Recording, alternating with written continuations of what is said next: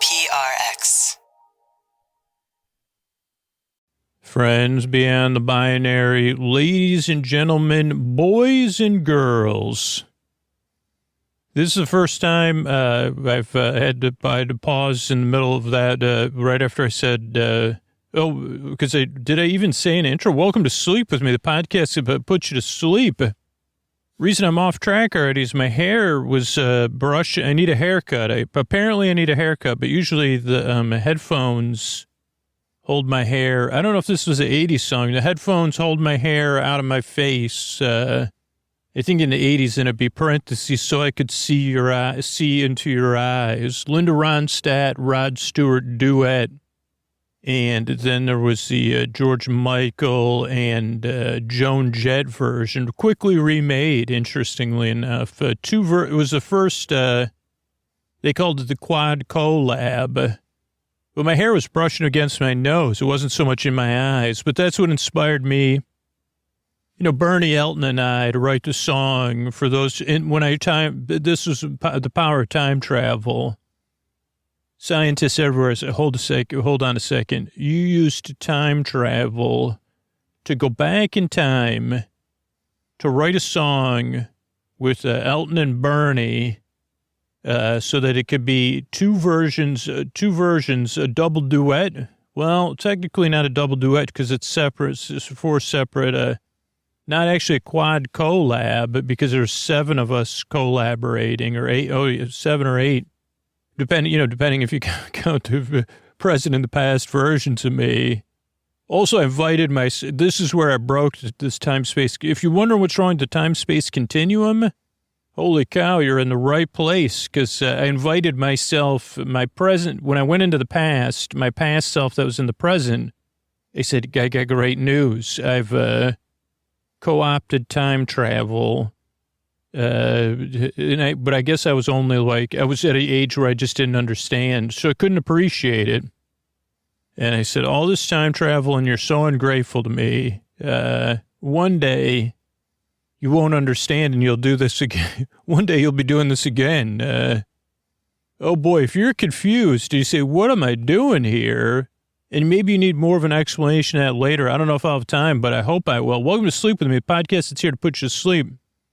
Really, this show does not put you to sleep. It's here to keep you company while you drift off, to break the loneliness of the deep, dark night, to give you a friend, a friendly voice, a distraction, some comfort, so that you could drift off or just, have something to keep you company if you can't sleep.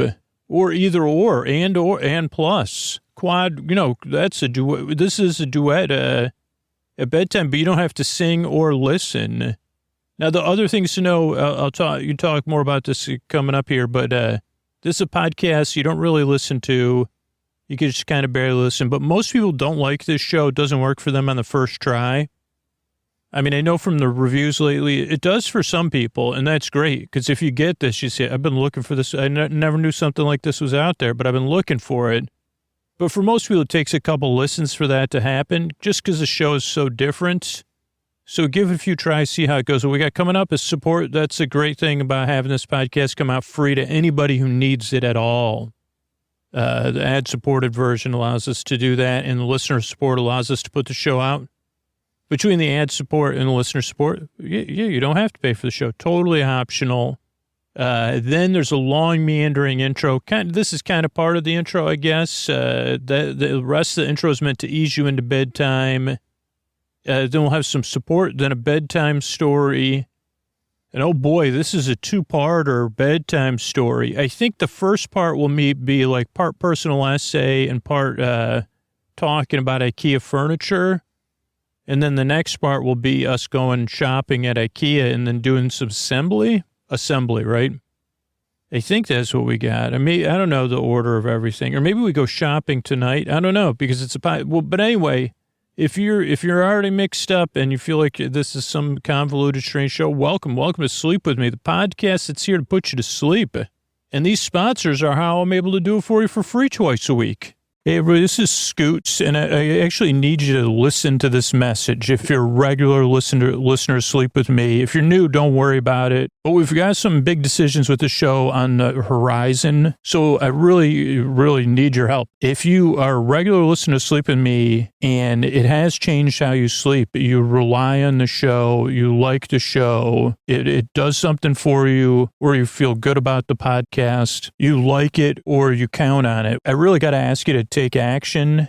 So if Sleep With Me means something to you or you like it, if you can afford to support the show directly, or you're willing to consider giving up one takeout lunch a month to support Sleep With Me, try out a trial of Sleep With Me Plus and test out Sleep With Me Plus over the 7-day trial and just see what you think. But I think you'll find you'll be blown away because there's so many different ways to listen to Sleep With Me and stuff like that. So if you think you can afford to support the show, please do that at Sleep With Me Plus, sleepwithmepodcast.com/plus. And if it doesn't make a difference to you, it's like I can move on to something else if you stop making the show, or you decide to put out way less episodes, or you change what you're doing, I totally am fine with that. That's fine. But if Sleep With Me really does make a difference for you, I mean, I love making the show. I don't like being direct because I usually get way more not nice emails when I'm direct about stuff. But I don't want to put out a message 3 months from now and be like, you know what, we're changing things up, and we've made some hard decisions. I want you to be a part of this decision-making process, because it's really the other time Sleep With Me's been in this place. It's just taking being direct and saying, hey, if you care about the show, I need you to think about doing something about it. So think about it. And yeah, it'll be cool. I trust that there's enough of you out there that get so much out of this show because I've heard from you before. So yeah, check out sleepwithmepodcast.com/plus or take one of those other actions. And what do you say we get on with the show?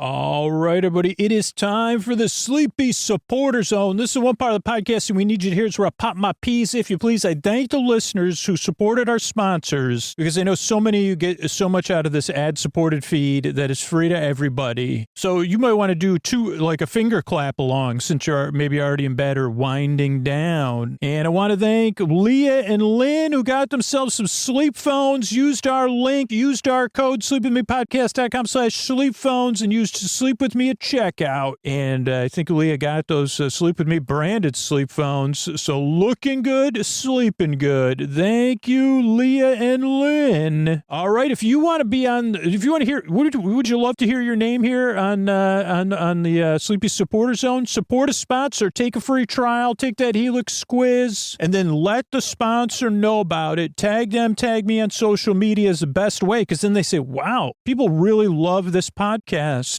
We really do get a lot out of supporting Sleep With Me. It is important to people. That's what your action does. And then they stick around and everybody gets to benefit by you. That's why I take the time to thank people, and I do it in an excited way so I can be here for you for free. So yeah, tag the sponsor, tag me, fill out the form at sleepwithmepodcast.com/sponsors. Thanks, everybody. The second part of the Sleepy Supporter Zone is you getting the support you need right now.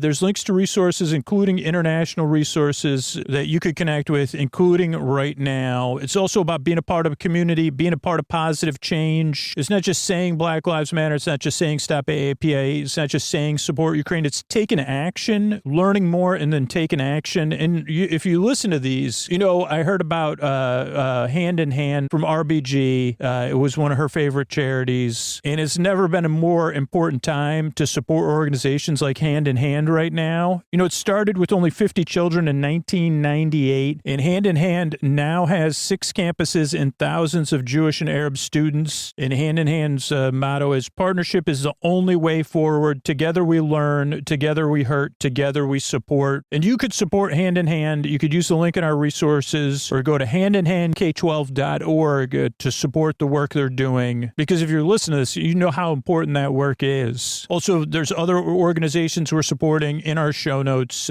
So use those links. And be a part of. Let me know about it. Thank you so much.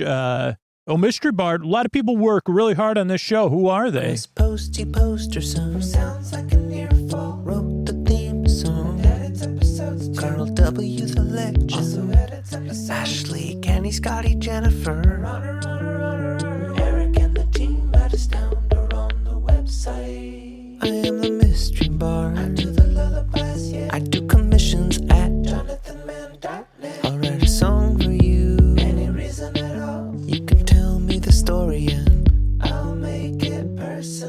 You see the kindness shine straight on through when the listeners form their own Facebook group. Keith, Stacy, Sarah, Julie, and Jennifer. These are your moderators. You can support your scooter on Patreon. Buy the merch and support the sponsors. You can find anything you want at sleepwithmepodcast.com. And we're so proud that we could dance. Rusty Biscuit, Lois, Anna like banana. Leah does the transcripts. Thanks, Mr. Bart. Don't forget, we've launched Sleep With Me Plus by the time you're hearing this. And if you're not in a position to support the show and you don't want to miss out on Sleep With Me Plus and all it has to offer, sign up for our referral program. And as you refer people to the program, you could get access to Sleep With Me Plus to ad-free episodes and story-only episodes. And you could do that at sleepwithmepodcast.com/refer. That's REFER. Sleepwithmepodcast.com/refer, or use the link in our show notes. What do you say we slow it down and get on with the show? Hey, are you up all night tossing, turning, mind racing, trouble getting to sleep, trouble staying asleep? Well, welcome. This is Sleep With Me, the podcast that puts you to sleep. We do it the bedtime story. All you need to do is get in bed, turn out the lights, and press play. I'm going to do the rest. What I'm going to attempt to do is create a safe place where you could set aside whatever's keeping you awake. It could be thoughts on your mind, thoughts you're thinking about, right? Thoughts about the past, the present, future, time travel. It could be anything emotionally coming up for you, feelings related to those thoughts or feelings that are just there. It could be like physical sensations, but like that are related to the feelings or thoughts, or physical sensations that are there. Changes in time, temperature, routine, work schedule, travel, guests, school stuff, work stuff. You're going through something, you're anticipating something, whatever it is. The reason I kind of list some of that stuff is to let you know you're not alone. And I realize this podcast is just some ones and, I mean, it's not ones and zeros to me. Believe me, I'm here right now being present for you. You're just listening to it later on. And I'm here because I do care, because I've been there. That's one of the reasons I care. I've been there in the deep, dark night, tossing, turning, trouble getting to sleep, trouble staying asleep. And I know how it feels. And even when you're in a home full of people or you're sharing your room with somebody, it can feel lonely, even when you have a lovely dog there, not far from your bed. Sweet, sweet Koa. I guess it does feel a bit less lonely with Koa, strangely enough, when I can't sleep versus a human. Probably because she made her snoring's not in the same bed as me, and it's just comforting. But, you know, it can be lonely in the deep, dark night. That's one of the reasons I make the show. And I might not know exactly what you're going through. I might never have been through it myself, but I can guarantee you someone listening right now can relate to how you feel. If I can't, but I probably can too. I say, yeah, I know how that feels. It's tough. And I really hope you can get the sleep you need, because that's the second part of why I make the show, is because you deserve the sleep you need so your life is more manageable. You really do. You deserve a bedtime you don't have to dread, that you could look forward to or feel neutral about. That's the high flying I tried to do here. Try to make a bedtime podcast that's barely funny and that you could feel neutral about a bedtime. But that's a huge success for those of us, right? So I really hope you could get the sleep you need. If you do, you know, your life's going to be a little bit better. Our world's going to be better. And that is important to me. I've been making this show for 10 years now, and it really means a lot to me. And I've heard from a lot of people who benefit from this podcast recently, particularly who benefit from the ad-supported version. It just really means a lot to me to know the podcast helps. And so, yeah, that's why I make the show. What I'll do here is I'll send my voice across the deep, dark night. I'm using lulling, soothing, creaky, dulcet tones, pointless meanders, and superfluous tangents, which means I'm going to get mixed up. I'm going to go off topic. I'm going to forget what I was talking about. Then I'll talk about something again. Then I'll totally see. Was I talking about Bernie? And what was it? Did I time travel? Which Bernie did I time travel with? I'll get mixed up. Hopefully I'll return to that stuff. But What was I going to do is, I'm here to, creaky dulcet tones, pointless manners, superfluous tangents means my voice is not traditionally soothing. I think I said all that stuff. Sorry, my phone started buzzing, so it threw me off. But a couple things to know about this show that can be helpful if you're new. One, as I said earlier, most people don't like this podcast or it doesn't work for them when they first listen. And just give it a few tries and see how it goes. If you already know you don't like the show, I mean, I'd say still give it a few tries because it's pretty common for people to say, oh, it took me, then I got it. I was so annoyed. But if you already are positive, instead of taking the time to try to bring, say, hey, I want to correct you. I want you to have the same feelings about yourself that I have about you. You don't need to do that. I have a website set up, sleepwithmepodcast.com/no thank you, where you could find other great sleep podcasts and stuff to put you to sleep. So believe me, I've been doing the show for 10 years. It's been said. It's been said. I mean, I have people too that regularly let me know on a regular basis. So you don't need to. And I'm not saying it for me. I'm saying it for you. If you find another sleep podcast that works for you, your life's going to be better. That's really what's important. So try that, sleepwithmepodcast.com/no thank you, if you already are sure. But otherwise, give the show a few tries, because here's the things that are different about the podcast. It's a podcast you kind of just listen to, but you could listen to it, which is a bit confusing. Like maybe you came with expectations that this would be a little bit childish, and I would talk to you like, oh, okay. I mean, I kind of try to have that feel, but, or that it would be more guided and Zen-like, but that's just not who I am. And it's not the reason I made the show is because there wasn't something out there like this, a little bit different. Like that you could kind of listen to like TV in the other room, or calling a friend and them talking to you about boring stuff. That's kind of what this show is. You say, okay, I'm going to kind of listen to you. But in this case, you don't have to feel bad about it. You could barely pay attention to me. You could even put me under your pillow and it's fine. So it's a podcast you just barely listen to, or listen to it when you need to. So it takes your mind off stuff, because it doesn't put you to sleep either. It's more of a misdirection. I'm here to keep you company while you fall asleep, to kind of take your mind off of stuff while you drift off. All of a sudden, you just find yourself asleep. And so those are a couple things. I'll talk about the structure next, but we say, what do you mean? Well, I'm here to be your boar friend, your boar bae, your boar sib, your boar bud, your boar bestie, your neighbor, your boar burr, your boar bee, your boars, your bordelay, I don't know. And I'm here to be your friend in the deep, dark night and keep you company, because there's people who are listening who can't sleep, but there's also no pressure to fall asleep. So whether you're listening or not, whether you listen all night or not, the shows are over an hour. So if you only listen to one episode, you have plenty of time to fall asleep. Even if you set a sleep timer for 50 minutes or 55 minutes or 60 minutes, there's plenty of time.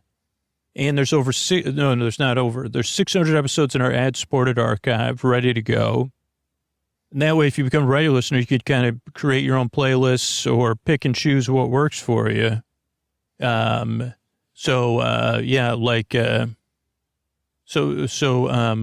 I got distracted again, but, the person who called me then texted me, but that's fine. So, I was kind of saying, I'm here to be your boyfriend. Yeah. There's people who can't sleep, so you could listen or need a break during the day. So those are a couple different things about the show. Oh, I was going to say, though, if the podcast works the way it works for a lot of people, you're just listening, and at some point you wake up tomorrow and they say, honey, could you tell me what was on that sleep podcast? And you say, well, I'll tell, Scooter's going to tell us, but I think Scooter was time traveling. And he said that he had come up with a plan. He had always, he didn't know why he came up with the plan, but he suspects it was because he always wanted, well, we know why. He just wanted to feel good inside. And he said, well, if I sneak into this place that's got a time travel machine, I got an idea. I'll go back in time. Well, first I have to go back in time to a time before I lost my motivation, and then do a bunch of stuff there. Then get motivated to learn how to learn people skills, songwriting skills, and charm skills.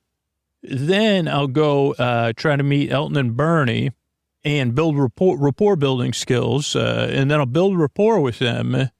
And then they'll eventually maybe we'll connect on a professional level. And then I'll convince them to write a song, a long titled song about hair getting in your eyes. You know, hair's on my face and it's in the way of me seeing into your eyes or whatever.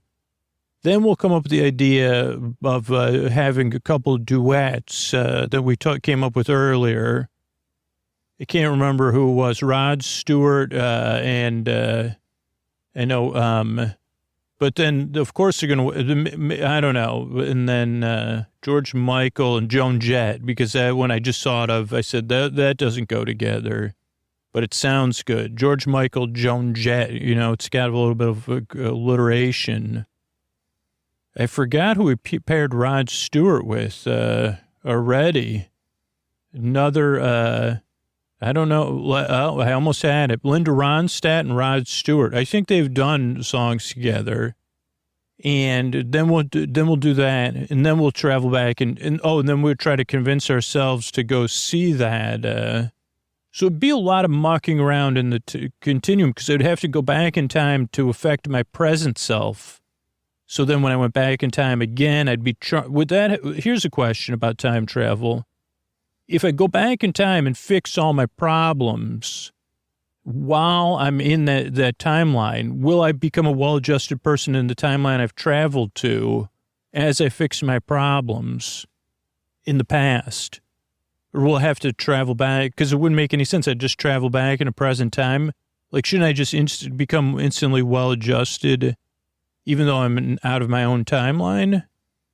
I don't know about that one. I need to get somebody get me a Mobius strip, and let's see what we could do about this. I mean, it's a legitimate question that I don't have an answer to, though. I mean, think about it. Like, let's just say there was a simple problem you had to fix. Okay, let's say somewhere I have like a little piece of pencil, graphite in my palm, I think. So if I went back, and obviously I'd need 10,000 supercomputers or observations to figure out when that happened.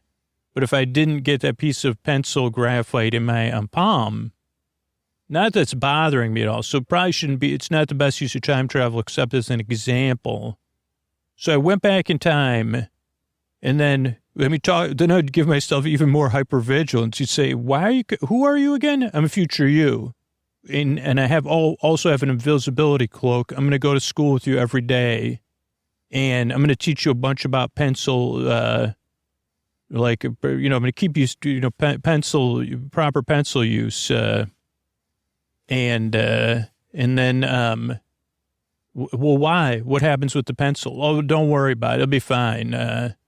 So anyway, I got to get back to this timeline. But I wonder if in that timeline, my pencil be gone. And I'm not talking about pencil graphite, I'm talking about those things on the inside. The old frown, I'd never frown again. Maybe that could be another song I do. Anyway, that's like, you wouldn't remember any of that tomorrow, obviously, because you'd say, I have no idea what he was talking. I tried to listen and I fell asleep. The structure of the show also throws people off. I'm going to run through it a little quicker than normal because I didn't think I'd go on so many tangents so early. But so the show starts off with a greeting, so you feel seen and welcomed in. Then there's support, so paying for the show is totally optional. Then there's a long meandering intro. That's a show within a show, separate from the support that you don't want to skip out on. Because look at this. We've come up with some conundrums here. And also it just is meant to ease you into bedtime, not put you to sleep. To kind of slowly lower the volume on the day and transition you into sleep while you're in bed getting comfortable or doing some other chill activity. Then there's support again, so the show could be free, paying for it's optional. And then there'll be a bedtime story, something about Ikea furniture. And that's it. That's why I make the show. That's what to expect. I'm really glad you're here. I and a team of people work really hard on this show, believe it or not. And I really hope I can help you fall asleep. Thanks again for coming by. And here's a couple of ways I'm able to do it for you for free twice a week. All right, buddy, this is Scoots here. If you're new, you don't have to listen to this or worry about it. But if you're a regular listener, maybe you had the same experience I had when I tried to make the show, which was like, how come there's not something out there that sees how I'm feeling in the deep, dark night? And so I decided to make Sleep With Me because I said, is anybody else feeling this loneliness, this inability to turn off, that needs a distraction and a friend, that needs a podcast that puts you to sleep? And so I made Sleep With Me. And the reason we asked for support for the show, whether it's supporting the sponsors or supporting the show directly on Sleep With Me Plus, is because over 120 hours per week of work goes into the show right now. And in the past, I did as much of that as I could myself, and that was never sustainable, right? So if you do count on it, supporting it, just make sure it'll be there for you. So your action kind of, make sure Sleep With Me will be there for you, but a lot of other people too. Kind of cool bonus. And if you sign up for Sleep With Me Plus, you get everything organized in the way you want to listen. You get story-only episodes. At certain tiers, you get all intro episodes. You get all-night, extra-long compilations. You get bonus shows and exclusives that might not fit in this main feed, and you get ad-free full episodes, of course. But you also get that peace of mind and that joy of participating in something. I don't know. You say, "Wow, I'm glad this is in the world because I needed it." So if any of that appeals to you, think about supporting the show at sleepwithmepodcast.com/plus. That's sleepwithmepodcast.com/plus. But thanks, and those of you that are hearing this have supported the show in the past, thanks a lot because the show's here because of you. And this isn't. I know not everybody's in a position to support the show, so I totally understand that too. And that's a great thing, again, for the people that do. There's people that would love to support the show, but they can't. Or there's people that would love to support the show, but they're just kind of stuck or whatever. So your support supports the show for them too. So thank you so much. All right, everybody, Scoots here. And this is one, I know we've covered Ikea before and for home furnishings, but I think it's been a while. And actually, I start off with, this is it may not be applicable anymore, and it may only be applicable in certain areas. Well, let me Google it, but I have a big-time IKEA pro tip. Okay, let's see. I just Googled it. Okay, Monday through Thursday. Okay, so I guess it's only sometimes an offer, so you got to keep an eye out for, they have restaurant specials. If you sign up for the IKEA family card, which is free to sign up for, I mean, obviously you got to, let them see what you buy and stuff like that. So I guess like the restaurant has specials, but, oh yeah, so I guess they have specials every day. So maybe it was only that day. Are you kidding me? Let's see, Eat and Save. Let's see what this is. Oh yeah, so that was Memorial Day. And that's when I went there. Okay, so it's only Memorial Day, but I keep an eye out for it. So basically, so it's not the best pro tip because it was only on that weekend, but you could spend money at their restaurant, which is a cafeteria. I didn't even think about this. Like the IKEA restaurant is like, might be the closest thing to the Kmart cafeteria I'll ever get to eat in again. And so on Memorial Day weekend, my daughter and I went there. It's now middle of July when I'm recording this. And you could use your IKEA card after you paid for your food, and you would get that off of your purchase if you bought something over like $150 or whatever, which is a pretty nice deal. Like we spent $26, so then we got $26 off when we checked out of the store. So I wanted to do maybe a part of assembly episode and then going through IKEA. And let's see if I can just go through IKEA. The one by me that I go to is in Emeryville. I've seen one listener there. And I think I was eating either a hot dog or a slice of pizza. And I think the listener ended up going to the live show at some point. But I don't want to say who they are because I don't want to break, to say, well, I keep it down low when I'm at IKEA. But they recognize me, which is pretty rare for me to get recognized. And I mean, I guess in the Bay Area, it's more likely. So, okay, so the IKEA, we were going, I guess this would be a little personal essay. Maybe this will be a two-parter. Who knows how long this will take. So let's see. Let me back up and tell you the situation. Now, And I don't know a lot about Ikea, the company, so maybe some people have strong feelings about it. But I've never been a person, I live in the Bay Area, where a lot of your resources just go to covering the cost of housing, right? And so over the history of my life, that's just been the situation. It continues to be. It's just a pricey place to live. And I don't know, like I've always rented. And, well, I guess that's another part of it. It's like I've always been a renter, and I don't see that stopping at this point in my life. And so, and a lot of people say IKEA is fast furniture, and I honestly would not. Maybe for people that go from renting to owning a home, but we've had the IKEA furniture that we've had for as long as I've been. My daughter and I have kind of like as long as I've been a single parent, pretty much, and I can kind of run through kind of. I mean, not all of our furniture has been IKEA furniture, but I have an IKEA dresser. You know, I was a Malm.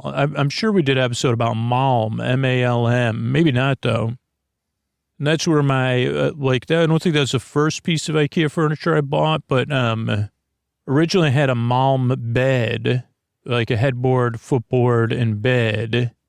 And I bought that used, so I didn't even buy, I don't think, I'm pretty sure, maybe I bought a new Malm bed, but I'm pretty sure some of my IKEA furniture, at least, I mean, I know when it comes to desks, we bought maybe one, and then two I've bought used.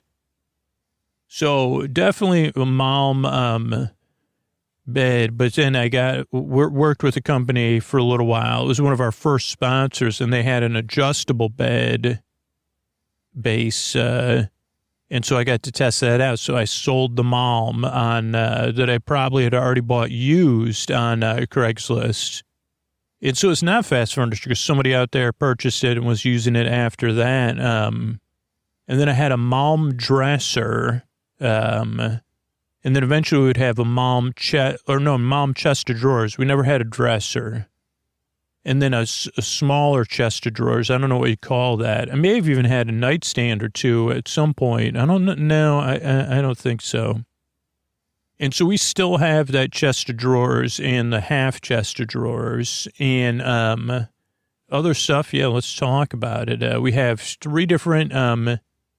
Our kitchen table, our dining room table was a very small, rectangular, not like something where you just put the legs on. It's just a piece of fiberboard covered in laminate. And then that became a desk. And then I bought another one and even a third one. So at some point when we moved to the place 2018 we live now, like we had like one of them was our kitchen table again for a while. I wonder if we had another thing we're using as a kitchen table. That's a good question. I don't have an answer to that. Then I have, that's some other IKEA furniture I have. Then we have a lot of these cube things because my daughter's room in our old place, when we shared a one bedroom where I lived in the living room. Half the living room was my bedroom, these were the glory days, most of my adult life, or most of my, it's where I got sober and where majority of the podcast was produced. So I had a curtain down the middle of the living room, and on one side of the curtain was my Malm bed and my Malm chest of drawers. Then the other side was other furniture. None of it was IKEA furniture, though. Most of it was used furniture. Then in my daughter's room, she had the wall bed, eventually the wall bed that we assembled. Before that, she had like another bed that I had bought with an IKEA tent. Her IKEA tent bed. And then, what else do we have? So, but most of her room, especially once we got the wall bed was, had these cube things. I forget what they're called. They're very popular. We had pink ones and white ones. So they were like a rectangle. They're cubbies. Oh, that's what they are. That's not what IKEA calls them, but they call them like inox or something. I don't know what they call it, but it might even come to me. But so we still have a bunch of those. And what's my point? I'm just trying to think of what other furniture. Those cubes. We probably have two pink ones and 2 white ones, or maybe 3 pink ones even. And those are in transition. And then my daughter has an Ikea bed frame, like just a nice tubular white metal frame with a headboard and no footboard, but, and anything else? Nothing else comes to mind right off the top of my head, but so recently, if you follow the podcast at all, in April, my apartment, like I live in an upstairs, downstairs apartment, where the downstairs, like technically in the Bay Area, there's not very many basements. My building that I live in was kind of built into the side of it's not a hill, but into the side of some land. So part of it is underground, but and then part of it is not the downstairs. So it's it's a basement essentially. The only 50% of it's underground. 50% of it's the left wall and the what do you call that? And the western wall and the southern walls are underground, and the other 2 walls are not. Just so you could really get, I don't know, it's just so I could confuse you and put you to sleep even more. And then the upstairs is where the kitchen, the bathroom, and the living room are. And at one point it was a studio apartment upstairs, and then downstairs was an office, or it was unused at different periods of the history. Not when I lived here, though. Now downstairs there's just the 2 bedrooms. But so, and we got lucky because we moved in 2018. And part of the reason we moved was to be a little bit closer to where my daughter was going to middle school. I mean, which worked out for a year. I mean, we were closer to that school for a year. And then, because we were moving right at the beginning, we moved right before the 2019 school year, I think. I think that's when we moved. I think these numbers are correct, but I mean, I am a person that makes the sleep podcast primarily. None of that's super important other than the fact that so recently, and I talked about this on the show before, but I do want to talk about it because I want to tell people that are wired like I am, with a powerful imagination and powerful inner dialogue with an imagination is how I'll put it. That's as softly as I can put it, right? I got inner dialogues. I mean, I have multiple inner dialogues, and a lot of them focus on the future and the past, right? And they tell me all sorts of things. And one of them was what if you go out of town, and because you live in this basement, some water comes into your place? Wouldn't that be, not great? And there was once or twice where I did feel I don't know. So I actually bought a water detector, but that thing has to be plugged in and charged, or the battery. It doesn't take a normal battery. Leak detector.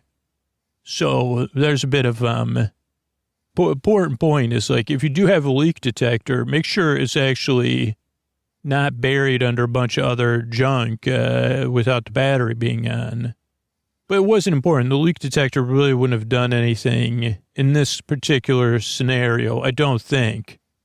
Okay, so one of the things I always said is that's probably so unlikely, but even that inner part of me was always fixated on it. Every time I'd go out of town longer than a few days, it would tell me, oh boy, just you wait. Is it not always in my Nana's voice, but she's the one that's, oh boy, just you wait, Mr. Hotshot, got to live in a half basement there. So what do you mean? How does that, well, oh boy, there you go. Well, just you wait. You'll see. So, every time that would be in the deep back of my mind, because I'd say, and part of the thing is, and I'm trying to put this as softly as I can, but I want to be relatable because I have a positive message actually. But also sometimes a positive message that if you think like I do, you're not alone. Or if you could relate or somebody that it's not, this is just how it is. And I've learned to be a little bit more loving and kind and able to be more adaptable, even though in accepting that part of me that's just always fixated on that stuff. But one of the messages, which I say is maybe it is explicit. I guess it's kind of explicit. I mean, I don't mean in the rating sense. I was trying to say, is it implicit or explicit message? I guess it can be either one, that it's like Drew, and I'm saying this on behalf, some part of me says this on behalf of me. Drew's just not, he's not able to handle those kind of things. So that's why I have to constantly fixate on it. Because let's just say in this example that actually happened, so it kind of, we're seeing the paper dragon being unfolded here a little bit, right? If Drew was to go out of town and it was one of these new things he's been trying to do, which is a vacation and a working trip, back to back, to make it more affordable on airfare, but also just more comforting for him, where he goes and does a little bit of a vacation with his daughter, and then she flies back with somebody else, and then he stays somewhere and does some on-location recording and scouting. So none of that's a good idea because, I don't think Drew should be, I know that he needs to have breaks or record on location, and it's something he loves doing, but I don't recommend it. But also, by the way, what happens if some sort of mysterious thing happens while he's gone and his apartment gets filled up with water, not weather-related, even though it's a time in California where there was a lot of weather. But, what would happen there, huh? I don't know if Drew would be cut out for that. But what happens is, it turns out that did happen. And I talked about it because, on some social media stuff, because I did have to take, I had to alter some podcasting plans and record in the car and stay with friends, because, it just, so what did happen was I flew back to California. I believe it was a Sunday night, I'm almost positive. And I got home very, very early in the late at night, early in the morning. Now, luckily, I flew into Oakland, which I live really close to the Oakland airport. And I was able to finally get an Uber. That was or Lyft or whatever. It was very that can be challenging, especially when you live close. Then a lot of people turn you down. And so I had a nice ride home. And then I was like, okay, let me get ready for bed and just go to bed. And I got my book, and then I maybe even brushed my teeth and stuff. And then I went downstairs. I still had my socks on. And as soon as something was off right away, but then as soon as my foot hit the bottom, my sock instantly became soaked. And I discovered that there was a substantial amount of water. Okay, and then I managed. So this already, for the internal part of me, would have been like, oh, no, this is beyond Drew's capacity. 1 a.m, apartments flooded downstairs. So then I started to, and by the way, all the downstairs was wall to wall. Kind of it's not the greatest, some carpet that was it was tolerable. It was not bad to walk on.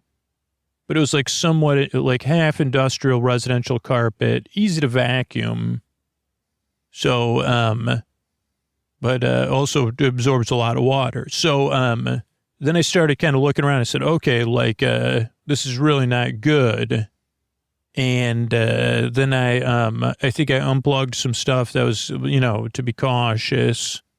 And then I kind of listened, and I couldn't hear any anything. Then I went up to the bathroom because the bathroom's above where the leak was, but there's nothing.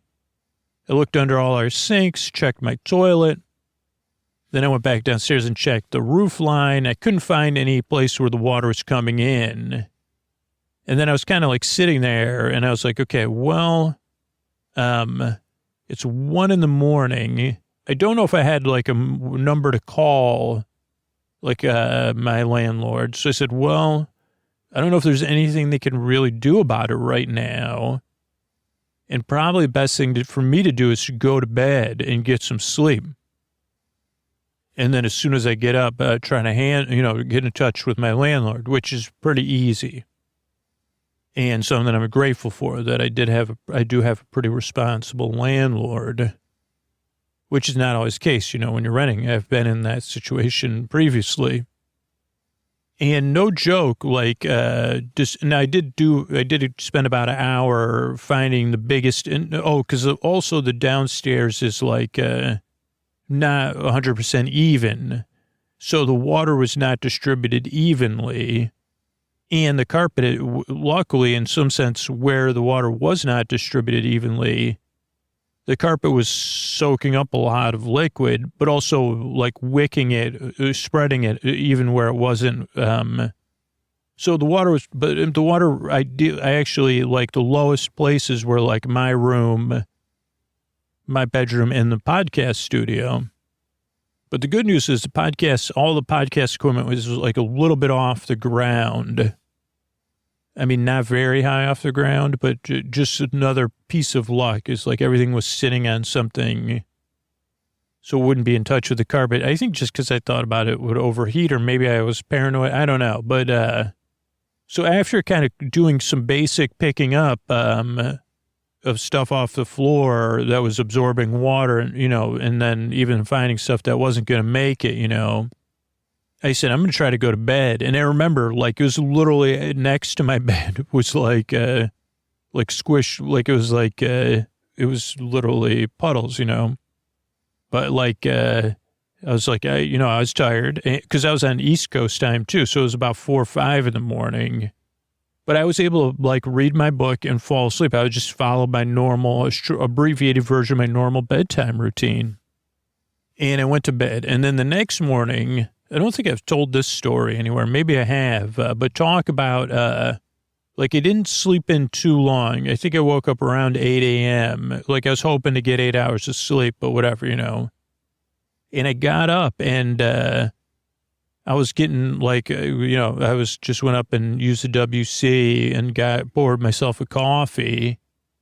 And the next thing I know, I look out of my window to where I park my car, our driveway. There's a pickup truck in the driveway. And literally, if I look out from my kitchen sink, I can see the next bungalow where my neighbors live. A little bungalow, I think that's what you'd call it. And my neighbor's answering his door without a shirt on. And it's the, kind of the superintendent for all the housing my landlord owns. And, I was like, you gotta be kidding me. So then I put a shirt on and I don't know, shorts maybe or whatever. I wasn't, had something, I had boxers on or whatever, so I put shorts and a shirt on. And then I go out there and I'm like, hey, what's going on? And my neighbor says, well, these guys are here because I've been hearing this water sound below my apartment. And, the water's on, but all my water's off. And I was like, dude, my whole downstairs, I was just going to email and mail the landlord because, fill out because, my apartment's flooded. And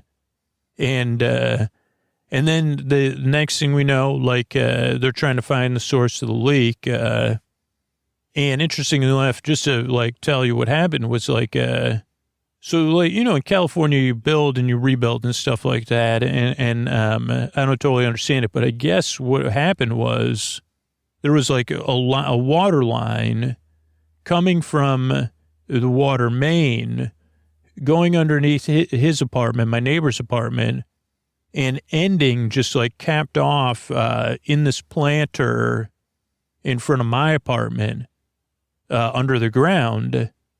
And at some point, a pricker bush had grown and got in and created a hole in this thing. And then it was leaking underneath ostensibly through the foundation, which is the wall of my basement downstairs, and filling it up with water.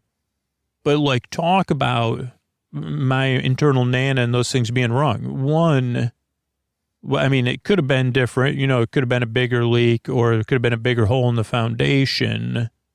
So, yeah, it could have. But, what things to be grateful for, that it was not a humongous leak. Another thing is that it started, I got back on Sunday. It started, somewhere, must have started, he heard it, I think, on Friday night or Saturday night. And so it had only been going for, a couple of days. Then my neighbor noticed it and already had acted. He had sent a message out that Sunday afternoon or something before he went to bed or night. And then, that I had a responsible landlord that was like, okay, we'll figure out what the cause is, and then we'll start figuring out how to take everything out and dry everything. But that meant a little bit of chaos in my me and my daughter's life. But also a hidden benefit of that, I mean, honestly, really, was that, we had to move everything out of each room and basically, so everything went into her room. And then they kind of got everything out of the hallway in my room and the podcast studio, and then dried out all those floors. And then they moved everything in, and then maybe replaced the floor. I can't remember the order. And then moved everything out of my daughter's room into my bedroom, and then dried out her room and the floors. But maybe they did the drying. I don't know how the order exactly, but basically everything that would have been on the floor, which is pretty much everything, moved from room to room, and eventually all ended up in my bedroom, which, meant even after the floors were done, and even now, but my daughter, she's now a high schooler, so it's kind of cool because it's everything from her. It was a little bit she's an adaptable kid. I'm an adaptable little dad. And that's kind of the lesson. I said, well, it wasn't really as bad as my internal parts of me, my dialogues would have made it out to be. And not only could I handle it, but we did handle it. And there is some even more plus sides because it's we haven't really done a lot of purging of the old stuff. But we've, cut down on a little bit, and now it's all centralized. So, of course, it's centralized in my room, but it's a little bit more organized. And then it's okay, now your room, which for a teenager, I think, her room is now more sparse, which led to this trip to Ikea. Now that all her cubbies are in my room, but eventually they'll go into our little storage area, and we'll go from there. But, yeah, so what we'll talk about next is... I don't know, let's see if I'll feel it out. Should we walk through Ikea or start putting furniture together? I don't know. Let me think about it for a second. All right, so Scoot's here, and let's go into my local Ikea. Maybe it's whatever time it was I got there, 10, or not at opening. I didn't rope drop the Ikea. Now, unfortunately, I did not time my meal around it either, so I did not eat at the Ikea. And the cool thing is they have a little bit of a Costco-like action after you check out, too. But they also have that cafeteria I was talking about earlier, restaurant, however you want to refer to it. But we're not there yet. We're going in. We parked our car. Usually I park on level 2 or 3 and descending down the staircase, and now we're crossing. We could see the Bay Bridge, and the intersection of actually 80, 880, 580. I guess it's not the end of 80, is it? Or the beginning of 80? I don't think so. But, well, let's see, take 880 south or 580. I don't know what goes over the Bay Bridge. That's 101, right? I don't know. Where 80, where did you go? I don't know.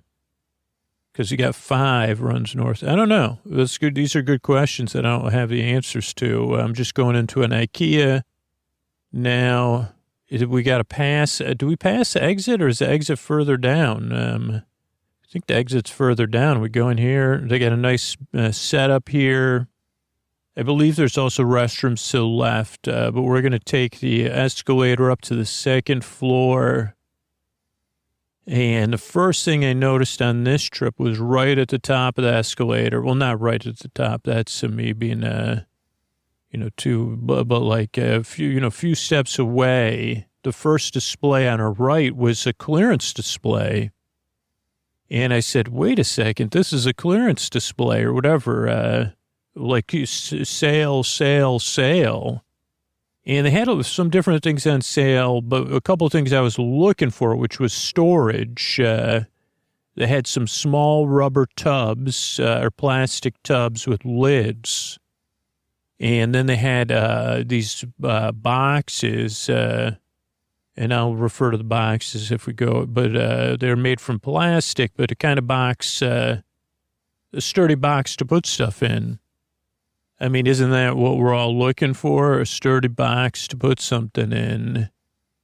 And I was flying solo, so I didn't spend a whole lot of time. I did enjoy some of the people that were enjoying being there. Families, couples, couples of many different ages, friends, or I noticed one group of 3 people together. Maybe college or grad student age, enjoying their Saturday I'd say that's a late morning, after 10 a.m. And I think even the Ikea restaurant serves breakfast, but as I said, I was not, I had already had a meal. So, and I knew what I was looking for, but I still decided, and I did debate it, I think later is where we're at the turning point, or we're already at the turning point where you could take a left and then just go downstairs and skip the whole casino-style layout of the second floor of Ikea. I will say a strong recommend at this time of day at Ikea because sometimes it is just too busy for me, and then the casino-style layout. What do you mean casino-style layout, Scoots? I mean a layout where you're following a path. It feels like you're on rails, essentially, as they say in a video game, because you're following a path that goes through different IKEA sections and whatever you call them. I don't know, display areas. Yeah, like fake apartments and stuff like that. And I'm not calling you in a fake apartment. You're a faux layout. I don't know. Display, a demonstration area. They're well done. There's no criticism here. But there's like, you go through, it's not the most direct path. And normally, I could say this in contrast to this visit and my previous visit, my energy level's not impacted usually, I don't know if it's because it's busy or just my headspace, but when I get home from Ikea, I say, I need to lie down for a little while. I can't put my finger on it, but I just don't know if it's a physical or existential exhaustion, but I got to lie down. This time and last time I left somewhat invigorated. Okay, so back to what was on sale with the plastic bins and the tubs. Then I continued on. Mostly, as I said, I looked at, I saw the displays. I did walk through one apartment. Now, what was the case we were trying to solve? The case of the rest of the dresser and maybe a full-length mirror. I think those were the only two things I was looking for. And you'd say, what do you mean the rest of the dresser? I'd say, well, I'll explain that more. But basically, I only have a car. The seats do fold down in the back. It's a hatchback. I don't think they call it a classic car, but they don't make it anymore. The Volt, 2016 or 2017 Chevy Volt. But the seats do fold down in that.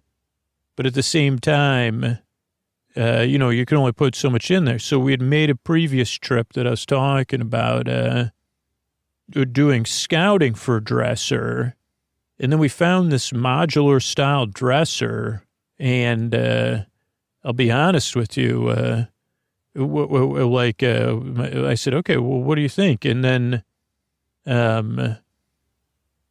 And then my daughter made a choice. She said, okay, I think this color and this particular layout. And then we went and researched it on the computer. I think that's when we were more looking at it, is on the computers towards the warehouse section. So I'm jumping far ahead. But on our previous visit, we had picked up about 50% of the dresser. We had picked up because you buy the pieces separately anyway. So we'd got one set of smaller drawers and one set of larger drawers. So we picked up 6 of 9 drawers. We still had to pick up one set of 3 smaller drawers, or like a mini dresser, and the top and the bottom of what would become the dresser. We would assemble and then assemble again. Not reassemble, but continuing assembling, I guess. But now I'm ahead of myself, because first we were scouting for mirrors and trying not. So we'd already picked up 2 bins, 2 plastic tubs, and then 2 larger plastic I'd call it a basket. You could call it a bin, a cube. Not as big as a milk crate, but a milk carton crate or whatever they called those. But you get the idea, around that size, and then two smaller tubs with lids.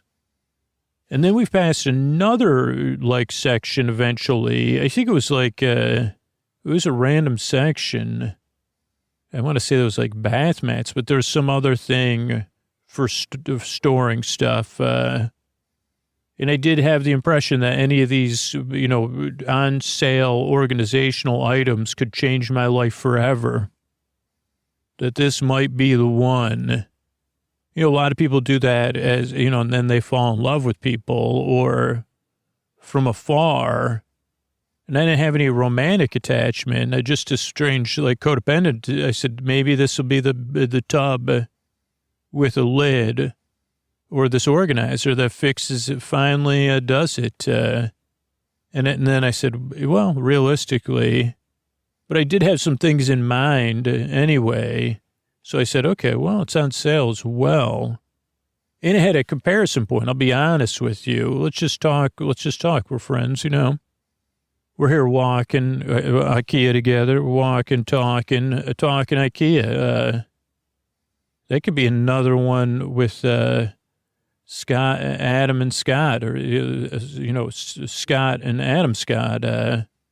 Talking hiking Ikea. Are you hiking Ikea? Who, me? Even though it doesn't make any sense.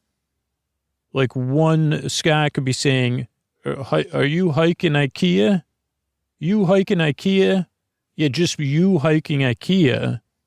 And then the other Adam could say, who, me?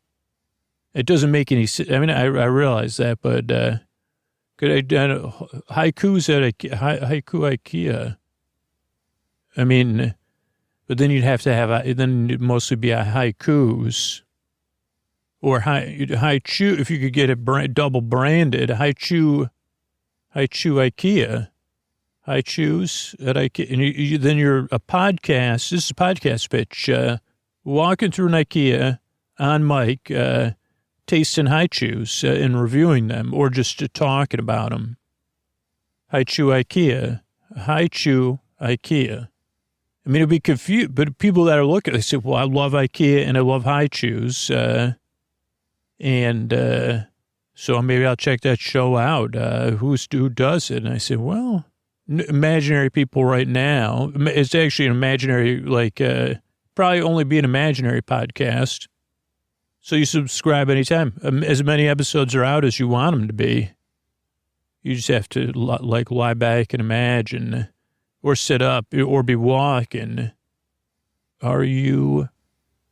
I don't know. Those two are wittier than me, so they could think of it. Maybe IQ to IKEA to me. IQ tests at IKEA could be another one. These would be more one. I guess that wouldn't be sustainable. Like if you started giving IQ tests at a desk, I don't even know what an IQ test is probably pretty involved. So high choose probably easier. I don't know. So anyway, what was I talking about? Oh, thinking that an organizer is going to change my life. What a life to change, you know? So then I picked up that. So right now I had 5 things in my box, 3 different products, two cubes, 2 tubs with lids, green. Probably why they're on sale. Not the most attractive tubs. I can't figure out why the bins are on sale. Probably because they're plastic and the bottom's plastic, so if you put anything heavy on them, they're probably going to break. But I mean, I just put stuff, usually it's just paper, so I had those things in my cart, and I was still on patrol. My purpose there, full-length mirror for my daughter's room, and ideally one that would be easy to install, because we have one. Just one of my great procrastinations. I had installed it in our old apartment in her room when she was just a child, maybe behind her door. And either one of us could use it because it was the only full-length mirror in our apartment. I think I mistakenly tried to put it on the doors and then realized the doors were too thin. But it involved like leveling and this kind of stuff that just is too much performance pressure for me. So that mirror never made it back to a wall again. Maybe one day it will, but so far, even moving here and having the entire, from 2018 to 2023, still hasn't got up there. So I said to myself, maybe get a new mirror, or, if not, buy the, kit to mount it on the wall again. So that's what that was the one new item so far I was trying to find, but this is a ways away. And I said to myself many times when I was walking, where would a person find a stand-up mirror in an Ikea? Was it, I thought it was right before you go down the stairs after you're at the cafeteria. That's where I was anticipating it. I said, I could swear that's where many, many years ago, when it was just a mirror, when it was just a procrastination, something I would follow through on and then procrastinate on one day. But it turns out, spoiler, not to be the case. That's not where I found the mirror. But so, and I don't think it was till we were downstairs. I guess I'm not sure. No, were we upstairs? Upstairs. No. Okay, so you go through endless amounts of Ikea at this point. Maybe it was downstairs. I'm lost. I think upstairs you have sections like you got your kitchen and cabinets. That's like that's a custom section. That's close to the restaurant, but not at the restaurant. You start out with like a couple apartments, fully furnished, small apartments. Then I think you got your sofas and still a lot of different layouts on the right side and your sofas on the left. Then you get into your offices, and your office furniture. Then you get into more sofas, like sleeper sofas and chairs. And then you probably get into your kitchen parts, other sections that I know, but I don't know what order they go into. Mattresses, and some bedding, but there's more bedding later. No bedding, not TT, bedding, like mattresses and sleep stuff. Kitchens, kids stuff. Kids stuff is right before the restaurant, though. I don't know if they do that on purpose or not, but last time I was there, I bought two birthday presents, but one was wrong age. I had the age wrong, but that came in handy because it kept it at my house. And then when I had some family member over with their younger kids, I said, well, don't worry, I got this wooden Ikea toy. It'll keep you entertained. It did. I'm not being sarcastic. I mean, for a kid, it held their attention for a bit. What else? So I think that covers the section. So I don't think the mirror section was upstairs, though it may have been. Then you go downstairs and, I mean, this is at this point, if you haven't lost track of like, who you are, you know, there is like, you know, the like it follows a hero's journey, like all the parts, though, the confusing parts, like whatever, like, I don't know, denouement at the inmost cave, meeting with my mother for cookies or whatever, atonement from the father. All those are like staples of Ikea shopping. There could be another talk. What's the hero's journey? Of course, now I can't think of Campbell, caring for Campbell at Ikea. Caring for Campbell, communicating Campbell at Ikea. You just take the I out. I don't know. So you always wonder, how come this aren't in movies? Or, you know, they're very, you know, you say, what does approach at the inmost cave mean? Say, I think it was in other than Star Wars, I don't know. But I do know there's a section in Ikea where I'm not sure if I'm upstairs or downstairs. But I see, you know, I start to look at things and I see I see 8 places inside me that those are the only places that feel comfortable for them to be revealed to me. Or, you know, those feelings make themselves apparent right around the rug section, which I know a lot of times, which I think is downstairs. That for me, the rug section is not where the pit of despair is, but that's where I know, like these 2 trips, I said, well, I'm nowhere near the pit of despair. So great. I think I'm going to get out of here and, you know, fully intact without, this may be, that was what I said the last time I had my daughter with me and we had this wonderful meal. Don't ask me what we ate because I don't know. But because I said, is this food really going to be free? And that kid has like a 0 type cola and refill station. And we had this beautiful view, and this is no joke, because they have windows where you look out at the Bay Bridge and the bay. I mean, the freeway's in front of it, but it still looks great. But yeah, so I did not approach the inmost cave at all. And I said, so I haven't been in the inmost cave. I don't have to worry about when I'm going to find the pit of despair, probably.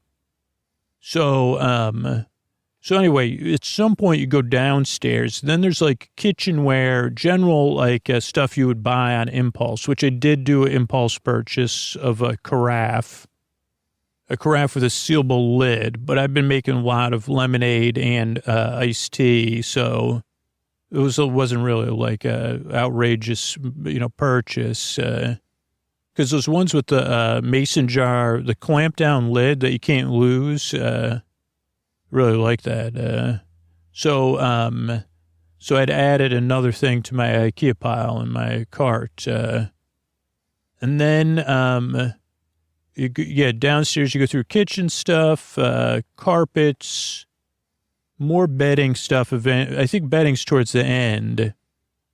But then you get into lighting. Now, this was the first area, lamps, lights, things to light things, and I had to stop myself. I almost made a couple impulse buys of things that were on sale there, different holiday lights that were on clearance. But I said, wait a second, like, dude, do you really, I said that to myself, dude, do you really need this? I said, well, I don't know, but I want it.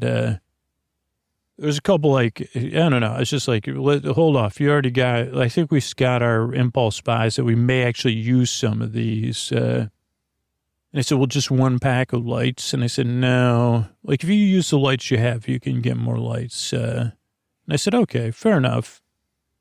Now, I'm pretty sure it was after the lights when again I said to myself, wait a second, I haven't seen any of these full-length mirrors and I've been looking for them, even though I haven't been narrating the fact that I was looking for them.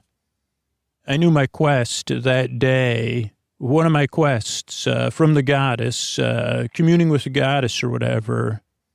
Didn't do any of that either, but commuted for the goddess. But eventually what I did was, I think, in the area with prints and frames, I saw on my left mirrors, and I saw a family actually looking at the mirrors.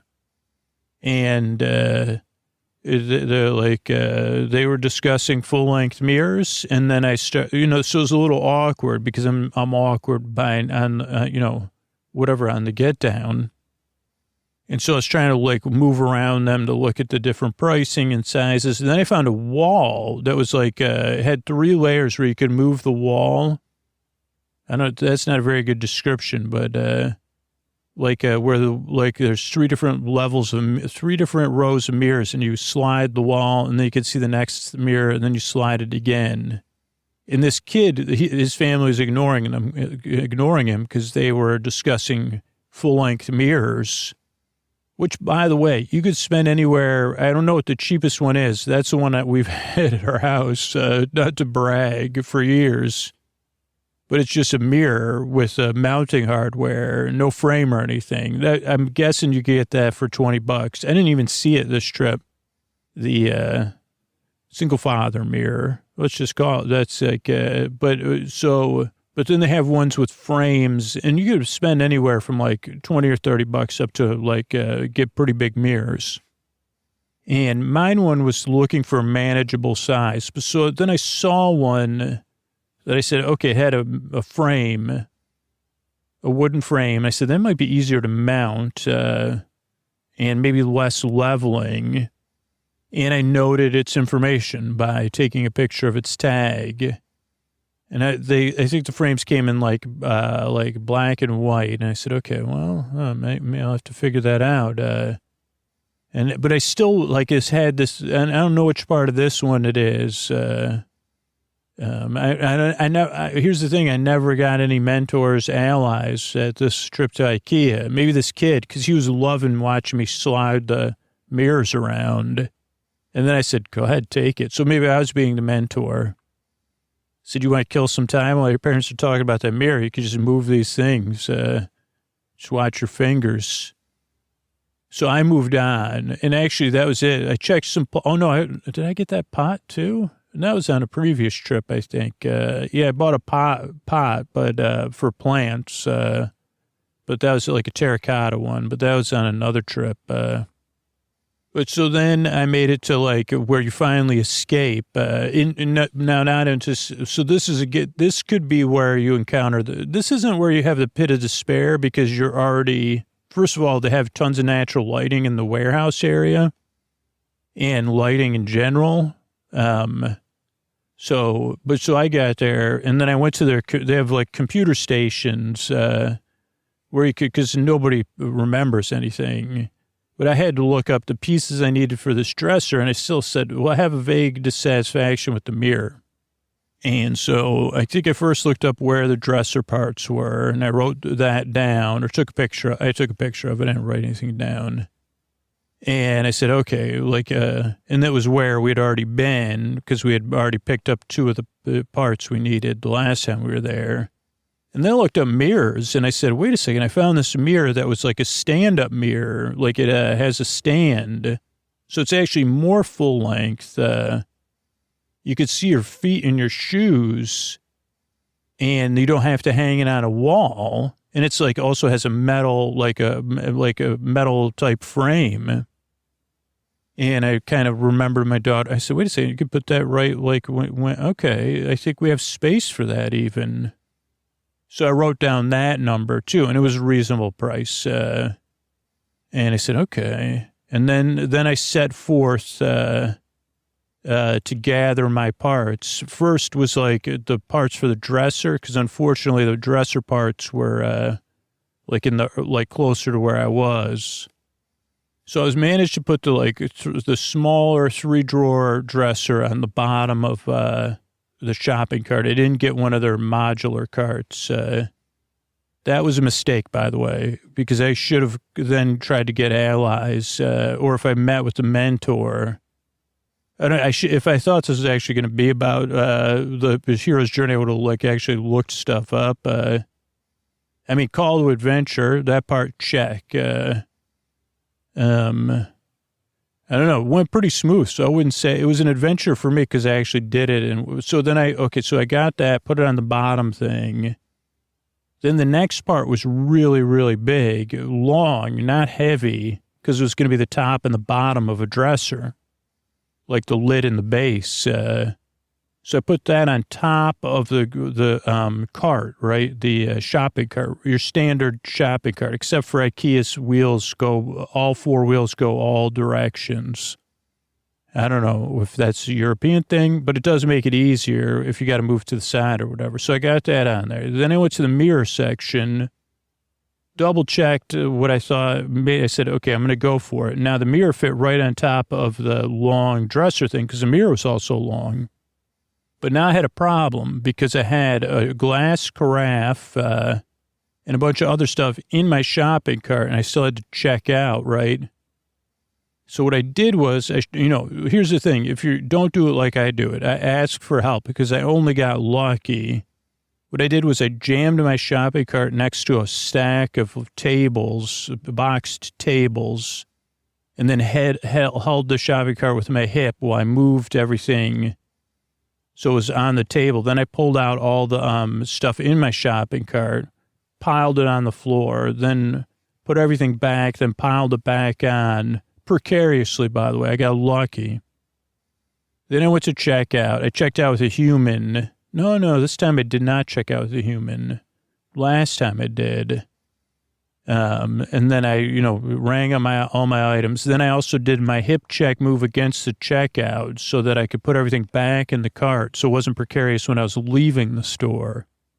And then I, it paid, and then I whimpered a little, like, because you say, wait a second, I thought I was only going to spend like $120, but you did, it's still a good deal.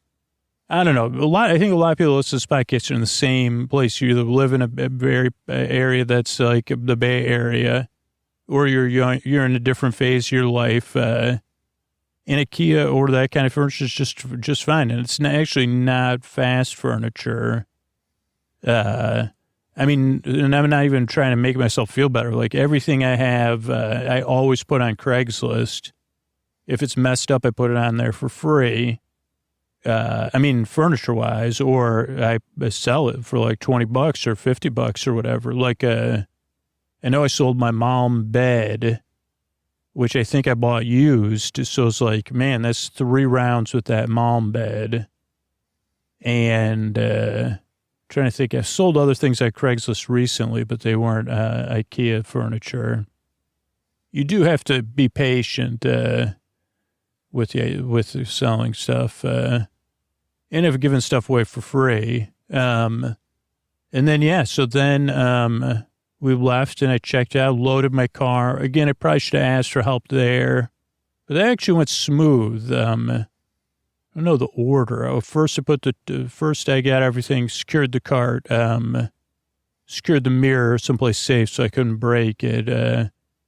Then put the 3-drawer small thing in, maybe in the back seat, folded the seats down, put that in first. Oh yeah, then I had to push the passenger seat all the way forward. So it's a good thing I was by myself. And then I got the dresser and then I put the mirror on top, and then I got the other pieces and put them in the front seat on the floor. And that was it. That was a trip to Ikea. Maybe another time we'll put everything together, but thanks for joining me on this personal journey. Some Ikea stops in my life. Good night, everybody.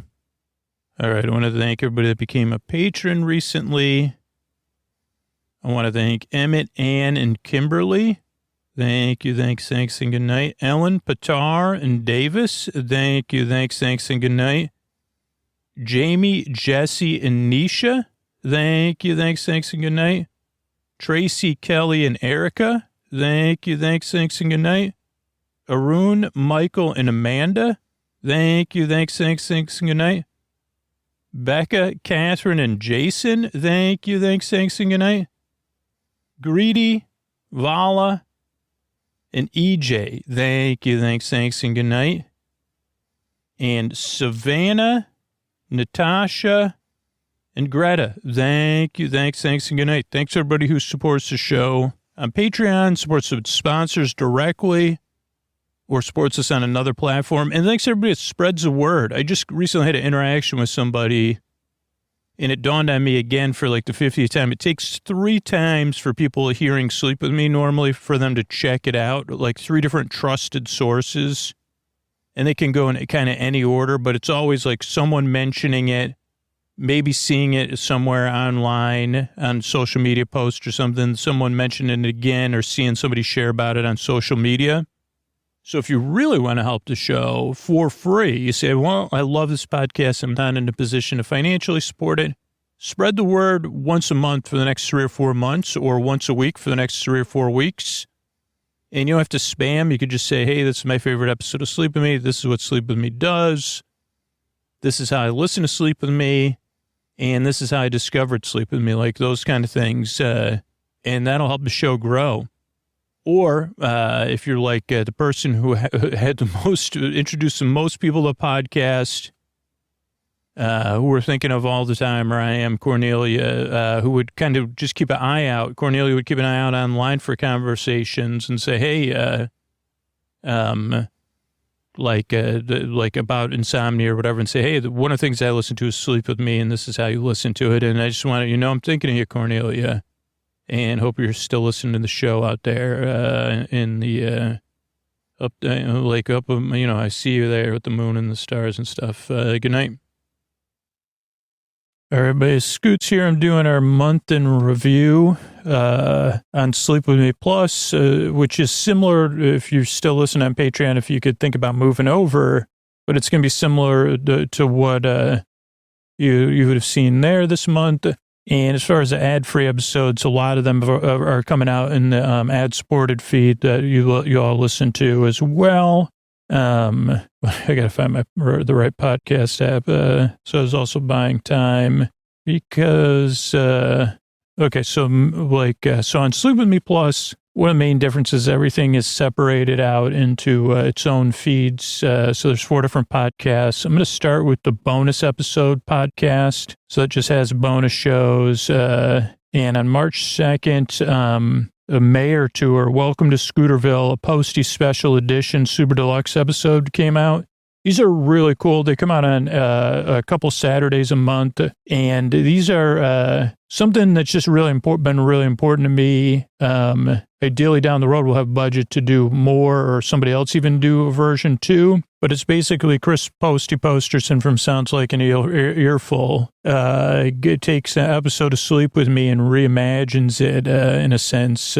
That's pretty much it. Like, that's all the instructions for Chris. Hey, take an episode, reimagine it. But this year, Chris has been doing this for years. So in the bonus feed, it's years and years and years of this. As a matter of fact, in the bonus feed I'm looking at, there's 377 episodes. I think that's in the Boar Besties feed. But so right now in 2024, is that what year it is? Chris is doing this Scooterville series. So definitely worth checking out if you're like, love Sleep With Me, you're looking for something like a little bit different with some sound design, you want to listen to it during the day, or a lot of people, when they start to support the show and they discover these, this is what they sleep to, because everybody's a little bit different. What else we got in this feed? Audio news, Scooterville, Contact, TNG Contact Part 2 came out since I think we last recorded this. And then a Fearless Flyer episode is about to come out. I think maybe this week, the February Fearless Flyer episode. Okay, then Boar Besties and Boar Friends also get a feed with all intro and all night shows. So Thursday night, an all intro episode came out. Weird, the all night episode. I might have archived it. But Big Farm in the Sky PI, I guess there's an all-night episode that's going to come out or should be in this feed that doesn't seem to be there. So this is good. I'm checking this. This is live quality control. Maybe it's in another feed. I put it in the wrong feed. But yeah, not sure which one it is either. So I'll have to look into that. So that's interesting. Okay, then you get a feed with ad-free full episodes. And so they don't have any. They don't have the supporter zone. They don't have the sponsor stuff. They don't have the mystery bard music or the thank yous at the end. But they are something that because you can listen to that in the ad supported version, right? But so let's see. Episode 1245 came out Sunday. That was Great British Bake Off episode 8. Multiplex episode 3 came out. Hickory Dickory Farms. Ren Fair with Ray came out March 3rd, 1243. 1242 Bake Off episode 7 came out. February 25th, Multiplex episode 2 came out. Julius J. Juice. What else we got? 1240 Apple Cider Redo. That was Trader Joe's Shop and Cook episode. Big retraction in that one. You know, I retracted my opinion on apple cider donuts from Trader Joe's. So, yeah, and then the audio news. And then in story only, we had, the same thing. Everything comes out on Sleep With Me Plus. This is so cool. There's something we only have been able to do since we moved to a new platform. Is we're able to put out the story-only episodes and the full episodes on the same day because they're in separate podcasts. We couldn't do that on the old platform because everything would just been too clogged up and it would just been too confusing for a large number of people. So now, yeah, story only. There's like a lot of story-only fans, and yeah, they got the same thing. Great British Bake Off 8, Multiplex 3, Ren Fair with Ray, Great British 7, Multiplex 2, Trader Joe's Shop and Cook, Apple Cider, then Dessert Week, Great British Bake Off, whatever, episode 6, Multiplex 1, Wandering Towers, board game unboxing. So yeah, that's everything that came out this week. I don't have my calendar in front of me. I've been working really hard at the planning calendar, and we got some exciting stuff coming up to sleep to. That's so exciting, you don't need to listen to it. What do we have? Multiplex 7 I recorded yesterday. Started writing Multiplex 8 today. These are a couple months away, but the Guild, the web series of the Guild, did the part of season 1 of that, and we're definitely going to do season 1 of that and probably season 2, maybe go on. I don't know. Maybe do season 1 and season 2 and take a break. Those will be coming out late spring, early summer. I came up with 2 new ideas for random Tuesday episodes. One with other plush friends, a pillow pet, and then another one that would be called the Marble Vagabond. And those were episode ideas that came out of intros. Neither of those has been recorded, though. Those intros were recorded. The Marble Vagabond intro will be in part 2 of our coverage of the movie Bring It On. What else have we recorded? We did I guess in the last month, we did an episode called Willy Wonka Interactive Experience, Immersive Adventure, which I was really happy with. And that's going to be a new genre of Sleep With Me style show of like poorly run immersive experiences, like the one like that kind of got a lot of press, and we got to work on the audio for something very similar, but it was called the Willy Wonka experience. Also not a very high budget experience, but at least it had audio from Scoots or a narrator like Scoots. So that'll come out late spring, early summer. And then our crossover series, we got 3 episodes done, episode 2, 3, and 4 from season 1. So that'll be coming out this spring too, and summer. So yeah, that's everything right now. And thanks so much. If you're listening to this a free feed, it'd be great if you think about supporting the show at sleepwithmepodcast.com/plus. This enables us to do everything we do. And those of you that support the sponsors, we also really count on those of you that just spread the word about the show. So thank you for doing that. And that's it. Good night, everybody. From PRX. Friends beyond the binary, ladies and gentlemen, boys and girls. Whether you play your games with cards or dice or boards or controllers, or however you like to play. Even if you say games, no, and I prefer not to play any games. That's a valid. Playing no games is a valid choice. Or not having games and just not into it right now, or always, whatever it is. Those are all valid choices. Tonight we'll be listening to some friends playing a game in the world of friendship, but don't worry, you could sleep to it or chill out to it, because it's almost time for Sleep With Me, the podcast that's here to put you to sleep by keeping you company and taking your mind off of stuff. It's a silly, silly show, And I'm so glad you're here. Regular listeners, welcome back. If you're new, I really am glad you're here, and I really hope this podcast can help you. It is an acquired taste podcast. It's just very different. And that doesn't mean you can't acquire it. It doesn't mean you have to either. Just give it a few tries and see how it goes. Just because this podcast is so different. And the way it works is I just tell you a little bit of, I'll tell you the structure of the show. I ease you into bedtime, and then I tell you a story later on. And I keep you company because the reason I make the show is, one, like I've been there. I have trouble sleeping on and off my whole life. So I know how it feels and I want to help. And I really know how it feels. Like, that's why I'm here, to keep you company and take your mind off of stuff in the deep, dark night. Like, so you say, hey, I got a friend in the deep, dark night, a bore friend, he's a little bit of an oddball, but he's there to keep me company. And I didn't like it at first, but I gave it a few tries. And now I realize I was looking for, this is what I've been looking for. It's like a TV on in another room, or a calm party down the street that you're not invested in. Like the good sounds of water, not the ones where you're like, is that, whatever, that you're like, is that dripping? What is that going on? Or, you know what I mean? Nice water sounds, nice consistent ones. Water, take a hint. Keep it consistent between the hours of 10 p.m. and 8 a.m. I know that's not in your nature. I'm just I'm kind of joking. Water, please don't, please understand. That wasn't passive aggressive. Maybe it was. I don't know. Water, we got something in common. I'm like something like you make up a majority of the planet, and I'm made up of mostly water. So I shouldn't have said water. I shouldn't have said anything about you. I apologize. You're correct. But also, I'm trying to open a sleep podcast. To let you know, not only are you not alone in the deep, dark night, but you deserve a good night's sleep. Now, structurally, the show's different, so let me just tell you really quick, and then I'll re-explain it later.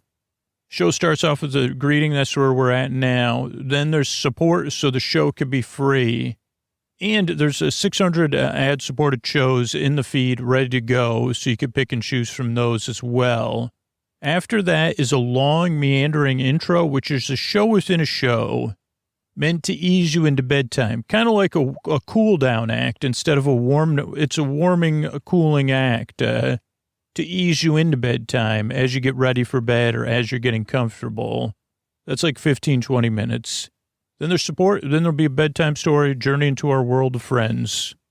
And that'll be nice, whether you're listening or you're sleeping through it. So I'm so glad you're here. Give it a few tries, see how it goes. I appreciate it. And, these sponsors are what enable us to do this for free twice a week. All right, but Scoot's here, and this is where I talk about, supporting the show. So this is really only for regular listeners. If you count on Sleep With Me or you use Sleep With Me on a regular basis, you're a long-term listener. Does Sleep With Me do anything unique for you, right? Is it a part of your life and it's a unique way? Like when you just discovered the show or it started helping you, you're like, wow, I had no idea this existed, but I was looking for it. And then does it provide something for you? Is it unique, and does it provide does it do anything for you? Does it help you fall asleep or take your mind off of stuff so you could fall asleep? Or does it keep you company? Does it distract you during the day? So is it unique or somewhat unique? And does it do anything for you? If the answers are yes to both of those, how much is that, is that worth anything to you? How much are those things, the unique part and whatever it does for you, worth to you? But the other question is, if Sleep With Me went away, what would you be willing, would that change what it's worth to you? Would it change the value proposition? But to get it back, oh yeah, I'd pay $50 a month, and you don't even have a tier at that level. So just think about that. But if any of that resonates with you, don't wait. We really are in a position now where for at least a time, I'm going to have to kind of, really work hard to get more people involved in supporting the show. We have the listeners. It's just getting the attention of enough listeners, a small percentage of people, but people that are said, oh, okay, I'll do it now. You just go to sleepwithmepodcast.com/plus and sign up, support the show. Even if you're not sure, sign up for, all the trials are 7 days, and then you could change your mind. But at least then you've done something. You said, yes, it's unique. Yes, it really means something to me. Yes, it does something for me. And no, I don't want to wait. I don't want it to go away. So thanks. Think about that. sleepwithmepodcast.com/plus, sleepwithmepodcast.com/plus. All right, everybody. It is time for the Sleepy Supporter Zone. This is one part of the podcast, and we need you to hear. It's where I pop my peas, if you please. I thank the listeners who supported our sponsors, because I know so many of you get so much out of this ad-supported feed that is free to everybody. So you might want to do a finger clap along, since you're maybe already in bed or winding down. And I want to thank Donna, who used our link, sleepwithmepodcast.com/sleepphones, used Sleep With Me at checkout, got that discount. Got some sleep phones. I'm not sure if Donna got the Sleep With Me branded sleep phones or not, but either way, you're going to be happy. Most comfortable way to listen to Sleep With Me are those sleep phones. Thank you, Donna. All right, if you want to hear, would you love to hear your name here on the Sleepy Supporter Zone? Support a sponsor, take a free trial, take that Helix quiz, and then let the sponsor know about it. Tag them, tag me on social media is the best way, because then they say, wow, people really love this podcast.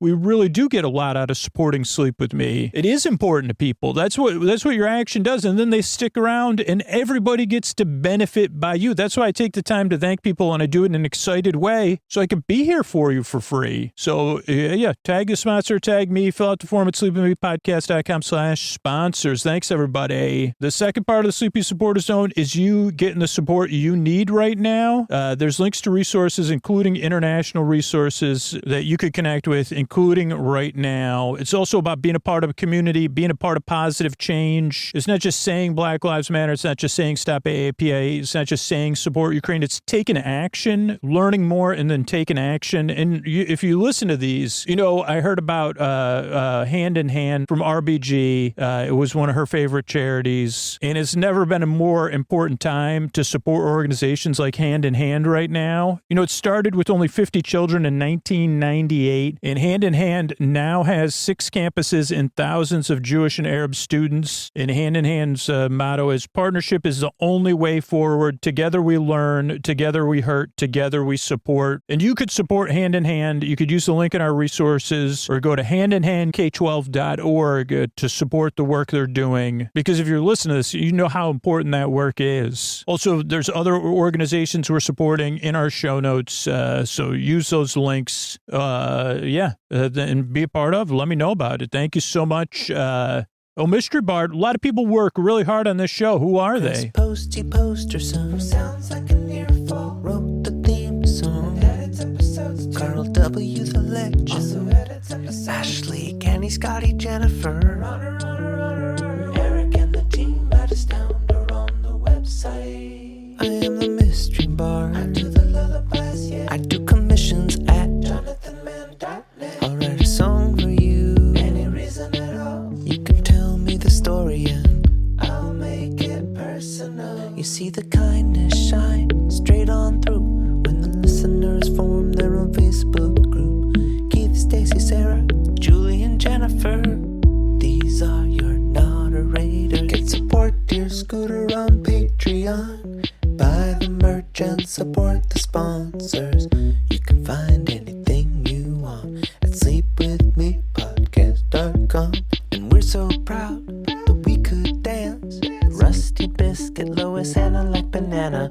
Leah does the transcript. Thanks, Mr. Bart. Don't forget, we've launched Sleep With Me Plus by the time you're hearing this. And if you're not in a position to support the show and you don't want to miss out on Sleep With Me Plus and all it has to offer, sign up for our referral program. And as you refer people to the program, you could get access to Sleep With Me Plus, to ad-free episodes and story-only episodes. And you could do that at sleepwithmepodcast.com/refer. That's REFER. Sleepwithmepodcast.com/refer, or use the link in our show notes. What do you say we slow it down and get on with the show?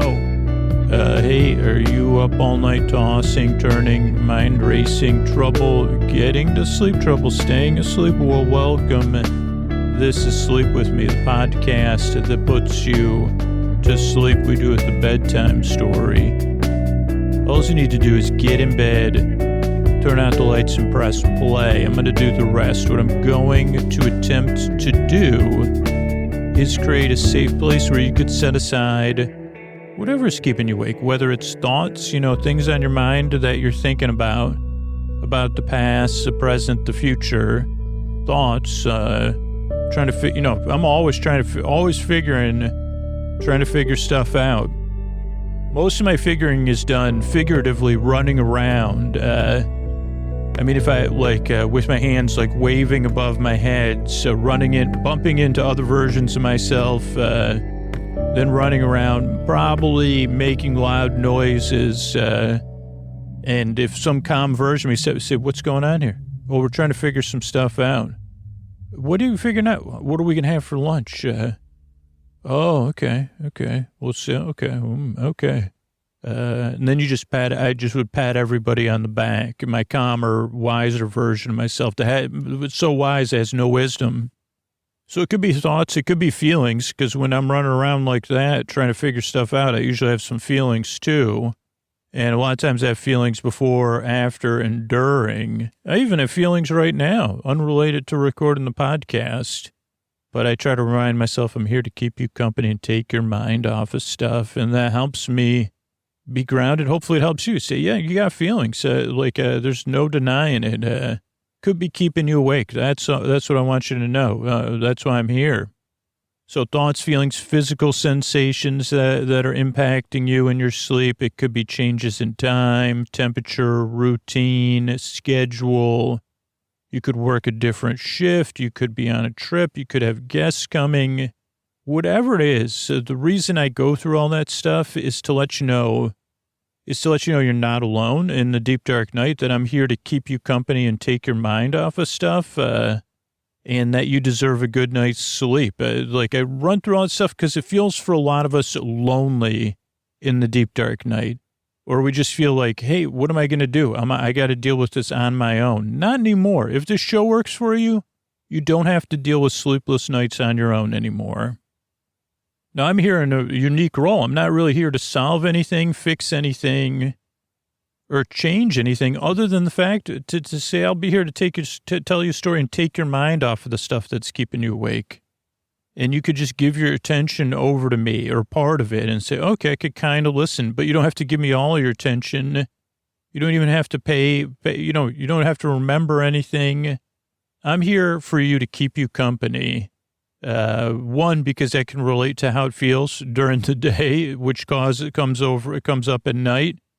And, I know it's not pleasant. Not only do I know how it feels, I might not be going through the same thing you're going through. I might not have ever been through it.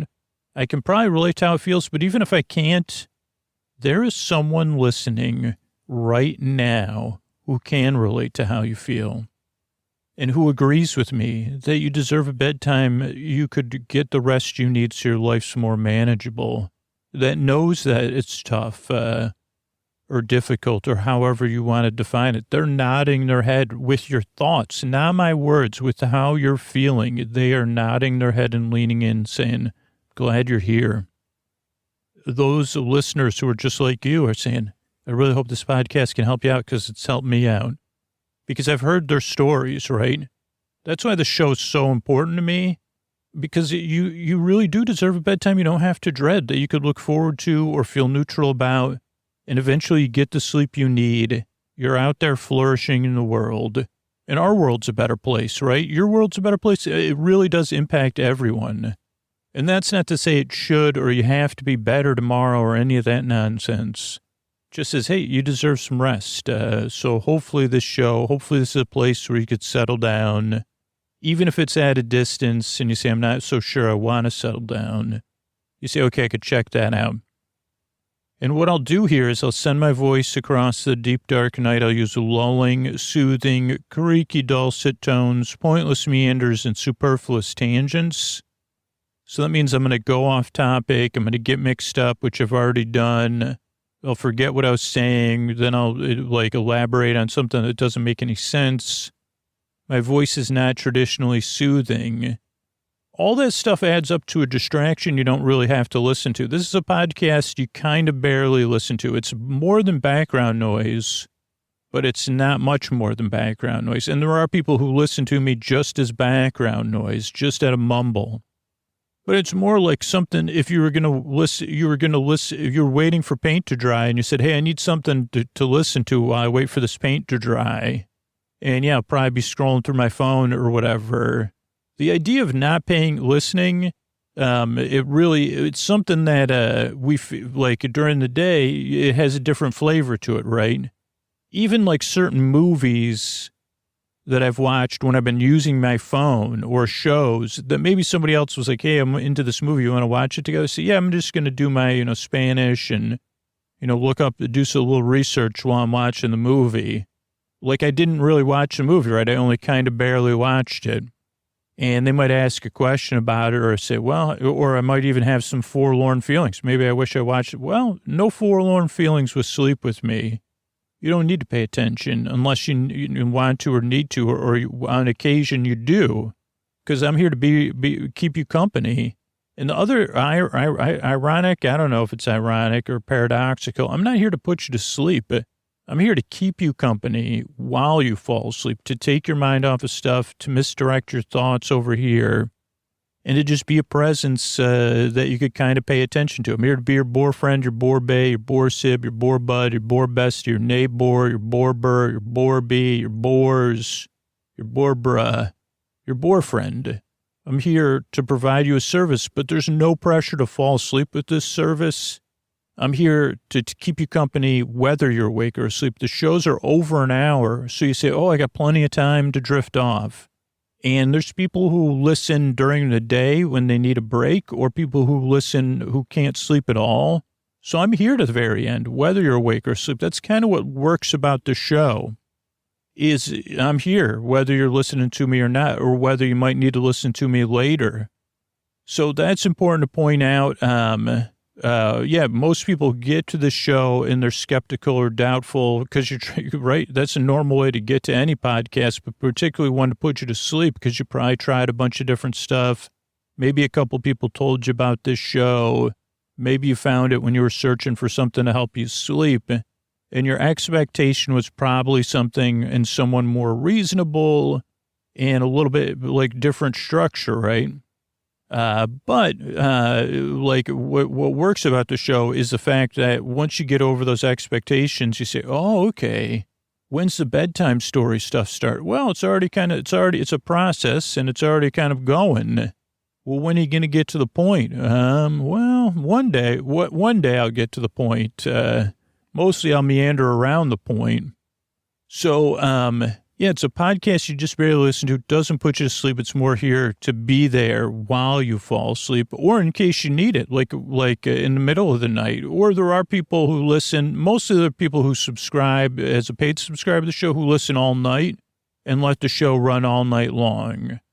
Or there's like my dog Koa, and now I don't do this all the time anymore. She went through a little phase where she had enough of the podcast, but would you believe that? But I used to just play it for her, like episode after episode after episode. So, yeah, I mean, I guess that's, I don't know what my point is about that, but, people listen on and on and on. It just takes some getting used to. So if you're skeptical or doubtful, give the show a few tries. And then if you discover you don't like the show, I have a website set up, sleepwithmepodcast.com/no thank you. It has other sleep podcasts and stuff on there. So you could check those out. Maybe one of those will be what works for you, because those are all a little bit different than Sleep With Me. So if you're doubtful or skeptical, that's normal. Okay, so podcasts you don't listen to doesn't put you to sleep. Oh, structure of the show is also different. And that gets some people upset because, again, your expectation is that this will follow a normal structure of something familiar. And it does follow a very intentional structure that I've just found over the years works for the most people it works for. But there are ways to shift how the show is structured if you decide you're a regular listener and you want to experience it a little bit differently. But let me just explain how, like, a lot of people listen to the show and then how you could adjust it. So the show starts off with a greeting, friends beyond the binary, ladies and gentlemen, boys and girls. And then I say something silly and welcoming So you say, hey, I might check that show out. Or, oh, there's my boyfriend back again. I'm glad I'm in the right place. So you feel seen and welcomed in. So just in case for some reason that part doesn't work for you, there are subscribers who listen to story-only versions. Or if like any of the theme music or the credits music doesn't work for you, that's why people subscribe and listen to story-only episodes. But for most people, they like that. They say, okay, like, but it's okay if you don't. I'm just saying, okay, so that's the greeting. Then there's support. So the ad-supported shows, ad-supported. It's free. And you can just check out the sponsors or whatever. But that's how most people, they say, great, there's 600 free episodes for me to listen to. And then there's an intro, which is separate from the support. And again, if you don't like the support, there's also full episodes that subscribers get. So if you're looking for ad-free experience, or you can earn them through our referral program. So there's that. Then there's so the support. Then there's a long meandering intro, which is about 15 minutes long. It's separate from the support. It's a show within a show. You really don't want to miss out on them because everyone follows a familiar structure, but is different every time. And the reason it does that is, one, I believe that whatever's keeping us awake can adjust. So if I just put out the same intro, it would save me a ton of time and money, but it wouldn't work because, one, it wouldn't be fun. A lot of the intros have unexpected fun in there where I get distracted by something strange or silly. They would be predictable. This way, it feels familiar, but it's different every time, so you can't quite adjust. And the intro is not really meant to put you to sleep. So if you fall asleep during the intro, that's great. But for most people, the intro eases them into bedtime, or they listen while they're doing their wind down or getting ready for bed activities, or they're in bed getting comfortable. So the intro does not necessarily put everybody to sleep. It only puts a small percentage of people to sleep. And again, if you don't like the intros, there's ways to skip them. But there's a lot of people who subscribe to the show to listen to all intro episodes. So there's just a couple ways you could listen, but for most people, the intro is part of their wind down. And that's really what's worked for me the best most of the time is having a wind down routine. So I strongly recommend trying it out, whatever other chill activities you could be doing or getting ready for bed. Or, just getting in bed, getting comfortable and starting to relax. Then there's support again. Then there's our bedtime story, which will be a journey into the world of friends, where we'll journey into a world of friends playing a role-playing game. I don't know if they're playing it anymore, but they're friends and they're journeying into the world of friends. So that's that. And then there'll be some thank yous at the end. And that's just the structure of the show of what, I don't know, it's cool with podcasting that you could put something out one way and then some people could start the show 20 or 30 minutes. Some people can use a sleep timer. Some people slow the show down. Some people listen during the day and speed the show up. But that way, the majority of people can listen to the show like they like to every night linearly. But then if you want to adjust, there's a bunch of different ways you can adjust and we can customize it. So that's the structure of the show. It's why I make the show.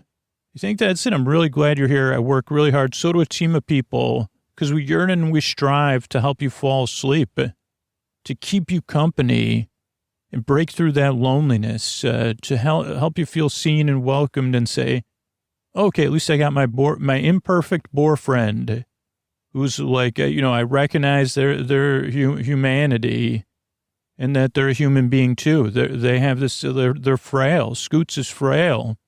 And boy, does he AIL, he doesn't like, he's doing his best too. There's somebody out there doing their best too, and they're going to keep me company. So I hope the show can help. Thanks again for coming by. And here's a couple of ways we're able to do it for you for free twice a week. All right, buddy, this is Scoots here. If you're new, you don't have to listen to this or worry about it. But if you're a regular listener, maybe you had the same experience I had when I tried to make the show, which was like, how come there's not something out there that sees how I'm feeling in the deep, dark night? And so I decided to make Sleep With Me because I said, is anybody else feeling this loneliness, this inability to turn off, that needs a distraction and a friend, that needs a podcast that puts you to sleep? And so I made Sleep With Me. And the reason we asked for support for the show, whether it's supporting the sponsors or supporting the show directly on Sleep With Me Plus, is because over 120 hours per week of work goes into the show right now. And in the past, I did as much of that as I could myself, and that was never sustainable, right? So if you do count on it, supporting it, just make sure it'll be there for you. So your action kind of, make sure Sleep With Me will be there for you, but a lot of other people too. Kind of cool bonus. And if you sign up for Sleep With Me Plus, you get everything organized in the way you want to listen. You get story-only episodes. At certain tiers, you get all intro episodes. You get all-night, extra-long compilations. You get bonus shows and exclusives that might not fit in this main feed, and you get ad-free full episodes, of course. But you also get that peace of mind and that joy of participating in something. I don't know. You say, "Wow, I'm glad this is in the world because I needed it." So if any of that appeals to you, think about supporting the show at sleepwithmepodcast.com/plus. That's sleepwithmepodcast.com/plus. But thanks, and those of you that are hearing this have supported the show in the past, thanks a lot because the show's here because of you. And this isn't. I know not everybody's in a position to support the show, so I totally understand that too. And that's a great thing again for the people that do. There's people that would love to support the show, but they can't. Or there's people that would love to support the show, but they're just kind of stuck or whatever. So your support supports the show for them too. So thank you so much. All right, everybody, this is Scooter here. Welcome to our episodically modular series. I was going to say Nuns in Space. I said, no, it's Make Great Pets. It's Journey into the World of Friends is the series we do here. And it's a journey into the world of friends. It's a tale of friends journeying into a world of role-playing and adventure. It's episodically modular. It means you can listen to it in any order. This happens to be the 11th episode, but I think the 12th episode, because I think there'll be a bonus. But see, I don't even know. It's so episodically modular, but there'll have been like a seasonal special. So this would be somewhere between the 12th and the 13th episode, or it could be, I don't know. It's episodically modular, man.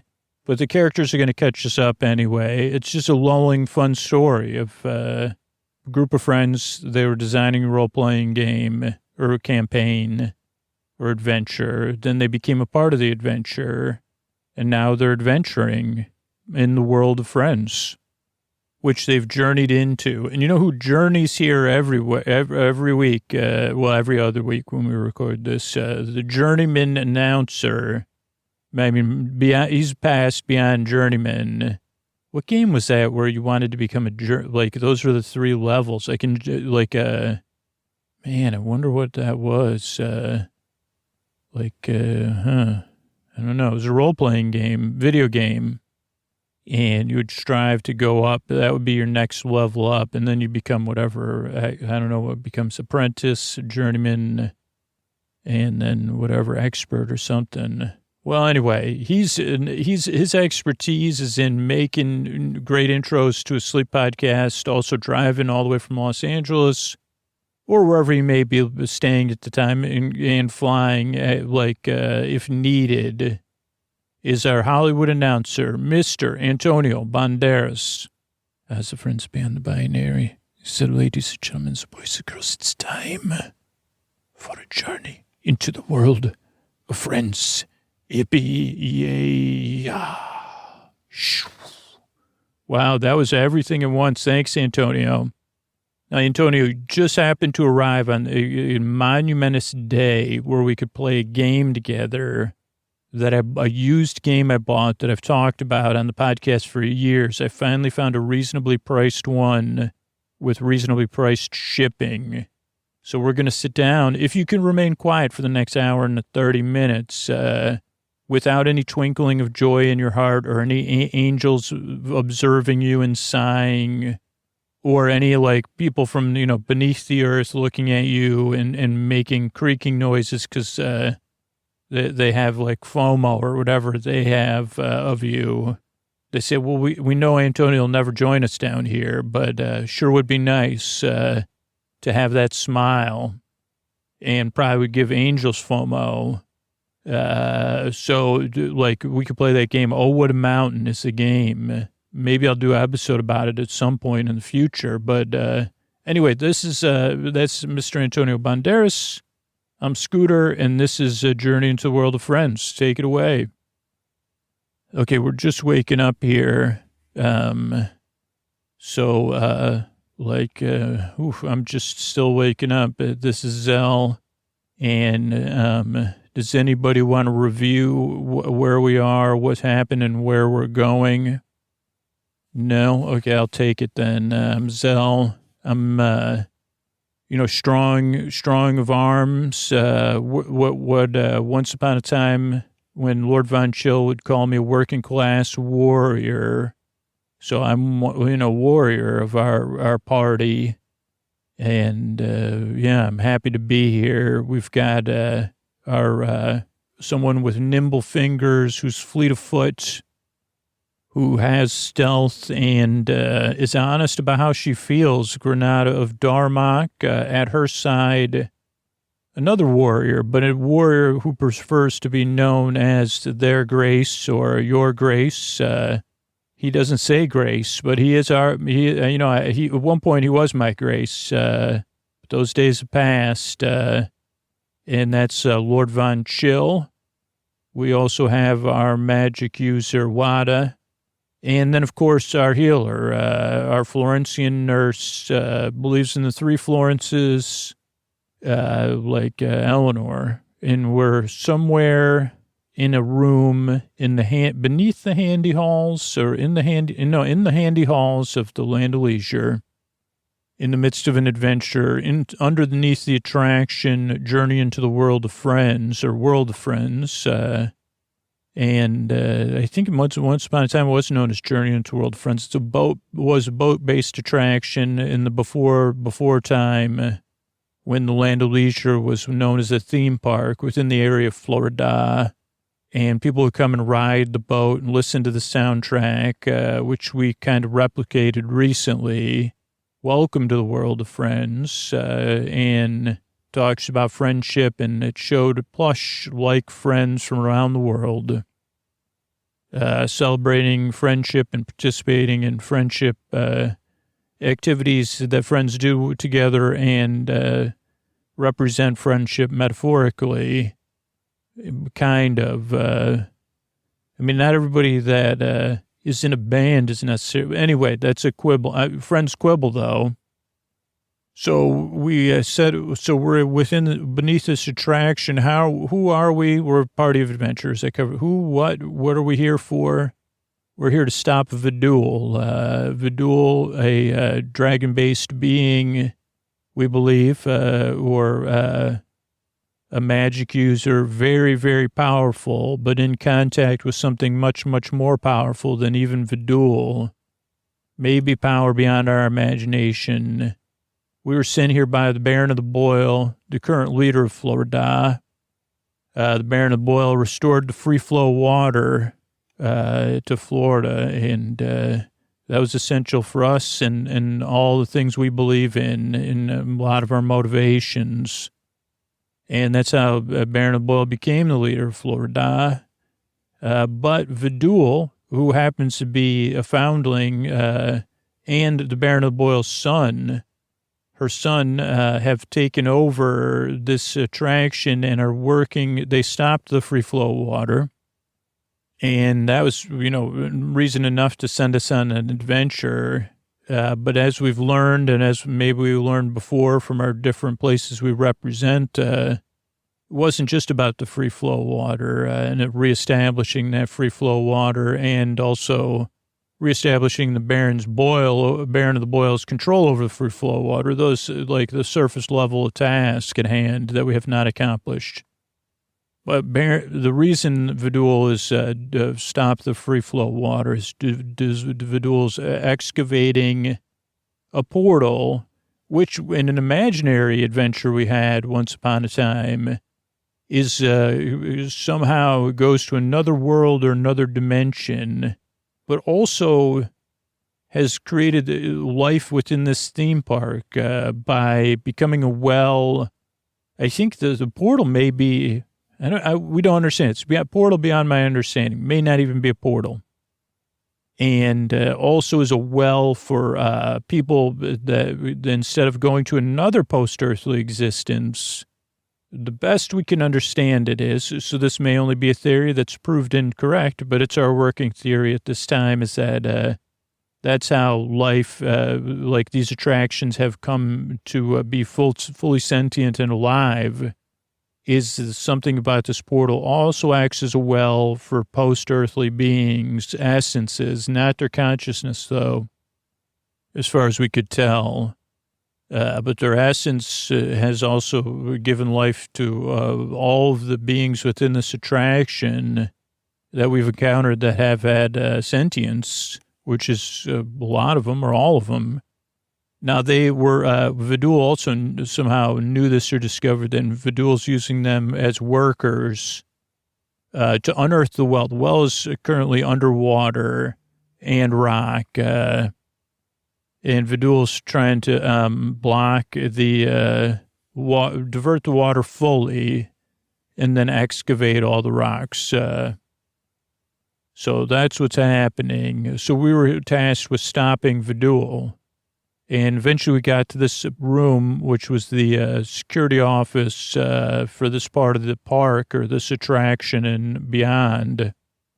And we realized that even though we thought we were adventuring and were very close to getting an upper hand with Vidul, that we were really, Vidul had led us here and locked us in sealed us in this office, actually, with a fake portal to our home world, because, let's just pretend we're just adventurers, right? We don't but a portal to a world, our home worlds, which wasn't really a portal at all, but, like a place, like a surprise that was not so nice.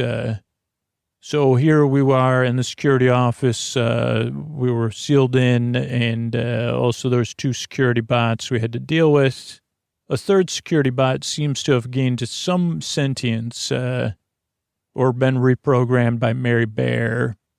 And with the help of that security bot, we disabled the other 2 security bots and realized that we could unlock the security room if we could sing the lyrics from the song, the lead song of the attraction.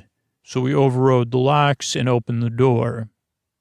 Then we rested. We also blocked Vidul from observing us. And now our plan is, I guess, to wait for Vidul's. We went over this briefly, but surprise Vidul's, sooner or later Vidul will wonder why Vidul can't check in on us and send somebody to check. And we'll surprise them and maybe get on their outfits. Is that the general plan, or get information from them?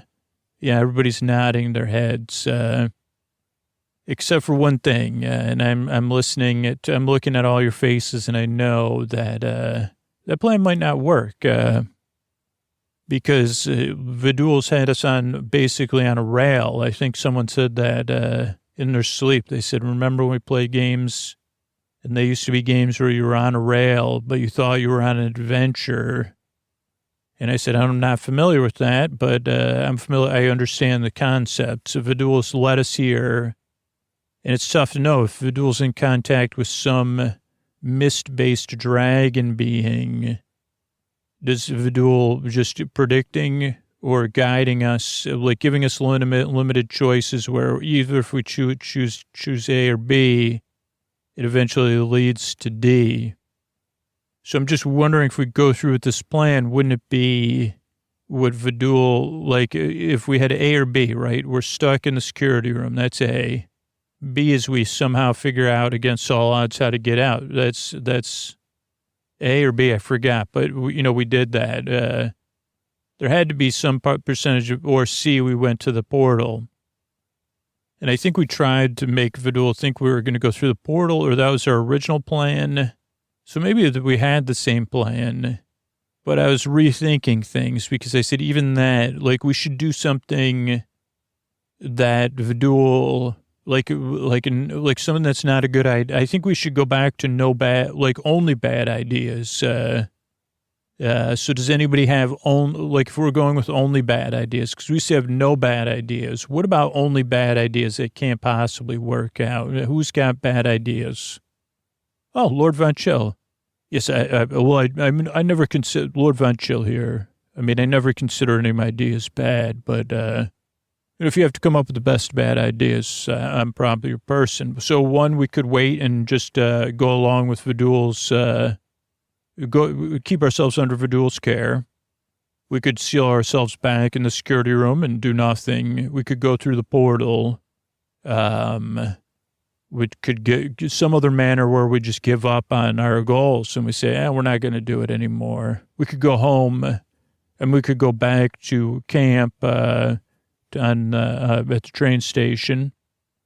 Go ahead, Granada. I think that's a really bad, I think those are bad ideas, but not bad enough. But I think the idea, or too bad, I think giving up on some way, I think Zell, you're right. Like surprising Vidul's team is not going to work. This is Wada.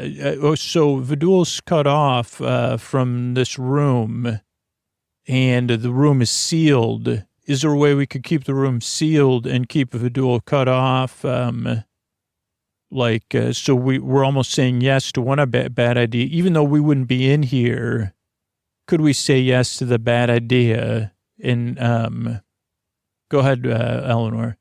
There was once something called Bad Idea Genes, but I don't remember too much about it. But I think I think we could probably work. What if we could talk to the security bot who's listening? Can you understand us? Security bot can. Maybe one of us could work while we're talking. Wada, maybe you could try to either use magic or see if there's any way to record audio to get the bot. We'll come back for the bot. So don't worry. Don't let the bot think we're leaving it for good.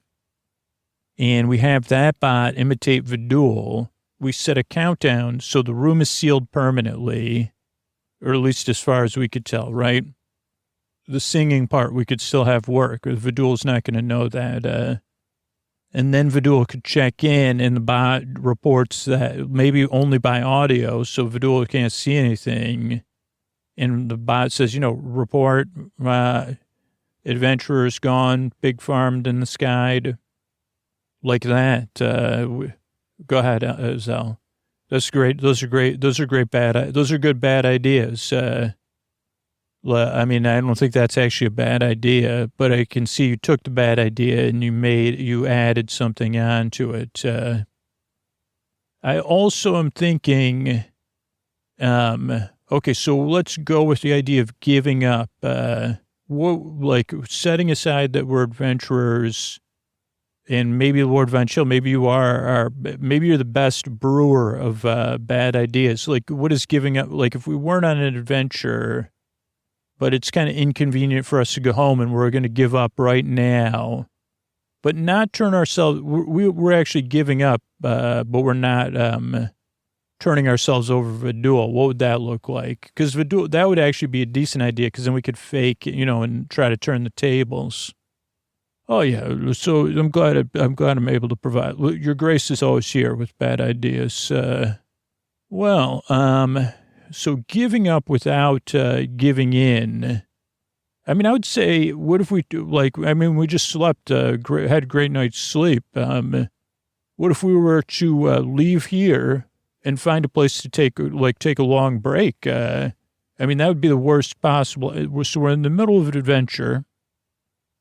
Now we have an opportunity where our opposition, Vidul, thinks we're big farmed. And so as far as Vidul's plans would be, either we would come to Vidul or create some sort of, we'd either fake, either we would go to Vidul or we're already gone to the big farm. So just take a break, like find a place. Like I'm thinking of ideal. Now I can keep going on these bad ideas. No one, it's a bad idea not getting any of your help. We could go to a place where, we could leave the attraction, but if we were going to stay in the attraction, what would be a really good place to take a long break? Like I say, you know what? We're not going to adventure anymore. We're just going to kick back. We're going to have some privacy, have some relaxation, maybe start some hobbies and say, okay, so you're in the middle of an adventure. You have one advantage, and then you're going to do some hobbies. Does anybody have a bad idea related to that? Yeah, this is Wada. What about with Fifi LaFew, the cat we helped with the holiday adventure?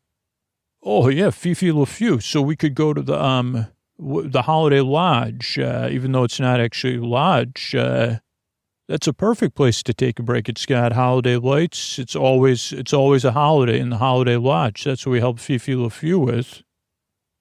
And anybody else? Eleanor?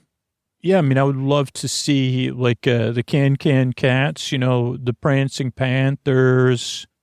They had the Spinning Sables. Like they were talking about doing a show, Tropping Tigresses, Corny Koala. So, let's start going there because we could, who's got, I'm looking at Zell, looking at the map. Yeah, we could easily get back there without being detected, probably. Wanda, how's it going? Okay, everything's set with the bot. I have promised the bot will return for it or someone will. And the bot also said that, it seems to understand, like once we leave to close the door and only enable the backup password that we used and nothing else will work. Whatever controls Vidul has will not work. And to report that it was damaged in our face off. So yeah, we could start going. Everybody give you don't hug a bot, but everybody say number 5. Thanks for, keeping us alive. Okay, we'll see you. Okay, we're following you, Zell. Does Lord Venture, you have any more bad ideas? Well, I'd like to know how everything went, since we last left the friends. The friends and work could we, the friends, remember they started in that room, we had all that commotion. Maybe we could get them to kind of join, do our work for us. So this is a bad idea. We're on break. We're hanging in the Holiday Lodge, and the friends are having the adventure and doing our chores for us. Okay, that's an idea. Any other ideas outside of Lord Von Chill's idea? Because it kind of goes against everything I stand for as a working class warrior. So that's a really bad idea. Any other? Oh, go ahead, Eleanor. I think we should so if are we really leaning into this? Is there any opportunity for us to lie or to go against? That would go against the 3 Florences for me. Or to yourself or to others, even though. Okay. Well, here comes, there's the entrance to the Holiday Lodge. Password, please. It says, hi, we're here to see Fifi LaFew. Oh, no, we don't need the password. We're the ones that constructed we gathered everything. Fifi sent us on an adventure it is Fifi. Yeah, Fifi, it's us. We're here, we'd like to be admitted to the Holiday Lodge. No, we don't have a password. Okay. Well, what do we want? Well, we just want to take a break and see, did you ever get the performances going? No. Did you do any, you did some rehearsing though. Oh, the Holiday Lodge is too small. Oh, the demand's very high for your performances. I know this is I'm trying to use my inside voice because I know we're right above the barracks where all the, all the, like, everybody rests. You know, we had to sneak around a lot when we helped you with this, which we did a lot of work to help you. So I don't know if that's a password. But, I mean, what we could do is just come in and hold on one second, Fifi. What about this, like, ultimatums? How about this is a bad idea? Fifi, we're just going to come in and take all the decorations and if this, you know, and then, because we had, we didn't give them to you, we loaned them to you. Okay, now, thanks. Hey, Fifi LaFew. Yeah, this is my, okay, hi, we're sorry you didn't get to perform. Oh, you don't have a performance space. Oh, Eleanor, like, okay, Eleanor wanted to say something, but, so I don't know. We're really, I wasn't telling the truth, like about, decorations. We weren't going to take them back. We were just looking to take a break and have we were thinking, we had this idea. We want to run it by you. What if how's things going with Vidul? Is it, fine? It's not great, but it's not, like, can you also keep a secret that we're not here, right? I know you don't work directly with Vidul. Okay, well, here's the thing. We were thinking, we're on an adventure. We're trying to stop Vidul and restore free flow of water, not flood the park, ideally. Though we heard, I mean, I can't confirm that the countdown hasn't been started, even though I'm only winking at my teammates because there's something in my eye. Not because I'm breaking any, like, ethical standards for adventurers, because there aren't any. And especially when it comes to bad ideas. So I honestly don't know. Like, we didn't start it, but we're not really looking. We're wondering if you could, like, get all the friends and then overthrow Vidul, and then you would control things. Isn't there enough of you? Not going to happen. Why isn't it going to happen? You don't. So wait a second. I'm sorry. Can you say that again? So you friends have decided that you're not friends of Vidul, but you're not going to do anything unfriendly to everybody that works for Vidul or Vidul. Unfriendly. How do you define unfriendly? No big farming or, so you're not going to do anything unfriendly. So you're like kind of like a pacifist? More or less. Well, that's bad. I mean, that's a bad idea, Fifi, in my opinion. But that's good. I mean, normally I would be compelled to tell you what a bad idea that is. But now I'm here to say that's good. That's good. I'm glad you're following through on that. And I think we're here to help you then. If you're not going to stop Vidul, you're just going to keep working with Vidul as Vidul in return for having control of the attraction and hope Vidul keeps Vidul's promises, huh? Okay. And you're saying, I'm trying to think the worst spot. Here, let me turn things over to Lord Von Chill, but let me get an understanding lay of the land here. So you have a bunch of great performances, but no place to perform them. We're going to be, we were thinking we wanted a long break, and you will only be friendly to Vidul's, everybody that works for Vidul and Vidul. All of the friends. There's no friend. What about Mary Bear? You can't speak for Mary Bear, but everybody else. Okay. Well, Lord Van Chill, what do you think? Listening to all that. Okay. Well, I'm thinking, believe it or not, I don't mean to brag, but this almost comes natural to me, these bad ideas. Almost like I just think of stuff and label it a bad idea. I don't know what that means about but here's my idea. I guess you could call it's a good idea. Don't worry, Fifi. I'm only saying bad idea. It's a new thing we're saying. But when I listened to all that, I was struck with this idea. Okay, so we have the barracks down there, right?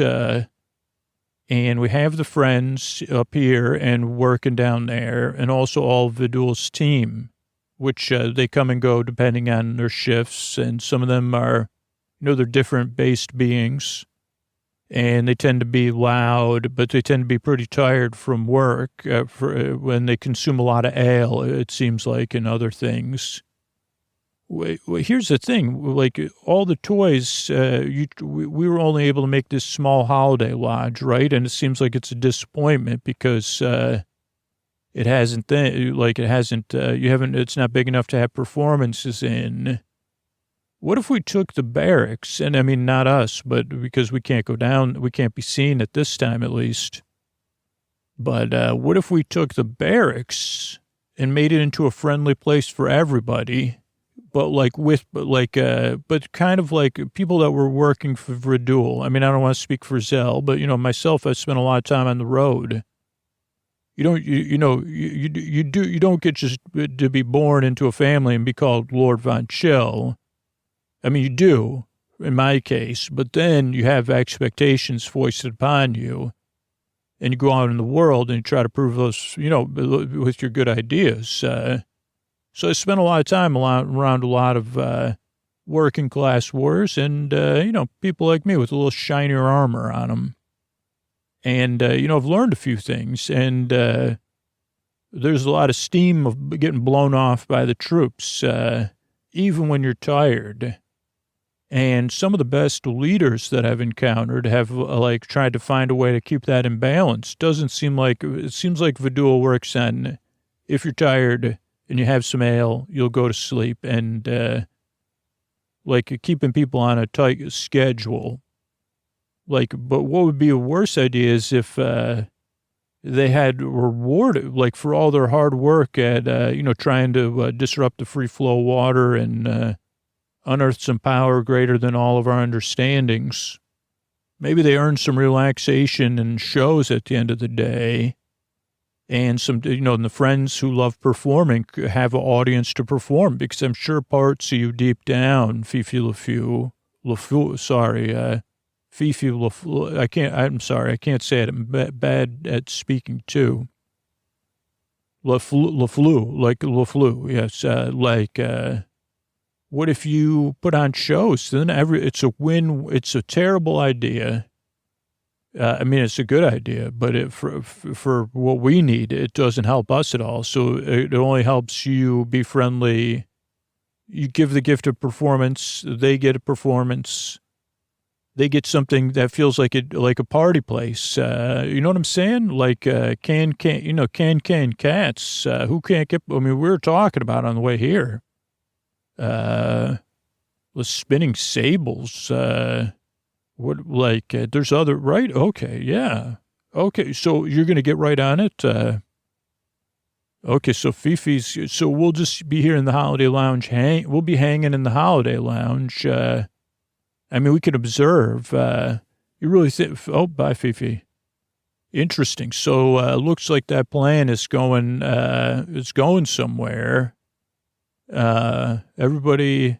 No one my bad ideas are pretty good, huh? Yeah, this is Lord Von Chill. That bad idea was effective. Okay, so it looks like what we could do is what if we just I don't know if we can do this. It used to be, there was ways to pass time where it would pass quicker. Like a sleeping or whatever while they get everything set up. Probably only take Fifi. Oh, yeah, they're already working on stuff and talking to some of Vidul's team. What if we take shifts watching and resting, but do that thing where time passes? Can you weave one of those spells, Wada? I'm weaving it right now. So everybody... I'll just count to 10, and then it'll be about 2.5 days have passed, which still should give us time, in case you weren't lying about the countdown. Well, I was lying, but I could have been accidentally telling the truth. Okay, 1, 2, 3, 4, 5, 6, 4, 3, 2, 1. Okay, whoa, there's just a show finishing up down there. And Oh, there's a lot of applause. It looks like really idyllic. Like it almost looks like it could be a different Oh boy, what's that thundering? Everybody get to the windows here and let's, there's Vidul. That's a very smoky and thundery appearance of Vidul. And Vidul seems to be, Vidul seems to be, body language wise, Vidul looks very unhappy. But, okay, oh, you can do that. Okay, so we can listen in. Okay, so, only I can hear it, so I should tell you. Okay, thanks for sticking your finger in my ear. That was magic. Okay, so Vidul's talking about efficiency and time schedules. Oh, there's Mary Bear. Oh, that seems to be who Vidul's most unhappy with. And they fall. Oh, Mary Bear is saying we're actually 30% more efficient since the show started. But Vidul says things are still off schedule. If it's 30%, then 30% more work should have been done. Okay, so they're having a little discussion about efficiency. So I guess, okay, I'll just lay it out because it's very confusing. They're really using a lot of words. And, bad idea. I'll just, basically, there was an expectation of how many hours would be worked. So Vidul's like kind of like thinking like, oh, if everybody's supposed to work 12 hours a day, you're supposed to work 12 hours a day.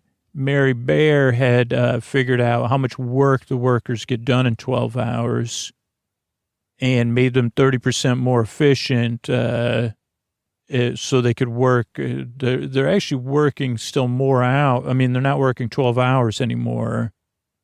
And so in 8 hours, they were getting 12 hours work done, but they're working 9 hours. So they're getting even more work done.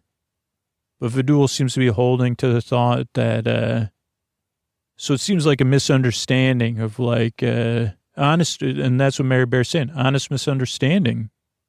Vidul's saying, oh boy, then now there's like, there's the mist dragon appearing this is the first time we've seen the mist dragon. It is breathtaking. It seems to be a dragon made of mist. And it's, okay, it's not happy with Vidul or Mary Bear. Okay, this is interesting. It's actually not taking the Mr. Dragon that's asking Vidul and Mary Bear what's happening, but it's usually, it's from afar, a very, very strong projection of voice, and they're both kind of explaining their sides. Okay, now the Mist Dragon's saying it needs to be fixed. 12 hours at 30% more efficiency is what we need. And now it's telling Vidul should have realized this.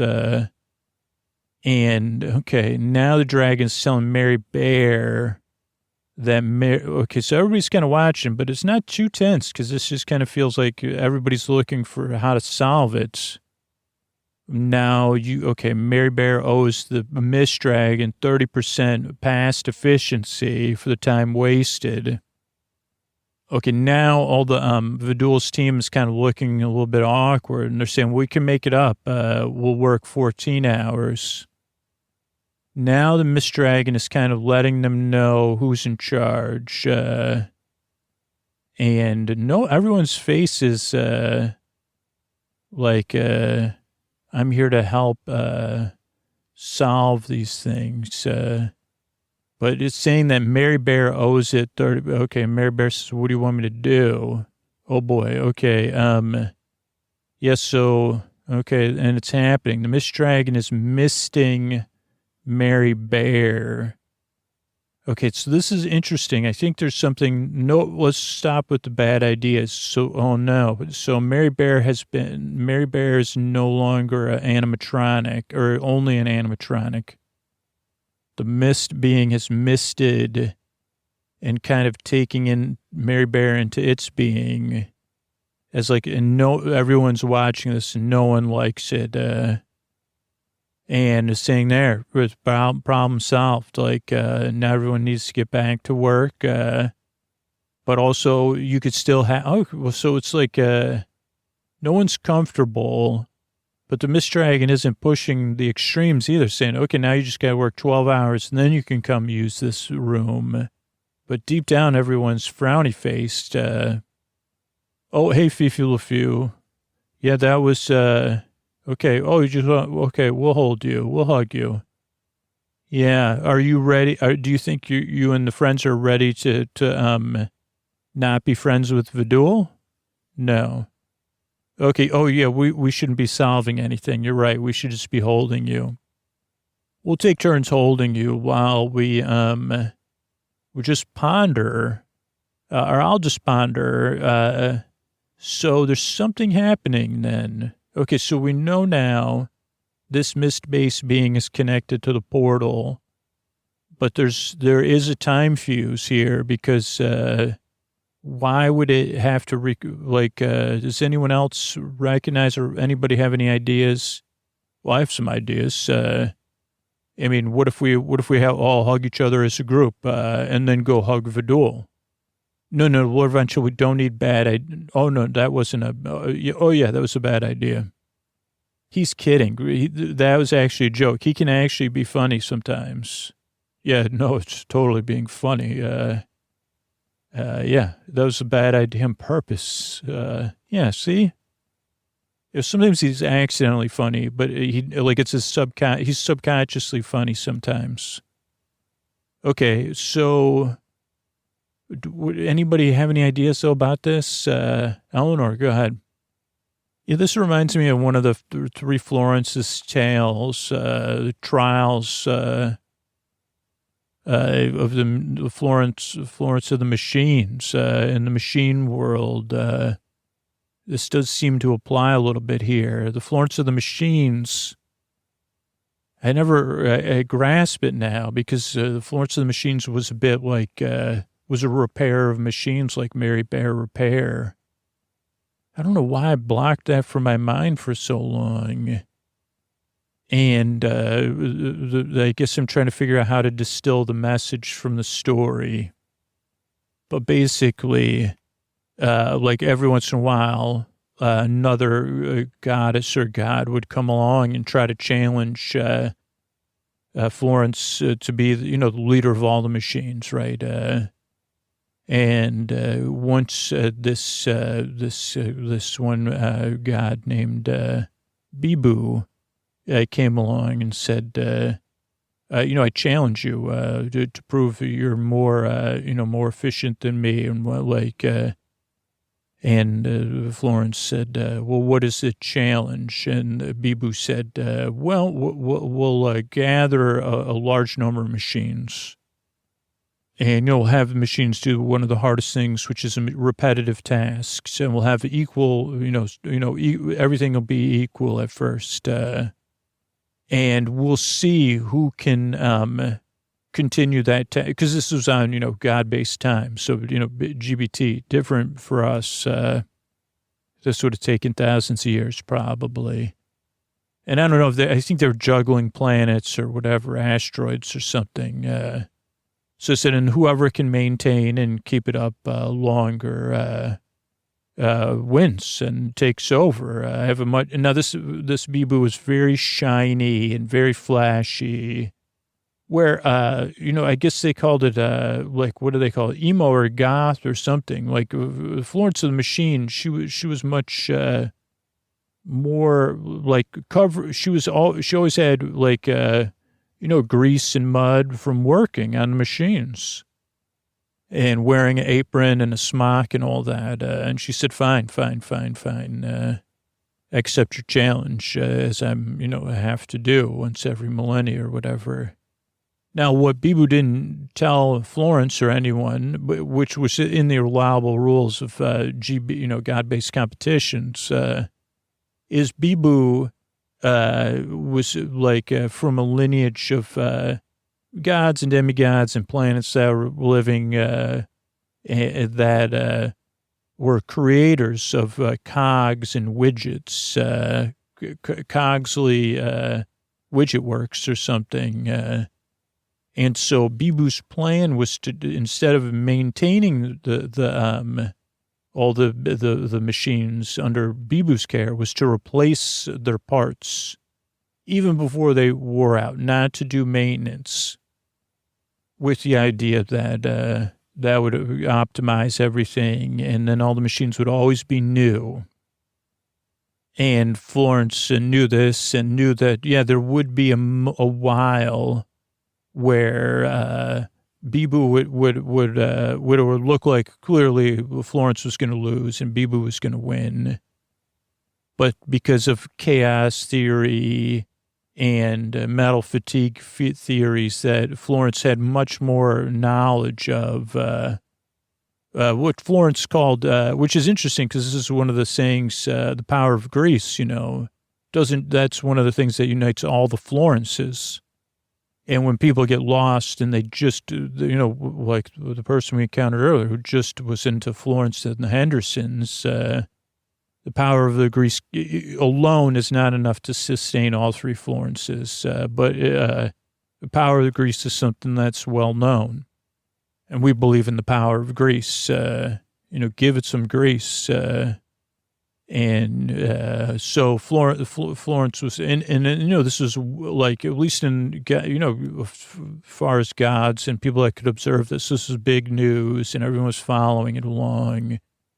But no one understood except for Florence, the machine of the machines. And so it looked like all was lost, and Florence just kept greasing the machines, fixing them as needed.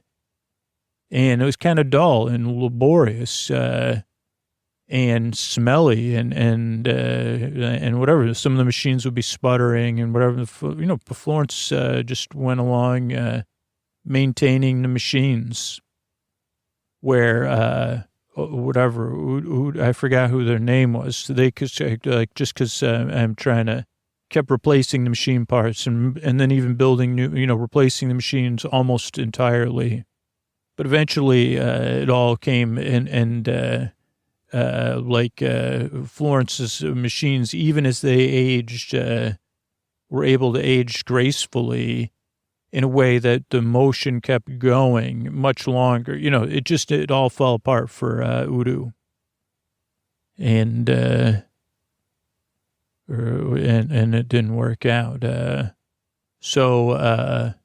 the end of my tale. Okay, this is hell. I'm not exactly sure I'm following you, but that was a good tale. I think I think I'm going to have to take some time to process it. But I think what we need to do is come up with some kind of plan here, because what I was thinking is that there is some sort of time pressure on the Mist Dragon. And there is something like this isn't all is lost situation right now. I mean, maybe I'm deflecting from the fact that Mary Bear's been and then we're still trying to hold Fifi LaFleur and I'm watching all the other team members of a duel and the friends hugging each other and comforting each other. And they have comfort, right? But something about the Mist Dragon and Vidul is just focused on time and efficiency. Oh, so that's what you mean. Like, give it a little grease. Like, tears are like grease in that sense, huh? And tears and hugs are just like grease. I don't know how we're going to make tears and hugs and not, but we're going to have to stop Vidul, because I don't think they're going to let us stop Vidul either. No one is. But let's rest here in our little holiday hangout and then we'll move on and we'll get this figured out. Maybe, I hope. So yeah, also, Eleanor, your story kind of put everybody else to sleep. So good night, everybody. All right, but this is Scoots. I wanted to thank some people who signed up for the referral program. We got some longtime referrers that have hit some numbers, and some newer people working their way towards it. Sign up if you want to support the show for free. And starting at some point in November 2023, you could get access. This will probably come out after that. Now I'm thinking about it, but that's fine. But yeah, so let me run through. So let's see. Casey had 2 page visits, no referrals yet. Let me see if I can look at this in a different way. We got Joe, 13 page visits, 4 previews, 2 referrals. Okay, then we got a bunch of people that has signed up but haven't, Blub, Eden, Candace, Katie, Allie, Alex, Danielle, Phil, and Thomas. They're probably getting ready to share. Thanks for signing up. Fred has 1 page view. Thanks, Fred. Ginger, 6 page views. So not any referrals yet. Samson, Kelsey, Jenna, 3 page views, 1 referral. Thanks, Jenna. Petra, just signed up. Michelina, 28 page views, 11 previews, and 2 referrals. All right. Micah, 1 page view. Hannah, 4 page views, 1 referral. So when you hear those smaller ones, it's usually like a really effective post, like, hey, this is my favorite episode and this is why. Or on it, like commenting on a post and saying, oh, no, this is what I sleep to and this is why I like it. Cody, 3 page views. We've got Alexis, 3 page views, 1 preview. Lex, 3 page views, 1 referral. All right, Lex. Lori, 1 page view. Mary, 15 page views. Aiden, 2 page views. James just signed up. Sarah, 5 page views, 1 preview, 1 referral. Thanks, Sarah. Heidi, 22 page views, 8 previews, and 5 referrals. So Heidi, this was a while back. I don't know if Heidi, if you're still listening and you're still referring people, once November 2023 comes, you'll be getting that coupon coming in there. Bruce, 12 page views. MJ just signed up. Leggy, 11 page views, 5 previews, 3 referrals. All right, Leggy, you'll be also hearing from us.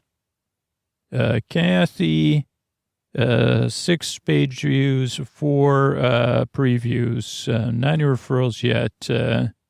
Well, it kind of depends on your pitch and the context. It's not a reflection on, that this is kind of how they say it, if you're part of a conversation.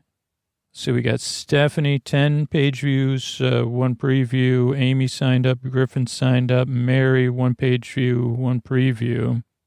David, 6 page views, 2 previews. Mal signed up. Louisa, Nick, Mark, 1 page view. Elena just signed up. Faith, 5 page views. Tanya, 5 page views, 2 previews. Morgan, Tara, Christina signed up. Lorinda signed up. So yeah, thanks everybody for signing up and being willing to. It's a huge way to show your support for the podcast, spreading the word, letting people know about it, and getting rewarded for it.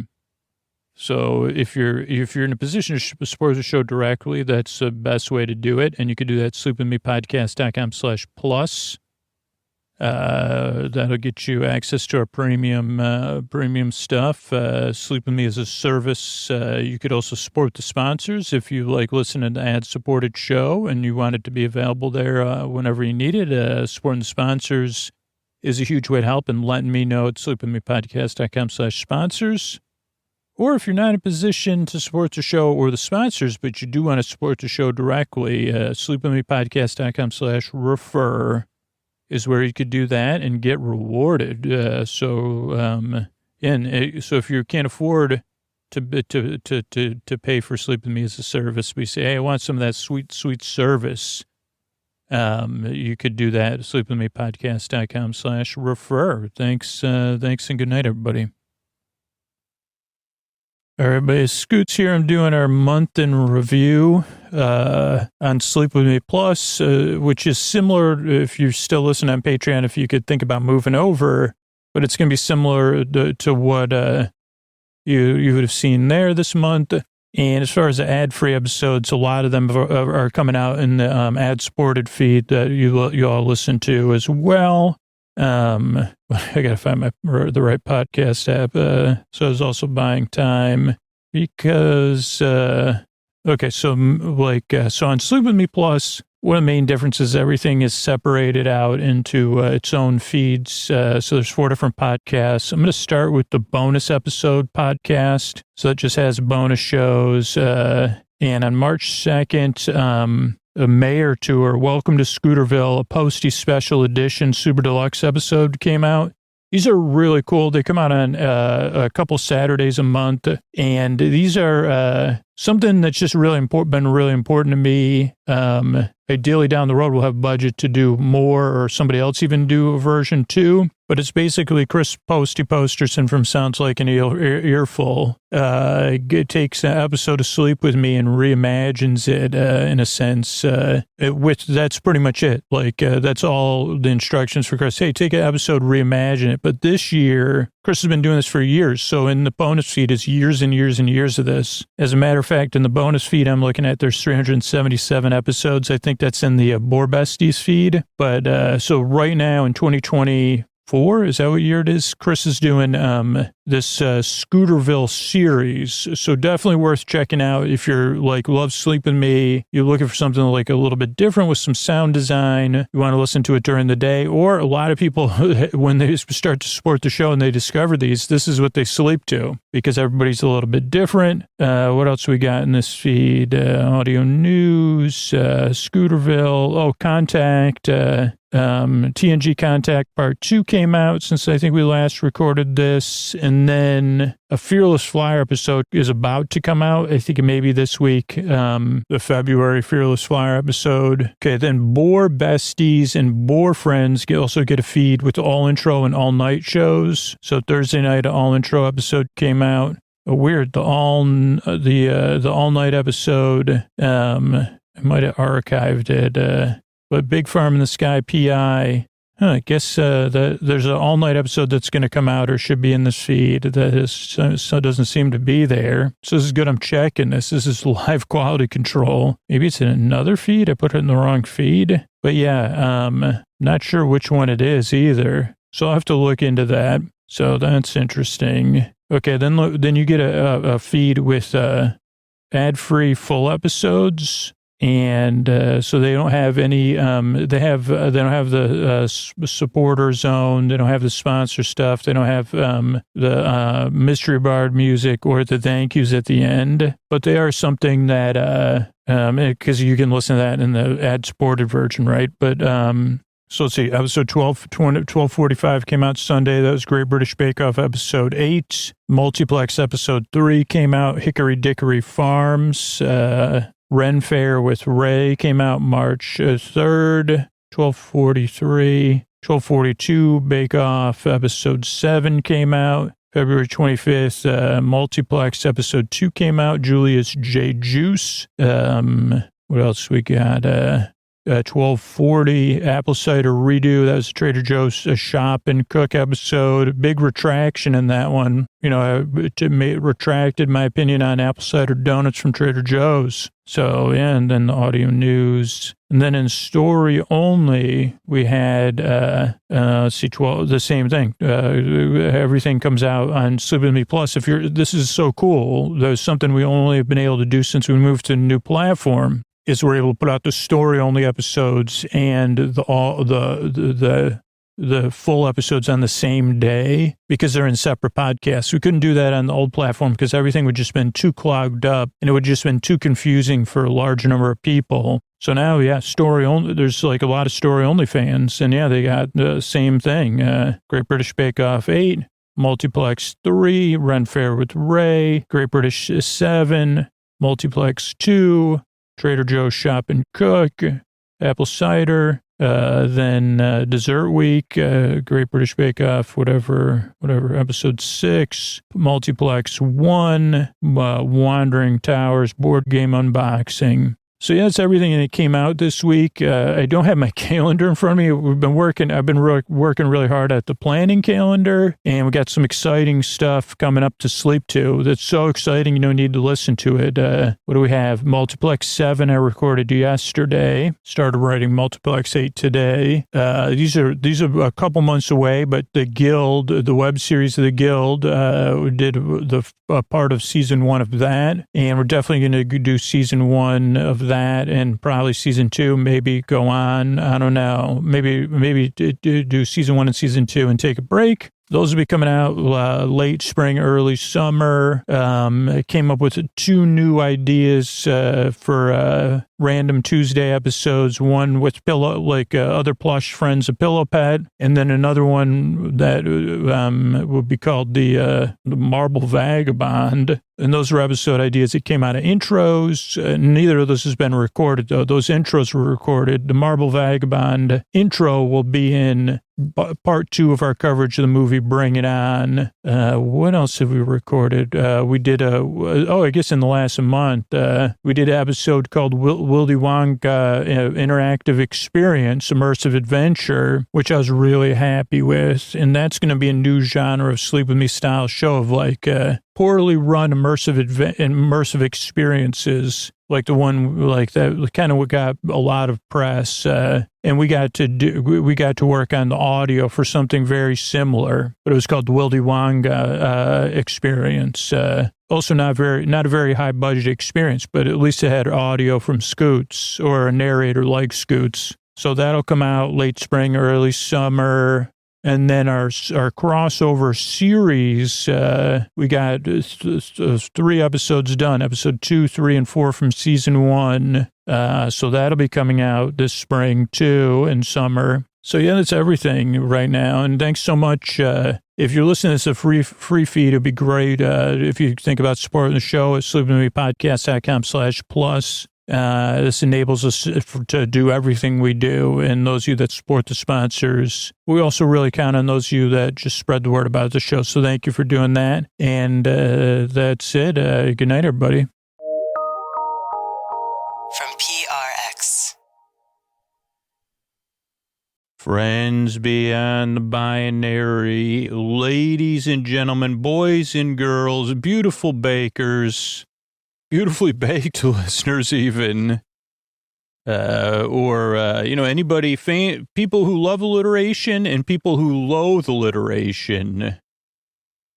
I'm sure there are people, you say alliteration, I could do without it. I could do without it. That would take me, I'd say, I could try to think of an alliterative way to say that, slowly, but it would take forever. Alliteration. I loathe it. That's almost alliterative, but that's not saying I could do without it. That's different. But whatever your feelings, for me, I may not even know the correct definition of alliteration. Enlighten me on lightning and alliteration. The podcast that had one episode where it was the definition of alliteration, but we had to take it down because we quoted it directly from a dictionary. And turned out like we weren't enlightened on alliteration. Light on alliteration. That is not Great British Bake Off. Well, by the way, welcome to Sleep With Me, the podcast that's here to put you to sleep. If you're confused, I don't blame you because I went way off topic. This is a podcast that's here to keep you company in the deep, dark night. A podcast that's optional to listen to and that there's no pressure to fall asleep. I'm here to keep you company while you fall asleep. To be a rambling friend. I'll be talking about the Great British Bake Off later. But first, I want you to know you deserve a good night's sleep. Even if you never listen to this podcast again, I don't want you to forget that. You deserve a bedtime you don't need to dread. You deserve enough sleep so your life is more manageable. If you're looking for something else other than the show, check out sleepwithmepodcast.com/no thank you. It has other sleepy stuff and sleep podcasts on there. But yeah, this show's here to take your mind off stuff, keep you company. We'll have structurally what to expect. There'll be some support. That's how the show's free and twice a week whenever you need it. Plus over 500 plus episodes you can access. Because as you become a regular listener, you say, well, I prefer this episode over this episode. Then there'll be a long, meandering intro. That's to ease you into bedtime. You could fall asleep during it. You could be getting ready for bed during it, getting comfortable. But that's meant to ease you into bedtime. Then there'll be a recap of episode of the Great British Bake Off. And that's it. I'm so glad you're here. Give the show a few tries. That's what most regular listeners say, because it is different and strange in a good way, if it works for you. If it works for you, you're like, I didn't know I was looking for this, but it turns out I was. But I'm glad you're here. Appreciate you coming by. And these are the ways we're able to do it for you free twice a week. All right, but Scoot's here, and this is where I talk about, like, supporting the show. So this is really only for regular listeners. If you count on Sleep With Me or you use Sleep With Me on a regular basis, you're a long-term listener. Like, does Sleep With Me do anything unique for you, right? Is it a part of your life and it's a unique way? Like when you just discovered the show or it started helping you, you're like, wow, I had no idea this existed, but I was looking for it. And then does it provide something for you? Is it unique and does it provide something? Does it do anything for you? Like, does it help you fall asleep or take your mind off of stuff so you could fall asleep? Or does it keep you company? Does it distract you during the day? So is it unique or somewhat unique? And does it do anything for you? If the answers are yes to both of those, like how much is that, is that worth anything to you? How much are those things, the unique part and whatever it does for you, worth to you? But the other question is, like, if Sleep With Me went away, like, what would you be willing, like, would that change what it's worth to you? Would it change the value proposition? But to get it back, oh yeah, I'd pay $50 a month, and you don't even have a tier at that level. So just think about that. But if any of that resonates with you, don't wait. We really are in a position now where for at least a time, I'm going to have to kind of really work hard to get more people involved in supporting the show. We have the listeners. It's just getting the attention of enough listeners, a small percentage of people, but people that are said, oh, okay, I'll do it now. You just go to sleepwithmepodcast.com/plus and sign up, support the show. Even if you're not sure, sign up for, all the trials are 7 days, and then you could change your mind. But at least then you've done something. You said, yes, it's unique. Yes, it really means something to me. Yes, it does something for me. And no, I don't want to wait. Like, I don't want it to go away. So thanks. Think about that. sleepwithmepodcast.com/plus, sleepwithmepodcast.com/plus. All right, everybody. It is time for the Sleepy Supporter Zone. This is one part of the podcast, and we need you to hear. It's where I pop my peas, if you please. I thank the listeners who supported our sponsors, because I know so many of you get so much out of this ad-supported feed that is free to everybody. So you might want to do like a finger clap along, since you're maybe already in bed or winding down. And I want to thank Daryl. Daryl got those Sleep With Me branded sleep phones by using the code sleepwithmepodcast.com/sleep phones and using Sleep With Me at checkout.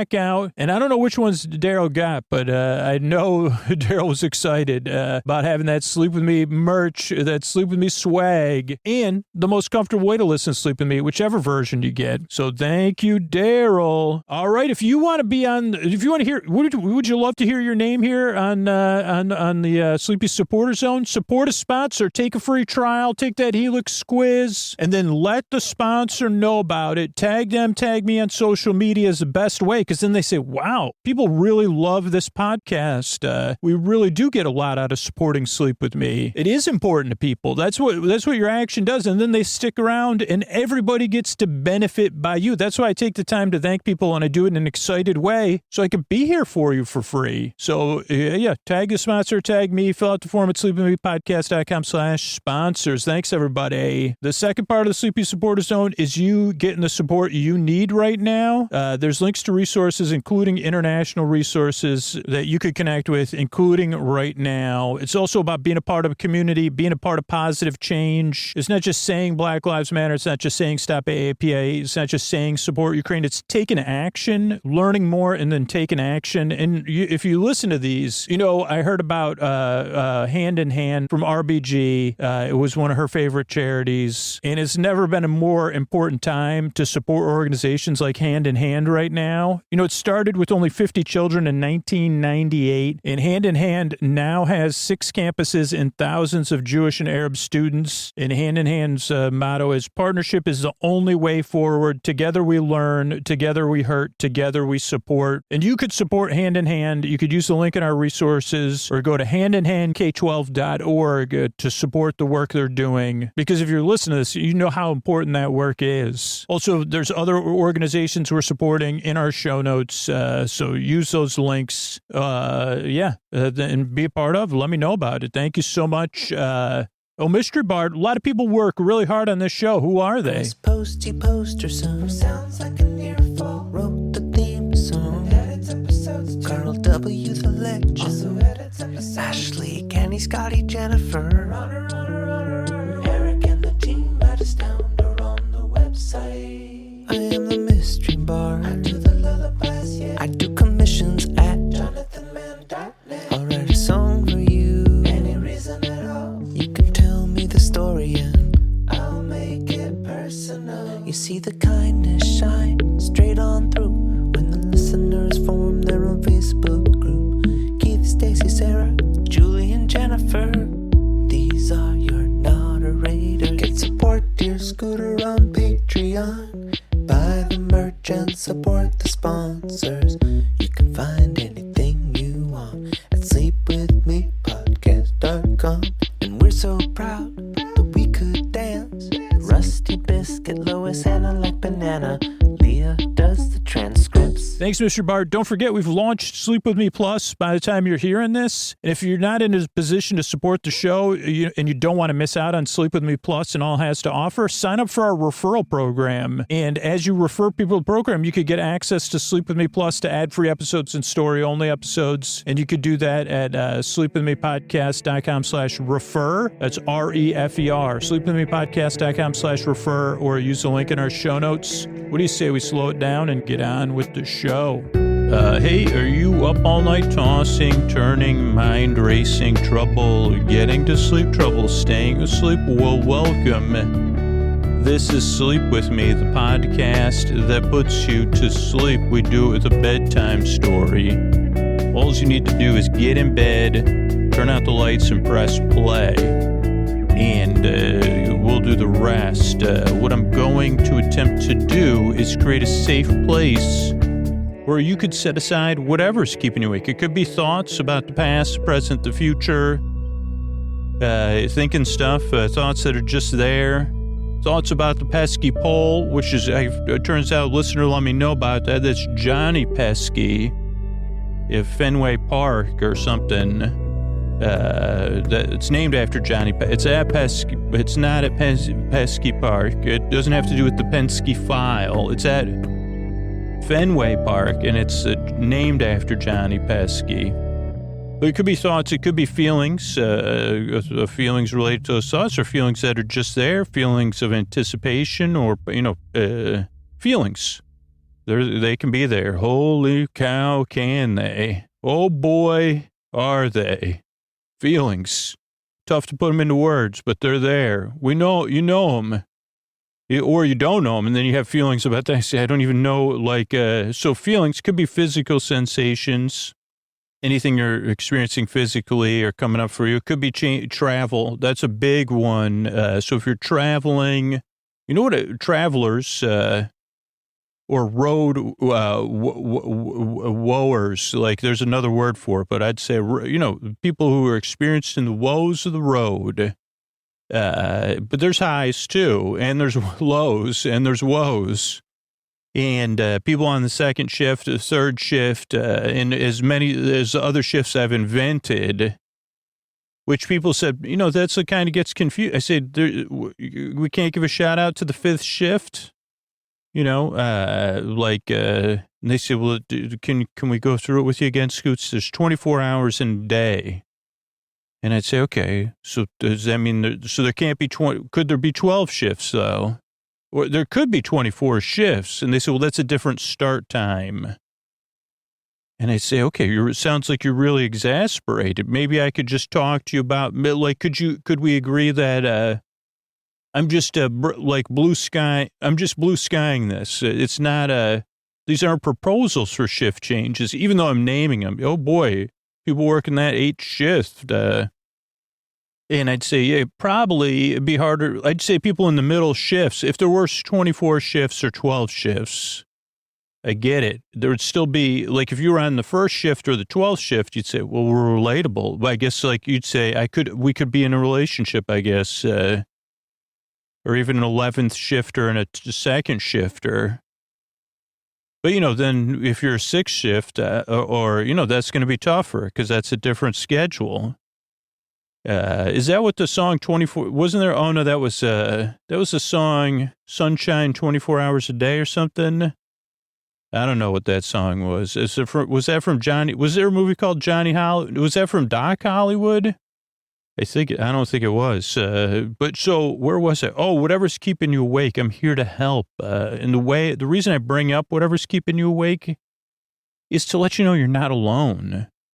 And to let you know, however you're feeling, whatever you're dealing with, there's someone out there, maybe it's me, maybe it's not, that can relate to what you're going through, at least how it feels, if not somebody listening right now that's experienced what you're going through or whatever's keeping you awake. So I just want you to know that. That's why I share it, to say, hey, you're not alone. We're here. There's other people here listening. And you're important. I mean, that's the main thing about the show. A lot of us can relate to how it feels, and a lot of people can relate to how it feels and I guess I can too, because I get so many emails about people's first time listening and their strong feelings about it. So I can relate to how it feels when you first listen to the show and you're not sure if it's going to work for you, or you're not sure you like it, or you're skeptical, or you're doubtful, or you're frustrated. I understand that too. I can relate. And a lot of other people can too. That's why the biggest piece of advice for the show, other than, hey, I didn't even know this would work for me, but it did, give it a try, is give it a few tries and see how it goes.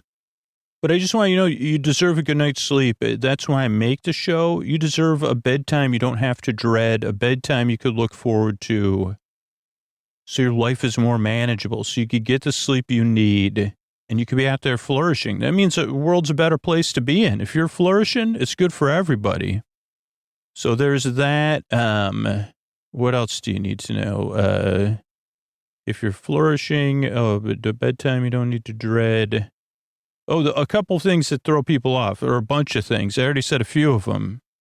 Oh, the way the podcast works is I send my voice across the deep, dark night. I'm going to use lulling, soothing, creaky, dulcet tones, pointless meanders, superfluous tangents. I'm going to go off topic. I'm going to get mixed up. I'm going to repeat myself. Then I'm going to double back. Then I'll get lost. I turn around and then I say, where am I?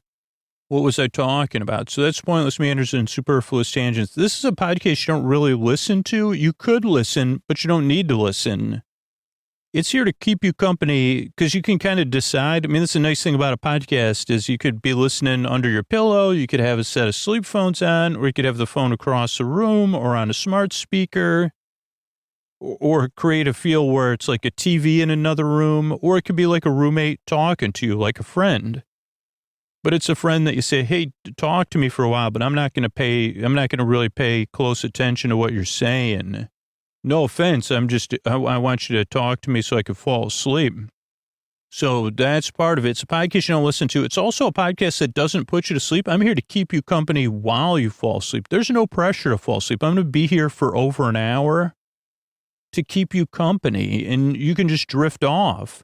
Now, if you need to listen, or you can't sleep, or you need a break during the day, I'm here to keep you company either way. And that's really what works, is I'm your on-call friend in the deep, dark night. So podcasts you don't really listen to, it doesn't put you to sleep, but tell me more good news. Okay, structure the show. Structure the show is very deliberate to kind of help make the podcast work for as many people as it can, and it is adjustable. So let me just tell you why the show's structured the way it is, and then you could say, if like listen a few times and then adjust from there. So the show it comes out twice a week. That way, that's the frequency I found, so that you can and there's over 500 episodes, so you have plenty of stuff to fall asleep to or to choose from. And what else? It's over an hour, so you don't have to think, what if the podcast is over? before I fall asleep to say, oh, it's over an hour. So I got plenty of time, no pressure. And there's plenty of other episodes. So the show also starts off with a greeting, friends beyond the binary, ladies and gentlemen, boys and girls. So you feel seen and welcome. You say, oh, I could check that out maybe. So that's one thing. Then there's support. So the show can be free because not everybody's in a position to support the show or pay for it. But if you don't want to listen to support and you're a regular listener, you can also pay not to have ads. But the ads are going to make it free for whoever wants to listen whenever they want to listen. And the people that support the sponsors. Then there's an intro, which is separate from the sponsor stuff, which is a show within a show. And for some reason, when you're new and you don't like the sponsor stuff, for some reason, they lump in the intro. Everything gets lumped together, which I guess I understand if you're frustrated. But I don't want people missing out on the intro because for regular listeners, it's, other than the regular listeners that know they don't listen to the intro, for a lot of regular listeners, the intro is an important part of the show. One, it introduces to the podcast to new people in an ineffective way or in an inefficient way, which is part of the process of the show. But the intro is like around 10 to 15 to 20 minutes long because it's part of like a lot of people's wind down. It's a transition to bedtime. So you could be getting ready for bed. You could be doing some other wind down, chill activity, even if it's just laying on the floor or in your bed getting comfortable or drifting off. But you could be drawing or knitting, foam rolling, or just brushing your teeth and that kind of stuff. So the intro is a transition time, and that's really one of the important things I've learned doing the show, because the intro used to be a lot shorter. And based on feedback and just reading what works and then trying to, deal with my own sleep stuff is having a wind down really helps get us in the mood for bedtime. So that's the intro. Then there's support between the intro and the show. Then we'll talk about Great British Bake Off baking show, the Great British Baking Show or the Great British Bake Off, depending on where the world you are. And then we'll have some thank yous at the end. So it's the structure of the show. That's why I make the show is because you deserve a good night's sleep and just see how it goes. I'm so glad you're here. I really appreciate you coming by and checking this podcast out. I work really hard. I yearn and I strive, and I really hope I can help you fall asleep. So thanks again for coming by. And here's a couple of ways we're able to do it for you for free twice a week. All right, buddy, this is Scoots here. If you're new, you don't have to listen to this or worry about it. But if you're a regular listener, maybe you had the same experience I had when I tried to make the show, which was like, how come there's not something out there that sees how I'm feeling in the deep, dark night? And so I decided to make Sleep With Me because I said, is anybody else feeling this loneliness, this inability to turn off, that needs a distraction and a friend, that needs a podcast that puts you to sleep? And so I made Sleep With Me. And the reason we asked for support for the show, whether it's supporting the sponsors or supporting the show directly on Sleep With Me Plus, is because over 120 hours per week of work goes into the show right now. And in the past, I did as much of that as I could myself, and that was never sustainable, right? So if you do count on it, supporting it, just make sure it'll be there for you. So your action kind of, make sure Sleep With Me will be there for you, but a lot of other people too. Kind of cool bonus. And if you sign up for Sleep With Me Plus, you get everything organized in the way you want to listen. You get story-only episodes. At certain tiers, you get all intro episodes. You get all-night extra-long compilations. You get bonus shows and exclusives that might not fit in this main feed, and you get ad-free full episodes, of course. But you also get that peace of mind and that joy of participating in something. I don't know. You say, "Wow, I'm glad this is in the world because I needed it." So if any of that appeals to you,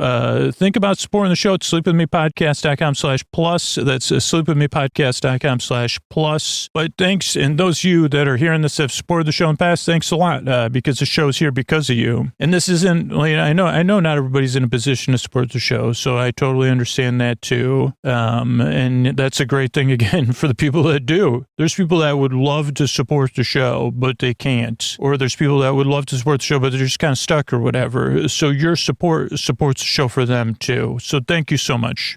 All right, bakers, we're back here and covering Collection 7, Episode 2, Biscuits Week with the Great British Baking Bake Off Baking Show. It opens with biscuits, Jenga, glue is the spoiler alert. It's glue. It's Noel and Sandy playing biscuit Jenga. Sandy's tower goes down. Noel's kicking back. Noel's got a 5 o'clock shadow even. Boots. They both have fabulous sweaters this episode. And he tells her, don't worry, you'll get there, Sandy. It's steady hand. And then she realizes his is glued together. And she says, run. She throws his biscuit Jenga at him. He dances out of the way. And then we get our opening sequence. So first everybody's walking towards the tent, talking heads about nerves. Michael's talking. Alice is talking about some dreams she had last night. Biscuit stress. I've heard of flop sweat. I never heard of biscuit sweat, but I believe it. Phil, Jamie talk a bit. I'm still learning the characters' names or the people, human beings. I just noticed the color of Phil's shirt. We'll return to that. But yeah, it's time for chocolate biscuit bars. 12 decorated chocolate biscuit bars. 1 biscuit element coated in chocolate, beautifully decorated. Show off your personalities here, okay? In biscuit form. Not just in biscuit form. Biscuits with chocolate coats on. So they're cracking everybody up. 2.5 hours on your market set bake. Let's see. Jamie talked about practice. Phil talked about his wife is a biscuit freak.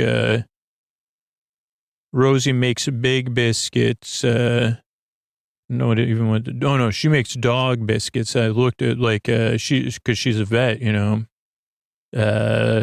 Paul says how adding chocolate's going to make this a tougher challenge because he wants to taste the biscuit and not just the chocolate. Snap, crumbly. And Prue is the yellow. Okay, let me pause it. The next time, now Paul's back talking, so I got to rewind. So Prue is in a coat that is a color of yellow that is like the most perfect. It's like a color of yellow that's not too bright, but it's just fabulous. It's not mustard colored, but it's not a popping yellow. I mean, I don't know if it's a lemony. And then she has on, is that an infinity scarf? But a scarf with blues, purples, and then a little bit of yellow. But the blues and the purples complement. And then then she has glasses that are a different purple. And neon kind of orange earrings. They're just a tiny, little dot circle. I don't know. That is holy cow. Whether Prue works with somebody, probably they work together. I mean, everything on here, but I mean, that's like baking, you know? Okay. She wants it. Prue says it's got to be perfect now. And then Paul talks about timing, baking the biscuit, preparing the filling, cooling before you put the chocolate on. Don't want it to collapse. Timing and cooling, chocolate coats. Henry's dressed to the nines. They say, you look like an American schoolboy. He has a tie, a sweater, and a dress shirt on. Hazelnut shortbread, though. Coffee and cardamom mousse. Oh, boy. Hazelnut caramel. Sounds incredible and difficult. I hope it tastes lovely. They show Henry studying. He pays for his school by playing the organ at his church. So, and that comes in later, this episode, actually. His biscuits do look delicious. Sounds wonderful. There's popping candy in there, too. Sophisticated toddler, something they're all laughing about that. Sophistication's also Steph's aim. But her key flavor's not for toddlers. Coffee. And Steph loves Chester's Cafe culture with her mom, Jane. Chocolate caramel macchiato biscuit bars. That also sounds really good. Oh, she used semolina to make it a little bit of more of a shortbread with a crunch. We got, who is this, Henry with Michael. No, Michael's using his great granny's Perthshire, when he visits his parents, they check out the family cookbook, but that's not their only pastime. Then they're playing music together, the three of them. Lemon Rosemary Biscuit Bars. He was playing piano. His mom was playing the cello. His dad was playing the violin, maybe. I can't remember already. But, what else we got here? Scottish shortbread based on a gin that he likes. And we have Rosie Mojitos. Now, Rosie's a vet, so we see her at work. Busman's Holiday, she talks about Virgin Mojito Biscuit Bar, Mint Marshmallow. So we're getting a lot of good. Then she talks about a horse with tears, how she helped the horse. Jamie's making millionaire shortbread, but a bit different, because it's too sweet. Sour cherry to give it some sharpness.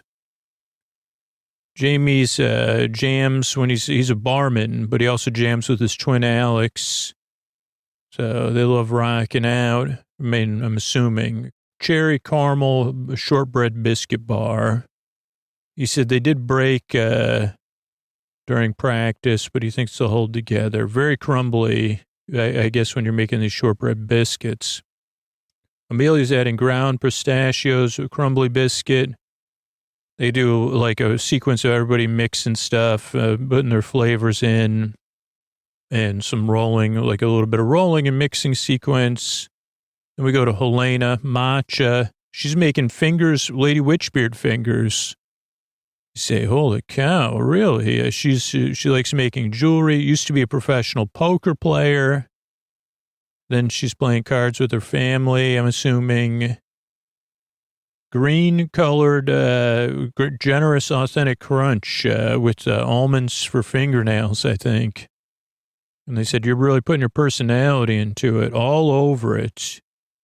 And then Noel makes more jokes about what are the other ingredients. Now, Michelle, something more traditional.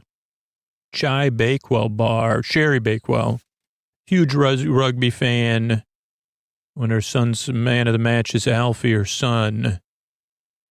So Bakewell bars, white chocolate, almond marshmallow, some raspberry. So those look pretty good too. Then Alice's New Zealand influence. Favorite place in the world for Alice. Amazing chocolate biscuits and sweets. So she's making a peanut slab, mallow puff, hokey pokey, and honeycomb. She likes hitting the high seas in her spare time. She's in the Royal Navy Combined Cadet Force. So it's a honeycomb peanut mallow bar. And they show her in her uniform, but that really sounds delicious. I wonder if it's the same mallow bar, honeycomb base. Baking the biscuits. Alice puts hers in the oven, forgot to turn her oven on. And they're halfway through, so she has to wait for her oven to heat up. So that's a little stressful. Sandy's using a rolling pin on Noel, like massage. We do an into the oven sequence, timer sequence, 15 minutes, 10 minutes, 169 minutes, half an hour in. Let's see where we're at.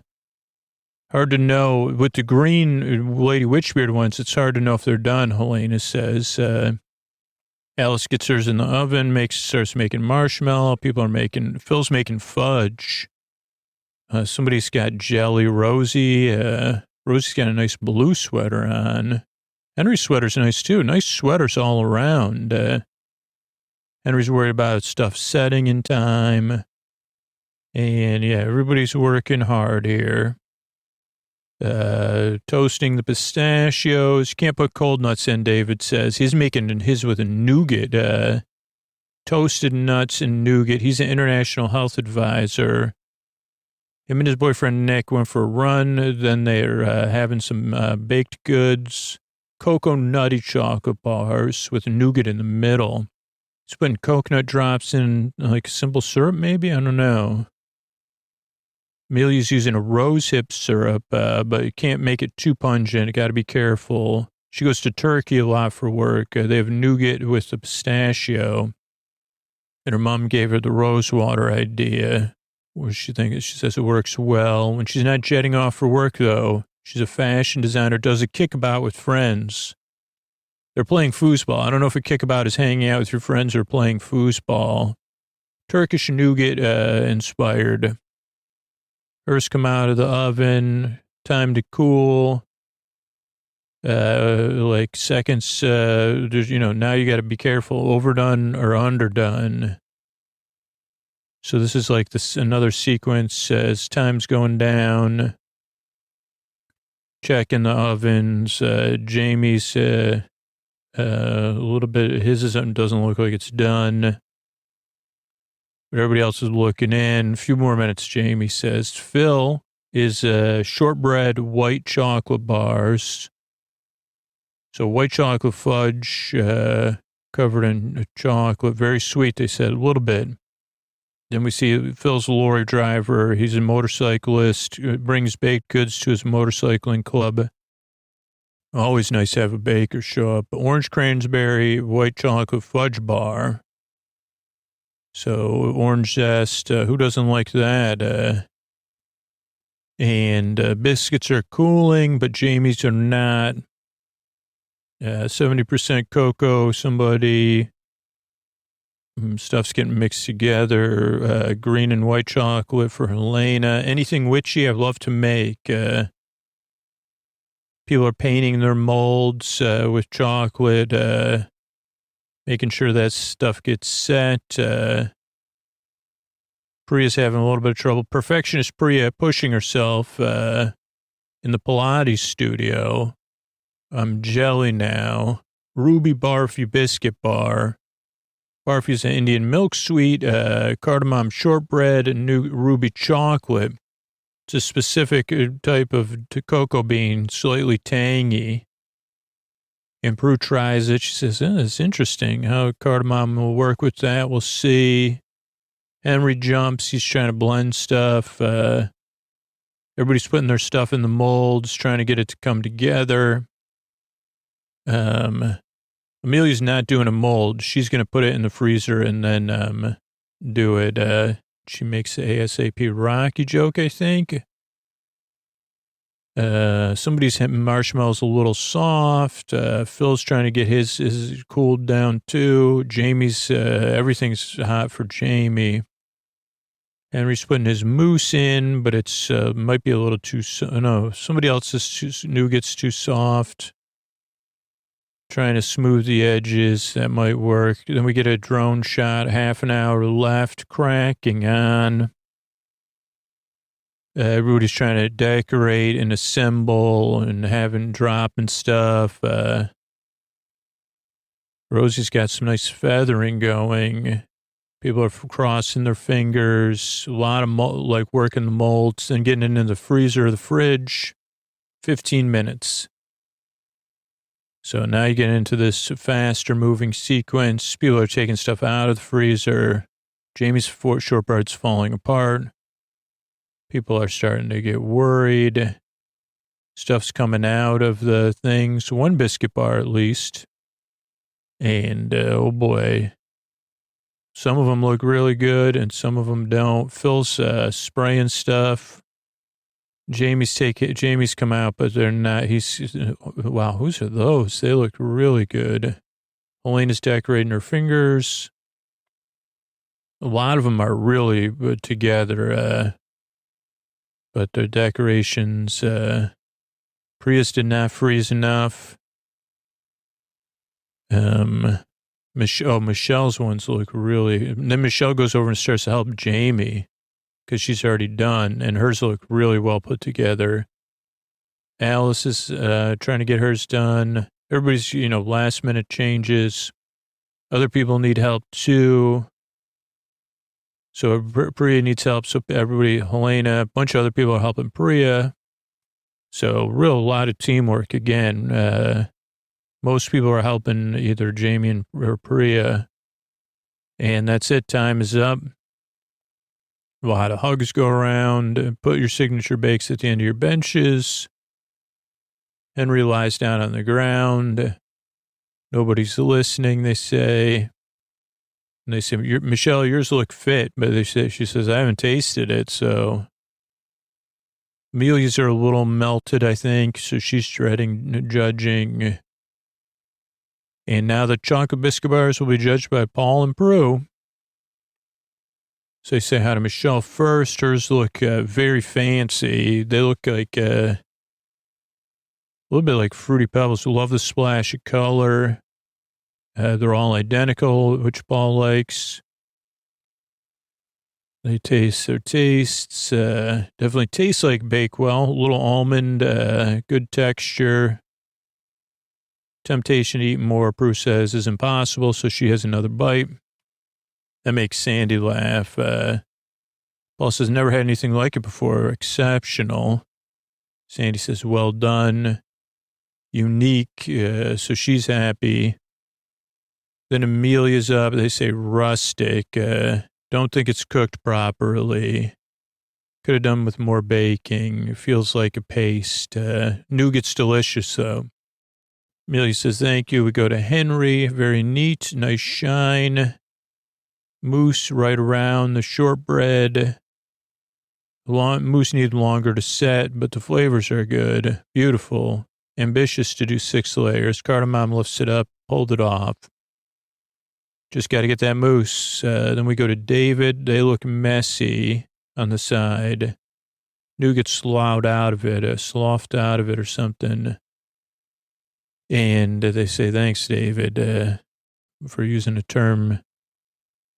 And they say, I like the blend, like the taste, but it just looks messy. Slacked and sloughed or something. Michael's next. They look chunky but neat. Okay, good. And the marshmallow's not good. The textures are good except for the marshmallows. Something not right about it. Not said. Prue likes the lemony middle. A genius, she says. Lemon and rosemary are good. Marshmallow has a sweetness. Dark chocolate bitter. Good blend of flavors. So he's really happy. He almost falls down, faints, and they say, you need a chair? Thank you, Michael. And Rose cheers him on. Then we go to Steph, a fairly neat uniform. I like the idea of a coffee biscuit. Prue takes first bite. Paul's chewing it. Very crumbly. She says, semolina. Yeah, that's it. I like the crumbliness, Prue says. Less keen on the coffee flavors, too strong. Then we go to Phil. They look a messy. Phil's got a nice purple, like a grape purple shirt on. And it's hard to cut through it. Fudge, sugar rush, Prue says. Pleasant. Get the cranberries and the bitterness at the end. But you need that because it's so sweet. Does not look good, though. And they say, take what you can get, Phil. And we go to Helena. They're studying the fingers. She nailed it, they say. That's a joke with it because Sandy says that. Paul's got to look a bit boring. Biscuits, slightly stale flavor. Maybe it's the matcha. Prue says maybe you don't like matcha. And Prue says they're very original. Then we go to Alice, nicely made. Let's have a look inside. I like nice hokey cokey flavor. You got so many textures, including the honeycomb. Peanut's fantastic. You've done really well. Thank you. Well done. She sighs relief. Thank you. Then we go to Priya, the Ruby Barfy biscuit. They say it's a little plain. She said, I ran short on time. Prue's like, this is my first time having ruby chocolate. Nice kick, but too thick. Not getting the biscuit flavors because the chocolate overpowered it. And that's it. Thank you. Thank you.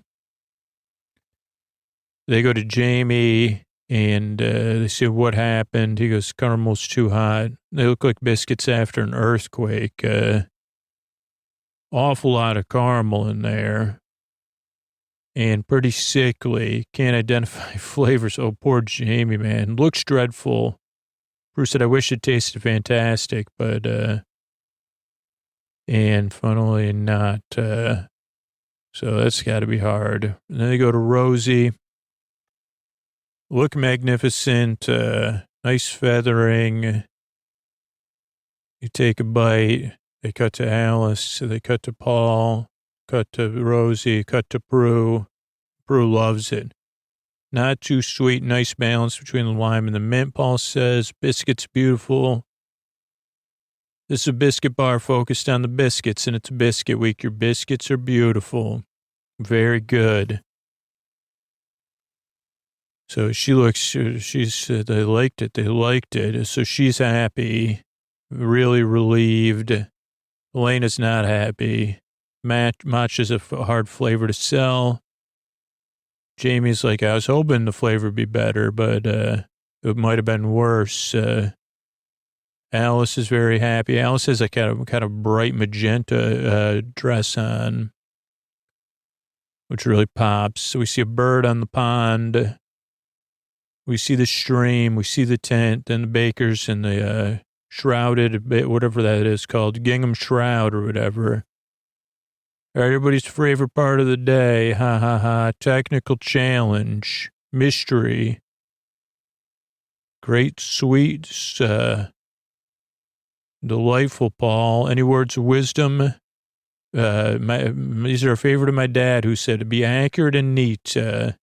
Anybody know Paul's dad? They all laugh at that. And they say, okay, we'll excuse you two for now. And they say, what are they going to be doing? Sandy's joke. She says, Bruce crimping Paul's hair.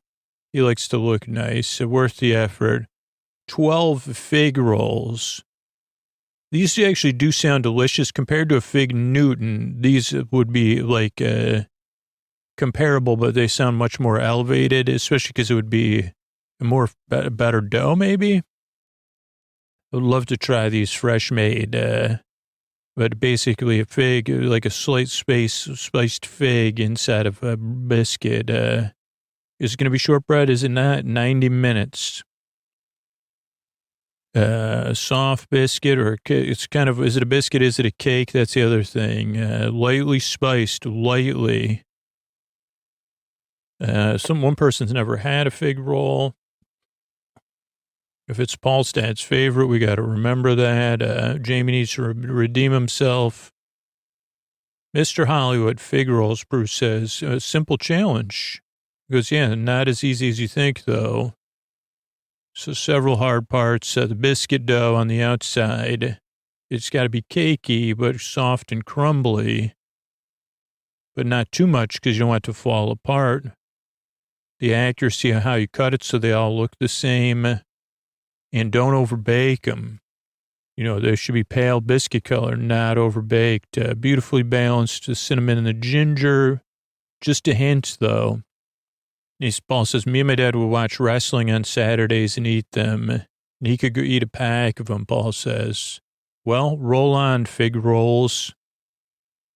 So this is going to be interesting.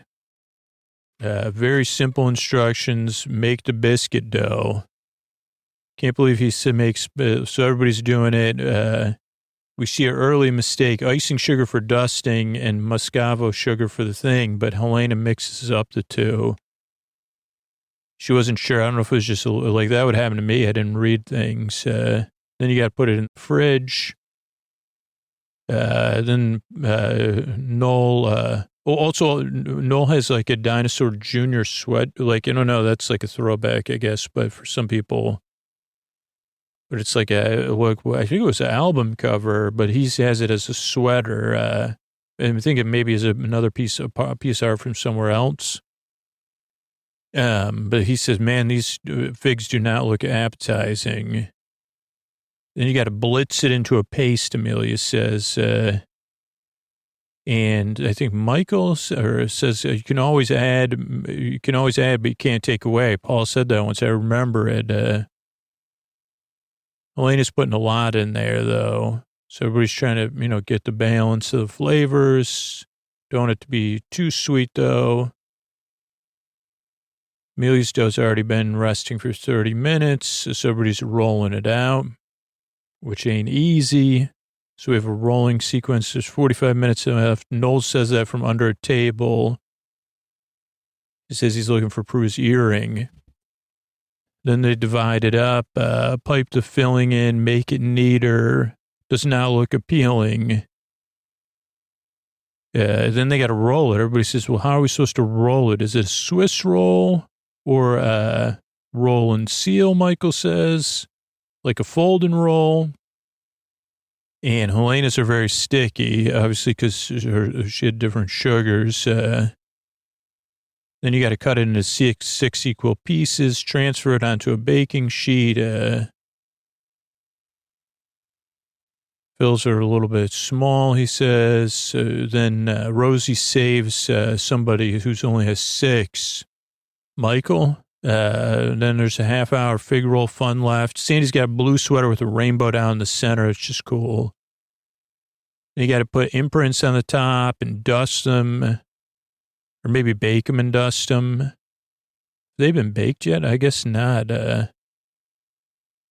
Priya has biscuit in her hair. She goes, yeah, that's how I show that I've been working hard. I like having it in there. And then they don't know how long to bake them. It's called Paul's dad, Phil says. Not very long, 20 minutes. Amelia says, I'm going for golden brown. Alice says 15.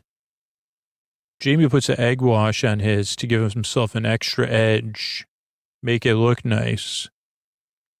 Then we have the oven watching, finger crossing sequence, a shot of the outside of the tent, more oven watching. And people are like, I don't know what I'm looking for. Sandy plays rock, paper, scissors. Let's see. There's 5 minutes left. Amelia's the first out of the oven. 5 minutes remaining. She takes hers out first. And everybody else is waiting. Then people start taking them out. David takes his out. Michael does. Is like, should I? Shouldn't I? Phil says, mine look fig rollish to me. Everybody's counting. Helena only has 11 somehow. So she's like, how did I do that? 1 minute left. Also the, what are those called? The wrists? What are those called? Rainbows on Sandy's sweater. Okay, so everybody's starting to assemble and dust. And the technical challenge ends. Let's say majority of them look good. Some people are small and soft. Some are puffy. Elena's like, I can't believe I only did 11. And they say, put it behind whoever's photograph you want, Sandy says. And then we go through I'm not going to remember everybody's name. It's the 12 thing. They start off with, wait, I can see. Okay, no, I don't. Who's that? Phil, overbaked, but they taste good. Pastry's nice. Alice, maybe, look identical, don't they? Yep. Cakey. Crisp, but flavor's good. Then Henry, maybe the nice color, a bit small. And get the ginger, yeah. Then, who's that? I don't know. They're going fast now. Amelia's broken up, overbaked. Pastry's tough, overworked. Priya, this is more like the right shape, a nice, quite full, nice pastry, but strong ginger. Then Rosie, this is not the same shape. It's the flavors, no cinnamon or ginger, too dry. Then David, these aren't flattened, beautiful though. Plenty of filling, delicious. Then Helena's, they say there's an issue with that one. There's only 11 too. And this is the least of the problems. This is not a fig roll. And then they say that Jamie's looks like a sausage roll. They're very neat, tough, flat and uneven. See how rough it is. needed longer. That's Helena, maybe? Oh, no, it's, and I lost track, everybody, at this point. I'm still learning, a good spice for somebody, over-flavored. Then they go back and they keep trying them to see which ones they like best. 12th place, Helena. 11, Jamie. 10, Steven? That can't be right. There's no one named Steven, is there? There's Jamie. Steph, then Amelia, Michelle, Priya 7th, Henry 6th, Rosie 5th, Michael 4th. Phil comes in 3rd. They're like, you like fig rolls? He goes, no. Overbaked slightly. David is 2nd, and Alice comes in 1st. And we go back to the talking heads. 3rd, I'll take. Jamie says things aren't looking good. Amelia's like, oh boy, I got to finish strong. And Helena says, yeah, I really got to do really well at this next one. So we get to showstopper. And for the showstopper, it is edible 3D biscuit sculpture. You got a shape and texture 4 hours. So I don't know, I guess this one is not a cake though. It's a biscuit sculpture. So it's because it's made from biscuits and not cakes, I guess. So the camera goes through. I don't know if we saw a walk-in for day 2. Well, Amelia has a Flavor Town, Fieri style shirt on too, which I thought was cool. Paul's hands are in his pockets. I think that's one of his signature things. Treat your biscuit dough as a sculpture would treat clay. Michelangelo dough. I say, what are you wrapping, Noel? And different shapes, textures, and thicknesses of biscuits combined together to be a stunning 3D sculpture. And you have 4 hours. And marks get set, bake. So they go to work. They get, your butter mixing. Michael's nervous. Don't bite off more than you can chew. But it better be good, Jamie says. Helena's like, I got to get this. I can't panic. Otherwise, I'm going to be out. Bruce says, this is a jolly challenge. Technically difficult, so you're going to have to be really creative. Paul talks about putting the flavor structurally sound. You can use a shortbread or gingerbread, maybe, because that's more structurally stable. It's got to look amazing. But this is a baking competition, Bruce says. If it doesn't taste good, I don't care what it looks like. They go to Helena first. They say, tell us about your sculpture. She's making a web-based being, and they say, that doesn't sound delicious. Shortbread, egg, lemon zest, Earl Grey shortbread with tea right out of the tea bag.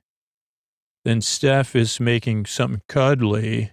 A cat named Ginge, a ginger cat, play on words. Steph's Ginger the cat with brandy snap tail, nutmeg, clove, and cinnamon, a lot of ginger. And she says, if they don't like the ginger, I don't care. Amelia's working on lemon, cardamom pistachio, coconut. So everybody's putting their biscuits in, working their doughs. It can't be crumbly. Mixing. Mixers are trying. The larger you go, the sturdier it'll have to be. Rosie's making a big chicken. Spicy gingerbread, spicy chicken. Tough independent chicken that they with 212 biscuits. Very ambitious. But something, doing well in the other ones that made me relaxed. Phil's also doing a tortoise named Tina that him and his sister had. Tortoise has already passed on, Tina the tortoise. Citrus, cherry peel, almonds, brandy snap. Could you take it for a walk? So maybe a skateboard ride. Say, well, what's the thing? Have lived a full life. So they're talking tortoises, like a new podcast, Tortoise Notes. Things interesting. Would you make it for tortoises or people who work with tortai? Things interesting to tortai. Michael's making Hamish the cow, Highland cow with chili in it, 5 teaspoons of chili with a real kick, fiery. Michael has a shirt on, like kind of like 80s neon. Priya's making the Beast of Rocky Mountain, orange cinnamon chat biscuits. Michelle's also doing a dragon, so no pressure. And they say, yours is going to be better than mine, Priya. Michelle's is a Welsh dragon, cardamom macaroons, pistachio. Her rugby team is the Scarlets, so doing it for Wales. Body of chicken is going to be gingerbread for Rosie. Priya's doing her wings. Got to get everything in the oven, you know. Steph, a head of ginger, chocolate biscuits from Michael that bake on the gingerbread. Oh, interesting. Phil hopes his tortoiseshell holds. Equally essential are the biscuit decorations, the smaller pieces. So they start working on those.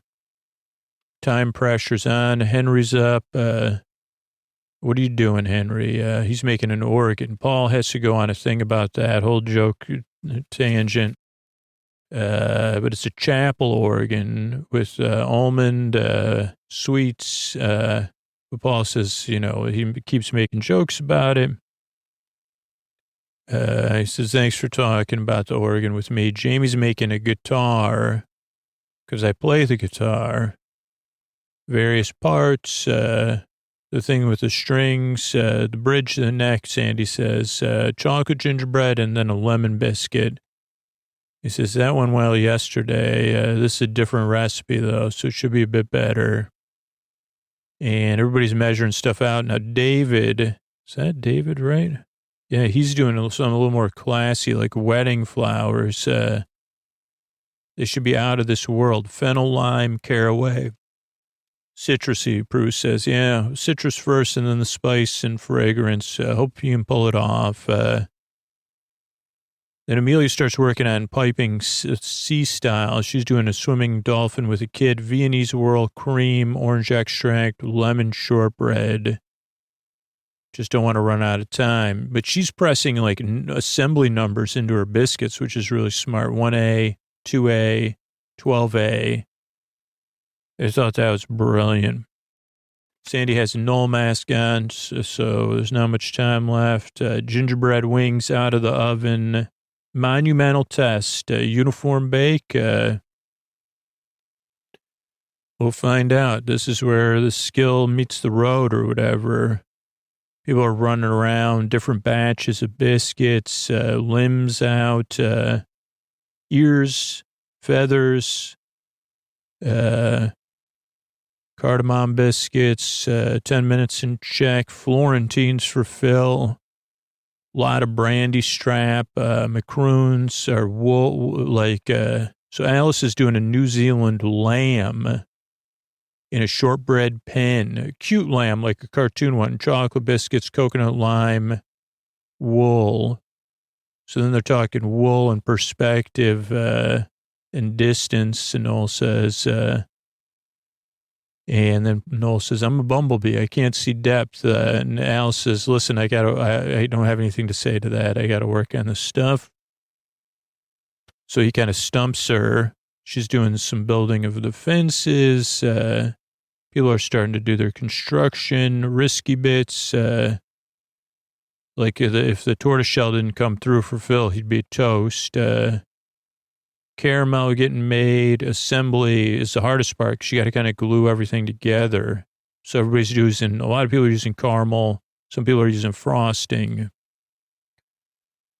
Amelia's got blue frosting. Alice has white frosting because it's a sheep.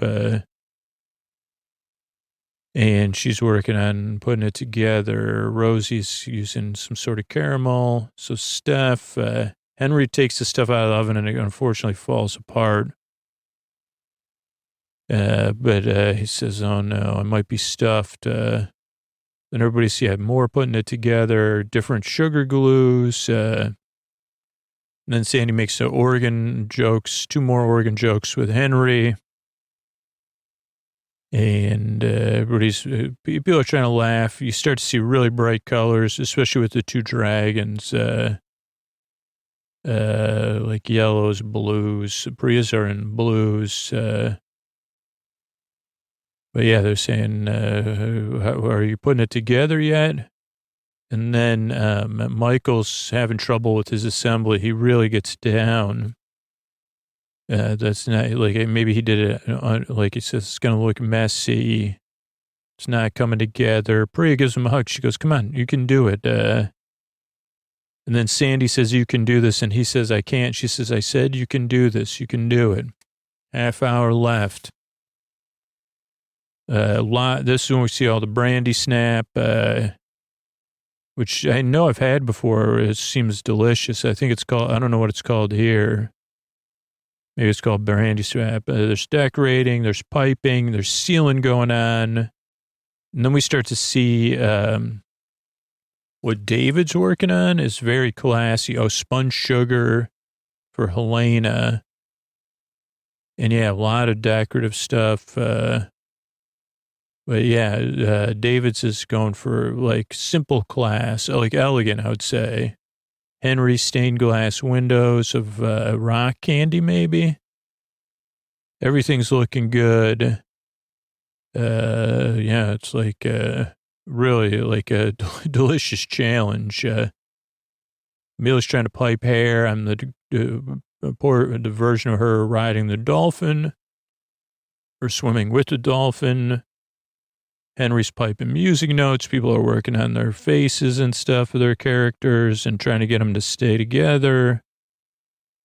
The neck of Jamie's guitar has to be propped up, which makes sense. And yeah, now you're getting everybody trying to like sighing, stressing. Oh, my days. And when they say step away, everybody's like, holy cow. But the sheep, there's a lot of them that look really good. Even Jamie's is a guitar. It looks like a guitar, and it looks like it would taste good.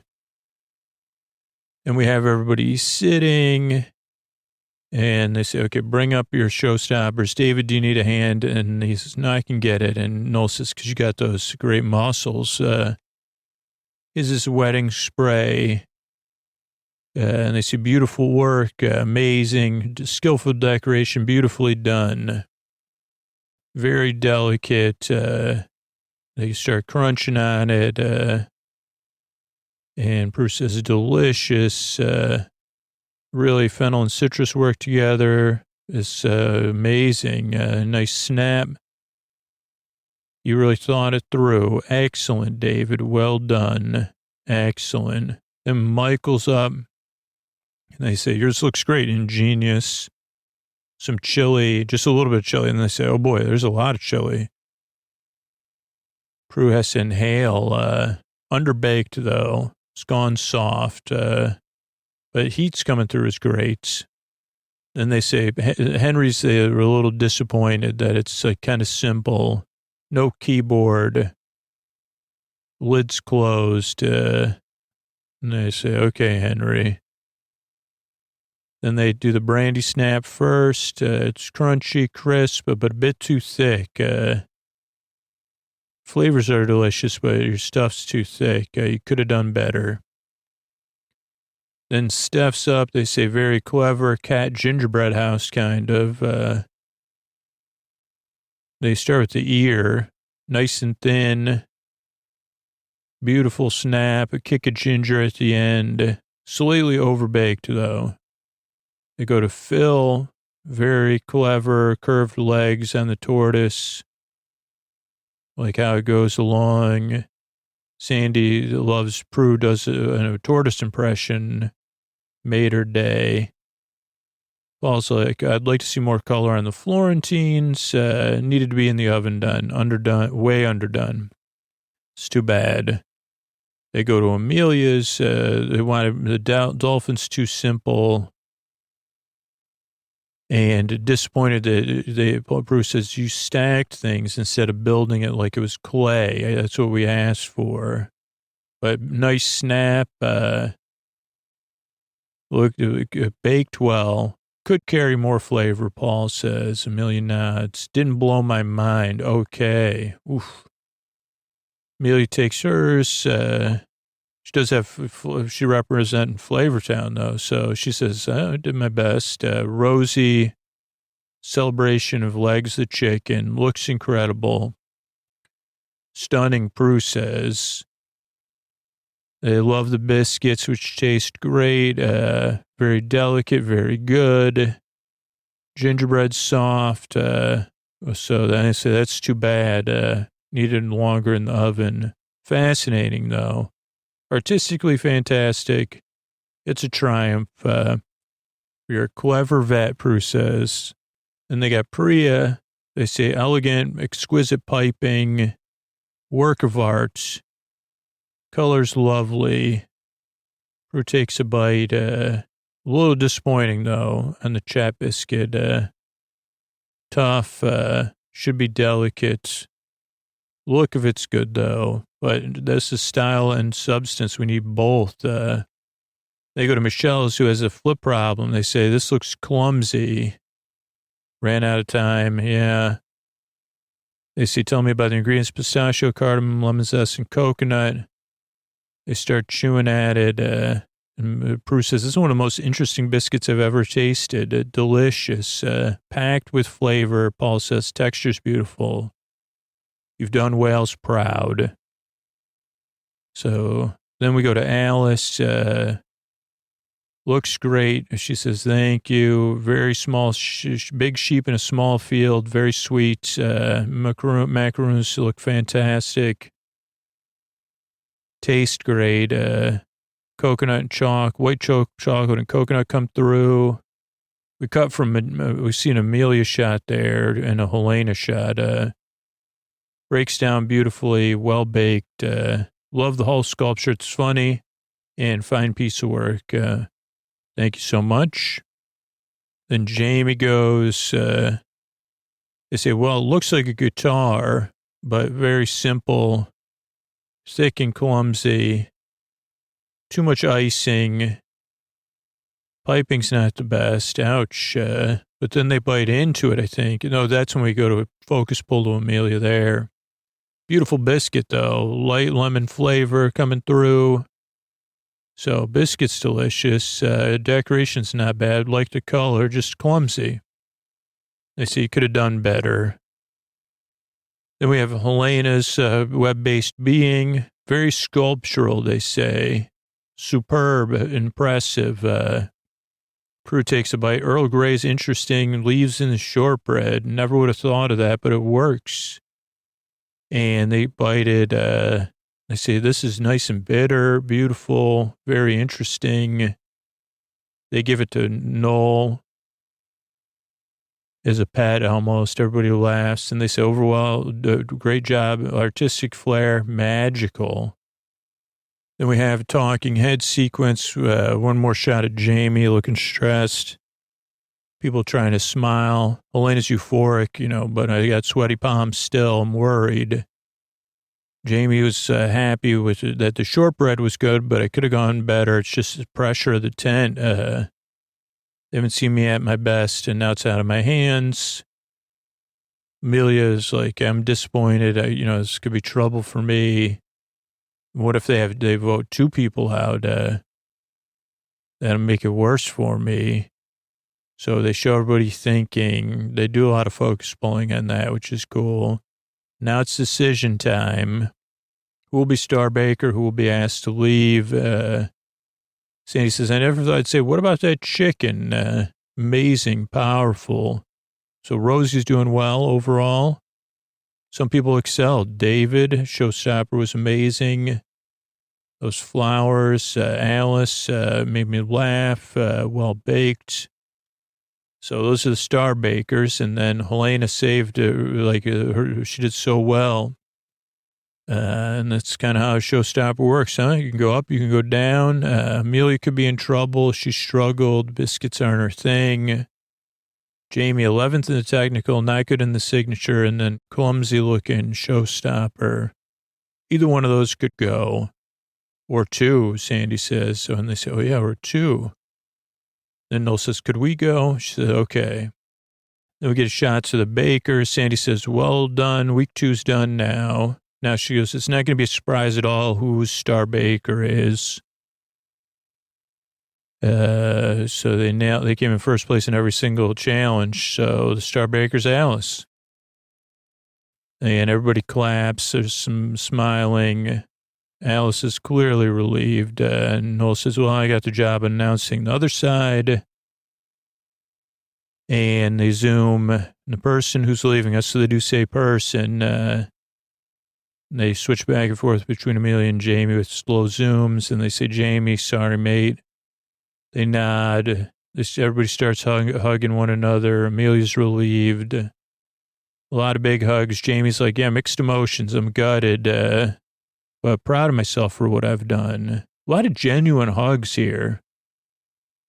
And they say, Paul says, don't stop baking, man. He says, it's a great experience. I don't want to end. I'll miss everybody. He gets so teary-eyed. And Helena says, like, she goes, what a bittersweet moment. You know, she goes, Jamie has to leave, but I'm also relieved. Amelia's kind of like through to next week. Now I'm determined to do better and prove I'm good enough to be here. And Alice says, I can't believe it. I'm Star Baker. Thank you so much. She hugs Prue. She's laughing. I'm happy, over the moon. She calls two people who are eating salad. She goes, I got Star Baker, and you're on speakerphone. They say, we're eating salad, which is kind of funny because it's like you're not on FaceTime. They say, oh, my goodness, I got salad in my teeth. And that's how it ends. Oh, darling. Yeah. So another really good episode. A great cast. And a lot of good hugging and loving. So that's all we could ask for. So good night, everybody. I want to thank everybody that became a patron recently. I want to thank Lorraine, Carrie, and Stacy. Thank you, thanks, and good night. Remus, Kirsten, and Adam. Thank you, thanks, and good night. I want to thank Bong, Tom, and Ashley. Thank you, thanks, and good night. I want to thank Jonathan, Faldwin, and Liam. Thank you, thanks, and good night. I want to thank Thek, Emily, and Phoenix. Thank you, thanks, and good night. I want to thank Glenn, Papa, and Stephen. Thank you, thanks, and good night. I want to thank Emma, Lori, and Rishi. Thank you, thanks, and good night. I want to thank Evan, Lee, and Susan. Thank you, thanks, and good night. I want to thank Lily, Chris, and Walt. Thank you, thanks, and good night. I want to thank Shauna and Electric Laney. Thank you, thanks, and good night. And I want to thank Susan and Barbara. Thank you, thanks, and good night. Thanks for supporting the show directly, those of you that support us on Apple Podcasts directly, and those of you that support our sponsors. Not all of you get to hear the thank yous, but we're thankful because the show would not exist without those of you that support the show directly for free. Actually, even the paid version wouldn't exist without the free podcast. So it's kind of, you make the free podcast possible, which makes the paid, it's strange. But anyway, a great free way to support the show or podcasting in general is just let people know about podcasting in general. Let them know about the podcast you listen to. But do it in a soft sell way. Talk about the podcast app you use, the features you like about it. And then months or years later, they'll ask you how, or they'll tell you about the pod. They'll say, do you listen to any podcasts? And then you'll know deep inside, you planted that seed. So that's pretty sweet. We also have over 500 free episodes in the archives because of sponsors like this Tuck You In sponsor, or I'll be asking you to support me or I'll be asking for some kind of support here. So thanks, everybody, and good night. All right, everybody, Scoots here. I'm doing our month in review on Sleep With Me Plus, which is similar, if you're still listening on Patreon, if you could think about moving over, but it's going to be similar to what you would have seen there this month. And as far as the ad-free episodes, a lot of them are coming out in the ad-supported feed that you all listen to as well. I got to find the right podcast app. So I was also buying time because, so on Sleep With Me Plus, one of the main differences is everything is separated out into its own feeds. So there's 4 different podcasts. I'm going to start with the bonus episode podcast. So it just has bonus shows. And on March 2nd, a Mayor Tour, Welcome to Scooterville, a Posty Special Edition Super Deluxe episode came out. These are really cool. They come out on a couple Saturdays a month, and these are something that's just been really important to me. Ideally, down the road, we'll have budget to do more, or somebody else even do a version 2. But it's basically Chris Posty Posterson from Sounds Like an Earful. It takes an episode of Sleep With Me and reimagines it in a sense. That's pretty much it. That's all the instructions for Chris. Hey, take an episode, reimagine it. But this year, Chris has been doing this for years. So in the bonus feed is years and years and years of this. As a matter of fact, in the bonus feed I'm looking at, there's 377 episodes. I think that's in the Boar Besties feed. But so right now in 2024, is that what year it is? Chris is doing this Scooterville series. So definitely worth checking out if you're love Sleep With Me. You're looking for something a little bit different with some sound design. You want to listen to it during the day. Or a lot of people, when they start to support the show and they discover these, this is what they sleep to because everybody's a little bit different. What else we got in this feed? Audio news, Scooterville, Contact, TNG Contact Part 2 came out since I think we last recorded this. And then a Fearless Flyer episode is about to come out. I think maybe this week, the February Fearless Flyer episode. Okay, then Boar Besties and Boar Friends also get a feed with all intro and all night shows. So Thursday night, all intro episode came out. Weird, the all night episode. I might have archived it. But Big Farm in the Sky PI. I guess there's an all-night episode that's going to come out or should be in this feed that doesn't seem to be there. So this is good. I'm checking this. This is live quality control. Maybe it's in another feed. I put it in the wrong feed. But yeah, not sure which one it is either. So I'll have to look into that. So that's interesting. Okay, then you get a feed with ad-free full episodes. And so they don't have any. They don't have the supporter zone. They don't have the sponsor stuff. They don't have the mystery bard music or the thank yous at the end. But they are something that because you can listen to that in the ad supported version, right? But so let's see. Episode 1245 came out Sunday. That was Great British Bake Off episode 8. Multiplex episode 3 came out. Hickory Dickory Farms. Ren Fair with Ray came out March 3rd, 1243. 1242 Bake Off episode 7 came out. February 25th, Multiplex episode 2 came out. Julius J. Juice. What else we got? 1240 Apple Cider Redo. That was Trader Joe's Shop and Cook episode. Big retraction in that one. I retracted my opinion on apple cider donuts from Trader Joe's. So, yeah, and then the audio news. And then in story only, we had, the same thing. Everything comes out on Sleep With Me Plus. This is so cool. There's something we only have been able to do since we moved to a new platform. Is we're able to put out the story-only episodes and the full episodes on the same day because they're in separate podcasts. We couldn't do that on the old platform because everything would just been too clogged up and it would just been too confusing for a large number of people. So now, yeah, story only. There's a lot of story-only fans, and yeah, they got the same thing. Great British Bake Off 8, Multiplex 3, Ren Fair with Ray, Great British 7, Multiplex 2.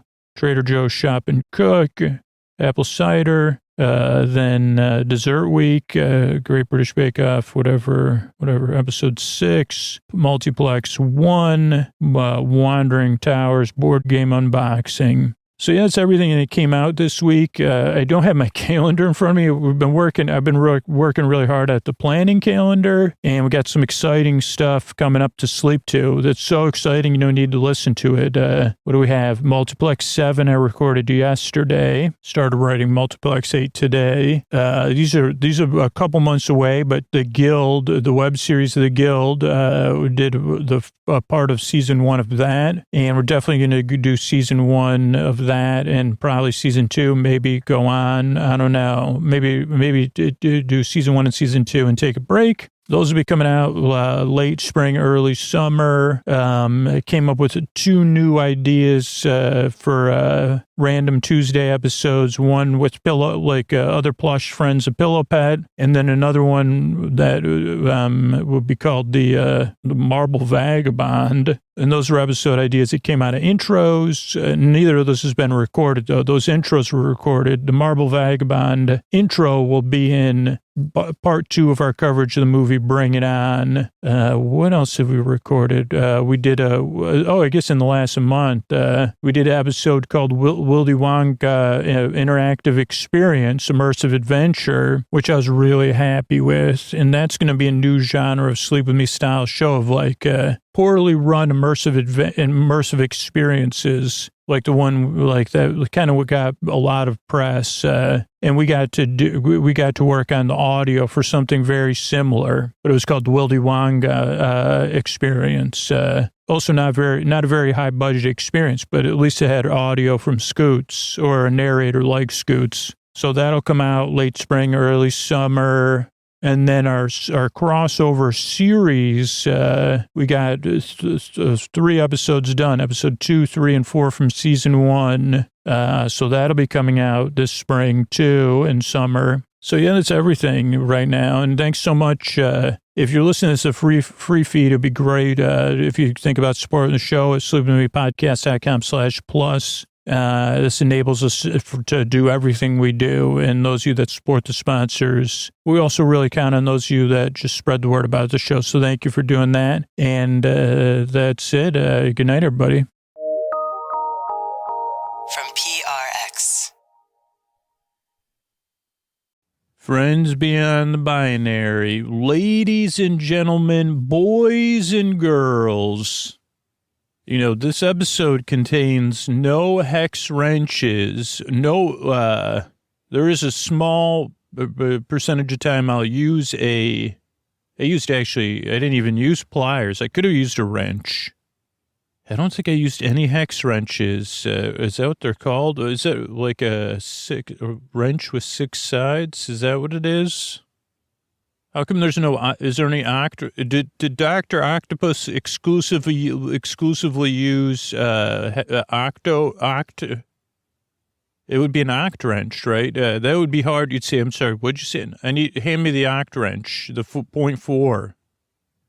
Sorry, did you say, I didn't understand I'm Dr. Octopus, from Spider-Man, which you may have already confused you, and I need to put this furniture together that I designed, so I'll be rested.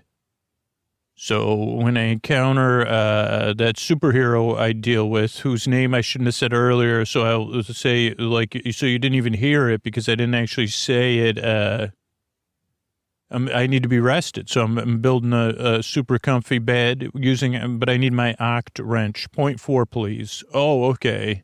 Did you actually know? I'm sorry, Mr. Mr. Oct. We have, we're actually at the beginning of a sleep podcast called Sleep With Me. So what if you just put the wrenches aside and lie down? I'll tell you about the show. It's a podcast to keep you company and take your mind off stuff. It actually doesn't even put you to sleep. It's just a friend in the deep, dark night, a little bit of a distraction. It's very strange, though. I can tell, since we're talking one-on-one here, it takes a few tries to get used to. So hopefully you won't use any of your octagons on me, or whatever they're called, because it does take a couple tries to get. It's just a very different show, but it's really designed because you deserve a good night's sleep.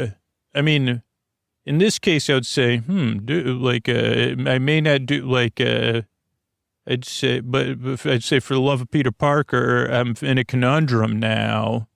But maybe I'd call that Magical Man and see what he has to say.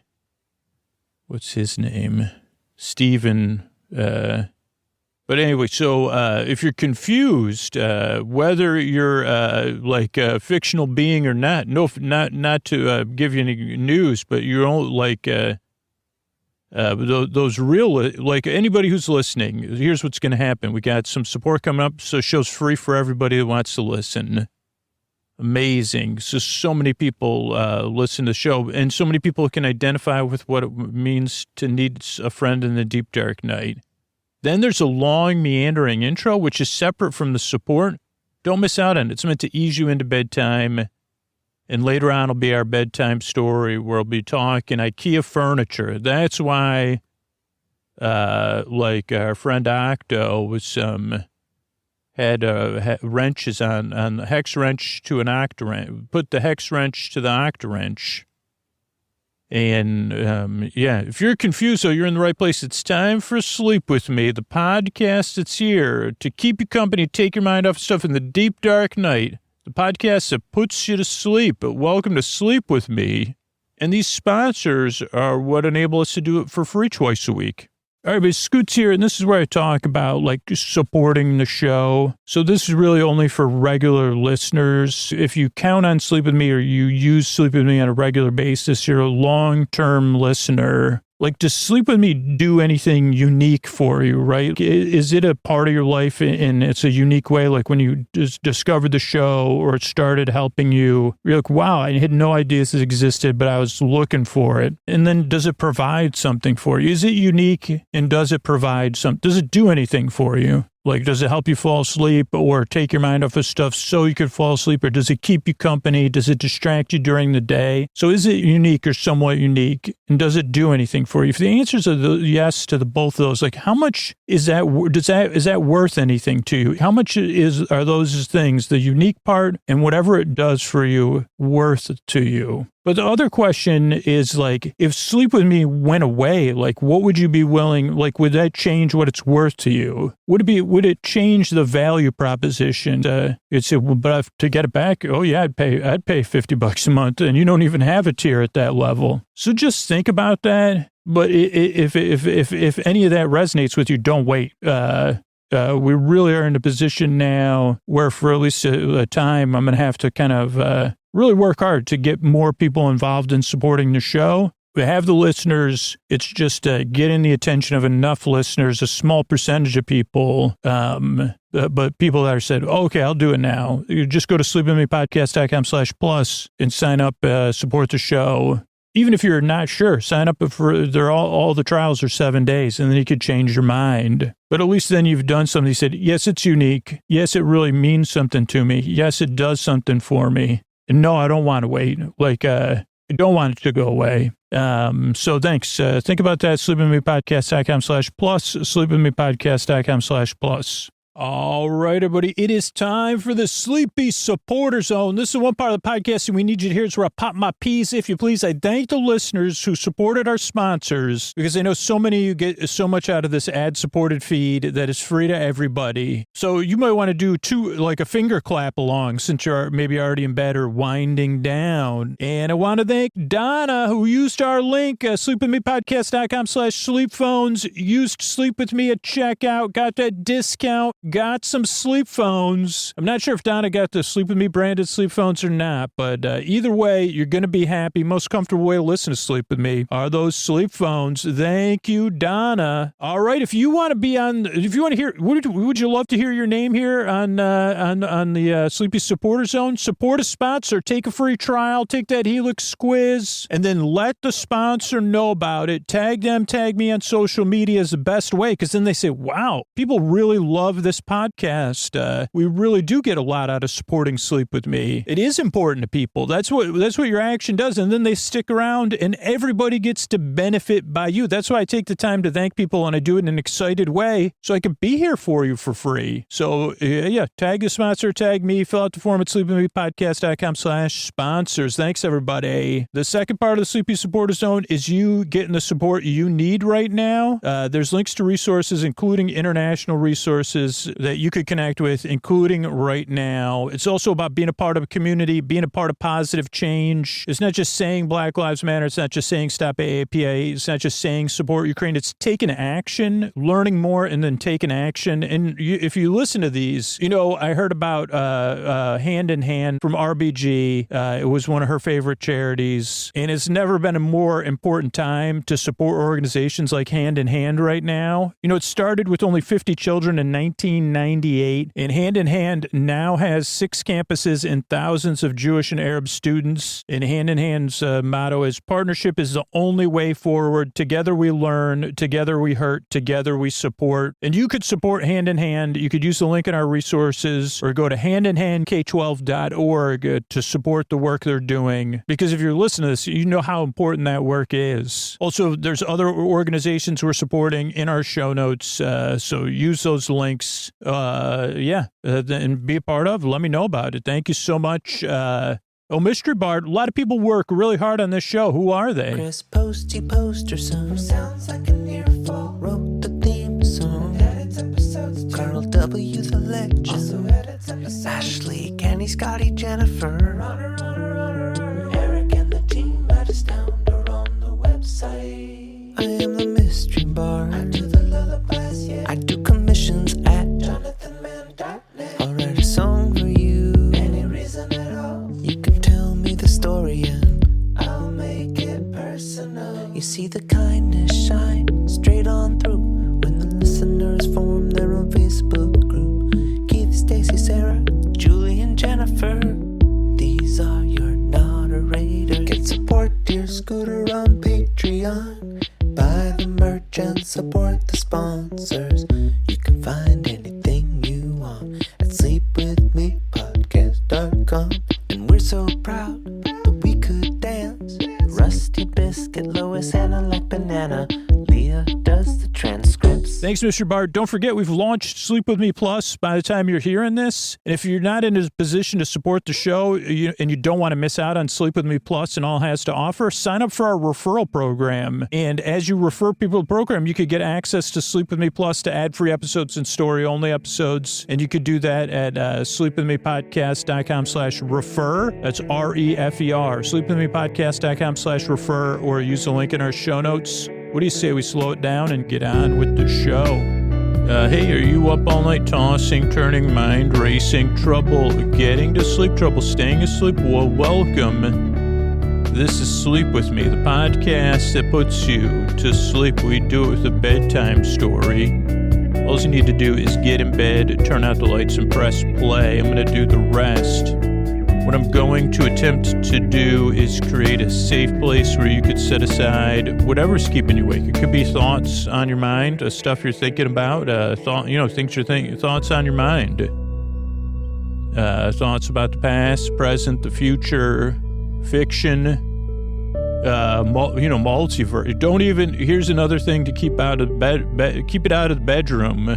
I mean, I guess I can't say. Keep it out of the bedroom at bedtime if you can. Multiverses, whether your name is like Steve, if you're Steve, especially, but just keep them out of the bedroom. Peter Parker and others, because it's going to be like it's confusing, and that's a bit. It's not just one thing. We can't I'm going through some working on Journey into the World of Friends. There's a lot of them in the multiverse there too. So anyway, whatever you're versed in, you say, Scoots, you're not multiversed, are you? And I'd say inverse, no. Multi-vocabulary, multiple mispronunciations. Whatever thoughts are keeping away, could be feelings related to those thoughts or feelings that are just there. physical sensations, changes in time, temperature, routine. You could be anticipating something, going through something, getting over something, going somewhere, having somebody visit, work schedules, school schedules, whatever it is. I'm here to keep you company and take your mind off of that stuff so you could fall asleep because you deserve a good night's sleep. That's really the reason the show exists. The deep, dark night can feel incredibly lonely, even when we're with other people, even with roommates or partners or family. And like this show is meant to keep you company through that, to say, hey, yeah, you deserve a good night's sleep, but you also deserve a little friendly distraction to let you know it's okay. Yeah, it is. It can feel lonely. And I'm here to keep you company through that because I've been there, and a lot of other people listening right now have too. And they're leaning in right now because they can relate to how you feel. Maybe I haven't been through whatever's keeping you awake. But if I can't relate to how you feel about it, somebody listening right now can. And the other thing is you deserve a good night's sleep. You deserve the rest you need so your life is more manageable. You deserve a bedtime you don't have to dread, that you could look forward to or at least feel neutral about. And that's important, I think. I don't know. If you get the rest you need, your life is going to be better tomorrow. And if you get the rest you need on a regular basis, you could be out there flourishing. That means the whole world is a better place because we need you and you deserve that rest. Even if you don't have to flourish, no pressure on flourishing. Believe me, I've crumbled over the opportunity to flourish. So, oh boy, that's like I'd say I prefer to, could I just fleur or rish? I'd prefer just give me 50%. How about 33% of it? I don't know if I could yeah, I'd prefer to rish, because that's, is that the same? Is there only 6 letters in flourish? Okay, I'll do 50%. How about that? Or sometimes I just shush, you know. So that's why I make the show. It's twofold. I've been there and you deserve a good night's sleep. What it's going to happen is I'm going to send my voice across the deep, dark night and use lulling, soothing, creaky dulcet tones, pointless meanders, and superfluous tangents, which means I'm going to go off topic, which I already have a few times. I'm going to get mixed up, which I've already done a few times. Then I'm going to have filler words like those. Then I'm going to forget. And that's pointless meanders and superfluous tangents. Creaky dulcet tones is just my voice is not what you traditionally associate with soothing. And that's kind of what the nature of this podcast is. It's a podcast you just kind of listen to. Just like if you were having a friend over and like on a sleepover and you said, can you stay on the other side of the room and just talk gently the whole night? Or at least until I'm sound asleep, or I'll call you and can we do that? That's a service I provide. Or could you put like a TV show on in the other room with the characters that talk on and on and on? Oh, talking about talk show, talking the sitcom where we talk show. Sure. Yeah. Can you put that on in the other room? Like a lower volume. So that's the show. It's like you just kind of listen to it. You could listen to it, but you don't need to. I'm here to be a distraction. I'm also not here to put you to sleep. I'm here to keep you company while you fall asleep, to take your mind off stuff. There is no pressure to fall asleep here. That's why the episodes are over an hour. That's why you can listen to up to 600 episodes or choose from the 600 episodes for free and say, okay, yeah, these are the ones I want to listen to tonight, or these are the ones I've found are my favorites. Because I'm here to be your boar friend, your boar bae, your boar sib, your boar bud, your boar bestie, your neighbor, your boar burr, your boar bee, your boar bruh, your boars, your friend. I'm just here to be a friendly distraction. There's people who are listening who can't sleep, so I'm here to the very end, whether you're awake or asleep. That's the job of a boar friend, of a boar bestie, especially a boar bestie forever. Is that for Eva? No, forever. Oh, okay. Okay, I get it now. I was just thinking of Eva from WALL-E. Okay, great. That's clearly a podcast I don't need to listen to then. I mean, just because that doesn't have anything to do with it. And no, it doesn't. You're right about that. But yeah, I'm here to keep you company. Or if you need a break during the day, there's people who listen during the day because they need a little break. Because the main thing about the show is you kind of listen to my voice, like it's outside of whatever's going on in your head or your body or your feelings. And you say, okay, that's not bad, but I don't know what he's talking about either. So, well, keep listening, and then you drift off or you lower me down to a volume, whatever it is, you'll see how it works for you. The thing is, though, like I said earlier, this show does not work for it. And I've been hearing from more and more people it worked for on the first try. So I will acknowledge if it works for you on the first try, great. Then you could probably relate to me more than a regular listener because you say, holy cow, I know what he's talking about. I've been there, and I didn't even know this could exist. Finally, I found this is, I mean, really, that's when I say Deep Dark Night United. There is something more than just sleeplessness and loneliness that makes us less lonely, right? We say, okay, we shared sensibility. So some people do get on the first try, but but for most people, it takes a couple times because you say, I thought this was going to be a sleep podcast. This was supposed to be the first sleep podcast that came out on a regular basis. And but there's nothing relaxing or sleepy about this. I thought you were going to come, and I say, yeah, it takes a while to get used to because this show is very different. You're right. And if you're skeptical or doubtful or frustrated, that's normal. Because if you're like me and a lot of other people listening, you've been looking for a lot of stuff. You've been trying different stuff to fall asleep. Somebody told you about the show or you found it. And you had a normal expectation that this would be Zen-like, or there'd be nature sounds, or I'd be counting down 10, 9, 8, or counting, I can't really skip numbers or whatever. 3, 9, 12, 15, 18, 21. The pauses will get 24, 27, see, 30, 33, 36, 39. That was easy. 42, 45. Oh, now there's a pattern. So then so I didn't realize there would be a pattern. No wonder you'd be frustrated or skeptical, right? You say, was that on purpose? You say, no, those pauses were where I was counting on my fingers. Really, I have dyslexia. It's true. So yeah, I did a little thing. And then I said, wait a second. So 30, 53. Is that 40, 53? I don't know. I'm already lost. Anyway, it's not important. 47, 50, 53. Yeah. Just give it a few tries. You have nothing to lose. If you're having trouble sleeping or something, just give it a few tries. Listen to the show for 3 nights in a row. If it doesn't help, here's the great news. If the show doesn't help after 3 nights, or you already loathe me and you already know I'll never listen to anything you ever do again. Common reaction, believe it or not. A lot of people feel free to let me know that in very strong words, too. So much so, because I've been doing the show for 10 years, I made a website to save you the time. sleepwithmepodcast.com/no thank you.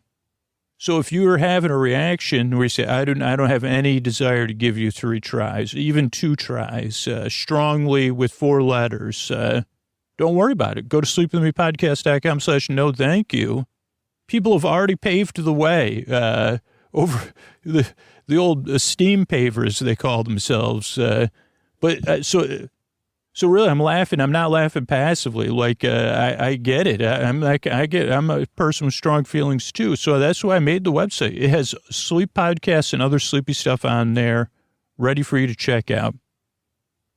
So you can pick from one of those and give those. Then say, well, this is a little bit more my style. There's tons of after I started Sleeping With Me, then sleep podcast started to grow and grow and grow, and now there's all these different subgenres and stuff. So one might help you. So give that, sleepwithmepodcast.com/no thank you. And here's the great news. Even though it has sleepwithmepodcast.com, it's not even on my website. So don't worry. I don't even get any traffic from it. If just in case I've had that, like just in case you're having so strong feelings. So, but otherwise, give it a few tries to just see how it goes, because I want to help. The only other thing to know is that the structure of the show also throws people off. Our structure is very deliberate, so I'll explain why. But as you become a regular listener, you could adjust how you listen. But here's the structure. Show starts off with a greeting. Friends beyond the binary, ladies and gentlemen, boys and girls. Then I explain some stuff, so you feel seen and welcomed in. You get an idea of the tone of the show. And you say, oh, okay, and a little bit of the structure. I could check that podcast out. Then there's support for the show because there's a lot of people who benefit from a free podcast that they can listen to on any podcast app. And I know who those people are. So I'm really happy we get to serve all those people. And that's what makes it possible. Then there's a long, meandering intro that's meant to ease you into bedtime. And sometimes when people have a strong feeling about the support, they also have tack that onto the intro. But the intro is a show within a show that's like about, 12 to 20 minutes long. So it's after the support. I guess I get it. People just say, oh, there's 30 minutes of nothing. But the intro, we're already pretty deep into it. It's where I ease you into bedtime. It's a getting ready for bed experience. Whether you're in bed getting comfortable, whether you're drifting off, or you're like a lot of listeners getting ready for bed or doing some other wind down activity, petting your pets, lying on the floor, doing both of those. That's part of my wind down. Feet up on the bed or legs or whatever. Whatever it is, drawing, knitting, hooking, crocheting, needle pointing, looking out the window. Those are the things, this is what's been shown to work, and it's worked for me, is having a bedtime routine to wind down. And that's what the intro is. Now, there is 2% of people that skip the intro, but there's also a large number of people that listen to only intros on Patreon. So just kind of see what works for you at first, but that's what the intro is really here for, is to ease you into bedtime. For most people, maybe it puts you to sleep. And then there's support. Again, so the show could be free. And then there's our bedtime story, which will be like Ikea furniture assembly related. So it'll be fun. Kind of like a real-time recipe. We'll be real-time assembling furniture. Holy cow, you could sleep to that.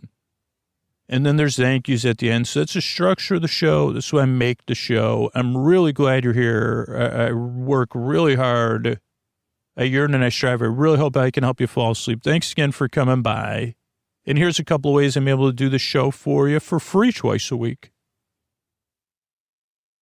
All right, buddy, this is Scoots here. If you're new, you don't have to listen to this or worry about it. But if you're a regular listener, maybe you had the same experience I had when I tried to make the show, which was like, how come there's not something out there that sees how I'm feeling in the deep, dark night? And so I decided to make Sleep With Me, because I said, is anybody else feeling this loneliness, this inability to turn off, that needs a distraction and a friend, that needs the podcast that puts you to sleep? And so I made Sleep With Me. And the reason we asked for support for the show, whether it's supporting the sponsors or supporting the show directly on Sleep With Me Plus, is because over 120 hours per week of work goes into the show right now. And in the past, I did as much of that as I could myself, and that was never sustainable, right? So if you do count on it, supporting it, just make sure it'll be there for you. So your action kind of, make sure Sleep With Me will be there for you, but a lot of other people too. Kind of cool bonus. And if you sign up for Sleep With Me Plus, you get everything organized in the way you want to listen. You get story-only episodes. At certain tiers, you get all intro episodes. You get all-night, extra-long compilations. You get bonus shows and exclusives that might not fit in this main feed, and you get ad-free full episodes, of course. But you also get that peace of mind and that joy of participating in something. I don't know, you say, wow,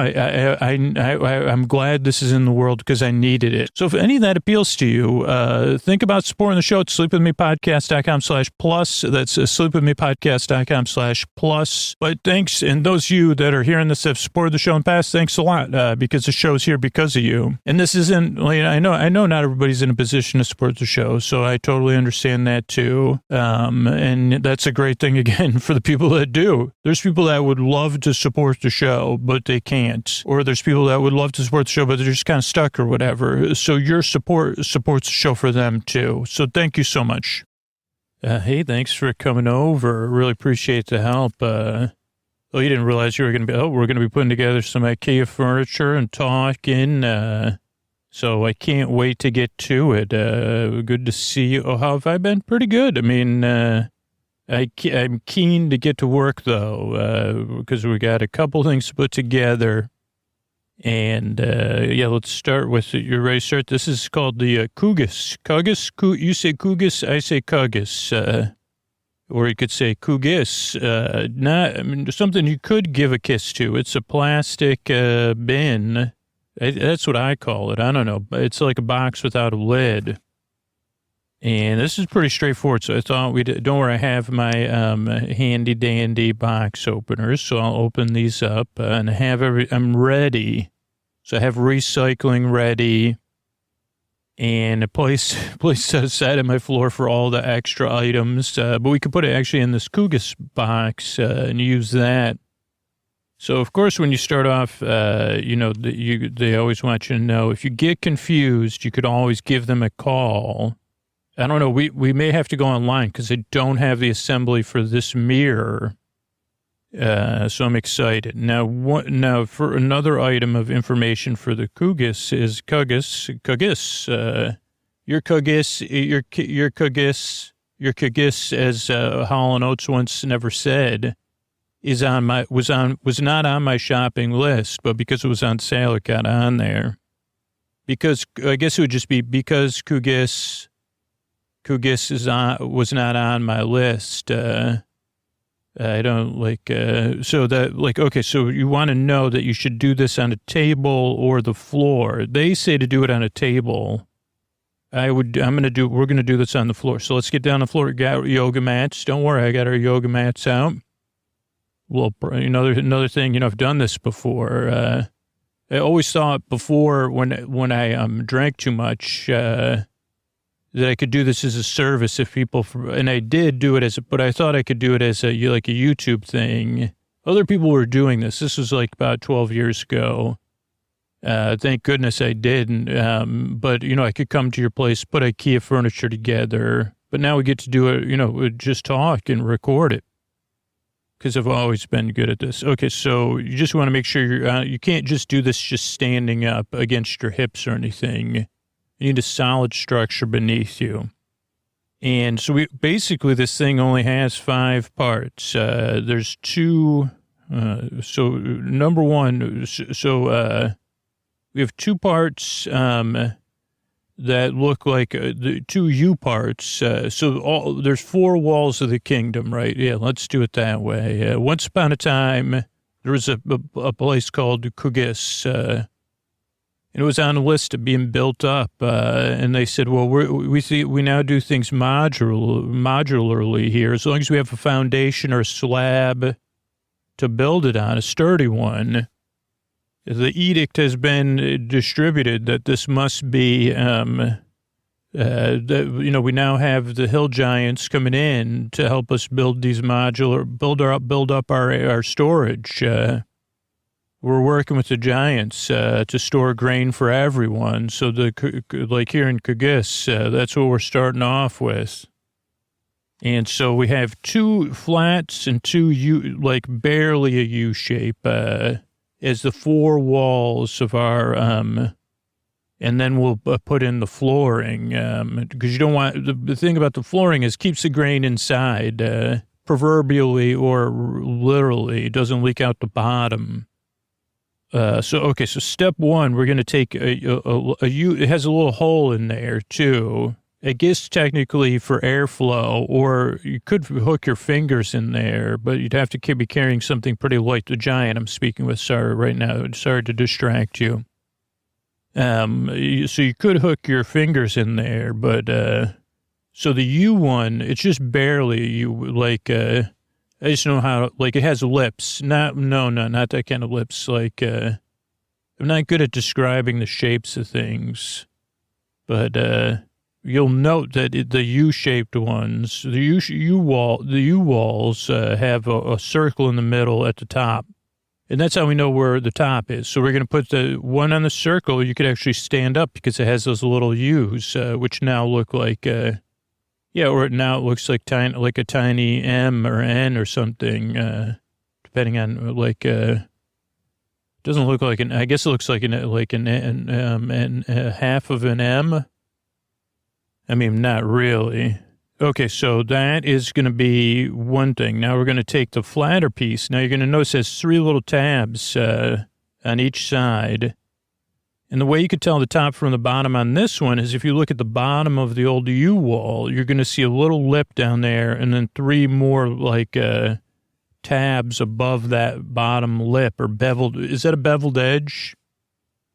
I don't know. But so we're going to make sure we have the bottom of the flat wall. Then we're going to take those 3 tabs, and believe it or not, they fit right into 3 holes on one of the U sides of, facing inwards, of course, facing inwards. And we're going to line up those 3 tabs, and we're going to push down, and we should hear, a click.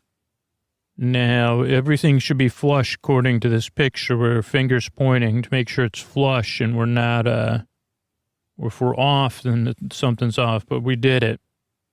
Now we're going to take our wall. So now we have a bit of like an L or a corner, a right angle. You're right. This is, I guess you could consider this a right angle. Rounded, but right. You're right about that. You're right about that angle. I think you're probably 90 or 45 degrees right. I don't know which one. 90 degrees, 90, 180.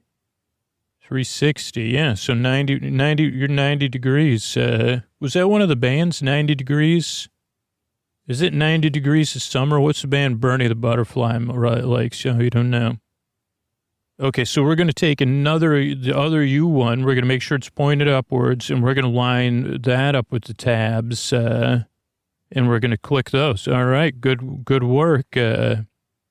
Now we do have a U. Now we actually have a U. We have 2 90-degree angles. We've got 75% of a box done for this kingdom, and we're really assembling stuff without any tools necessary. Okay, so now we're going to take the 4th wall. And we're going to line that up. Now we're going to do all 6 tabs at once. Okay, so you take that side, I'll take... Okay, good work. Are my tabs ready? They are. Yours? Okay, do you want to push and click? Okay, good work. Now, what we're going to do, this is step 4, putting in the floor, putting in the bottom.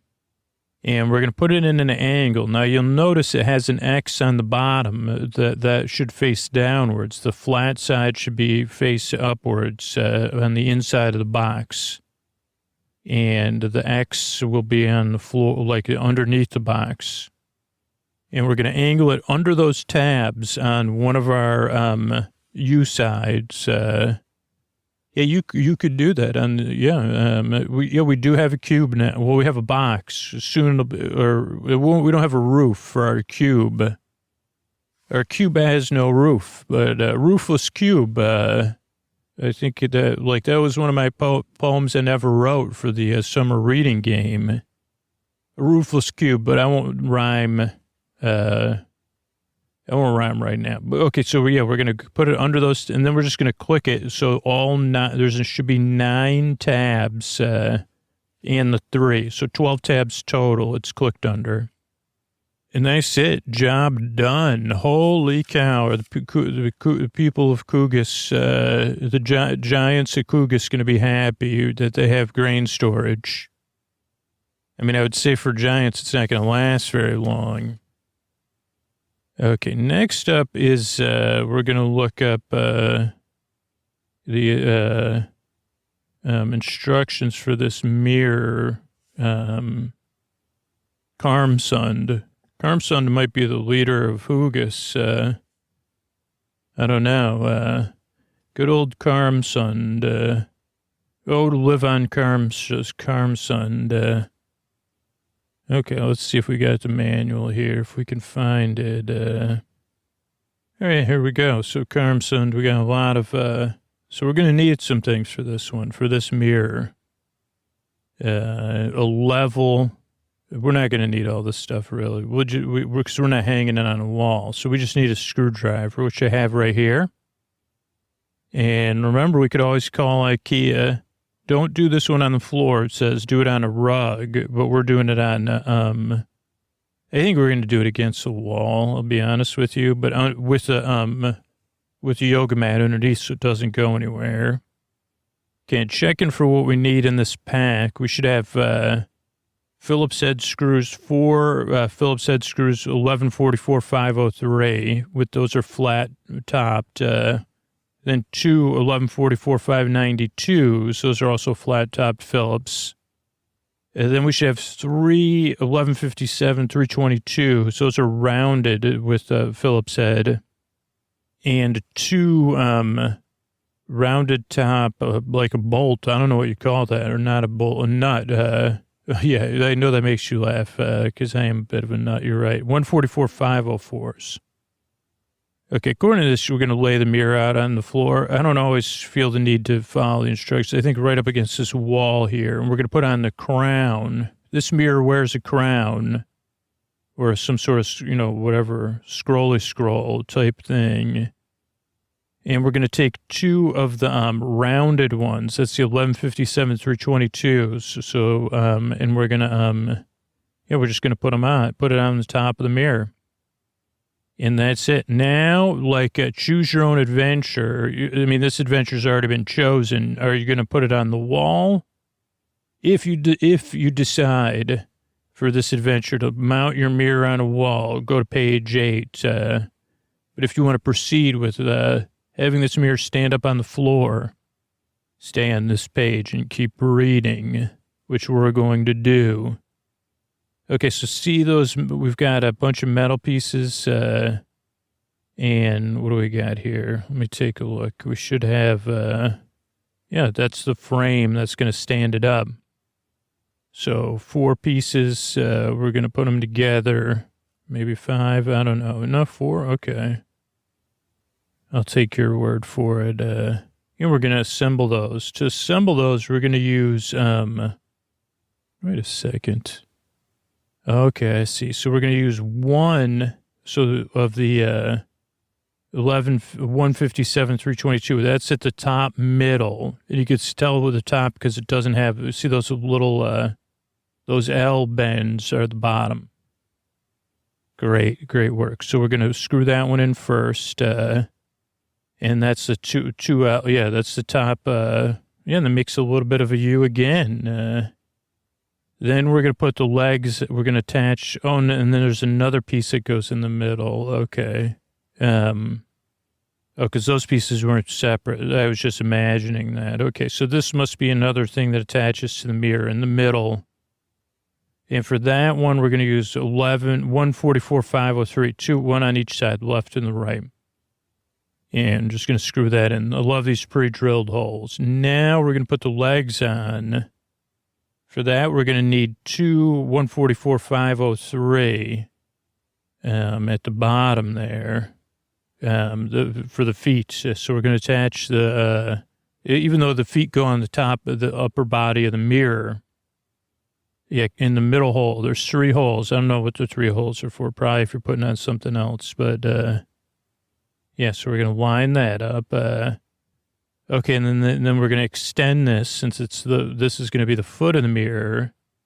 And then that piece we just put in is kind of the brace. And we're going to use nuts and 144-592s. And we're going to need a wrench for this. So I'll hold the wrench and you do the screwdrivering. Yeah, and the nut, even though it's rounded, it's going to go on the inside of the mirror's frame. And that's it. Now we could stay in the mirror. Yeah, let's check our connections. Of course, you're one step ahead of me. Okay, and then we'll stand the mirror up. If we did have to put it together, we would have had to, level stuff and put on something or other. So I'm glad we're not doing that. Because it's just not my area of expertise. Okay, next up is the Nordly. I don't know, did you ever play Skyrim? Did you believe, which, what I did was I tried, luckily I had a good save, because at some point I was holding off on the two where you choose who you're going to work with. Between, in the overall thing, I saved that till I was almost done with everything except for stuff that was just, I played Skyrim for years and years. I would take a break and then I'd play it for a while and then I'd take another break. It Nordly made me think of it because what I tried to do was maintain I tried to create the conference, right? But for what happened was, so I said, I'm not going to choose sides. Then I get the chance to make everybody get along came up. Now, again, luckily I had a save thing because what happened was I went to the Nords, actually, and they said, hey, if you could get the other guys to go, that's great. Let us know. And I'd done both, but I realized then I went to the Empire or whatever, and they wouldn't talk to me unless I did their task, the first one. But then I went and did the task, and I don't know if I talked to the wrong, it may have been all of this I did out of the wrong order. But then as soon as they wouldn't talk to me again unless I joined them, so then luckily, because I read online, they said, don't do the peace one, it's not as fun. So then luckily I went back to a save spot that wasn't that old. And the rest is history that's being made in my, when I'm in my downtime occasionally. Okay, so this Nordly, it is quite flexible. I didn't even realize how flexible it was. It's like a dresser. It could be a chest of drawers. It could be a whole wall unit. And they don't even do a good job of marketing this because I would have probably spent more money and made it a double unit because it has half-size drawers and full-size drawers, right? Ones you put undergarments and socks in, those are the half-size drawers. And then full-size drawers. And as far as how wide it is, it's 2 full-size drawers wide. And it can be as far as 2 full-size drawers tall or more, which I didn't realize. So we're only doing it 2 full-size drawers tall, but we're doing 1 set of full-size drawers and 2 sets. No, this is incorrect. I think these are 3 drawers. This first image is not correct. Who would have thought they made on their front cover? But so they're 3 drawers tall. It's going to be a 3-drawer tall dresser with 6 sets, 3 sets, 3 deep drawers and 6 small drawers. Is that right? I think so. I don't know. I'm already confused, but it is expandable. So if down the road we need more drawers, we'll do that. So we're going to start off with the small drawers, because I know you got to go, you're falling asleep on me, which is great. You could get comfortable. I'll do everything. How about that? You lie there and I'll put this together. And then if we do this one, we could always do the imaginary thing to finalize it. But all we really need, tool-wise, is a flathead screwdriver, a Phillips head screwdriver, and something in case we had to do a little hammering. And we got plenty of drawer space. Now, there's 3 packs of utensils or hardware. There's the A pack, which kind of has these screw locks or whatever. This is very typical Ikea build. 8 of those. We have 12 shorter Phillips head screws, 8 dowels, and then 8 of these kind of dowel screw lock combo that they use for a lot of their putting together. That's in our A pack. Our B pack has some plastic kind of screw lock type stuff, 24 of those, and then 24 of the ones to push in. Some longer dowels, 12 of those, 12 of the metal screw lock type thing, 6 drawer bottom locks, and 6 drawer bumpers. And the C1 pack, I don't think we use that at all. Or maybe later on. And then we have drawer rails. We have 3 sets of left rails and 3 sets of right rails. Luckily, they're stamped on the bottom. And I got everything unboxed. So first thing we're going to do is take we're going to build the sides of the unit, the left side and the right side. Now we're going to want to note that the top, see what we're going to do is we're going to put them facing each other on the floor. But you're going to be on one end, I'm going to be on the other. Just, even though you're lying in bed sleeping up, I'm going to point it towards you. And we're going to make sure that only in one top corner of these rectangular things, rectangular long-wise, is 2 holes. And so we're going to make sure we're going to do like a mirror or whatever, because then we're going to imagine if we stood this up, we'd be on either side correctly, which I know is confusing. But now what we're going to do is we're going to take 4 channel locks, 2 for each one on the bottoms that are close to each other. I think we have the tops. Maybe we have the bottom. I don't know. But let's say we're bottom to bottom. That'll make you laugh, huh? Bottom to bottom. So we'll put 2 channel locks on mine, and that's what I'm just calling them, and 2 on yours. And then we're going to make sure their arrows are pointing up. So if they're pointing up, then these are the tops. But that's not important. Okay, next thing we're going to do... Oh, no, those are the bottoms. That's fine. Next thing we're going to do is put on the drawer rails. And we're going to do left ones first. And the hooks... go to the back, and the way we could tell the back of the unit is that it has more holes than the front of the unit, because it has holes for dowels and whatever those are, dowel screws, we'll call them. So the hook on the back of the drawer goes to the back of the unit. Okay, next thing we got to do is make sure, so we're putting 3 drawer rails in, right? And you got to make sure you're lined up with the right holes. So the hole towards the back goes all the way right. So I'm following this picture. Goes for the furthest hole back, but then the hole to the forefront it goes 3 holes. It goes in the middle hole. Yeah, the middle hole. You're right. So this could be confusing, but luckily they have pictures. So we got to put in 2, 4, 6 screws. And this is pretty easy because we got a good screwdriver. That's important. Good bit. Right, and then we're going to do the same thing for the right rails. And those screws are 100, 349. Good old, it was one of my favorite stations, 100.3.49.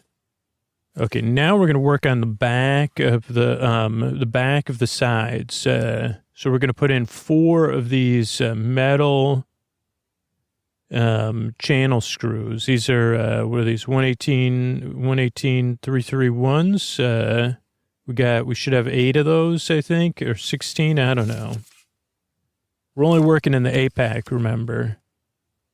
Oh, they have 2 numbers. Interesting. They do one thing. They're so versatile. They have 2 numbers. You could call it a 118-331 or an 112996. Pleased to meet you. Okay, so we're only going to put 2 in the back of each unit, and you could tell the holes for the dowels versus the holes for the screw dowels. Screw dowels kind of sounds like a kind of bird or a bird call. Screw dowel. Oh, is that your favorite kind of owl? No, I'm saying screw dowel. Are you mad at Malcolm McDowell? No. I was making up a term for a piece of Ikea hardware. Wouldn't you call it the screw dowel? Yeah, I would if I was as brilliant as you, but I'm only me. Okay, thank you, brain, for that interlude. Okay, next, so you got those in? Okay, great. Oh, don't worry, I got them in on your behalf. I'm doing all this work on your behalf. But yeah, this is how it works. This is sleep with me at work. Next up, we're gonna put in dowels. But we're only putting the dowels in on my end, and we want to make sure we're using the dowels from the A pack and not the B pack. Those are 101 345s. 101. What if somebody right now is on 101 at 345? Hopefully they're probably not listening to Sleep With Me. And we're only going to put them in my end, which is the end with the left, like drawer rails on it. And we have 4 holes and we have four dowels. Remember that movie, 4 dowels for 4 holes? That was, okay, no. Okay, so then we're going to put the back of the unit on our, yeah, you're right, our thing. So we're going to slide it onto the dowels and the channel locks. And the way we know we're doing it right or correctly is that, there's a hole that's going to be facing the inside of the drawer. And that matches, otherwise it matches up. Okay, so we have that done. And then we're going to put dowels in the top of the back on the 4 holes there. All right, now step 6, we're going to lock that bottom back up, right? We're going to put in those two channel locks, as I'm calling them, and we're going to rotate those with a flathead. Now, I realize it's a Phillips head, but they say to use a flathead. So, yeah, just rotate it clockwise, and you should feel it lock in. Oh, boy, yeah, it does feel good. Next thing we're going to do is stand up the unit onto its bottom, and then we're going to connect it to the other end, your end, and we're going to slide those down. We're going to line it up, yep, and then we're going to slide it in, and then we're going to do those 2 channel locks. Step 7 complete. Now it's time to do the drawers, and we're going to do the faces of the drawers first. So we have 3 drawer faces, okay, and then we're going to open up the B pack of hardware. And we're actually going to separate any extras from the A pack. We're going to put with the C pack, okay? So just move those over so we don't get confused, because I can get confused. Now, the face of each drawer gets 4 dowel screws, but these are a different dowel screw. Maybe. These are 118 331s, 112 996ers. So they're not any different. They're just in a different bag. Okay, and you're just going to screw them in, not in the dowel holes, but you already know the difference between a dowel hole and a screw dowel hole. It's just the dowel holes are a little bit larger diameter. So we're going to do 8 plus 4 is 12. Yeah, so we got 3 drawer faces. And now we're going to do the drawer. We're going to work on the sides of the drawers. Now we do have 2, 4, 6 sides of drawers, but one side of one drawer has like a little sticker on there with all the informative sticker about how to properly, keep this thing so nobody gets their fingers pinched or anything. Okay, so we're gonna start off with dowels. We're gonna put now this is where it can be confusing. We're only gonna put dowels in. We're going to pay, so see how there's a little cutout at the bottom? That's about where the bottom of the drawer is going to go. So we're going to line up the bottoms so they're facing each other of each side of a drawer. And we're going to put dowels in for the front of the drawer. And we're going to put 4 dowels in. Now, these are the longer dowels, 101 372, okay? Not 101 345, 101.37.2. Some kind of drawer-based radio. Okay, so we have those, right? Okay, and we're going to do that 2, 4, 6 times, including the time with the one drawer with the sticker. Now what we're going to do is take the faces of the drawer, which we have already ready to roll on our yoga mat here, and we're going to apply the sides of the drawer, and you're doing it right, when the left and right sides, so the part where the bottom of the drawer is going to slide in is all lined up. Right, so we're going to slide those down, the dowels and the screw dowels, and And then we're going to just do all 6. And then we're going to do the channel locks for those. And those channel locks are 119030. And we're going to lock those in. And now we have drawers without, backless, bottomless drawers. But not for long, because now now this we want to make sure we do it nice and easy, because we're going to slide the bottom of the drawer in. And the way you know the top of the bottom of the drawer versus the bottom of the bottom of the drawer, which is actually the bottom of the drawer is the top of the bottom of the drawer. And the bottom of the drawer is the top, because it doesn't have any, it doesn't have primer on it. So do you understand what I'm saying? We want to make sure we're putting the bottom of the drawer in with the top up, so the top of the bottom of the drawer is the bottom of the drawer. But you can't say it's the bottom of the bottom of the drawer, because the bottom of the drawer is below the bottom of the drawer, because it's on the bottom of the drawer. I mean, I know it's confusing, but I'm just trying to be, okay, so we have these pieces of balsa-like wood. These 3 things are the bottoms of the drawer.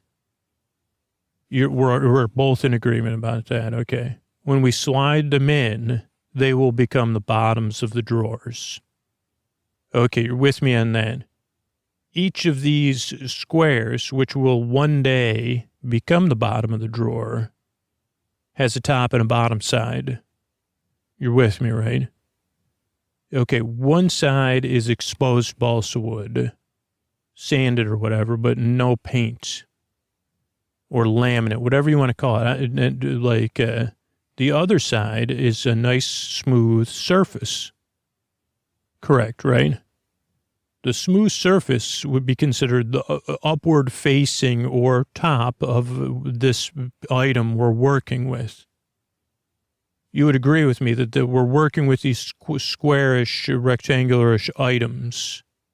And these items have a top and a bottom, or upper side and a top and a bottom. Upward. No one says upward side. Annie never said, I bet my rear end dollar that tomorrow, that the day following this day, it will not be partly cloudy, but will probably be partly sunny or full sun. If Annie said that, then that would not have been a famous musical. If she said, I would like to wager my rear end even that the next day from today, the sun will probably most likely be shining, right? I mean, we can agree on that. Just like as 2 reasonable people, we can agree that these have tops and bottoms. You could choose to refer them in a different way. But you could also choose that this is a top and that is a bottom. And just because this is bottom of a drawer does not mean it's incorrect to refer to the top of the bottom of the drawer.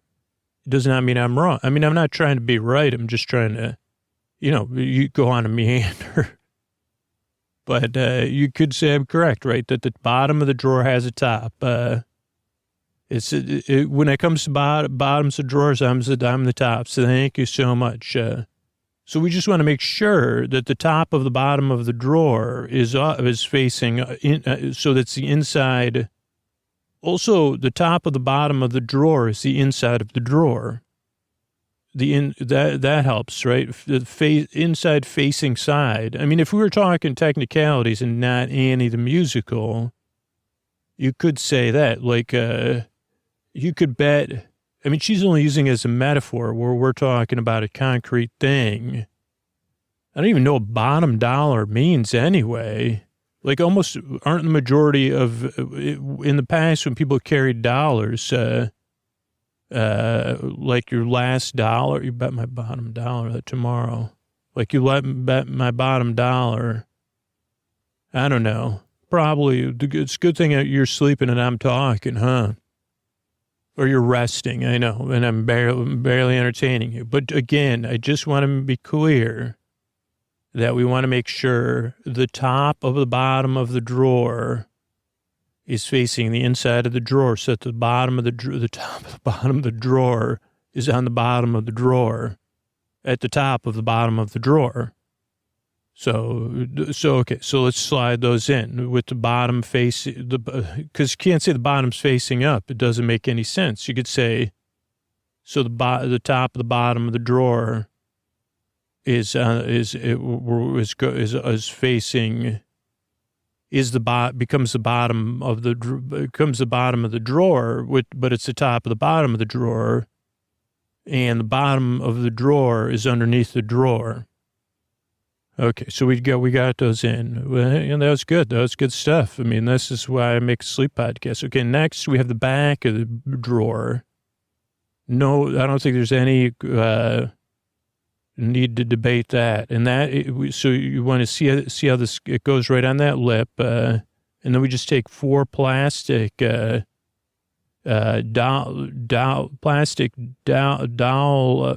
to be locked pieces. Fit those on in the back, and then we fit 4 plastic. Those are 145/718s, yeah. And the plastic doll locks are 119/030s. No, yeah, we're almost done. Yes, with this set of drawers. Okay, now we're gonna put the bottom on the rail. We're gonna put the plastic parts towards the underside of the drawer. On the sides of the drawer are these 147/191s. Those fit into the drawer rail. That's what snaps into the drawer rail. Yeah, the 147/191 connects to the drawer rail. So, yeah, we'll put those on either side. Those kind of push in. We made it to do some light tapping. Then we're going to put on the 4 corners of the back of the front of the drawer, we're going to put drawer bumpers. Just little plastic rubber bumpers.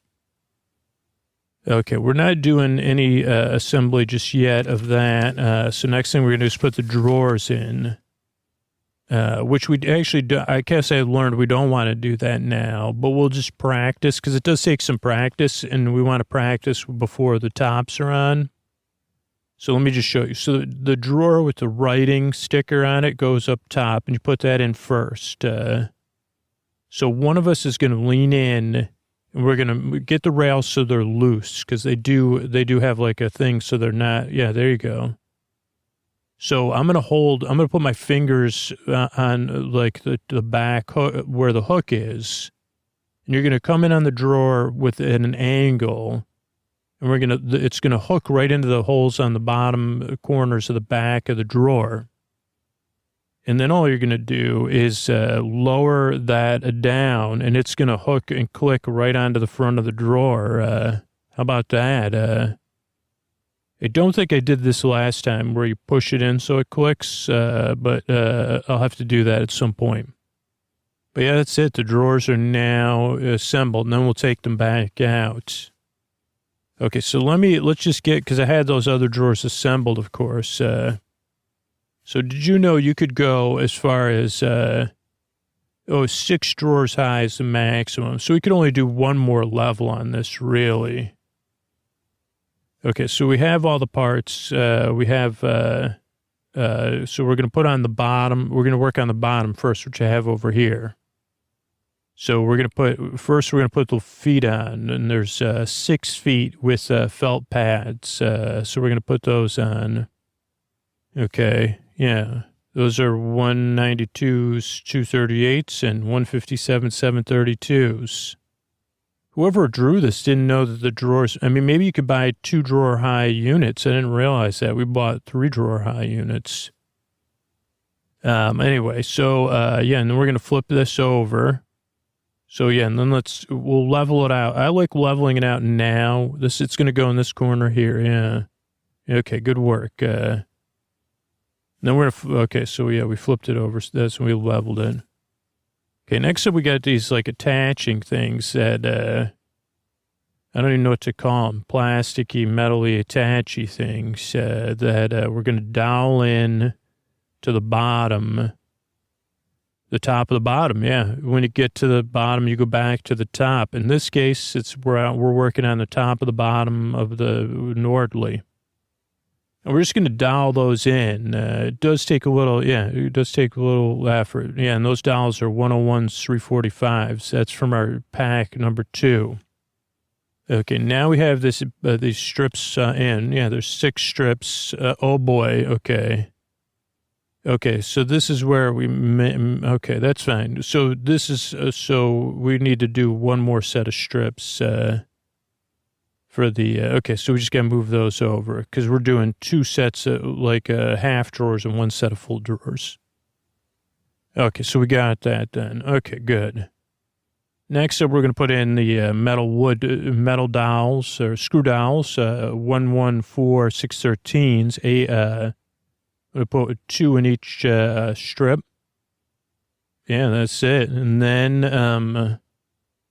now we have like a layout. This is basically our foundation. And then we're going to lower our Nordlys onto the foundation. So we're going to put the 2... and then the 2, and then the middle, and then the 2. Okay. So that's a nice little layout we got there. I like it. And we could adjust this. Then we're going to channel lock. Remember those channel locks we'd put in earlier? Now we're going to put more of those. We're going to lock the bottom to the bottom in this case. The bottom of the pre-assembled drawer units. To the bottom of the dresser unit, and we're going to screw those or twist those and lock them clockwise, correct. Next up, we're going to open up, do we need C1 and C2? I guess we do. Okay, so we're going to put, on the top of these, we're going to put these dowels in, and then, we're going to put dowels in all the holes that don't, take, and then we're going to put these long things in there. These are 106 940s, and they're going to get channel locked in. Yeah, and then we're going to put in these front edges here, we're going to put these 100 948s. Okay, those are another one. Oh, no, whoops. Sorry, wrong instructions. I was looking at the wrong thing. Totally threw us off. Okay, go back. So basically, I didn't want to do that. So here's what I wanted to do. There's the top. It's even easier than I made it out to be. We're going to put all these 146s on the bottom of the top, these screw dowels. We could take all that other stuff out. We'll leave the wood dowels in those. So the wood dowels are fine. We just need to take out those long things. Yeah, okay. Yeah, now we're going to put the top in. We're going to lay the top of the dresser on the top of the drawer units. And we're going to line it up nicely. And then, there we go. Now I'm going to sit on it to make sure it gets pushed in. And we're going to lock all the channel locks. Okay. Then we're going to level it again. Yeah, which is nice, huh? Yeah, leveling is nice. The top's on. It's getting leveled. And then we're going to attach it to the wall using these straps there. But I had already installed that, so it's like set up. So then you can wall anchor it. And that's the Nordly is now, we got the Nordly in, now we'll just move it against the wall here. It's nice because it's got the feet, and now there's no carpet in here. Just kind of slides in, huh?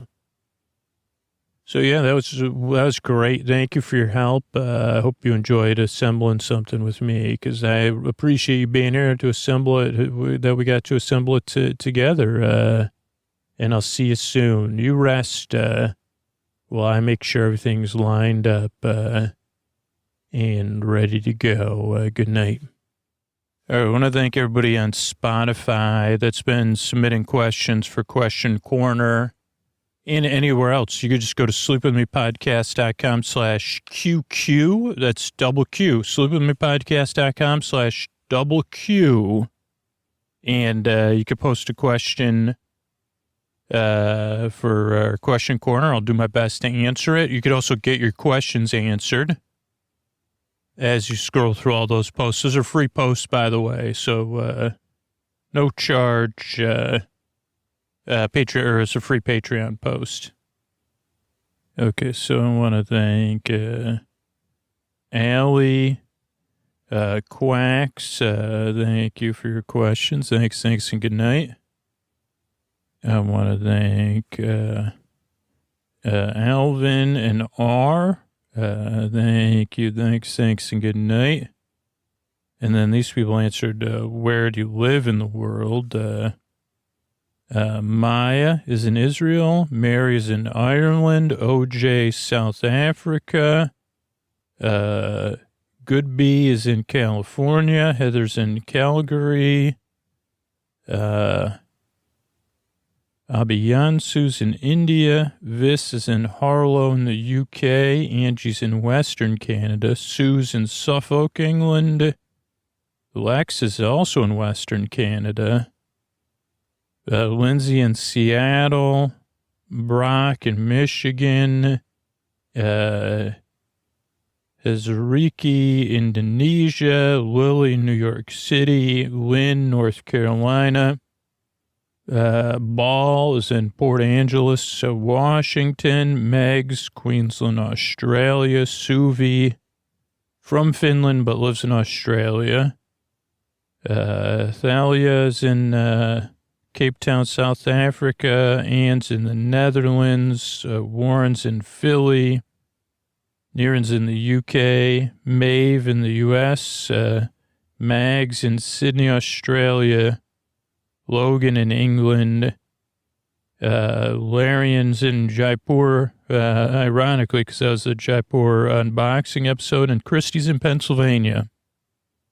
So thanks everybody who participates in stuff, whether it's on Spotify or Patreon or stuff I talk about on the show. Really appreciate it. And again, if you have any questions about the show you want answered, maybe somebody's already asked a question, or you could answer it. You just go to sleepwithmepodcast.com /QQ, and it should come up. Thanks and good night, everybody. And you can always support the show directly or support it for free by spreading the word. It's a huge way to support the show, and I really appreciate it. And and here's future Scoots or past Scoots asking for support for something, so you can check that out too. All right, everybody, Scoots here. I'm doing our month in review on Sleep With Me Plus, which is similar, if you're still listening on Patreon, if you could think about moving over, but it's going to be similar to what you would have seen there this month. And as far as the ad-free episodes, a lot of them are coming out in the ad-supported feed that you all listen to as well. I got to find the right podcast app. So I was also buying time because, so on Sleep With Me Plus, one of the main differences, everything is separated out into its own feeds. So there's 4 different podcasts. I'm going to start with the bonus episode podcast. So it just has bonus shows. And on March 2nd, a Mayor Tour, Welcome to Scooterville, a Posty Special Edition Super Deluxe episode came out. These are really cool. They come out on a couple Saturdays a month, and these are something that's just been really important to me. Ideally, down the road, we'll have budget to do more, or somebody else even do a version 2. But it's basically Chris Posterson from Sounds Like an Earful. Takes an episode of Sleep With Me and reimagines it in a sense. That's pretty much it. That's all the instructions for Chris. Hey, take an episode, reimagine it. But this year, Chris has been doing this for years. So in the bonus feed is years and years and years of this. As a matter of fact, in the bonus feed I'm looking at, there's 377 episodes. I think that's in the Boar Besties feed. But so right now in 2024, 4. Is that what year it is? Chris is doing this Scooterville series. So definitely worth checking out if you're like, love Sleep With Me. You're looking for something like a little bit different with some sound design. You want to listen to it during the day. Or a lot of people, when they start to support the show and they discover these, this is what they sleep to because everybody's a little bit different. What else we got in this feed? Audio news, Scooterville, Contact, TNG Contact Part 2 came out since I think we last recorded this. And then a Fearless Flyer episode is about to come out. I think maybe this week, the February Fearless Flyer episode. Okay, then Boar Besties and Boar Friends also get a feed with all intro and all night shows. So Thursday night, an all intro episode came out. Weird, the all night episode. I might have archived it. But Big Farm in the Sky PI, I guess there's an all-night episode that's going to come out or should be in this feed that doesn't seem to be there. So this is good. I'm checking this. This is live quality control. Maybe it's in another feed. I put it in the wrong feed. But yeah, not sure which one it is either. So I'll have to look into that. So that's interesting. Okay, then you get a feed with ad-free full episodes. And so they don't have any. They don't have the supporter zone. They don't have the sponsor stuff. They don't have the mystery bard music or the thank yous at the end. But they are something that because you can listen to that in the ad supported version, right? But so let's see. Episode 1245 came out Sunday. That was Great British Bake Off episode 8. Multiplex episode 3 came out. Hickory Dickory Farms. Ren Fair with Ray came out March 3rd, 1243. 1242 Bake Off episode 7 came out. February 25th, Multiplex episode 2 came out. Julius J. Juice. What else we got?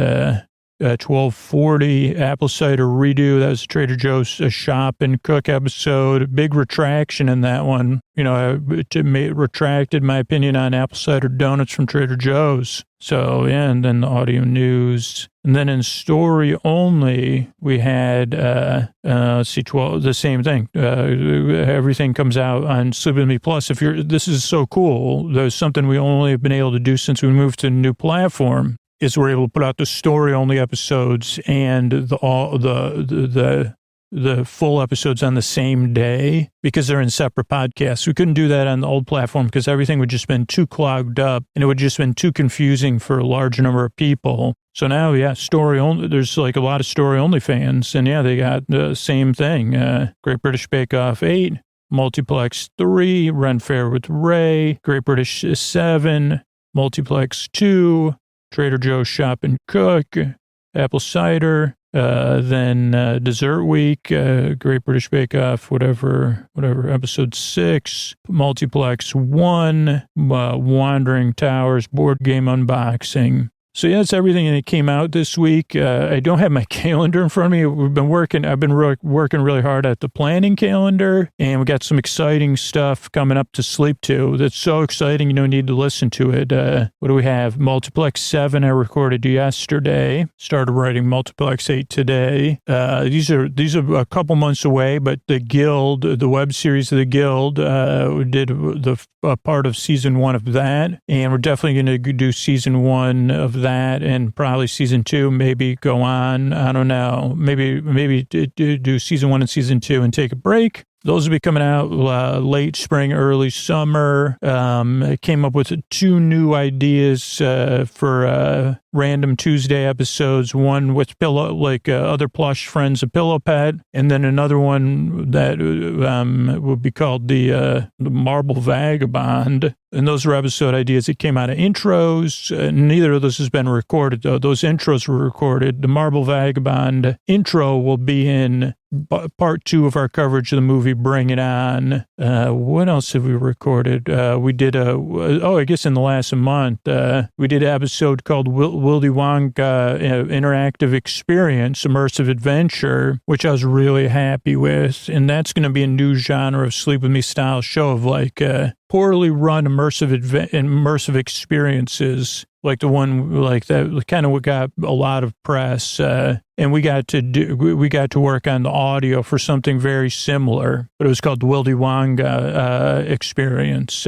Also not a very high budget experience, but at least it had audio from Scoots or a narrator like Scoots. So that'll come out late spring, early summer. And then our crossover series, we got 3 episodes done, episode 2, 3, and 4 from season 1.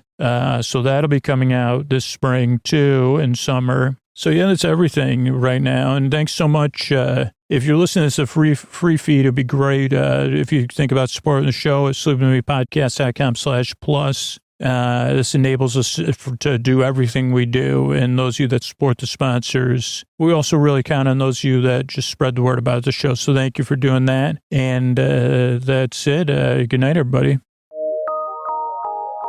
From PRX. Friends beyond the binary, ladies and gentlemen, boys and girls, friends everywhere.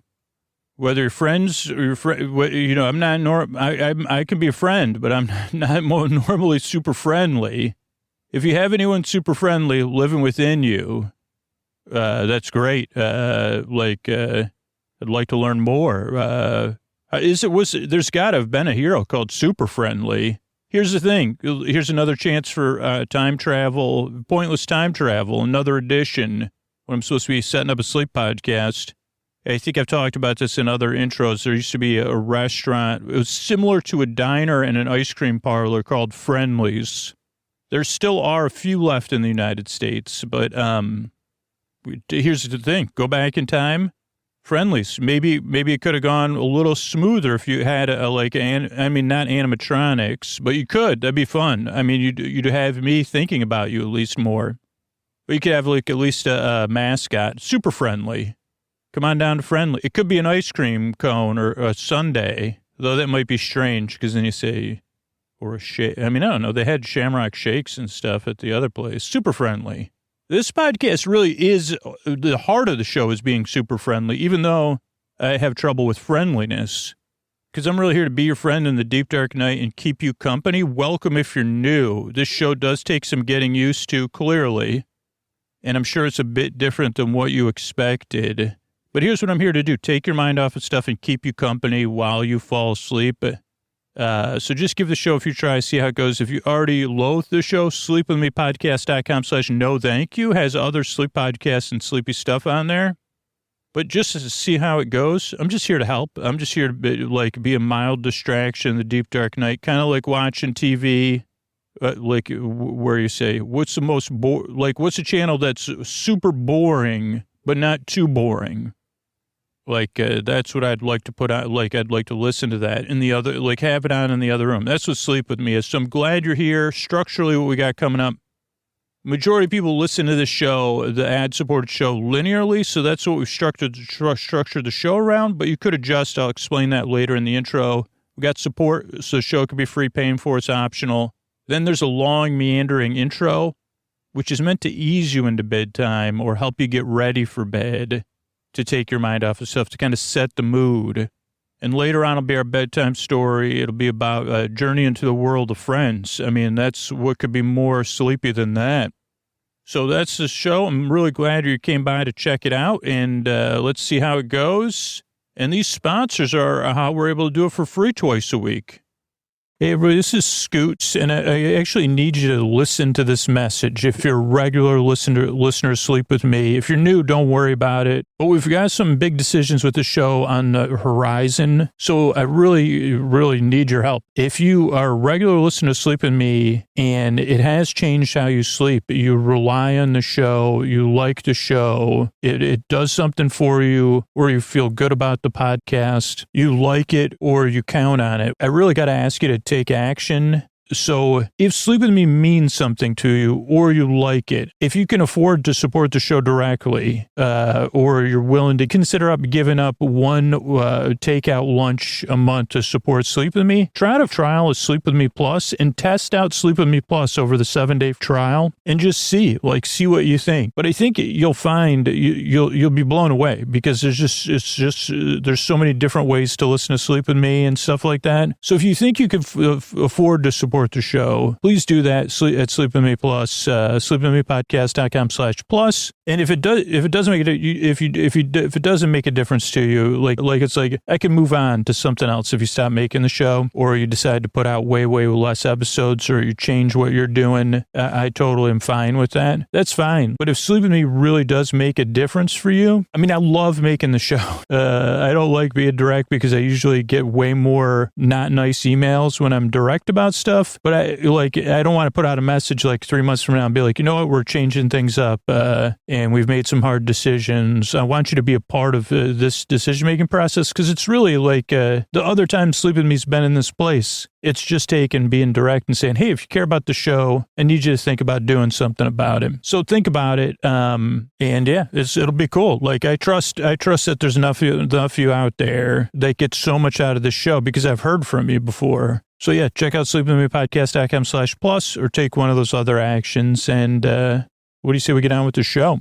All right, everybody, it is time for the Sleepy Supporter Zone. This is one part of the podcast, and we need you to hear it's where I pop my peas, if you please. I thank the listeners who supported our sponsors, because I know so many of you get so much out of this ad-supported feed that is free to everybody. So you might want to do a finger clap along, since you're maybe already in bed or winding down. And I want to thank Daryl. Daryl got those Sleep With Me branded sleep phones by using the code sleepwithmepodcast.com/sleep-phones and using Sleep With Me at checkout. And I don't know which ones Daryl got, but I know Daryl was excited about having that Sleep With Me merch, that Sleep With Me swag, and the most comfortable way to listen to Sleep With Me, whichever version you get. So thank you, Daryl. All right, if you want to hear, would you love to hear your name here on the Sleepy Supporter Zone? Support a sponsor, take a free trial, take that Helix quiz, and then let the sponsor know about it. Tag them, tag me on social media is the best way. Because then they say, wow, people really love this podcast. We really do get a lot out of supporting Sleep With Me. It is important to people. That's what your action does. And then they stick around and everybody gets to benefit by you. That's why I take the time to thank people, and I do it in an excited way so I can be here for you for free. So yeah, tag the sponsor, tag me, fill out the form at sleepwithmepodcast.com/sponsors. Thanks, everybody. The second part of the Sleepy Supporter Zone is you getting the support you need right now. There's links to resources, including international resources that you could connect with, including right now. It's also about being a part of a community, being a part of positive change. It's not just saying Black Lives Matter. It's not just saying stop AAPA. It's not just saying support Ukraine. It's taking action, learning more, and then taking action. And if you listen to these, I heard about Hand in Hand from RBG. It was one of her favorite charities. And it's never been a more important time to support organizations like Hand in Hand right now. It started with only 50 children in 1998, and Hand in Hand now has 6 campuses and thousands of Jewish and Arab students. And Hand in Hand's motto is, partnership is the only way forward. Together we learn, together we hurt, together we support. And you could support Hand in Hand. You could use the link in our resources or go to handinhandk12.org to support the work they're doing. Because if you're listening to this, you know how important that work is. Also, there's other organizations we're supporting in our show notes, so use those links, and be a part of. Let me know about it. Thank you so much. Mystery Bard, a lot of people work really hard on this show. Who are they? This poster son sounds like an earful. Wrote the theme song. Edits episodes. Carl W. the legend. Also edits episodes. Ashley, Kenny, Scotty, Jennifer. Runner. Eric and the team at Astound are on the website. I am the Mystery Bard. I do the lullabies, yeah. I do commissions at jonathanmann.net. I'll write a song for you. Any reason at all. You can tell me the story and I'll make it personal. You see the kindness shine straight on through when the listeners form their own Facebook group. Keith, Stacy, Sarah, Julie, and Jennifer. These are your moderators. Get support, dear Scooter on Patreon. Buy the merch and support the sponsors. You can find anything you want at sleepwithmepodcast.com. And we're so proud that we could dance. Rusty Biscuit, Lois, Hannah like banana. Leah does the transcripts. Thanks, Mr. Bart. Don't forget, we've launched Sleep With Me Plus by the time you're hearing this. And if you're not in a position to support the show and you don't want to miss out on Sleep With Me Plus and all it has to offer, sign up for our referral program. And as you refer people to the program, you could get access to Sleep With Me Plus to ad-free episodes and story-only episodes. And you could do that at sleepwithmepodcast.com/refer. That's REFER. Sleepwithmepodcast.com/refer, or use the link in our show notes. What do you say we slow it down and get on with the show? Hey, are you up all night tossing, turning, mind racing, trouble getting to sleep, trouble staying asleep? Well, welcome.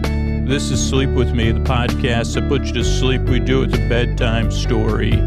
All you need to do is get in bed, turn out the lights, and press play. I'm going to do the rest. What I'm going to attempt to do is create a safe place where you could set aside whatever is keeping you awake, whether it's thoughts, things you're thinking about, thoughts about the past, the present, the future. So thinking thoughts, they could be feelings, anything emotionally coming up for you, like, feelings that are there, physical sensations, changes in time, temperature, routine, travel. You could be going somewhere.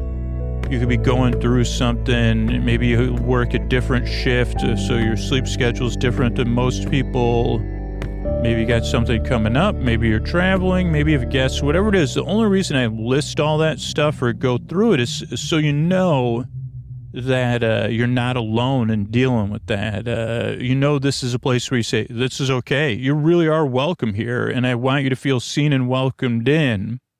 I realize it's in a strange digital way, or maybe not strange, but a digital way that doesn't totally make any sense. I mean, that's the whole that's the whole thing about the show anyway. I wouldn't say shtick, but it really is this digital genuineness and based in, I just want to say this too, imperfection and being lost. So I'm coming from the same level you are, like a little bit in the fog.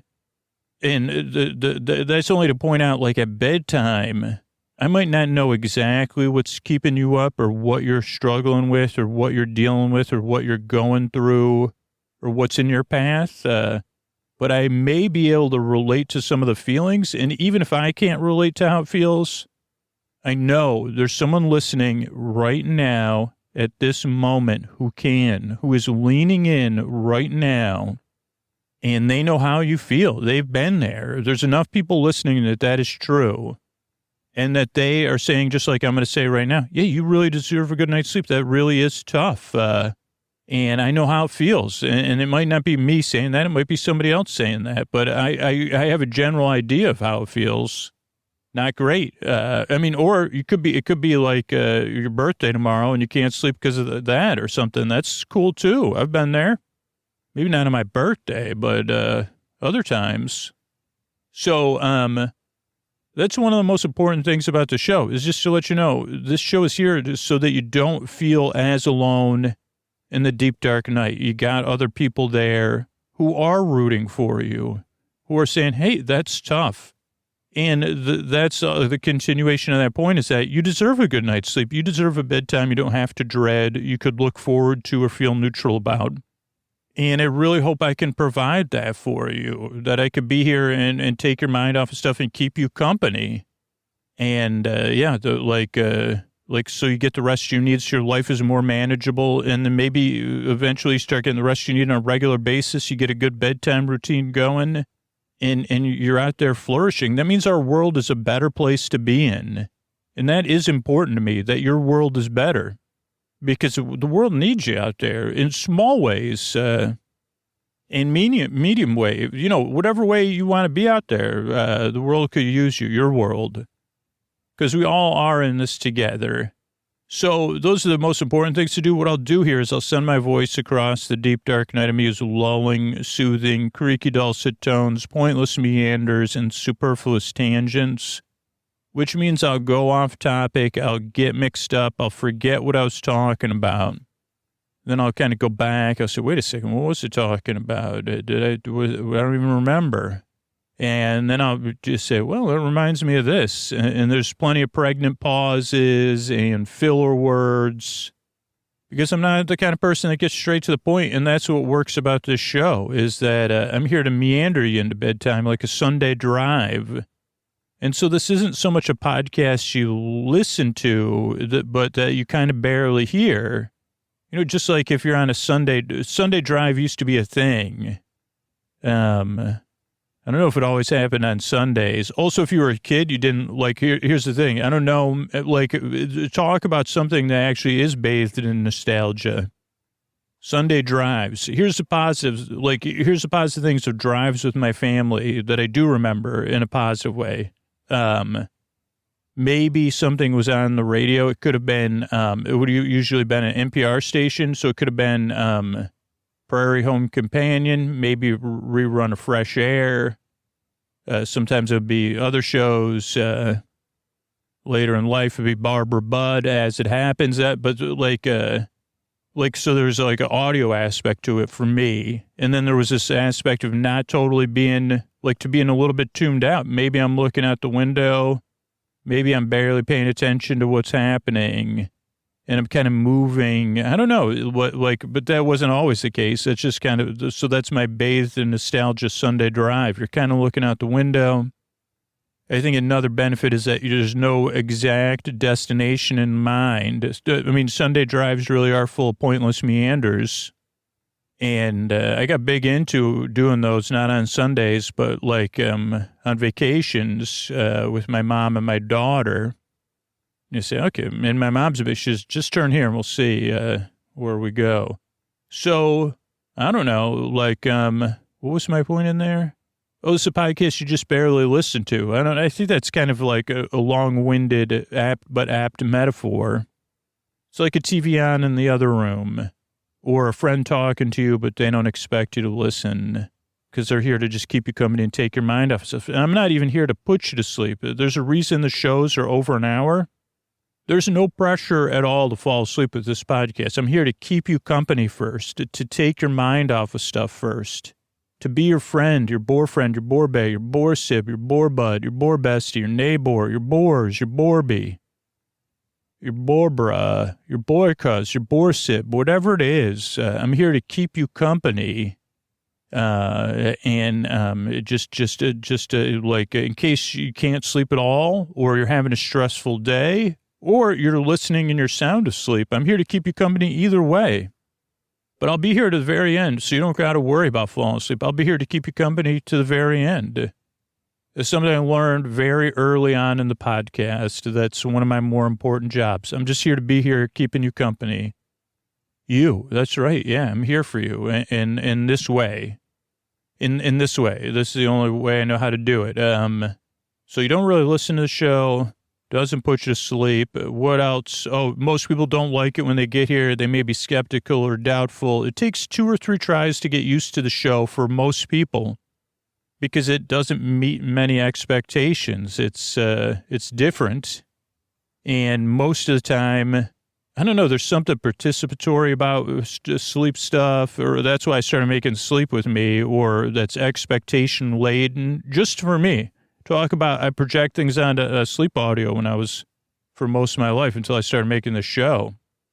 But yeah, just see how it goes. I mean, that's what, I'm not exaggerating. Probably over 1 million people have said that. Like at first I couldn't stand the show. I mean, there's probably at least 100 people that support the podcast financially that have said to me over the years, I listened to the podcast 4 years ago and it was like the worst thing I ever heard in my life. And I did not like you. And then I, realized I only listened once, and 4 years later I had this thing come up, or here's, the journey I'm on in my life. And I checked it out again and I realized, on the second or third try, after the first try years and years ago, okay, this is what I was looking for. It just wasn't something you can find most places because I didn't realize I was looking for it because it's hard to explain. So, all I say is you see how it goes. I mean, if it doesn't work for you, it doesn't work for you. And that's why I have sleepwithmepodcast.com/no thank you up. But don't leave too early either. Just see what happens. Because the very worst thing is like I could barely entertain you and you could hear some of my barely humorous quibbles or whatever. And then you'll hear part of a story about friends going on a journey into the world of Friends. Okay, so what else? Structure the show really throws people off. And I guess I understand it. One, if you got here new, you have expectations. And the idea that Sleep With Me feels like a service, an individual service. And that's kind of the style and the intent of the show. But we can, like, realistically, that has its limitations. And so we put the show out and we've designed the structure with that in mind, that it kind of is used as a personal service. And how we've learned on feedback over the years, I'll kind of explain the structure and how you could alter it. But it's just not infinitely alterable. We got to keep making it. The show's got to be sustainable. So show starts off with a greeting. Friends beyond the binary, ladies and gentlemen, boys and girls. And I say something quippy maybe. And this you feel seen and welcomed. And you say, I might check this show out. Or if you're a regular listener, you say, oh, there goes Scoots again with a quip attempt. It's more like a peak or whatever. Quip is backwards, a cupe. So that part, just you say, okay, I'll take a look over here. Then there's support, because most people enjoy the ad-supported version of the show, and they enjoy listening to it linearly. Because that way you don't have to pay for the podcast, right? So there's the support, but then there's the intro after the support, which is separate from the support. And the intro is meant to ease you into bedtime, not to put you to sleep. And I realize there is a percentage of people that fall asleep during the intro, and there's a percentage of people that say, oh, yeah, I'm going to fall asleep, so I'm going to skip ahead to start the show 20 or 30 minutes. But for most people, the intro serves as a wind down. And that's just what I've learned works, not just for me personally, but what a lot of the sleep stuff out there says. Hey, have a wind down routine. Why not have a strange little podcast intro as part of your wind down routine? Whether you're getting ready for bed, you're doing some chill activity, you're foam rolling, you're stretching, you're drawing, you're doing some sort of yarn or thread-based activity. You're looking out the window, you're petting your pets, whatever it is as you wind down. Or you could be in bed getting comfortable, getting ready to drift off. But the intro is a slow, like a buffer period, I'd say. Then there's support, and then it'll be our bedtime story. Now, if you prefer an ad-free version of the show because you listen all night or you just don't like the ads, you could get it at sleepwithmepodcast.com/plus. Or if you say, well, I can't afford to support the show directly for ad-free, you can sign up for our referral program, sleepwithmepodcast.com/refer. So you do have options, but this is just what works for most people. And again, like you could listen to story only. There's a lot of ways to alter the podcast, but I'm just here doing the best we have of what we've learned over the past 10 years of the way, what works for most people and how to adjust it. So, yeah, you could start the show 20 minutes or 30 minutes. You could download the podcast and take out the ads or something if you want. But just see how it goes at first if you're new. Because I have that same part of me that's like, wow, like, I don't like this, like, whatever, like, this structure part. Like, maybe that part of you is just trying to keep you up, I mean, that's been the case in my life. So just see how it goes. But that's why we structure the show the way we structure it. Ends with some thank yous and good nights. And I think that's it. I'm really glad you're here. I really hope this podcast can help and become part of your routine. Because, again, that's just what's worked for me and for a lot of listeners. I mean, I just got back in a foam rolling. I took, like, in my sleep. I'm not kidding. I'm like, is that one of the things that I haven't been sleeping great? I get back in a foam rolling as part of my bedtime routine. We'll see. So I'm always trying to. So I'm really glad you're here. I work really hard. So do a team of people because we yearn and strive, and we really hope we can help you fall asleep. Thanks again for coming by. And here's a couple of ways we're able to do it for you for free twice a week. All right, buddy, this is Scoots here. If you're new, you don't have to listen to this or worry about it. But if you're a regular listener, maybe you had the same experience I had when I tried to make the show, which was like, how come there's not something out there that sees how I'm feeling in the deep, dark night? And so I decided to make Sleep With Me because I said, is anybody else feeling this loneliness, this inability to turn off, that needs a distraction and a friend, that needs the podcast that puts you to sleep? And so I made Sleep With Me. And the reason we asked for support for the show, whether it's supporting the sponsors or supporting the show directly on Sleep With Me Plus, is because over 120 hours per week of work goes into the show right now. And in the past, I did as much of that as I could myself, and that was never sustainable, right? So if you do count on it, supporting it, just make sure it'll be there for you. So your action kind of, make sure Sleep With Me will be there for you, but a lot of other people too. Kind of cool bonus. And if you sign up for Sleep With Me Plus, you get everything organized in the way you want to listen. You get story-only episodes. At certain tiers, you get all intro episodes. You get all-night, extra-long compilations. You get bonus shows and exclusives that might not fit in this main feed, and you get ad-free full episodes, of course. But you also get that peace of mind and that joy of participating in something. I don't know. You say, "Wow, I'm glad this is in the world because I needed it." So if any of that appeals to you, think about supporting the show at sleepwithmepodcast.com/plus. That's sleepwithmepodcast.com/plus. But thanks, and those of you that are hearing this have supported the show in the past, thanks a lot because the show's here because of you. And this isn't. I know not everybody's in a position to support the show, so I totally understand that too. And that's a great thing again for the people that do. There's people that would love to support the show, but they can't. Or there's people that would love to support the show, but they're just kind of stuck or whatever. So your support supports the show for them too. So thank you so much. All right, everybody, this is Scoots. Welcome to Journey into the World of Friends, our ongoing episodically modular series. I believe this is episode 12, and we did have also a bonus episode, but that makes it episode 12, and then we'll have episode 14. Very convenient, right?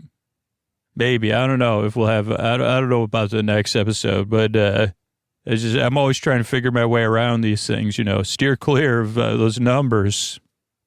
But if you're new, don't worry. The reason when I say episodically modular, it means you can listen to it in any order. And even if this is your first episode, it'll be like there's 11 prequels plus a holiday prequel or like a jump back episodes. And then now I'm distracted because my brain's thinking of it's interrupting me with a metaphor about what I'm saying. So I'll go on, I'll get back. But so you could listen to these in any order. You could listen to this one first, and then because the characters will catch you up on what's happening. My brain said, just like the books we're reading, because I'm reading a book by Stephen King. Just to keep it sleepy. His book is called The Obscured Tower with Not a Lot of Light. Some people would consider it a series of books, but when you read from Stefan's perspective, it's one story or one book. And book 4, which is maybe my favorite, thus far my favorite, is it book 4? My brain's like, I think it's book 3, dude. No, I think it's book 4, 5, 6, 7, right? Our next. But book 4 is mostly... prequel's not the right thing because I think that's like, but it's whatever. Previously in the life of Roland, it doesn't start like that, but it could. That sounds like like the beginning of a TV show Lost. Was that Titus Welliver that would say that? Previously in the life of Roland. But it's a great story. But what my example thinking was like, you could read, I was out to dinner with somebody, and I said, have you read those books? And they said, I don't know. I think I may have read. I said, you could read the 4th one, I think, and then read the other ones. I mean, that's not a suggestion, but just a possibility. But I was also so, like I was in the throes of like a book love affair because I was almost done with it when I was out to dinner because this was last week. I actually finished the book last night. And I said, God, read this, man. So anyway, you can listen to these episodes in any order. If you're new, This is a one TMI where you say, that was the most boring TMI I've ever heard in my life. You just TMI'd me with, and that's right, it's a sleep podcast. Finally, I got TMI right.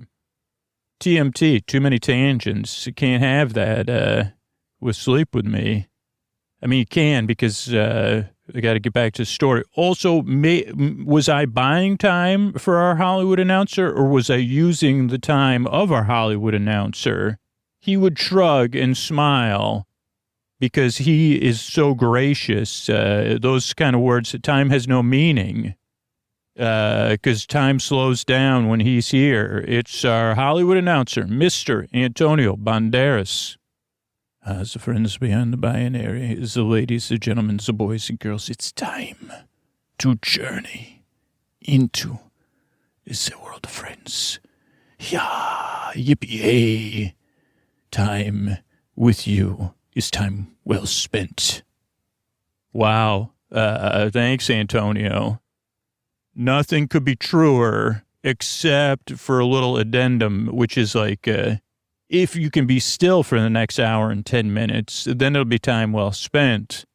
Otherwise, it'll be an hour and 40 minutes interspersed by me sighing and using strong language when I hear your steely jaw creak. Not that your jaw's creaking. I think the earth is creaking. Like the earth shifts. When they say the earth moves under your feet, like there may be a planetary. Can a planet have a somatic response? I mean, I know Krakoa could have, but am I pronouncing that right? Or am I mixing up Araco and Krakoa? He doesn't even know what I'm talking about, but more obscure reference within an obscure reference. But if the planet, maybe there's a planet on Starfield that has the somatic planet. If you landed on that planet, I mean, it wouldn't be, somatic responses can be positive, right? Like the earth is like more shifting in pleasure, but it's not good. The thing is, that's fine outside of recording a sleep podcast, but I can't have pleasurable planetary shifts that are some sort of planetary somatic response to your jaw or your eyes or your presence while I'm recording.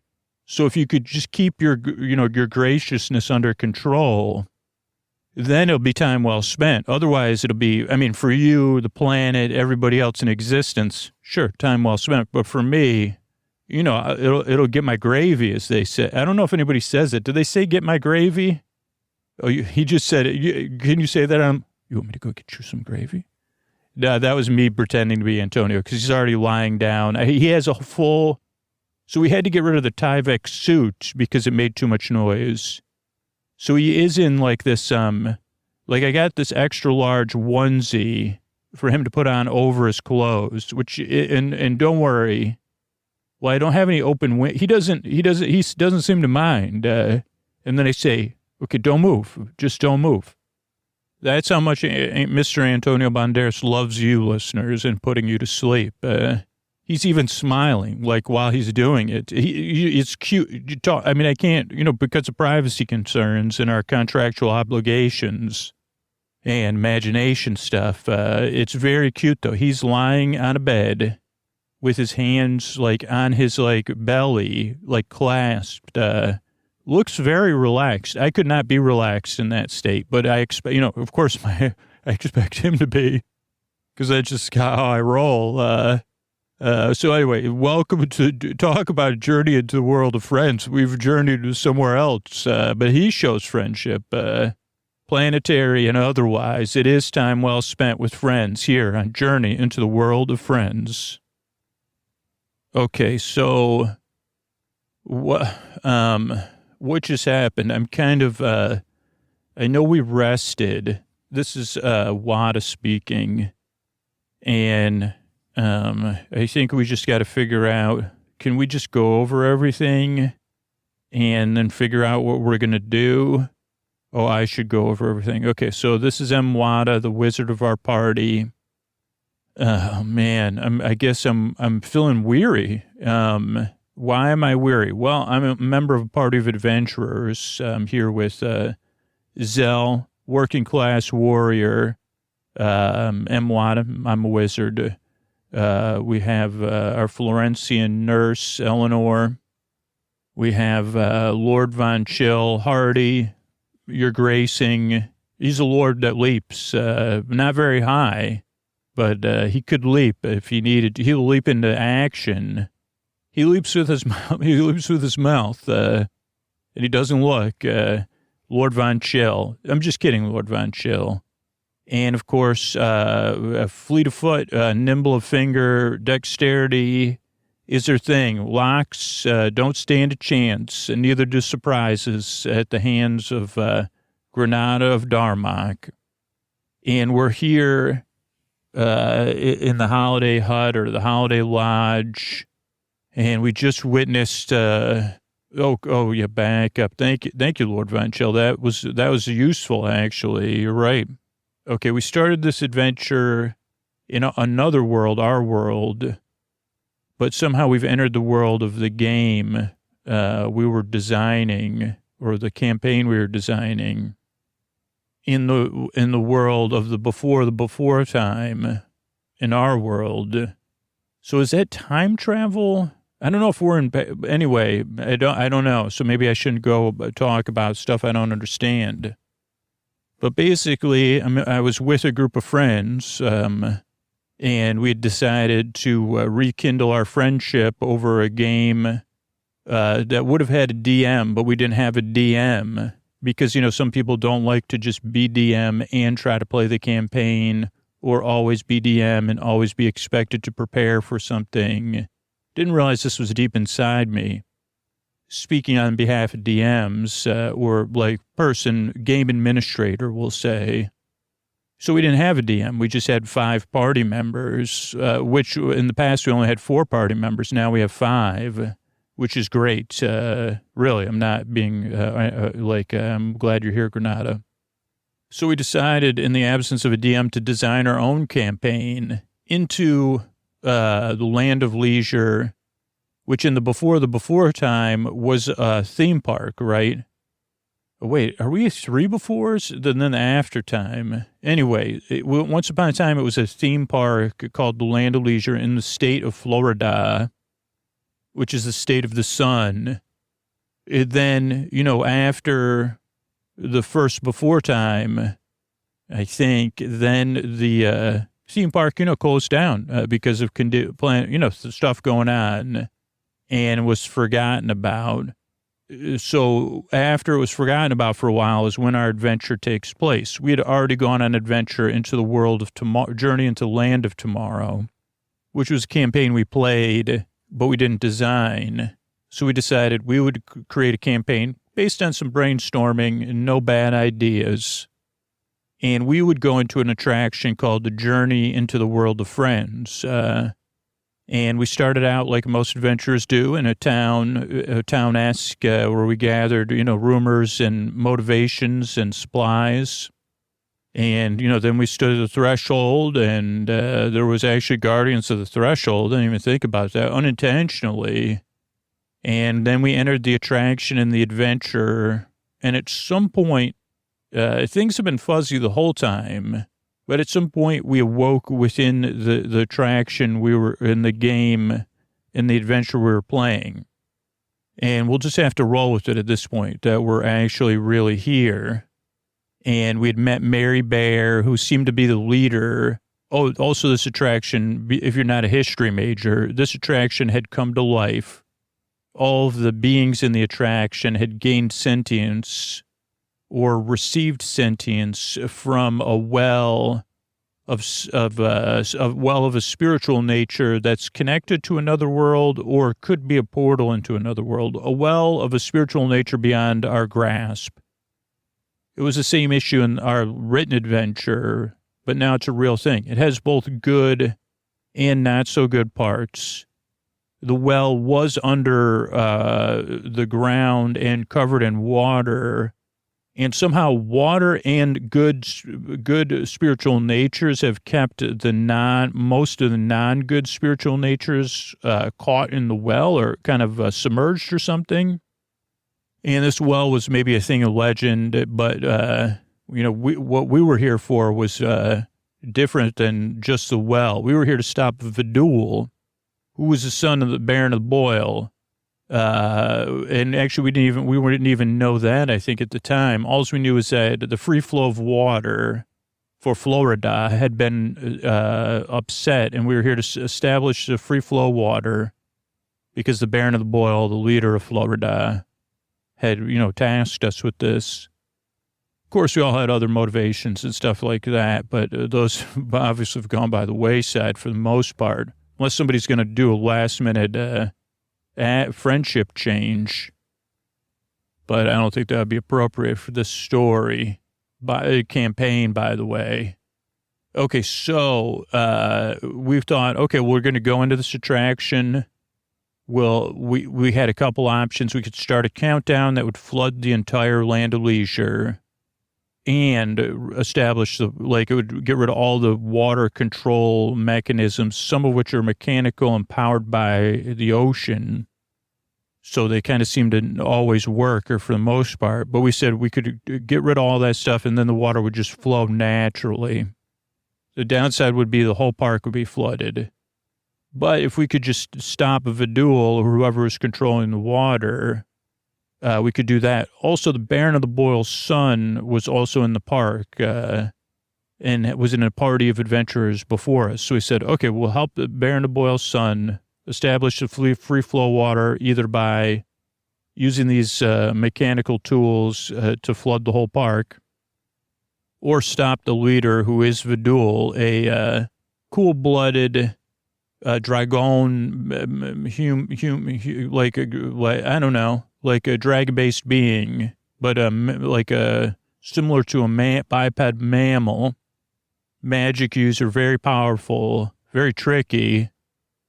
And that was our goal, and to have fun and adventure in our own friendship. So we met Mary Bear, who seems to be the leader of the attraction. Oh, because of the well, the well gives localized sentience to the beings within the attraction. Most of this, or almost everything we've met, all the sentient beings, friends we call them, because this ride was once a boat ride through friendship around the world. And so all the friends, kind of plushies or stuffies, came to life, and they're nice. And actually, they only want kind of a peaceful means of existence and dancing and singing and stuff. So once we met them, it kind of became, not all of us agreed. We said, we can't just flood the whole park because they can't leave their attraction. If they're covered in green goop, they could go outside for a few minutes, but then they have to come back inside. And if you needed me to explain to you in a different way, it's kind of like if you, instead of going to the big farm, you ended up in a well, which was like a temporary zone. Sounds like this is only our theory or my theory.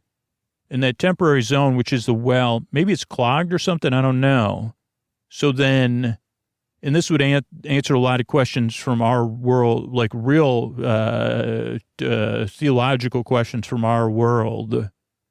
But so the well, if it's clogged or something, then the instead of going to the big farm, you end up as Mary Bear, like a bear plushie within an attraction in the world of Friends. After that, we're not really sure, but we did find out was that Vidul was also working or serving a mist dragon from the not-so-nice part of that big farm temporary transfer area, who has big plans and is in a hurry. So we still don't know, so we don't know everything, but we suspect that they're trying to get to free the well and then take over this world and probably our world too, because it seems to have a lot of power in it, because it's got stored up spiritual essences. And I think that's everything. It doesn't, so where we are right now at this moment is, one, we came to the friends to say, hey, could you create a distraction and help us stop Vidul? And they said, well, we're friends, so we can't really do any offensive maneuvering. And we've become friends with a lot of Vidul's employees. So we're not so sure about that. And we said, oh boy. And then while we were trying to figure that out, we took a break because we were trying to do only bad ideas. And the dragon and Vidul appeared, and Mary Bear had increased efficiency for everyone. But the dragon seems to be Vidul was already seemed to be in a hurry. The dragon seems to be more in a hurry. And the dragon said, I don't care about efficiency work. If you're more efficient, it means more work should be getting done. And then the dragon seemed to relocate or absorb Mary Bear's essence of spiritual being. We're not sure what happened after that, other than that Mary Bear's plushie is inoperable. Then the dragon and Vidul disappeared. And recently, Mary Bear's, like Vidul's, like there was a disagreement, but it was resolved peacefully between Vidul's team and the friends. And the Vidul said, don't worry, I need to take Mary Bear for a little while. So, we still got to stop. So here's what, now I'm talking it out with everybody and you're listening. So here's the thing. Vidul still thinks we're stuck in the security room. Probably, right? I mean, I think there's a 99.9% chance of that. And maybe who knows, like our spiritual beings and stuff. We know Vidul and the dragon are both in a hurry. We don't know why. And we know we got to do something, right? I think that's everything. So, I mean, I think we got to figure out the why, maybe we don't have to figure out the whys. We have advantages. So I'm trying to figure out what the next step is. Does anybody have anything else to add? Okay, Eleanor. I mean, I think I've been focused on sending comforting energy to the everybody in here. So I wasn't listening really, but we can't let this, the toys our friends are wondering if, now they're concerned. So actually they are working at a higher rate, because, they don't want to be absorbed by a mist dragon either. And Zell, go ahead. Yeah, Zell, this is Zell. I mean, I think that's one motivation I share.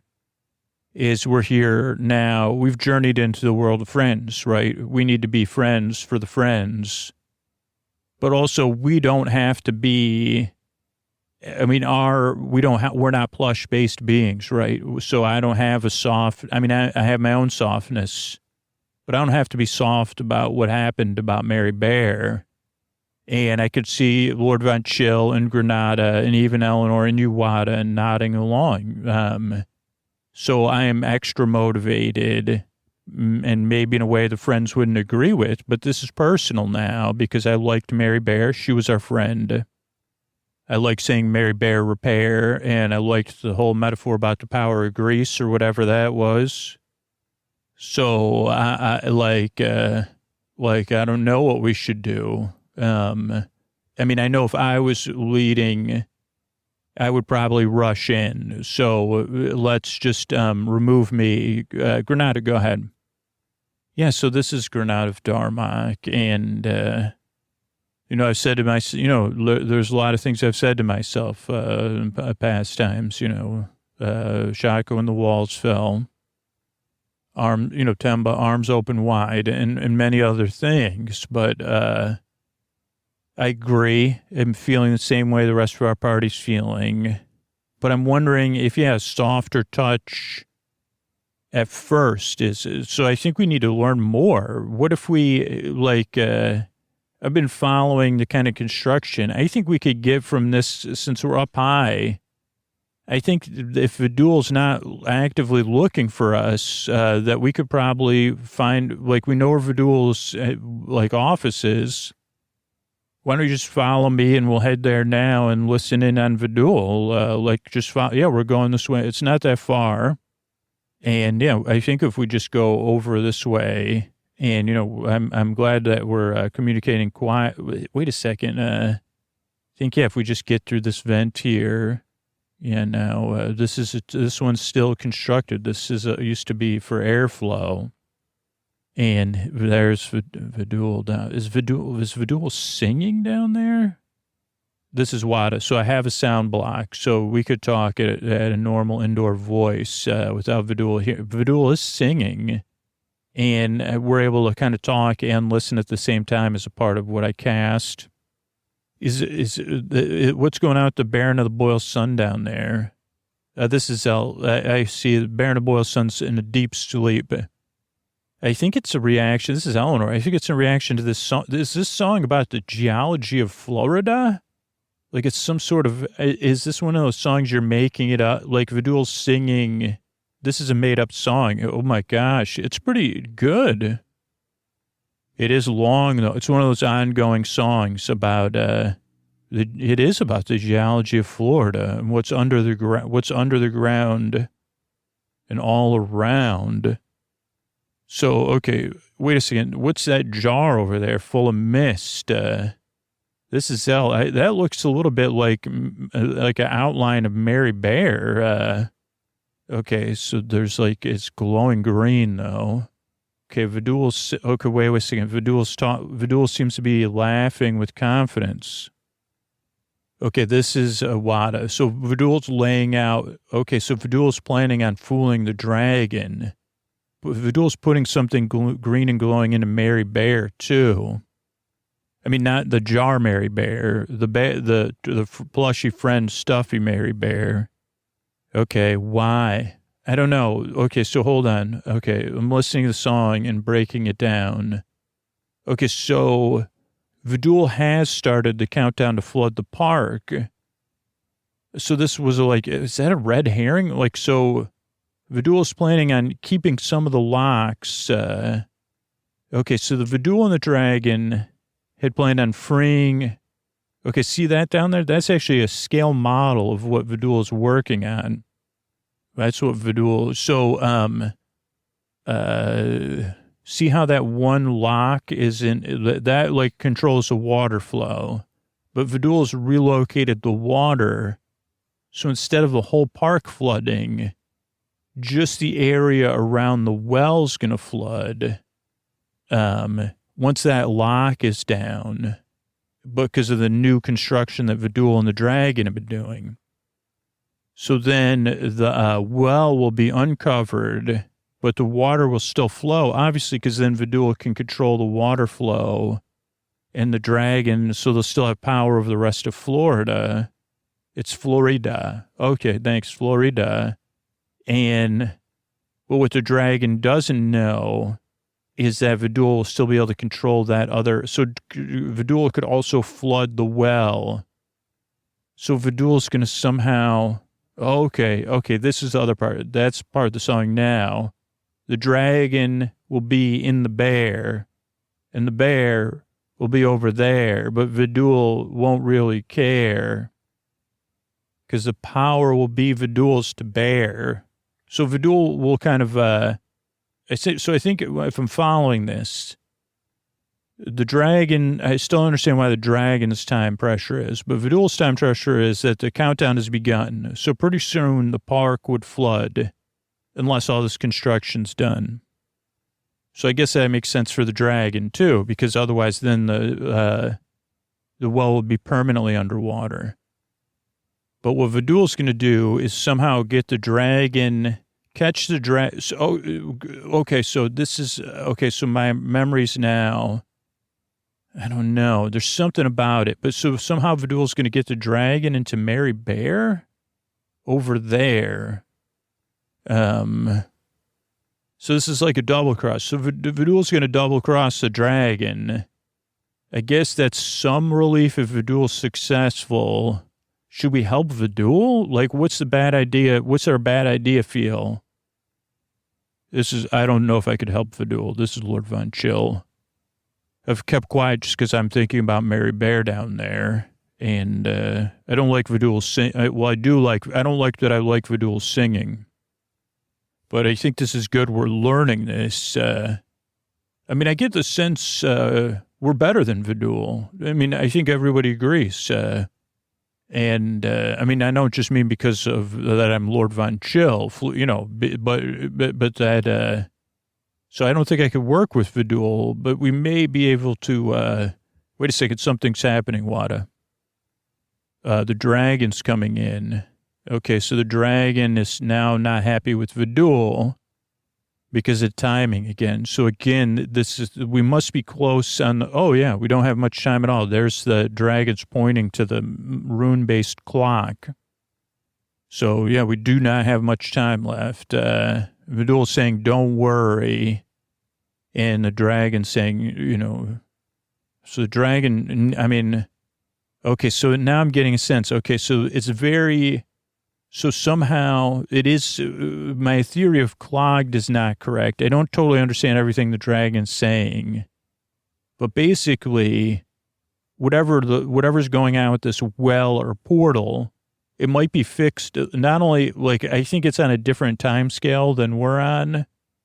But again, if they get water on top of it, the dragon's I think the dragon's expending, all of the spiritual beings in there that are not nice are expending all their energy in effort to make the dragon appear in this world, all their magic or whatever. So this is their last gasp attempt, at least in this part of the long time that they're in. And the thought is that whatever the block, if that thing is blocked or something, that then it'll be repaired. And then they'll just go to whatever big farm. So they're almost in a transitory state. I think I already said this. So the dragon's very concerned. So, okay, so it's kind of like a transit station where there's no trains coming, but more people keep coming into the station. Somehow, there's also positive and non-positive beings in there. Maybe they're kind of separated by oil and water. Yeah.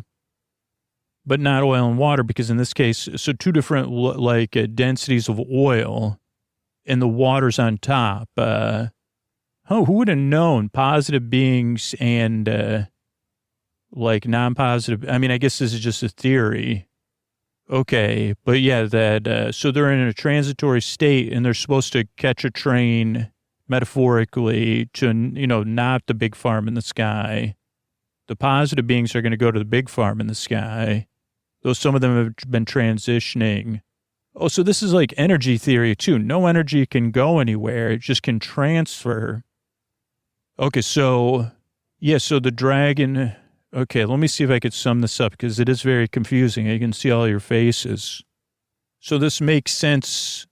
Okay, so maybe they caused the clog. I don't know that part. But okay, so basically, this should be just in the past, but this isn't a human past. This is a history of the existence past. So it's on a different time scale.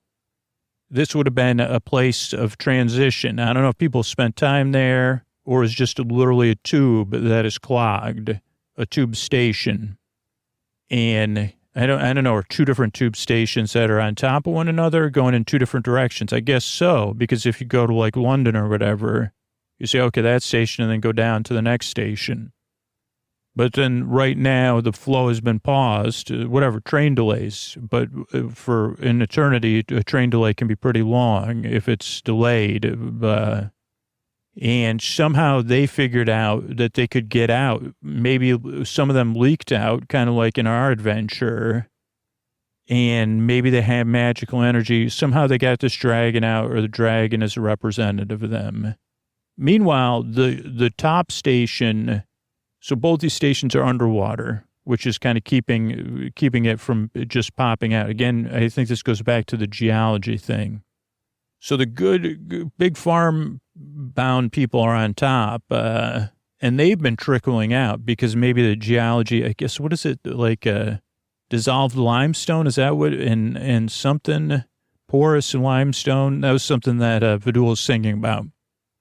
Oh, because Vidul's going to also okay. All right, so Vidul has longer term plans to seal up the limestone.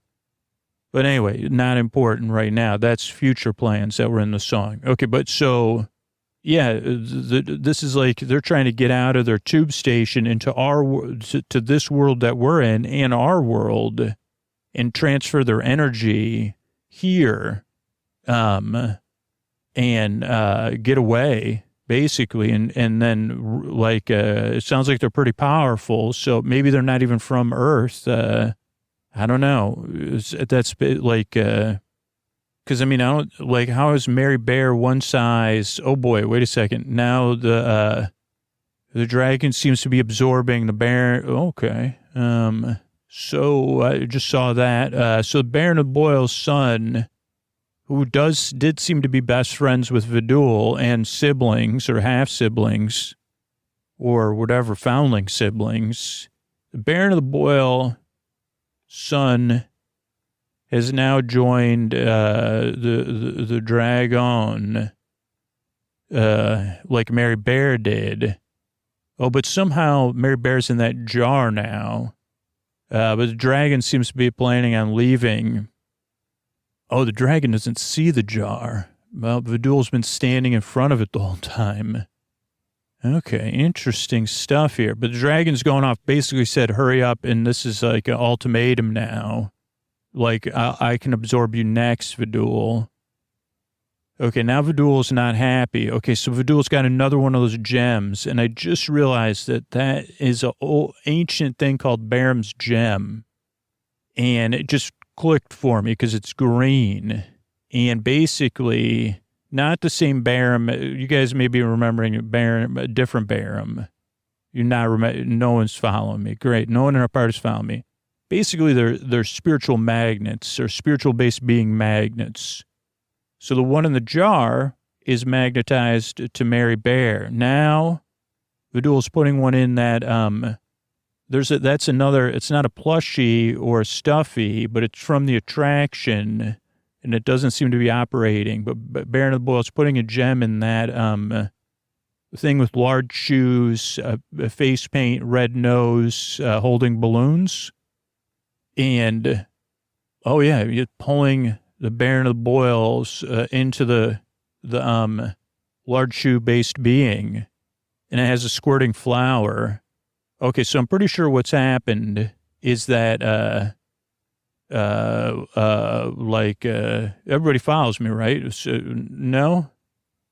Okay, go ahead, Granada. Okay, so I'm following 10% of what you're saying, but I think the important 10%. So those gems are important. And they pull so what the Vidul is planning is pulling the dragon into Mary Bear, like that was in the song, like and then Vidul will be totally in charge. Mary Bear's in that jar. I don't know what Vidul is planning, but maybe to keep everybody like that would be good to keep the friends working with Vidul long term if Vidul has long term plans. And Vidul is a little bit unhappy, but the Baron of the Boyle, because the Baron of the Boyle is now smaller animatronic, Vidul has to carry it. It's somewhat cute seeing a cool-blooded based being holding it looks like a doll almost. And they're going off. Maybe Vidul's going to go put the Baron of the Boyle. I don't know. Oh, because probably like wants to be in a hot air balloon. Because isn't that where they were in the original attraction when we were looking at those pictures when we were learning the song? Anyway, here's what I'm thinking.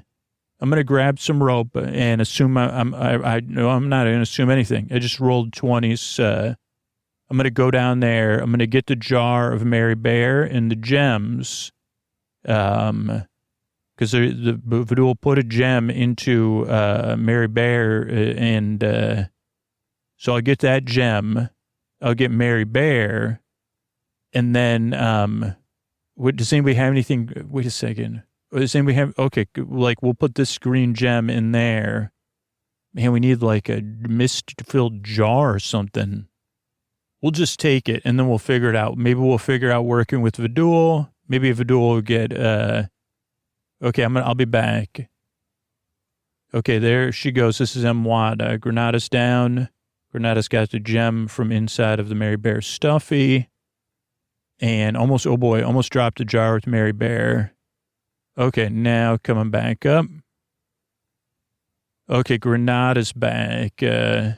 And So now what do? We have a gem, magnetic gem. We have a jar with Mary Bear's a spiritual being in there and a gem. Oh, you grabbed another gem. So you have we have 3 gems? Okay. I wonder if that's Vidul's gem. Like, I think you have to make some sort of connection so it magnetizes to the right spirit. Yeah, like, remember, like Dustbusters. It's like Dustbusters, but specifically targeted dustbustering. That movie. I'm not afraid of any spiritual-based beings, spiritual-based mist at all. That was that. Remember that? Anybody else remember that movie? It was from the before time. They had a song about it. That was the saying. I'm not afraid of any spiritual based beings, mist based being of beingness or something like that. So okay. So now what are we gonna go ahead, Eleanor? Okay. So I'm concerned because I'm feeling like. Something's come up for me. I've got that same feeling. We had superior motivations. I still feel like our motivations are superior because we're going to, and I feel like we have a clear path to victory, but one thing is missing, which is that we told that security bot we would let it out. We would come back to the security room and,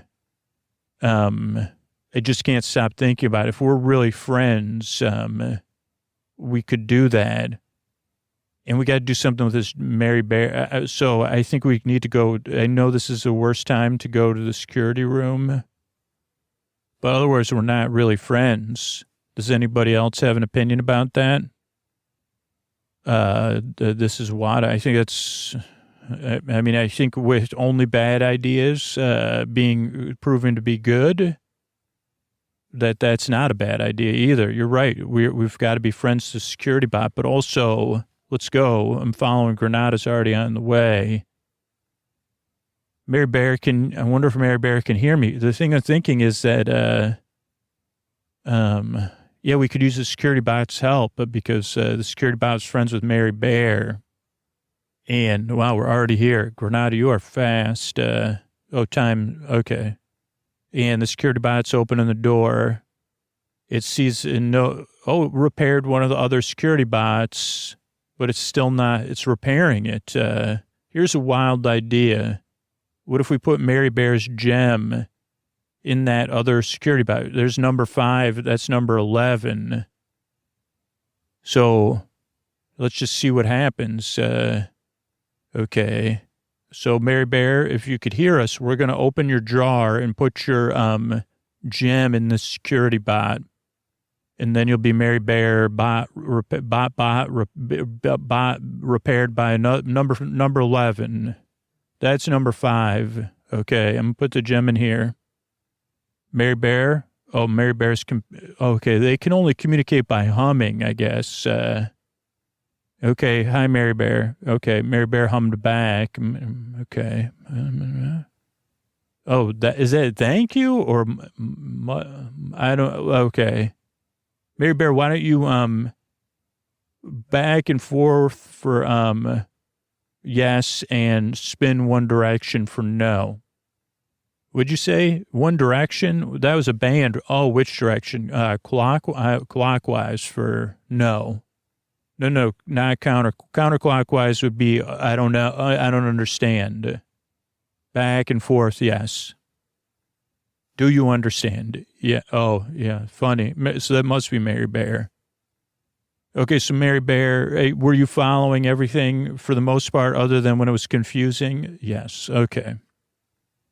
So number 5's also very invested. Number 5 must be alive in that case. Number 5, are you alive? You're not just a robot anymore. Sorry, I didn't mean it that way. Even if you're just a robot, that's fine. But you really were helpful to us. Oh, okay. It's really hard to understand humor with humming robots where it's easier, where the humming isn't clear.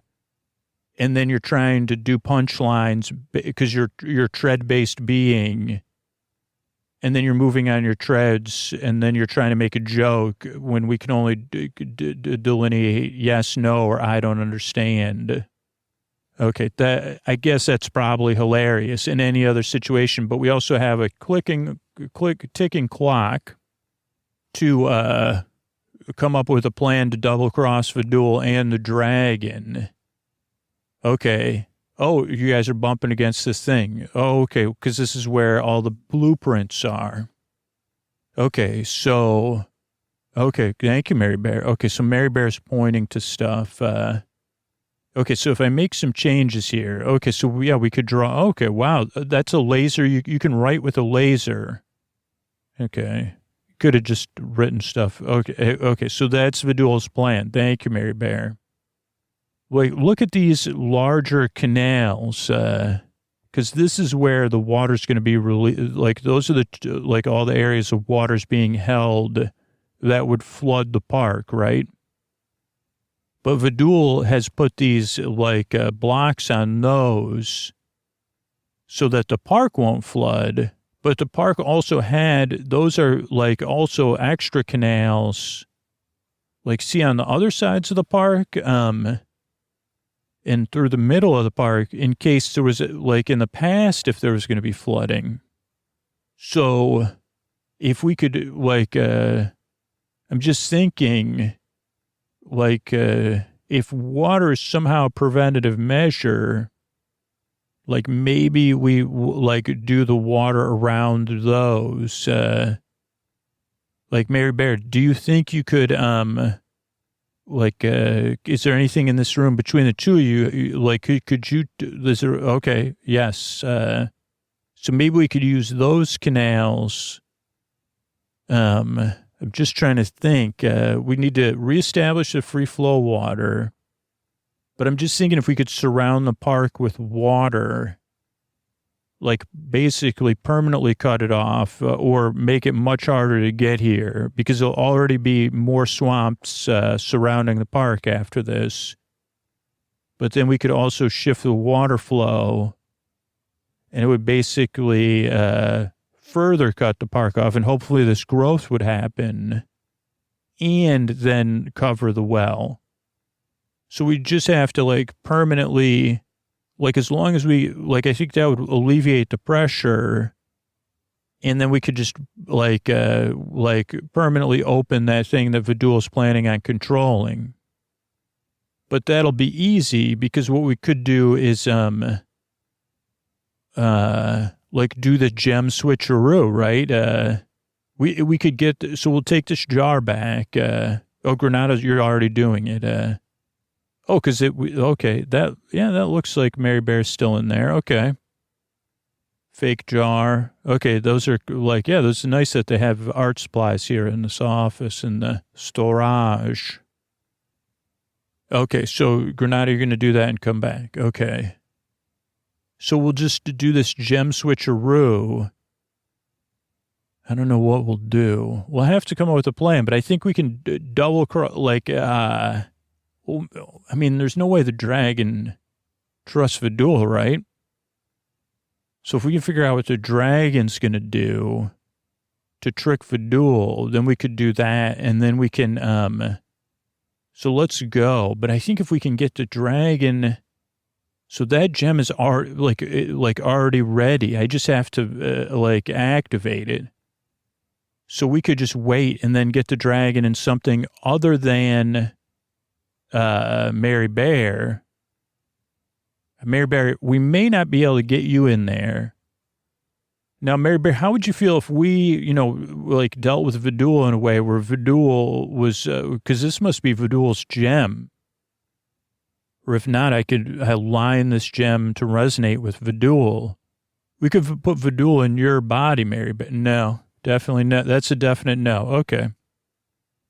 All right. Oh, Granada's back. So as of now, Vidul thinks everything's going to go smooth. We just have to figure out what the dragon's going to do. But I think we can anticipate that the dragon's going to try to stop Vidul somehow too. Probably by switching the gem, maybe? I don't know. maybe we should rest. You're right. Let's rest. And I think we've got this. I think we're going to be fine. Yeah, because we have the Dragon's Gem and Vidul's Gem now. So we just got to do this and it'll be done. We'll be done soon. This is great. I think we can rest well, and I'm glad we came back to show our friendship to number 5. And now our new friend, Mary Bear, number 11, Mary Bear. Good night, everybody. All right, I want to thank everybody that became a patron recently to support the show directly. Couldn't do without these people. I want to thank Lilia, Jamie, and Angie. Thank you, thanks, and good night. Susie Q, Audrey, and Zarin. Thank you, thanks, and good night. Isabella, Pixie, and Ben. Thank you, thanks, and good night. AB, Kim, and Anissa. Thank you, thanks, and good night. Pete, Lori, and Michael. Thank you, thanks, and good night. Heidi, Chris, and Lena. Thank you, thanks, and good night. D, Sarah, and Delilah. Thanks, and good night. And Dawson. I don't know if that's Dawson from Dawson's Creek, but yeah, thank you so much. Thanks for supporting the show directly or supporting the sponsors, however you support the show. Great way to support the show for free is spreading the word, letting people know about the show. You can also get rewarded. You could earn ad-free episodes by signing up for our referral program at sleepwithmepodcast.com/refer. So do that and you'll get rewarded too for what you're already doing. Thanks, and good night, everybody. All right, everybody, Scoots here. I'm doing our month in review on Sleep With Me Plus, which is similar, if you're still listening on Patreon, if you could think about moving over, but it's going to be similar to what you would have seen there this month.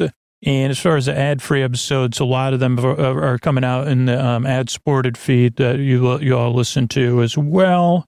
I got to find the right podcast app. So I was also buying time because, okay. So so on Sleep With Me Plus, one of the main differences, everything is separated out into its own feeds. So there's 4 different podcasts. I'm going to start with the bonus episode podcast. So it just has bonus shows. And on March 2nd, a Mayor Tour, Welcome to Scooterville, a Posty Special Edition Super Deluxe episode came out. These are really cool. They come out on a couple Saturdays a month, and these are something that's just been really important to me. Ideally, down the road, we'll have budget to do more, or somebody else even do a version 2. But it's basically Chris Posterson from Sounds Like an Earful. Takes an episode of Sleep With Me and reimagines it in a sense. That's pretty much it. That's all the instructions for Chris. Hey, take an episode, reimagine it. But this year, Chris has been doing this for years. So in the bonus feed, it's years and years and years of this. As a matter of fact, in the bonus feed I'm looking at, there's 377 episodes. I think that's in the Boar Besties feed. But so right now in 2024, is that what year it is? Chris is doing this Scooterville series. So definitely worth checking out if you're love Sleep With Me. You're looking for something a little bit different with some sound design. You want to listen to it during the day, or a lot of people, when they start to support the show and they discover this is what they sleep to, because everybody's a little bit different. What else we got in this feed? Audio news, Scooterville, Contact, TNG Contact Part 2 came out since I think we last recorded this. And then a Fearless Flyer episode is about to come out. I think maybe this week, the February Fearless Flyer episode. Okay, then Boar Besties and Boar Friends also get a feed with all intro and all night shows. So Thursday night, an all intro episode came out. Weird, the all night episode. I might have archived it.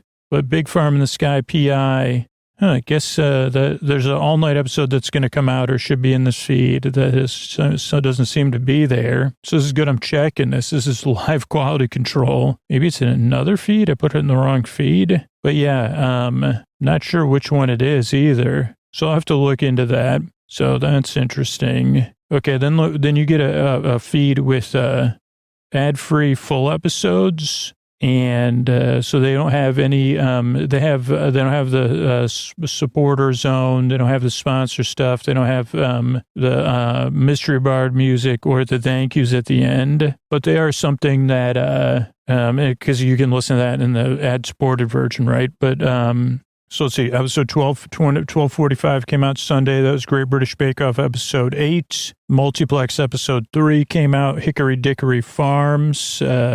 Ren Fair with Ray came out March 3rd, 1243. 1242 Bake Off episode 7 came out February 25th. Multiplex episode 2 came out. Julius J. Juice. What else we got?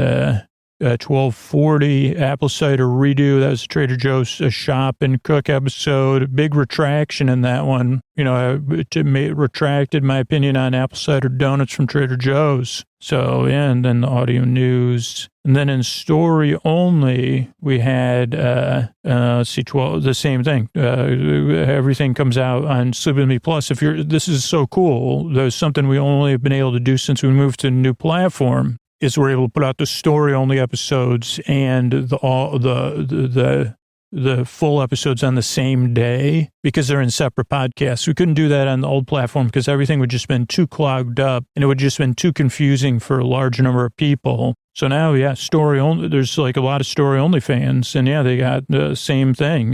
Great British Bake Off 8, Multiplex 3, Ren Fair with Ray, Great British 7, Multiplex 2. Trader Joe's Shop and Cook, Apple Cider, then Dessert Week, Great British Bake Off, whatever, episode 6, Multiplex 1, Wandering Towers, board game unboxing. So yeah, that's everything that came out this week. I don't have my calendar in front of me. I've been working really hard at the planning calendar, and we got some exciting stuff coming up to sleep to. That's so exciting, you don't need to listen to it. What do we have? Multiplex 7 I recorded yesterday. Started writing Multiplex 8 today. These are a couple months away, but the Guild, the web series of the Guild, did the part of season 1 of that, and we're definitely going to do season 1 of that and probably season 2, maybe go on. I don't know. Maybe do season 1 and season 2 and take a break. Those will be coming out late spring, early summer. I came up with 2 new ideas for random Tuesday episodes. One with other plush friends, a pillow pet, and then another one that would be called the Marble Vagabond. And those are episode ideas that came out of intros. Neither of those has been recorded, though. Those intros were recorded. The Marble Vagabond intro will be in part 2 of our coverage of the movie Bring It On. What else have we recorded? We did I guess in the last month, we did an episode called Willy Wonka Interactive Experience, Immersive Adventure, which I was really happy with. And that's going to be a new genre of Sleep With Me style show of like poorly run immersive experiences, like the one like that kind of got a lot of press, and we got to work on the audio for something very similar, but it was called the Willy Wonka Experience. Also not a very high budget experience, but at least it had audio from Scoots or a narrator like Scoots. So that'll come out late spring, early summer. And then our crossover series, we got 3 episodes done, episode 2, 3, and 4 from season 1. So that'll be coming out this spring too, and summer. So yeah, that's everything right now. And thanks so much. If you're listening to this a free feed, it'd be great. If you think about supporting the show at sleepingwithmepodcast.com/plus. This enables us to do everything we do. And those of you that support the sponsors, we also really count on those of you that just spread the word about the show. So thank you for doing that. And that's it. Good night, everybody. From PRX. Friends beyond the binary, ladies and gentlemen, boys and girls, it's time for the podcaster that's here to keep you company and take your mind off stuff, to be your friend in the deep dark night. a podcaster that like forgets what he's talking about, mispronounces what he forgets what he's talking about, what he doesn't know. But I know, here's the things I do know. Seriously, I'm here to help keep you company in the deep dark night because I know how it feels like I have trouble, with trouble sleeping. I might not know exactly what you're going through, but I think probably one of the many, many people listening can relate to it if I can, or at least how it feels. And you deserve a good night's sleep, but you deserve a bedtime where you can get some rest. So I really hope I can help with that. This show is a little bit different, so it does take a couple tries to get used to. And it doesn't work for everybody. But I hope it works for you. Give it a few tries, see how it goes. That's just what most people say. It's here to be a friend in the deep dark night to keep you company. Kind of like a boring bedtime story, but in the sense of like, hey, you call someone, you say, hey, just talk to me for a while and keep me company. I'm not going to listen to you. That's the essence of the show, a friend in the deep dark night. So I'm so glad you're here. I really appreciate it. I'll just give you the structure coming up. We've got some sponsors. That's what enables us to put the show out twice a week for over an hour for free. So that's just what makes it possible. Then there's a support for listeners and stuff around the show, communities around the show. Then there's a long meandering intro, which is separate from the support. And the long meandering intro is meant to introduce you to the podcast, but also ease you into bedtime as you get ready for bed and you start to wind down. Then there's some more support tucked in there, and then we'll cover an episode of the Great British Bake Off, Bread Week, I believe. But you don't need to have watched the show. It is so soothing. People baking bread. And I guess it's a competition, but it doesn't feel competitive. It's actually not. The people are kind of competing just to do their best. They're competing against bread in general.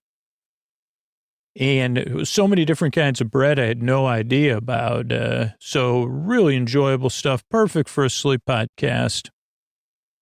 So I'm glad you're here. I really appreciate this is the very beginning of the show, huh? So yeah, thanks for coming by. And here's how we're able to do it for you for free twice a week.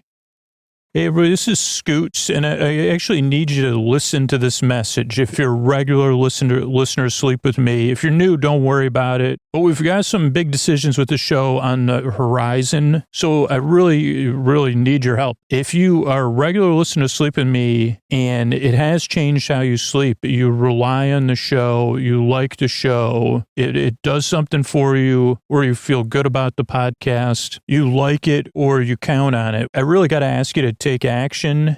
So if Sleep With Me means something to you or you like it, if you can afford to support the show directly or you're willing to consider giving up one takeout lunch a month to support Sleep With Me, try out a trial of Sleep With Me Plus and test out Sleep With Me Plus over the 7-day trial and just see what you think. But I think you'll find you'll be blown away because there's so many different ways to listen to Sleep With Me and stuff like that. So if you think you can afford to support the show, please do that at Sleep With Me Plus, sleepwithmepodcast.com/plus. And if it doesn't make a difference to you, like it's like I can move on to something else if you stop making the show, or you decide to put out way less episodes, or you change what you're doing, I totally am fine with that. That's fine. But if Sleep With Me really does make a difference for you, I mean, I love making the show. I don't like being direct because I usually get way more not nice emails when I'm direct about stuff. But I don't want to put out a message like 3 months from now and be like, you know what, we're changing things up and we've made some hard decisions. I want you to be a part of this decision-making process because it's really like the other time Sleep With Me's been in this place. It's just taking being direct and saying, hey, if you care about the show, I need you to think about doing something about it. So think about it. And yeah, it'll be cool. Like I trust that there's enough of you out there that get so much out of this show because I've heard from you before. So yeah, check out sleepwithmepodcast.com/plus or take one of those other actions. And what do you say we get on with the show? All right, everybody, it is time for the Sleepy Supporter Zone, the one part of the podcast where I pop my peas, if you please. I thank the listeners who support the sponsors, who take action. That's how we're able to be here for you free twice a week, is those people. I know so many people enjoy this ad-supported linear show, and I'm so glad we get to do it for you, and it's with all these people's help. So I want to thank Stephanie, who got a Helix bed, let Helix know about it, let me know about it. Thank you, Stephanie. Stephanie took that Helix quiz at helixsleep.com/sleep. We're hoping to get Helix back as a sponsor this year, and it's because the listeners like Stephanie supporting Helix, taking that quiz. So thank you, Stephanie. If you want to be like Stephanie, test a sponsor out, check a sponsor out, let them know about it, let me know about it, especially on social media. Tag me, tag them, and I can try to thank you here on the Sleepy Supporter Zone like Stephanie. So that's the first part of the Sleepy Supporter Zone. The second part is you getting the support you need right now. If you're in need of support right now, fill out, just go to the show notes. There's links to resources, including international resources you could connect with. It's also about being a part of positive change, taking action, not just saying Black Lives Matter, not just saying stop AAPI hate, not just saying support Ukraine, but taking action, learning more. There's links to resources. We could do that in the show notes, or you could join some of the things we're doing, supporting the Midnight Mission and people experiencing homelessness in Los Angeles, supporting the Trevor Project, and supporting Hand in Hand. So wherever your heart is, wherever your heart aches, you could take action. You don't have to help us support one of those organizations, but you can, or you could go out there and support something else, just to be a part of positive change. But you can always check out the show notes for more information if you want to support one of those organizations and join us. And that's the end of the Sleepy Supporter Zone. Oh, Mystery Bard, a lot of people help out on the show. Who are they? This posty poster son sounds like an earful. Wrote the theme song. Edits episodes. Carl W. the Legend. Also edits episodes. Ashley, Kenny, Scotty, Jennifer. Eric and the team at Astound are on the website. I am the mystery bard. I do the lullabies, yeah. I do commissions at jonathanmann.net. I'll write a song for you. Any reason at all. You can tell me the story and I'll make it personal. You see the kindness shine straight on through when the listeners form their own Facebook group. Keith, Stacy, Sarah, Julie, and Jennifer. These are your moderators. Get support dear Scooter on Patreon. Buy the merch and support the sponsors. You can find anything you want at sleepwithmepodcast.com. And we're so proud that we could dance. Rusty Biscuit, Lois, Anna like banana.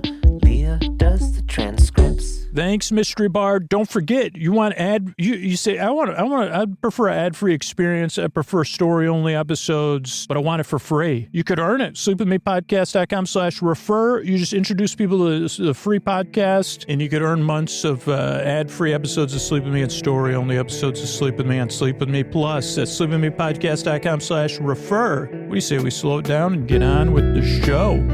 Hey, are you up all night tossing, turning, mind racing, trouble getting to sleep, trouble staying asleep? Well, welcome. This is Sleep With Me, the podcast that puts you to sleep. We do it with a bedtime story. All you need to do is get in bed, turn out the lights and press play. I'll do the rest. What I'm going to attempt to do is create a safe place where you could set aside whatever's keeping you awake. It could be thoughts, it could be like things you're thinking about the past, the present, the future. I think like I was trying, well, I'll talk about it in a minute, but I sent out an email and you had the right first letter of the person's first name, but I did not have the rest of the letters correct, and I keep thinking about it. So I'll probably be thinking about it at bedtime too. So it could be thoughts, it could be feelings related to those thoughts, because I got some feelings about it. It was like autocorrect happens, man. But it could be feelings related to thoughts or feelings that are just there. It could be physical sensations, changes in time, temperature, routine. It could be something you have coming up or you're going through or you're getting over. Whatever it is, the reason I list all that stuff is because I want you to know you're not alone. Even though this is this weird digital thing, I want you to know that you're not alone in the deep, dark night. And like, I'm here to keep you company and that I can relate to whatever it is you're going through. I might not know exactly what you're dealing with, but as I said earlier, there's probably someone listening who's been through something similar and really understands how it feels. So I really want you to know that the whole part of the show is that I understand generally that it's not pleasant, not trouble getting to sleep, trouble staying asleep or getting up. But the other part of it that I always say multiple times a episode now, because it is so important, is you deserve a good night's sleep. You deserve a bedtime you don't have to dread, that you could look forward to or at least feel neutral about. That's true. You do deserve that. And I hope I can provide it for you. But if I can't, you could check out, like, if you already loathe me or the show, check out sleepwithmepodcast.com/no thank you. And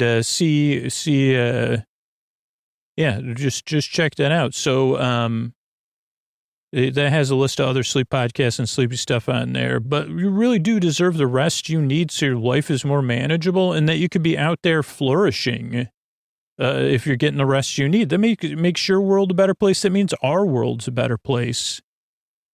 So that's really why I'm here, and that I hope the show can help you. And if you're skeptical or doubtful, that totally makes sense. Like, why wouldn't you be, right? You've probably tried a ton of stuff to put you to sleep. You're probably frustrated. And maybe you were searching for this podcast or maybe somebody told you about it. And this show is very different, but that's how most people get here. You're frustrated. You're fed up. Now you got somebody rambling and not making any sense. And this isn't a traditionally soothing show. But do give it a few tries and see how it goes, because I hope I can help you, or that you say, okay, now I'll find something else that'll, like, try out some other sleep podcasts.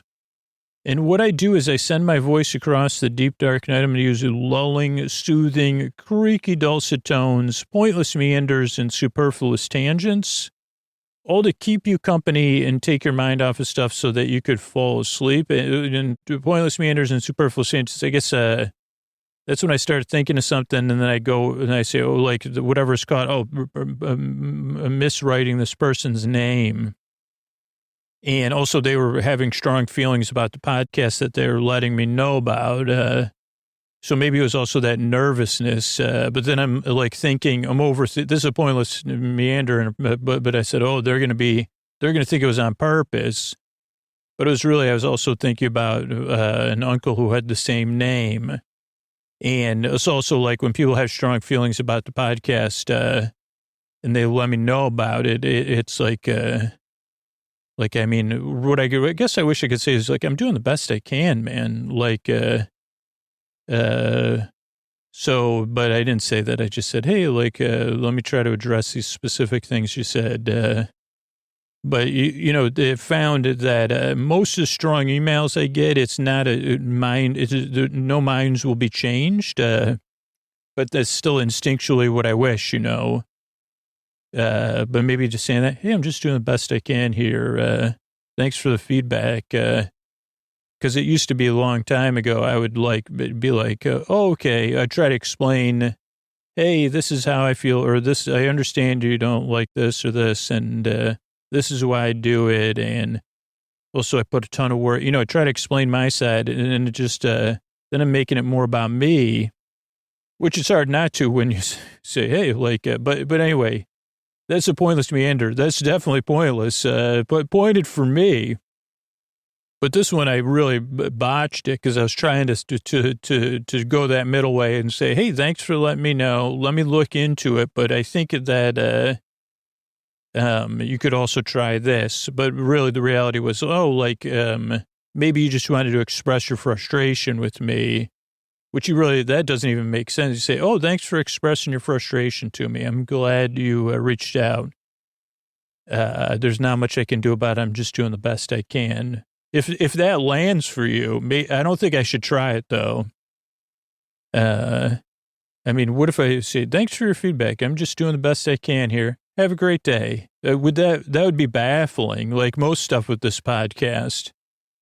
But the fact that I put their name in wrong, and, you know, the other thing, the lesson I learned is, like, I was trying to do it, and then I said, well, maybe I should do this later, but I was trying to get back to the person, right? Because they wrote it when they were trying, you know, in the deep, dark night.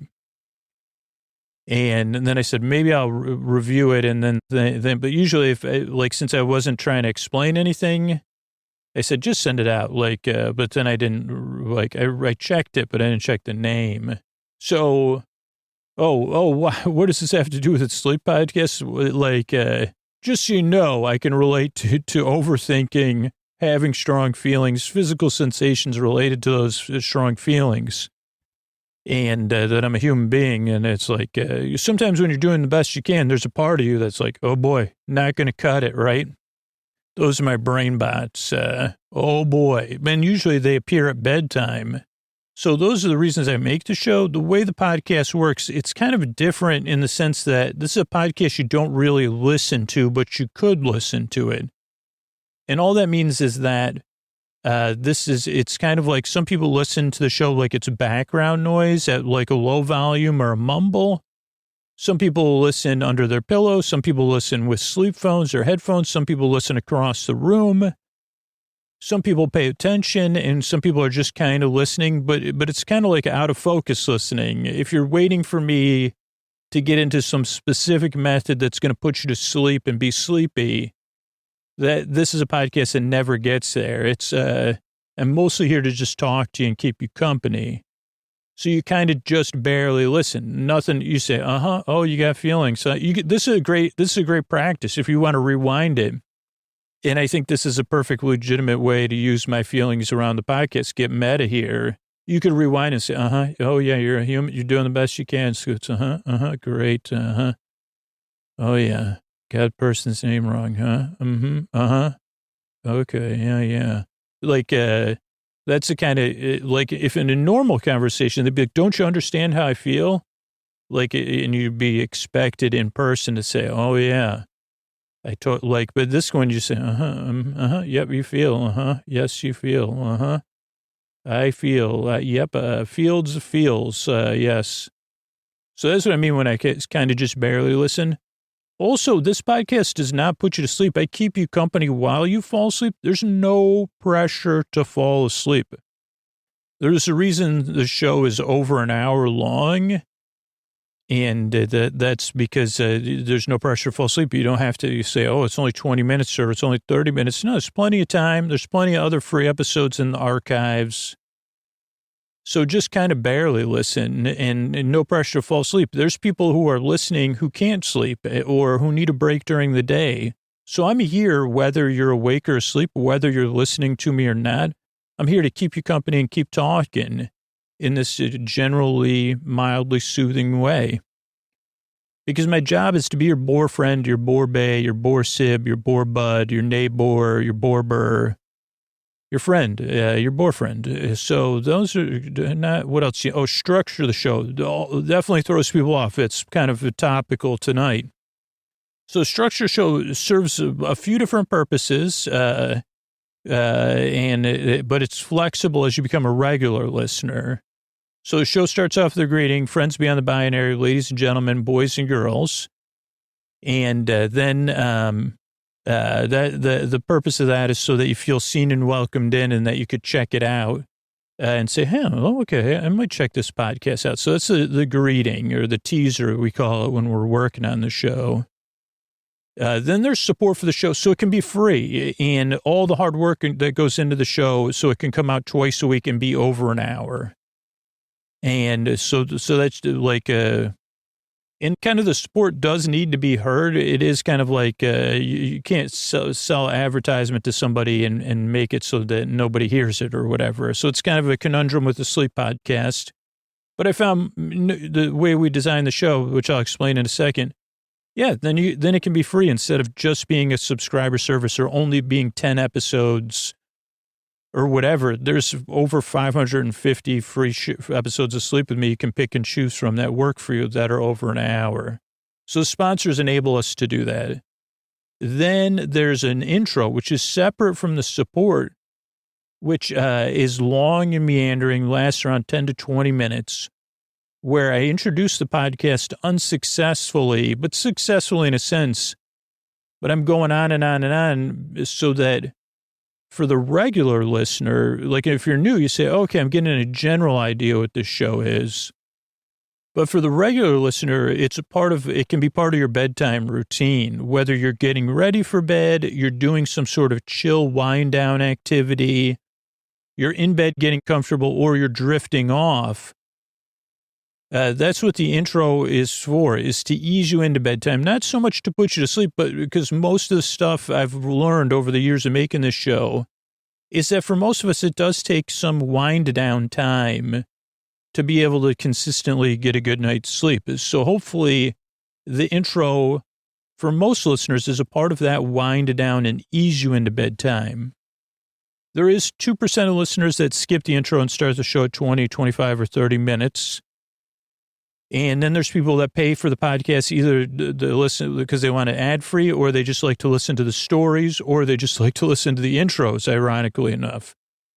And so those are options. As you become a regular listener, you can kind of adapt how you listen to the show. But for most people, the intro is like a slow wind down, a landing strip into bedtime.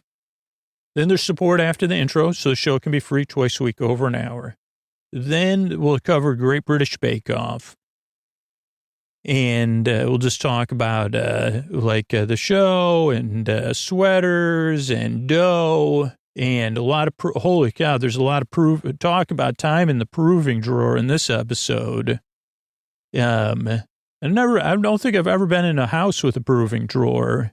I remember when I was a bus boy, we had there was two drawers where we warmed the dinner rolls because that was part of our duty as bus boys and that's an ancient term. Even then, it was, I guess it's kind of busser. I guess a busser is a proper term.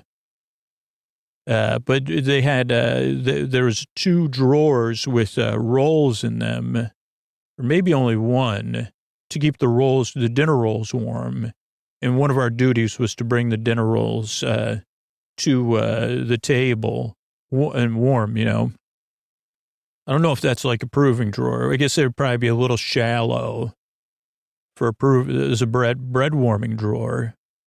That seems like it's something that, like, people be like, what do you, like, no, cut back on that. Then, warm bread. But it was nice, I bet. I never ate a dinner at that restaurant, but I had a hamburger there once. We also got free, sandwiches when we were working as a part of our, shift, which was nice. They were good, really good sandwiches, too. Okay, so... so we'll talk about, holy bread drawer. So we'll talk about Great British Bake Off, then there's some thank yous at the end. So that's kind of it. That's the structure of the show. That's why I make the show. I'm really glad you're here. I really appreciate your time and you coming by, and I really hope I can help you fall asleep. Thanks again for coming by. I really earn and I strive, like I said, and here's a couple ways we're able to do it for you for free twice a week.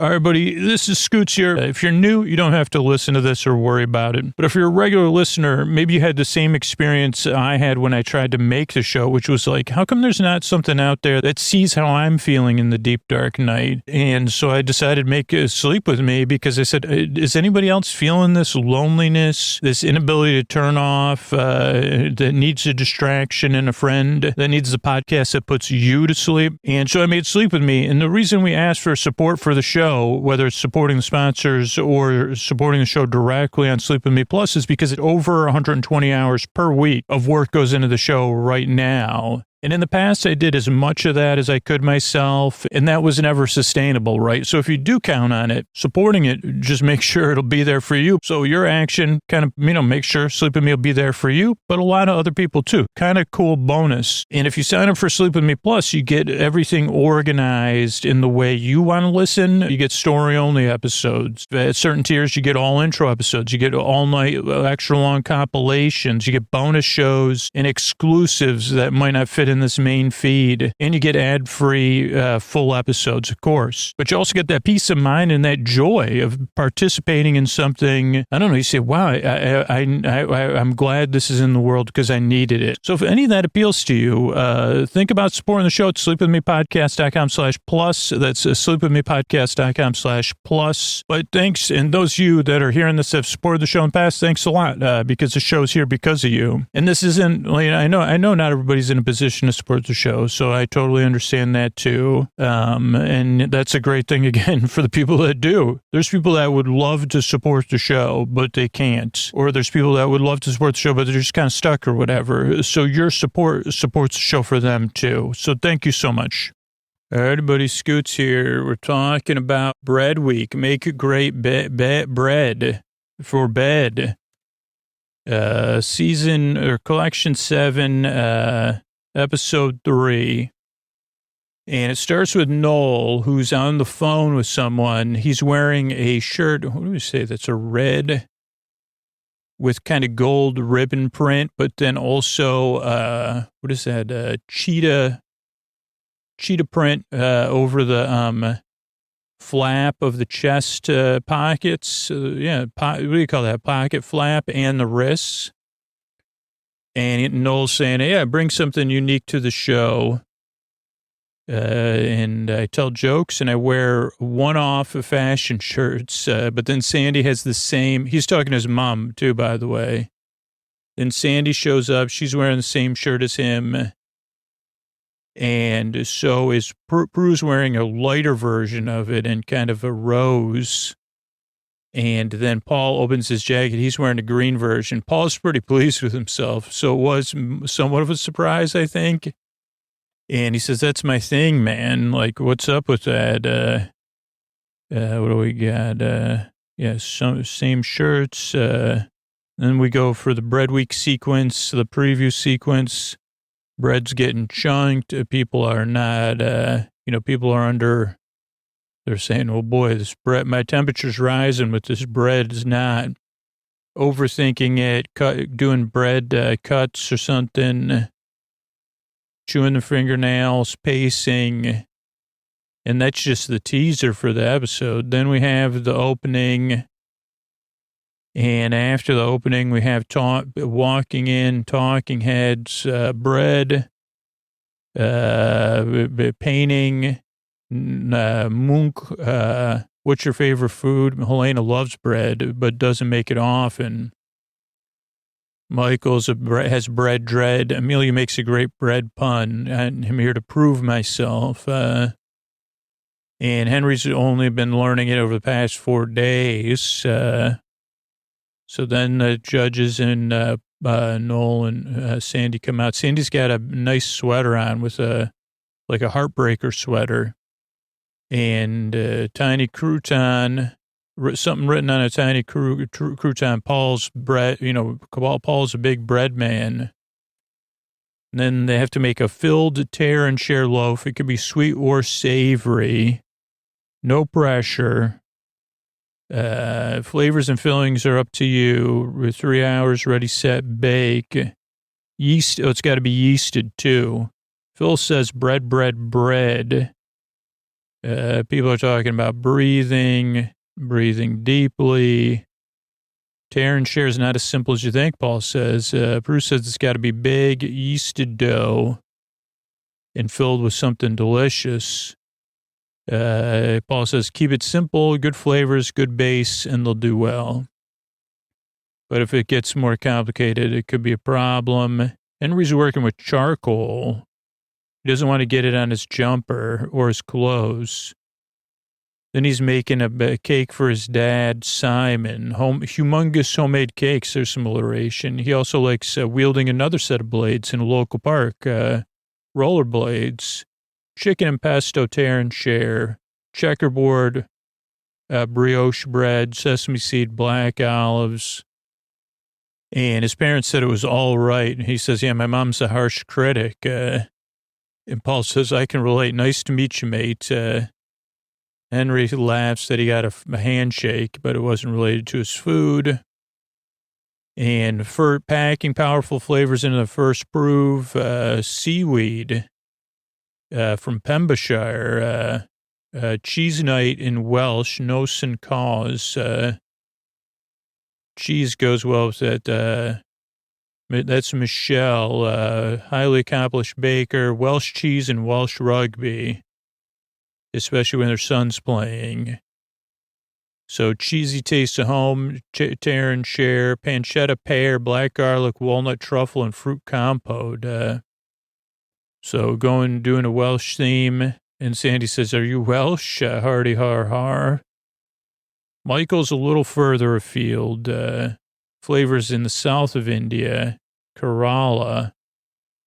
And it's kind of an invented recipe. Michael also is a fitness instructor, his day job in Warwickshire. Helps him burn off those bread calories, it says. A red and white Keralan star bread. Chili, coconut chutney. Prue says, "Can you go easy on the chili, please?" They're all laughing, and the judges are getting more chili. Chili and manchego cheese Ternshire. That's Rosie, so Spanish. We see Rosie's pets since she's a vet, and that she uses equipment from work in her bakes. Spicy red chilies, Mediterranean vegetables, balsamic reduction, red onions, garlic. They say it's a brioche dough, so it looks wetter than normal. She says, "Don't worry, it'll be light and buttery." Tried it with other doughs, wasn't as nice. Paul says, "Interesting." Oh boy, we're watching. Now we got a kneading sequence, so we're watching everybody knead. Bacon bread. Still learning everyone's names. Michael asks Noel to juggle his dough, and he says, "Yeah, I can. You have to juggle if you're a comedian." He laughs. Everybody laughs. 10 minutes to knead it for focaccia. That's Phil. My family heritage from Italy.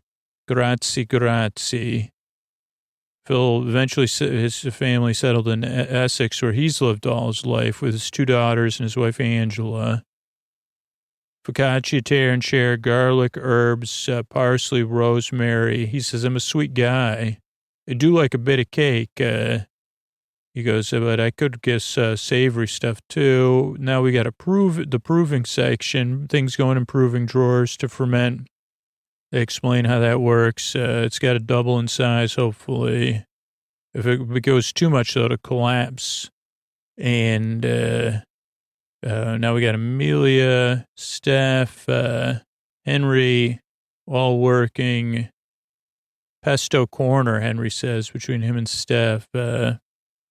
Steph is pounding the treadmill in trainers, but also working one of 3 part-time jobs, selling trainers. Those are sneakers in the U.S. Star-shaped Parmesan, some dried tomato, star, tear and share. She says, "This is going to taste better than shop-bought pesto." Then we move to a Neapolitan classic, a little bit different though. Priya, pepper, onion, almost pizza-ish. Priya loves pizza.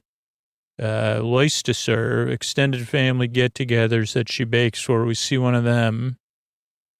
This sounds delicious. Smoky jalapeno tear and share with smoked paprika, cheese.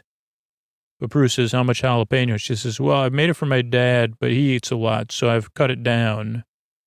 As I've moved away from my parents, I've put less spice in the food." Then Amelia's doing spice, harissa paste, chorizo, onions, peppers, and garlic, frying it up. It's got a kick, but it's tasty.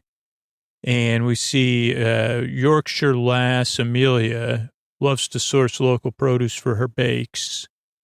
Her brunch tear and share is laden with punchy flavors. And Noel says, "You worried about bread week?" And she goes, "Yeah." And he says, "Yeah, Paul's thing is bread. Have you seen his chest? His torso is like a baguette." He goes, "Sometimes I think of him as bread." How much time we got left? Halfway through, we see everybody really working hard. Juggle proving versus baking time. But if you don't get it right, your bread will be too small. Everybody's talking to themselves, trying to stay positive. Phil's looks the right size, so the bread's coming out approving now. Double in size for Helena. Roll it in a rectangle, fill it and roll it. Michael's patting some stuff on here so his dough's not soggy. He doesn't want to be underproofed, undercooked, overkneaded, wet, bad. Paul's staring at him. Henry's got his chicken stuffing. Rosie's doing the cheese, manchego cheese, caramelized peppers and onions. Phil's folding his pancetta into his, and Michelle's putting walnuts and pancetta on hers. Steph's is like a little bit of a pizza, but it's it's like Parmesan something. Maria's sealing up her tearing chair. Baklava flavor. That is, Alice. She talks about how she's a geography teacher from Essex, but her parents are dentists, so she doesn't eat much sweets. Teenage rebellion with sweet tooth would Paul approve.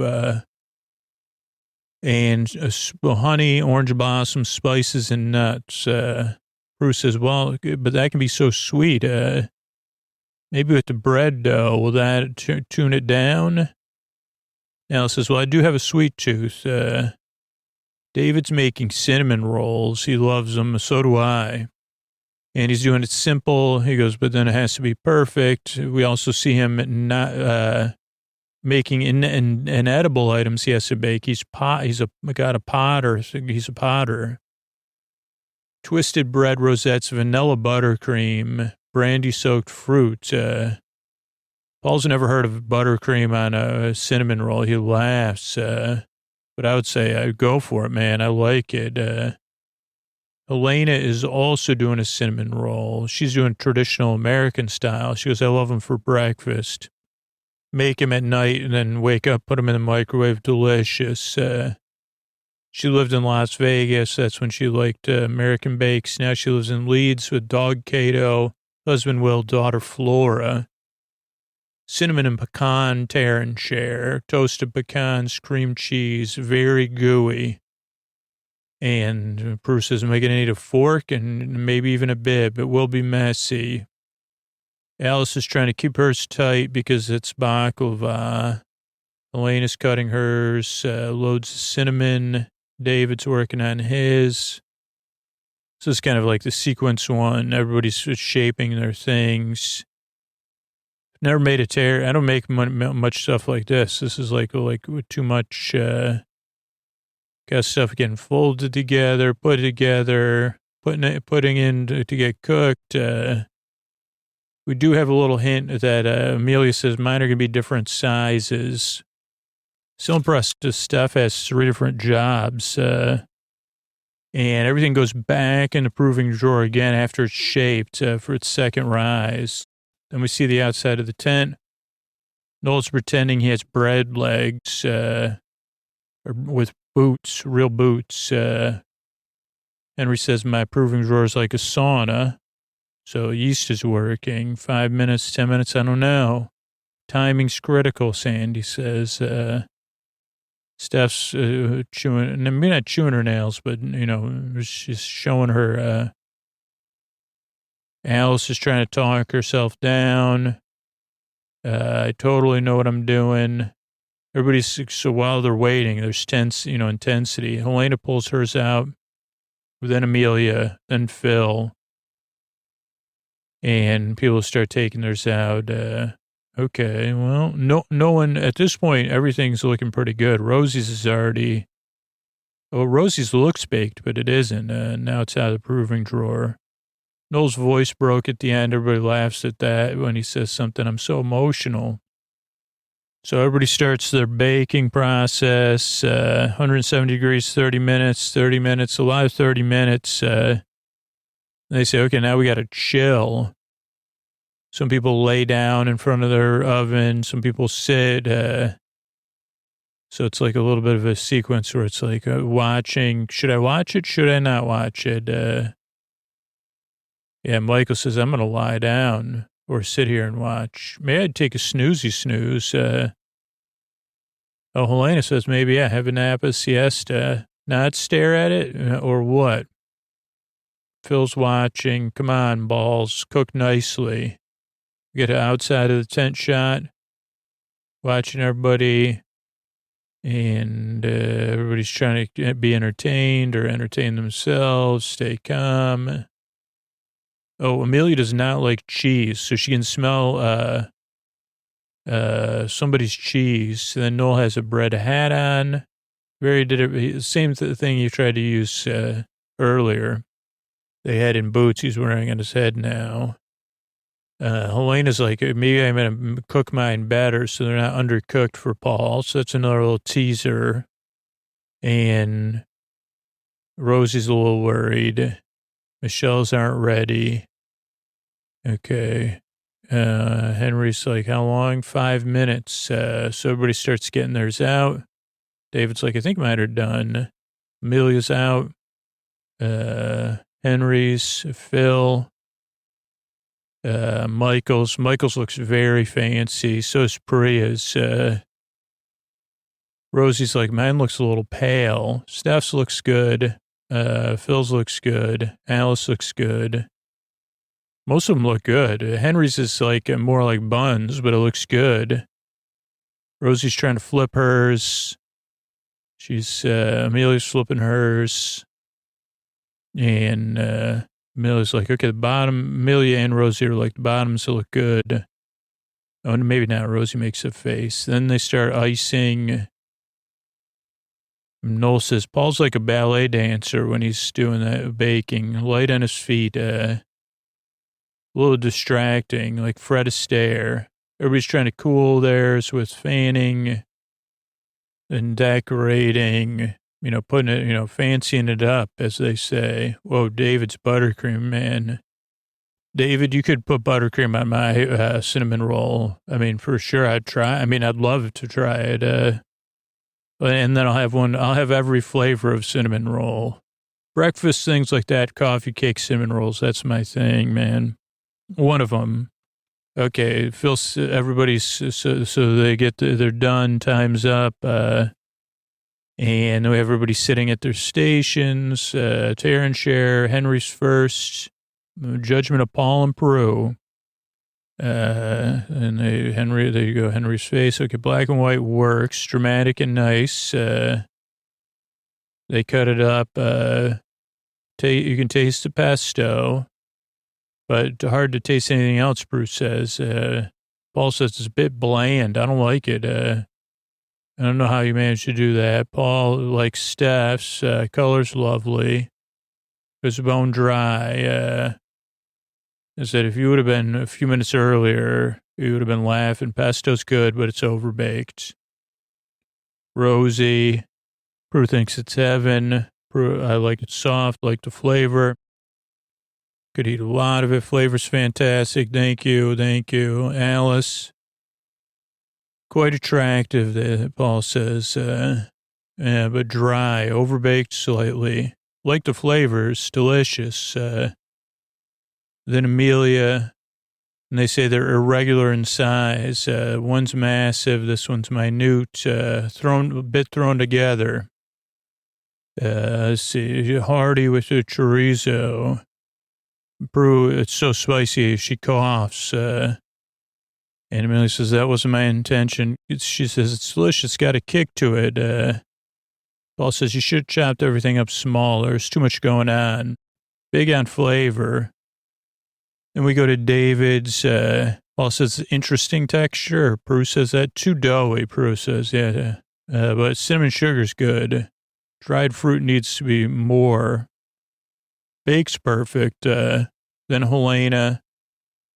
They say there's no tear and share because it's totally frosted.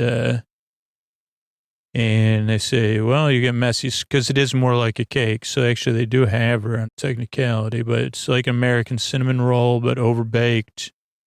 And she says, yeah, I was afraid it would be underbaked. And they both laugh. Then we go to Michelle's, no sun cause, bit messy, rustic. cheesy, like the texture. Then there's black garlic and, well, that one's nice too. Truffle oil. Baked well. Nice ideas. And then I go to Phil. This is like a focaccia tray. Like homemade bread like you'd want to eat, Bruce says. Flavors are beautiful. Nice flavors. Nice loaf that. And Brie also has 2 dipping sauces. Very cheesy. Loads of flavor and texture. Beautifully baked, overproofed though. Otherwise, tastes lovely. Well done. Michael's just looks so fancy. It's like the colors. Very clever, very pretty. Nice bake. Looks tasty too. Bruce starts to eat like the coconut. Coconut works well. A kick from the chili is good. Love the red circle. He gets a handshake. And he's stunned. Everybody collapses. Everybody's happy for him. And he goes, I like that. I'll tell you why. I never had anything like it. It's special. And Michael says, I got the first handshake. My mom's going to cry. Can't wait to tell her and all my friends. So he's very happy. Feels like, okay, Paul Hollywood liked my bread. That's good. I am a baker. Michelle's not looking forward to it. Neither is Michael. They're both stressed. Okay, so we go to the signet, from the signet to shrouded in gingham. Next challenge is a mystery. And in a twist, it's Paul, the bread, the king of bread or whatever, picked it. The bread king, Paul himself. So they say, you two leave. Any words of wisdom? Not as easy as you think, Paul says. So off you go. Competitive dog grooming. So they say, move along. Technical, 8 white burger baps. What is a burger bap? It's 4 veggie burgers inside 4 floury baps, 2.5 hours. On your marks, get set, bake. And everybody says, oh dear. So a lot of people are like saying, oh, I never made baps before. Bap is like a floury bap. Guess it's like a bun. I said, Michael says, if I can't make it, I'll just buy them from now on. Then Prue and Paul talk. And this isn't easy because you have to develop the gluten. Because if you don't, it'll be cake-like. So a lot of kneading. Got to prove it for a long time, 30 minutes to 40. And burgers are only 90% of it's for the roll. Because this is bread week and not burger week. Instructions number 1, make a bap or something, make the dough. Yeast, salt, flour, water. Then vegetarian lard. And Henry's never made it before. Noel says you're more of he goes, you're not really a bap kind of character, are you? And he says, no, what do you think I am? Whole wheat pita bread. Or whole meal. And then he says, Priya's a crumpet or something? I don't know. He says, oh, let's take that. No, he says, Prue's a crumpet. And he says, please take that out. He goes, this is too weird. Then step 2, knead the dough. So we get to see everybody kneading the dough, different techniques, trying to get it to right, and then prove the dough. So proving it for a half hour, all right. And then they have to make the veggie burgers. Most people have never made them. Priya has, though. Black beans roughed into a rough mash. You don't want it to be lumpy. People are making different size ones. Should they be big, like fast food, or small, right in the middle? And then they put them in the freezer. Noel does Morse code on a bowl on Sandy's head. She goes, this is pleasurable. And so that becomes a comedy thing where they got back to them and they're doing a game where they're tapping bowls, glass bowls on each other's heads, or Pyrex bowls. And genuinely Sandy is laughing. So I liked that. Then they got to shape it into buns. They're doing maths to try to figure out the weight of each bun. Amelia had leftover dough, 7 grams of dough per bun. Should I put 7 grams back in? Don't want them to be too small, but that's still less than 10% sod, only less than 10%. Then you got to flatten them, quite a pert bun. Then you got to prove them again to 10 to 20 minutes. Priya can't find her proving bag. Noel goes through her purse or a purse, a yellow purse, takes some lipstick and says, I'm going to sell it. Hour and 10 left, so everybody's trying to balance their proving. Half hour left. Babs to prove. People are starting to check. Some have gone up more than others. Have they changed?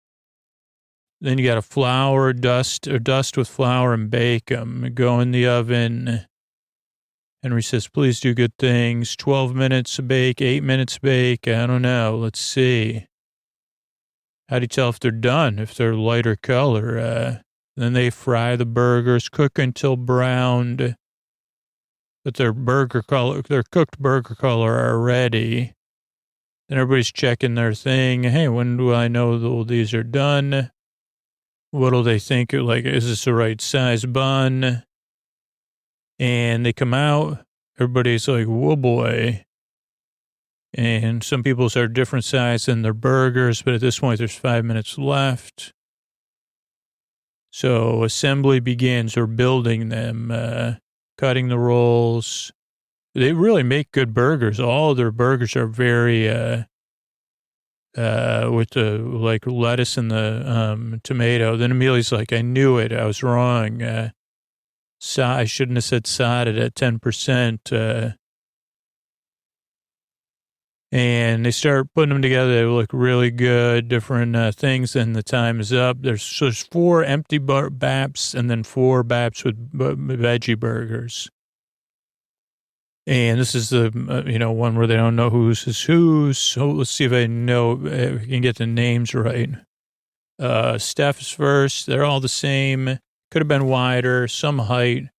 Chewy. Bun good. Burgers, a nice blend. Quite like it. Helena. Quick look, breaking down. Not a great mix. Nice flavor. Burgers nice. Number 3, Rosie. Burgers too big for the buns, irregular. Nice flavor, though. Not very tasty, the burger. Phil, buns are too dark, tight inside. Crumbly burger. Then Alice, underproved, and burgers too big for the buns. David, nice size. Open, nice roll. Quick taste. Nice, not bad burger. Very nice. Amelia, massively underproved, quite doughy. I really like Amelia, so it's hard to like. Burgers wrong size, a lot of chili in there. Then Michelle, too chewy, well-flavored burger, nice color. David, small, Michael, sorry. Then Priya, rolled up well, 2/3 structures, not bad. Like the burger. Henry liked the look, massive though, right shape. And this is what you're looking for. Nice roll. Bun fits over burger. Hooray. All around nice. So then they rank them. Amelia, Phil, Rosie, Elena, Alice. Is that right? Yeah, Phil. Too small, overcooked. Then they go to Rosie next, 9th, Helena 8th, Alice 7th, Michael 6th. Michelle 5th, Maria 4th, Steph 3rd, and maybe needed to change the size. Then David, bit tight but good. And in first place is Henry. Very good burger bun. I think this is his first time even making them. So then they do talking heads. Henry's happy. And Amelia's like, I can't believe I made that 10% mistake. I have to do well now. Got to do something tomorrow. Tons of burgers. And then we see the outside twice. And we see to walk towards the tent, into the tent, jackets on, jackets off. Bibs on. Okay, Star Baker. There's a group at the bottom. Amelia, Rosie, Alice. It's going to come down to Showstopper. 2 people going home? Maybe, maybe not. Okay, then they go back. We see Henry's breathing. Welcome back. Time for the Showstopper. Create a display of artistically scored loaves. It's themed, it could be woodland floor, oak leaves, acorns, squirrel, whatever it is. It must be 2 impressively sized loaves. It's really about the scoring decoration.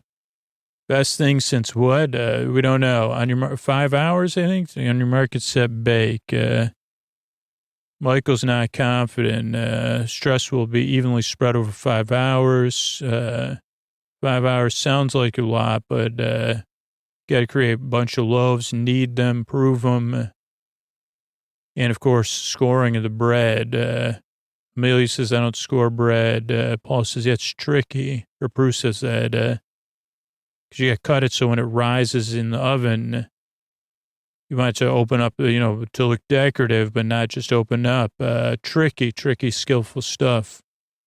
And just 2 large loaves is not going to be enough because you got to make multiple breads. So dough won't take long, but you can't keep everything. So you have to stagger everything, Amelia says, So you're proving and some in the oven. Timing. All or nothing, David says. Go big or go home. So David's doing a trio of African masks in different colors, a deep sourdough flavor. And he's like, I researched how to do it quickly, more yeast, which can create tears. So not really conducive, Paul says, to doing something delicate like this. Henry's is doing a fogasse, some kind of quick bread. Distinctive decorative holes, but also some hearty rye breads. A lot of rye breads. I love rye bread. Fogasse. Corn ear patterns, lightly score it. Paul says, but that's not a lot of heavy scoring. Then Alice is kneading. Get your guns pumping, Phil says, like a workout. And then Noel hits one of Michael's pieces of dough they juggled earlier. So then we have the first round of dough is getting shaped and proved.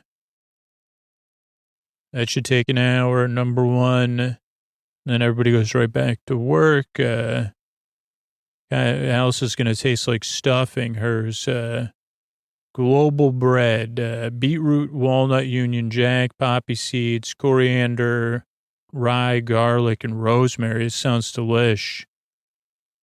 And she says she loves geography. And Noel says, and everybody that loved geography. Priya's also doing a tropical theme, flamingo, palm trees, tropical leaves, a hummingbird. That's a plan. A tropical ensemble, Italian seasoning, beetroot, bird boyus, or whatever you say, boyus, but no fake colors. Maybe I'll paint them, though. Priya's doing Steph's also doing muted color combo, hand-tied bouquet. Beetroot, rosemary loaf, whole meat lily, turmeric, breadstick stems. Simple in the approach. It's about the scoring, Paul says.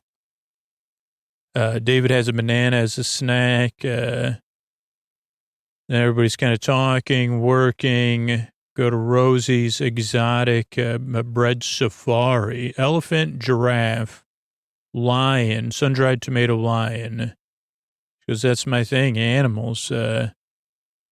Fauna from a savanna, turmeric, coriander, beetroot chili. She says, I've never been on a real safari, but I went on a local safari park. Michael's also celebrating Mediterranean, Italy, a Mediterranean campfire. So smoked garlic, Parmesan, black onion seeds, charcoal powder. Noel says, how's that handshake? Should we recreate it? Are you still got adrenaline from it? Noel's making jokes about Paul. Michael's not the only one working on something. Helena, continued commitment to all things spooky. Every day's Halloween. Every bake is Halloween. This is Halloween. So lava stone rolls, pumpkin bread, pumpkin-shaped stuff, cauldron. She also has laryngitis, so then Noel does a Geordie accent and a Scottish accent, talking about Baps. Everything's, so then the first brew's coming out. Everybody's like, okay, it's looking good. Trying to shape their doughs. And Phil's doing a winner's wreath, a victory wreath, applewood smoked cheese, parsley, sage, and thyme. And, I got to score it, got to taste good, look good, hoping to tick both boxes. Michelle's baking a whole bunch of breads, 2 loaves, a tree, a flower, a hedgehog, a snail, a butterfly, some ladybirds, and some bumblebuds, all in our garden.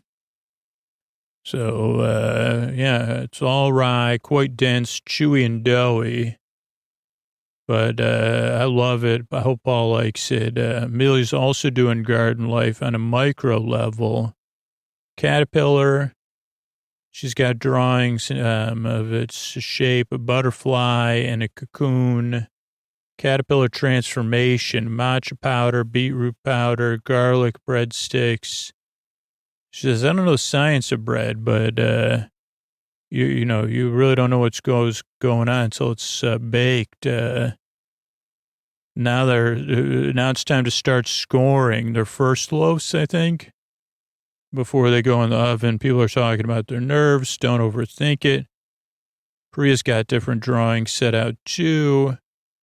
So Priya starts, then Alice. Everybody's hands are shaking. Henry's hands. You don't want to go too deep or too shallow. Some people have dusted their doughs. So this is I guess if you're a freehand drawer, Rosie's giraffe is like, wow, like it really, talk about, then Priya's doing designs, David's designs look good, Alice is doing earth shape or, leaves for Michelle. So everybody's digging in, working hard, scoring, Henry's questioning his move, do me proud, little peacock. So this will be about 35 minutes, because now we're talking about the time pressure of balancing all these different times. Everybody's trying to figure out what to do next, what to do in what order. Some people have breadsticks. People are watching their oven, making sure their color, checking the scoring and the definition. Maybe too deeply.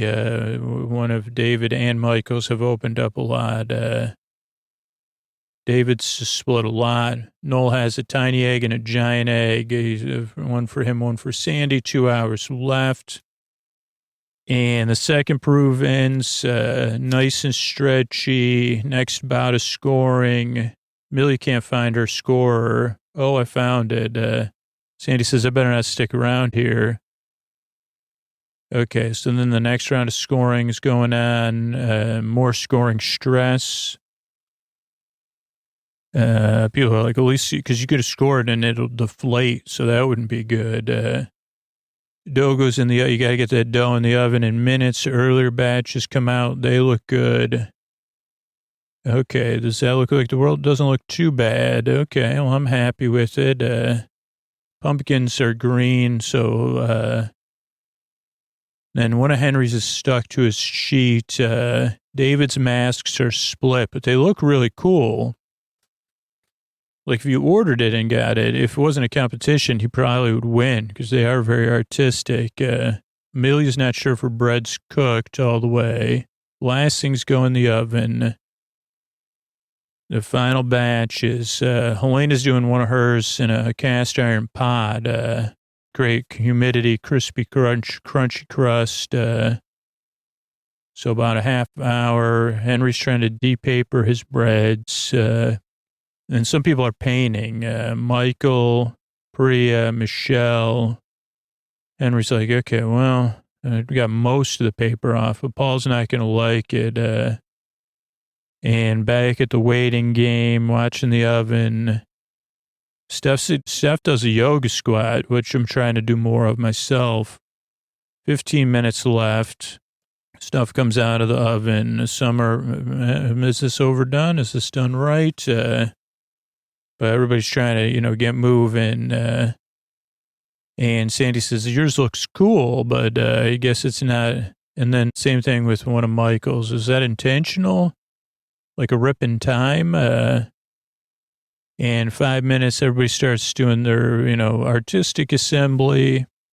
Phil's just got to stand up like a trophy. So everybody's kind of, bakers, that's the end of your showstopper. And some people are like, David's very worried. Amelia's not sure if hers are cooked. Out of my hands, though. And we see the night sky or evening sky, judgment time. Rosie has to go first. Bread Safari. It sounds like there's a place called Toy Safari where I live. Scoring is very good. Fantastic effect. Elephant, giraffe. I like how you've scored them in a different way. Each one, the lion, dense lines, thinner lines, clever. And they have a gray bread. They say, I've never had a gray loaf before, but could do with more salt. Don't be afraid to add more flavor, but delicious. Very artistic. Perfect scoring. Well done. Then Alice, and let's see, nice definition, nice looking loaf, clever, recognizable globe. Paul smells it. Very nice nuts and seeds, lovely flavor. And they're taking a bite, but could use more seasoning. Bit bland. Cuts are good. Nice looking loaf. Not too bad. Well done. Okay, so she brings hers back. Then we have David's. And his look cool. It's just they didn't turn out how he wanted them. Sort of broken, but brilliant.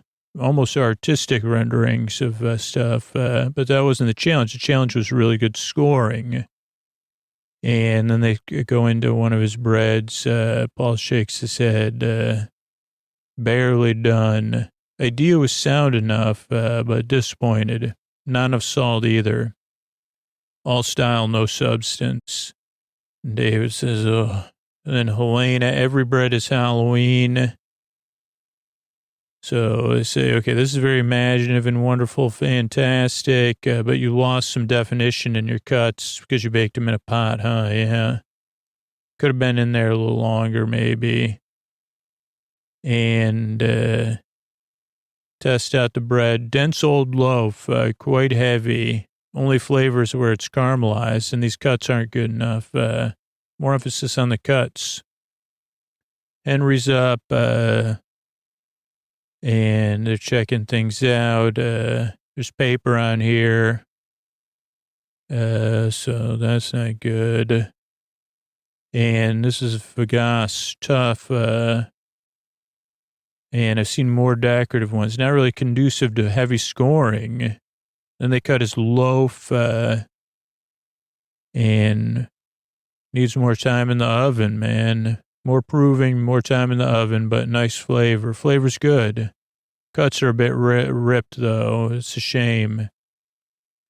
Then Steph's up. She gives a big smile. Highly effective. Hasn't blown anywhere. Could have left it in longer. She goes, yeah, I was scared of that. But after yesterday, I was overbaked. And they start eating it. And rosemary flavoring's good. Well-baked, well-proofed. Structure's beautiful. Love cuts, love design. Excellent stuff. Thank you. Then we have Priya up. Hers has got a lot of painting on it, so it looks very beautiful. You can see the cuts, but we want more definition and less painting. More scoring, less painting. And they cut in great structure, actually. Take a bite. Could have been more potent with the flavors, cuts deeper. Two nice loaves, though. Nevertheless, Phil, they got his winner's wreath, ingenious, scoring on laurel leaves, edges beautiful, beautifully baked. And they say, wow, this thing's light, too. Baked well, you got some scoring going on, but not a huge amount. Bread's delicious, so thank you. And Michelle, and let's see, say effective. Some of your scoring's really neat and beautiful. Like the color on the larger ones, but you lost some definition. Then they start cutting into stuff. Paul takes a bite. Like the flavor, would have liked it crustier. Okay, like it the same. Hedgehog is rye. Stodgy, quite dense. Rye is always going to be, but they taste delicious. Thank you. Then Amelia and clumsy. You're scoring. No finesse. Man, that's harsh. Design's good. Baking terrible. Oh dear. Why'd you bring them out so early? They're gone soft. And only one flavor. Needs more color. So they really start asking a lot of questions. And we needed punchier flavors. But they were just criticizing her flavors earlier. Then Michael goes, and one has had a burst there. Burst quite badly. Blew the whole thing out. Another one looks nicer. Overall, image is amazing. Red is attractive. Painting's nice. See, they open it up. Looks good. Nice loaf. Flavor's nice. Bakes are all right. Design's good, but even though the blowout there. And we see everybody's faces, mostly frowny. David's distressed. Oh boy, Amelia's stressed, be gutting, to leave, brutal, David says. So, not happy campers, and say, okay, let's start with upbeat. Steph was great. This is the table talk. Michael, very good. Went well. Who's at the bottom? Henry's at the bottom. I mean, he won that technical, but Amelia's in trouble. Alice, maybe. Is it possible two people go home? Could be. So they make a sweat. Then they come out, and Noel gets to give good news this week because I guess it's week 3. Star Baker is, they wait, they pause. They show some Michael. He's surprised and very happy, and everybody's happy for him, which is so cute. Even the judges and stuff. Sandy says this gets tougher and tougher every week. And the person who's leaving us, they show David, Alice, and Amelia, switching between them. Then Sandy, Amelia says, I knew it, gutted. And she knew bread week was going to be tough and to get through it. A lot of kisses for Amelia and hugs. Michael gives her a big hug twice.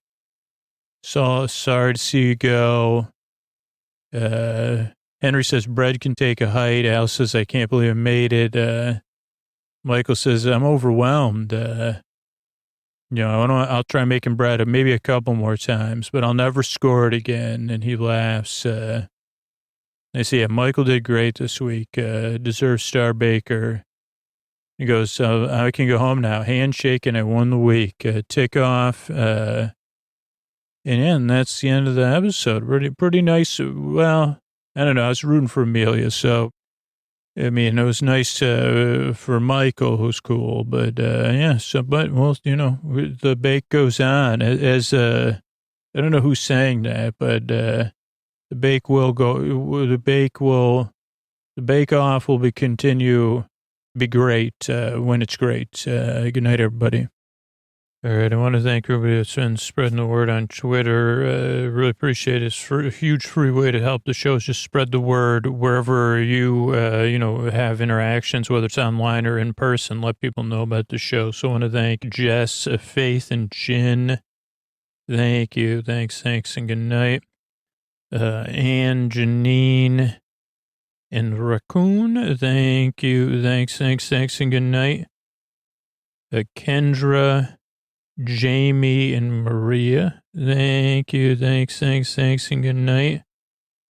How Fine, Jim, and Theodore. Thank you. Thanks, and good night. Zany, Brian, and Faith. Thank you. Thanks, and good night. Sarah, Antonia, and Christina. Thank you. Thanks, and good night. Emma, Harry, and Ren. Thank you. Thanks, and good night. Robinson, Larry, and Chloe.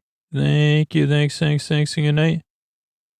And Paula, Rain, and Luke. Thank you. Thanks, and good night. Thanks, everybody, for supporting the show, spreading the word. Sleeping We exists a free podcast because of people that support the show directly or support our sponsors. And we grow as a podcast by, like I said, people just spreading the word, letting people know about the show. Couldn't do it without all you. Really appreciate it. And here's either Scoots or Tuck You In sponsor that's helped us grow those archives over 500, I think over 550 when I'm recording this. Thanks and good night, everybody. All right, everybody, Scoots here. I'm doing our month in review on Sleep With Me Plus, which is similar, if you're still listening on Patreon, if you could think about moving over, but it's going to be similar to what you would have seen there this month. And as far as the ad-free episodes, a lot of them are coming out in the ad-supported feed that you all listen to as well. I got to find the right podcast app. So I was also buying time because, so on Sleep With Me Plus, one of the main differences is everything is separated out into its own feeds. So there's 4 different podcasts. I'm going to start with the bonus episode podcast. So it just has bonus shows. And on March 2nd, a Mayor Tour, Welcome to Scooterville, a Posty Special Edition Super Deluxe episode came out. These are really cool. They come out on a couple Saturdays a month. And these are something that's just been really important to me. Ideally down the road, we'll have budget to do more or somebody else even do a version 2. But it's basically Chris Posty Posterson from Sounds Like an Earful. Takes an episode of Sleep With Me and reimagines it in a sense. That's pretty much it. That's all the instructions for Chris. Hey, take an episode, reimagine it. But this year, Chris has been doing this for years. So in the bonus feed, it's years and years and years of this. As a matter of fact, in the bonus feed I'm looking at, there's 377 episodes. I think that's in the Boar Besties feed. But so right now in 2024, is that what year it is? Chris is doing this Scooterville series. So definitely worth checking out if you're love Sleep With Me. You're looking for something a little bit different with some sound design. You want to listen to it during the day. Or a lot of people, when they start to support the show and they discover these, this is what they sleep to because everybody's a little bit different. What else we got in this feed? Audio news, Scooterville, Contact, TNG Contact Part 2 came out since I think we last recorded this. And then a Fearless Flyer episode is about to come out. I think maybe this week, the February Fearless Flyer episode. Okay, then Boar Besties and Boar Friends also get a feed with all intro and all night shows. So Thursday night, an all intro episode came out. Weird, the all night episode. I might have archived it. But Big Farm in the Sky PI. I guess there's an all-night episode that's going to come out or should be in this feed that doesn't seem to be there. So this is good. I'm checking this. This is live quality control. Maybe it's in another feed. I put it in the wrong feed. But yeah, not sure which one it is either. So I'll have to look into that. So that's interesting. Okay, then you get a feed with ad-free full episodes. And so they don't have any. They don't have the supporter zone. They don't have the sponsor stuff. They don't have the mystery bard music or the thank yous at the end. But they are something that because you can listen to that in the ad supported version, right? But so let's see. Episode 1245 came out Sunday. That was Great British Bake Off episode 8. Multiplex episode 3 came out. Hickory Dickory Farms. Ren Fair with Ray came out March 3rd. 1243. 1242 Bake Off episode 7 came out. February 25th, Multiplex episode 2 came out. Julius J. Juice. What else we got? 1240 Apple Cider Redo. That was Trader Joe's Shop and Cook episode. Big retraction in that one. You know, I retracted my opinion on apple cider donuts from Trader Joe's. So, yeah, and then the audio news. And then in story only, we had, the same thing. Everything comes out on Sleep With Me Plus. This is so cool. There's something we only have been able to do since we moved to a new platform, is we're able to put out the story only episodes and the full episodes on the same day because they're in separate podcasts. We couldn't do that on the old platform because everything would just been too clogged up and it would just been too confusing for a large number of people. So now, yeah, story only. There's like a lot of story only fans, and yeah, they got the same thing. Great British Bake Off 8, Multiplex 3, Ren Fair with Ray, Great British 7, Multiplex 2, Trader Joe's Shop and Cook, Apple Cider. Then Dessert Week, Great British Bake Off, whatever, episode 6, Multiplex 1, Wandering Towers, board game unboxing. So yeah, that's everything that came out this week. I don't have my calendar in front of me. I've been working really hard at the planning calendar, and we got some exciting stuff coming up to sleep to. That's so exciting, you don't need to listen to it.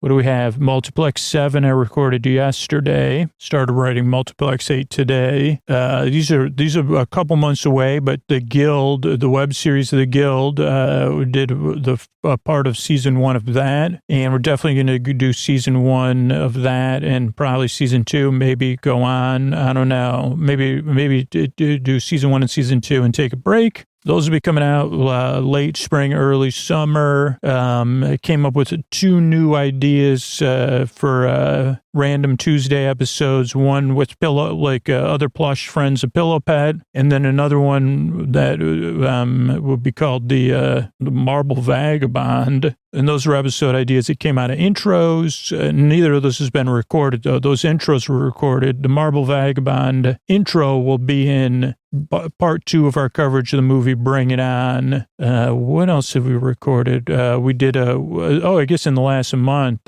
we did an episode called Willy Wonka Interactive Experience, Immersive Adventure, which I was really happy with. And that's going to be a new genre of Sleep With Me style show of like poorly run immersive experiences, like the one like that kind of got a lot of press, and we got to work on the audio for something very similar, but it was called the Willy Wonka experience.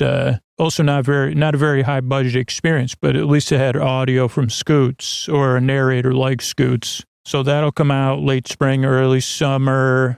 And then our crossover series, we got 3 episodes done, episode 2, 3, and 4 from season 1. So that'll be coming out this spring too, and summer. So yeah, that's everything right now. And thanks so much. If you're listening to this, a free feed, it'd be great. If you think about supporting the show at sleepwithmepodcast.com/plus. This enables us to do everything we do, and those of you that support the sponsors. We also really count on those of you that just spread the word about the show, so thank you for doing that. And that's it. Good night, everybody.